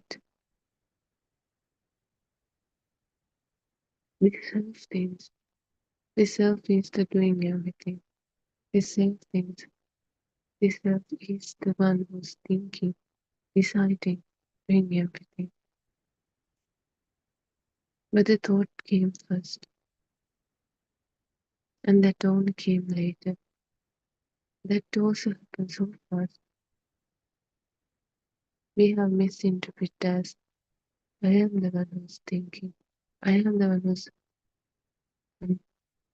controlling thoughts, control minds. I am the one who owns these thoughts, owner of this everything. But this self is another thought, a construction itself. It is also created through this repeated ownership thoughts. But it happens so fast, we are unable to see the process. Instead, we blindly believe, like those thoughts exist, those chairs, tables, people, those exist. We blindly believe this self also exists. But each and everything is a thought. The thought that feels like real, feels like exists on its own. But we can't see all of those things are processes of this system. None of them are the reality.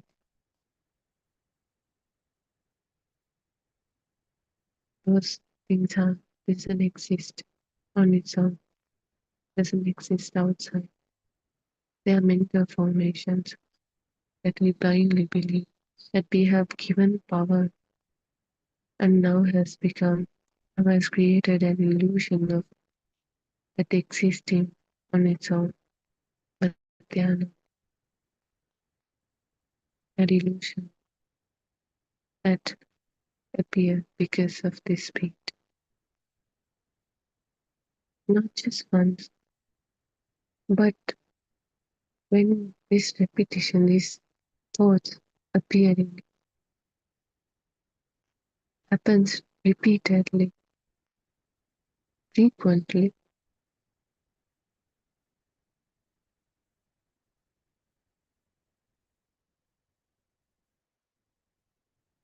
which means the whole process repeats continuously.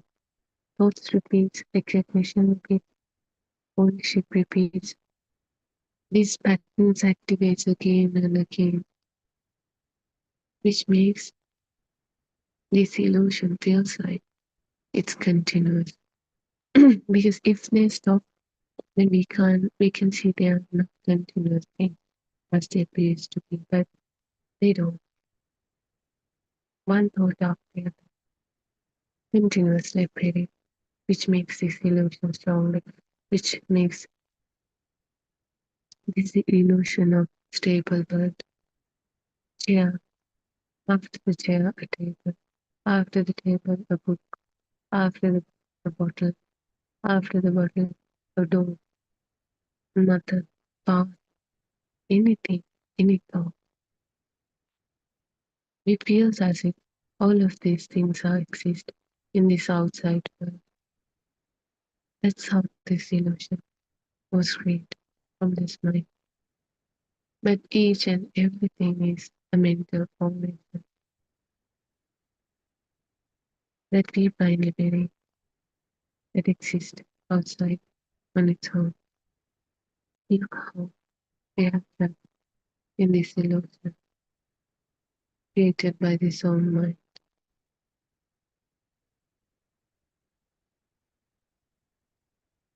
So this reality feels permanent, world feels stable, objects are there, things are there, people, animals, everything is there. And there is a self, that experience, that controls, that owns everything, that affected by this. But every moment it is reconstructed freshly through resonance, through thoughts, blindly believing it's the same thing, same situation. Blindly believing we know the same thing, we are aware of the same thing, we are looking at the same thing. But the thought itself is a fresh new one, which has the same similar frequency of the previous one, but it's not the previous created thought itself. But people are unable to see that. They think it's the same thought, it's the same situation. So it applies for each and everything. When we look at a chair, or when we look at a bottle, or even for something like a complicated situation from the past, everything we think we are thinking about the past, but it's not the past. This thought is new. This thought occurred, reconstructed right at this moment. Past didn't come itself for this moment. But this thought is similar of the frequency to the previous one, which makes us blindly believe that past thought itself is here right now, that we are experiencing the past itself. That's the illusion. That, but that's not the truth. That's not the reality. Each and every moment, every thought, what we feel like existing, what we feel like real, what we feel like known, is illusion. None of those are true. What we feel like this known reality is a thought that reconstructed freshly right at this moment. How can we know thought that was reconstructed right at this moment? A new thought, a fresh thought. It just were born right now. So how do we have the feeling of like we know it? Just because it has the similar frequency from the previous thought, past thought. We are somehow unable to see the truth that blindly believe it's the past itself. We are thinking about the past. We are thinking about that previous thought, previous situation itself. That's why we feel like we know things. Even simple objects like the chair in your room, you feel like you know it's the same chair you're seeing, but it's not. Right now, when you see this image, these colors, that thought of chair was reconstructed right at this moment in your mind, and it appeared and disappeared. It's not existing anywhere, it's not located anywhere, stored anywhere. And when after a while, when you see that same vision again, and again a new thought is reconstructed, but because it has the similar frequency of the previous thought, we blindly believe it's the same thing. So we think it's the same chair that existed. It feels like no, but that's the illusion. Thoughts are never can come back. They appear and disappear. They are not stored anymore. The only thing that can happen is that The thought can be reconstructed newly at this moment. It's a reconstruction, not that previous thought itself.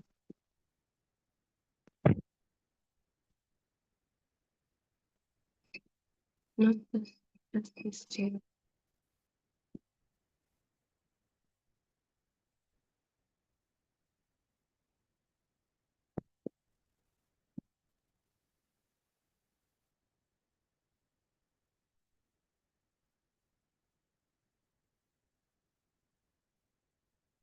It's properly, but it actually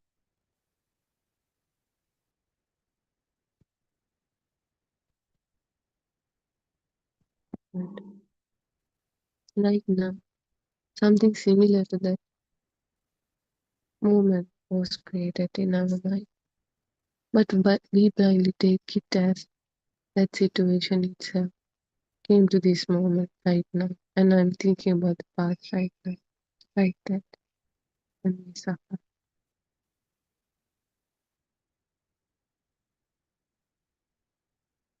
So seeing this building changes this experience.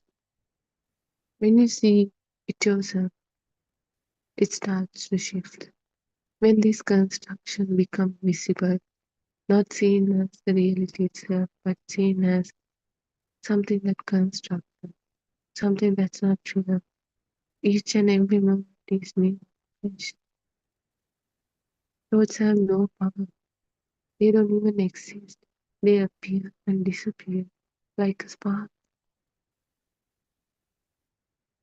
How can be a light thing in a spark, in a thought that doesn't even stay for a long time? So when this construction, when this truth becomes visible,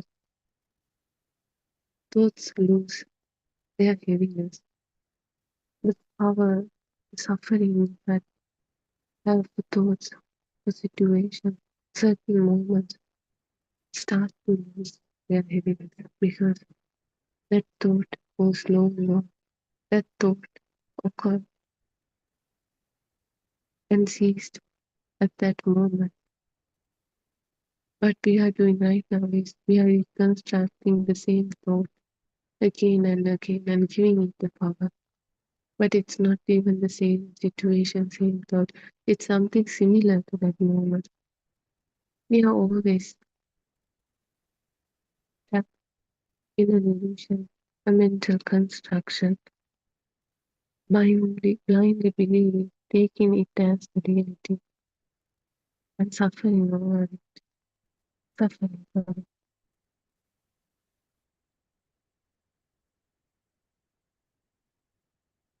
When you see the truth of this thoughts, this illusion, it's a process.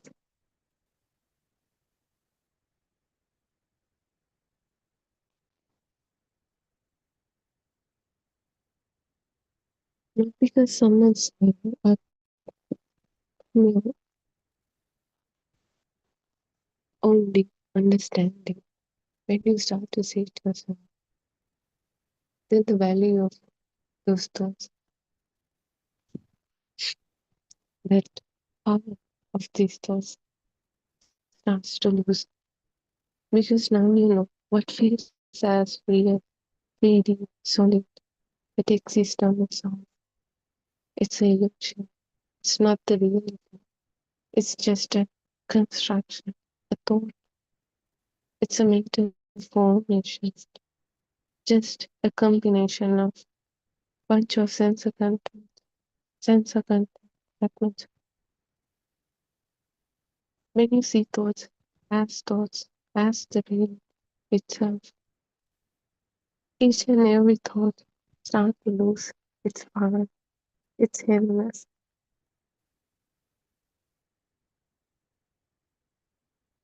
which means even the self. The self itself is also a thought that also starts to loosen its power. And now Instead of blindly believing the thoughts as the reality, as something existing, you start to see the experience as a process, as something that has been created. It's an illusion, not a fixed reality. Each and every time, simple sense of contact triggers these thoughts. Thoughts triggers these thoughts. More thoughts, more story, this illusion. Without causes, there will be no thought, no effects. But there is no control, no owner who does these things. Instead, you start to see this truth.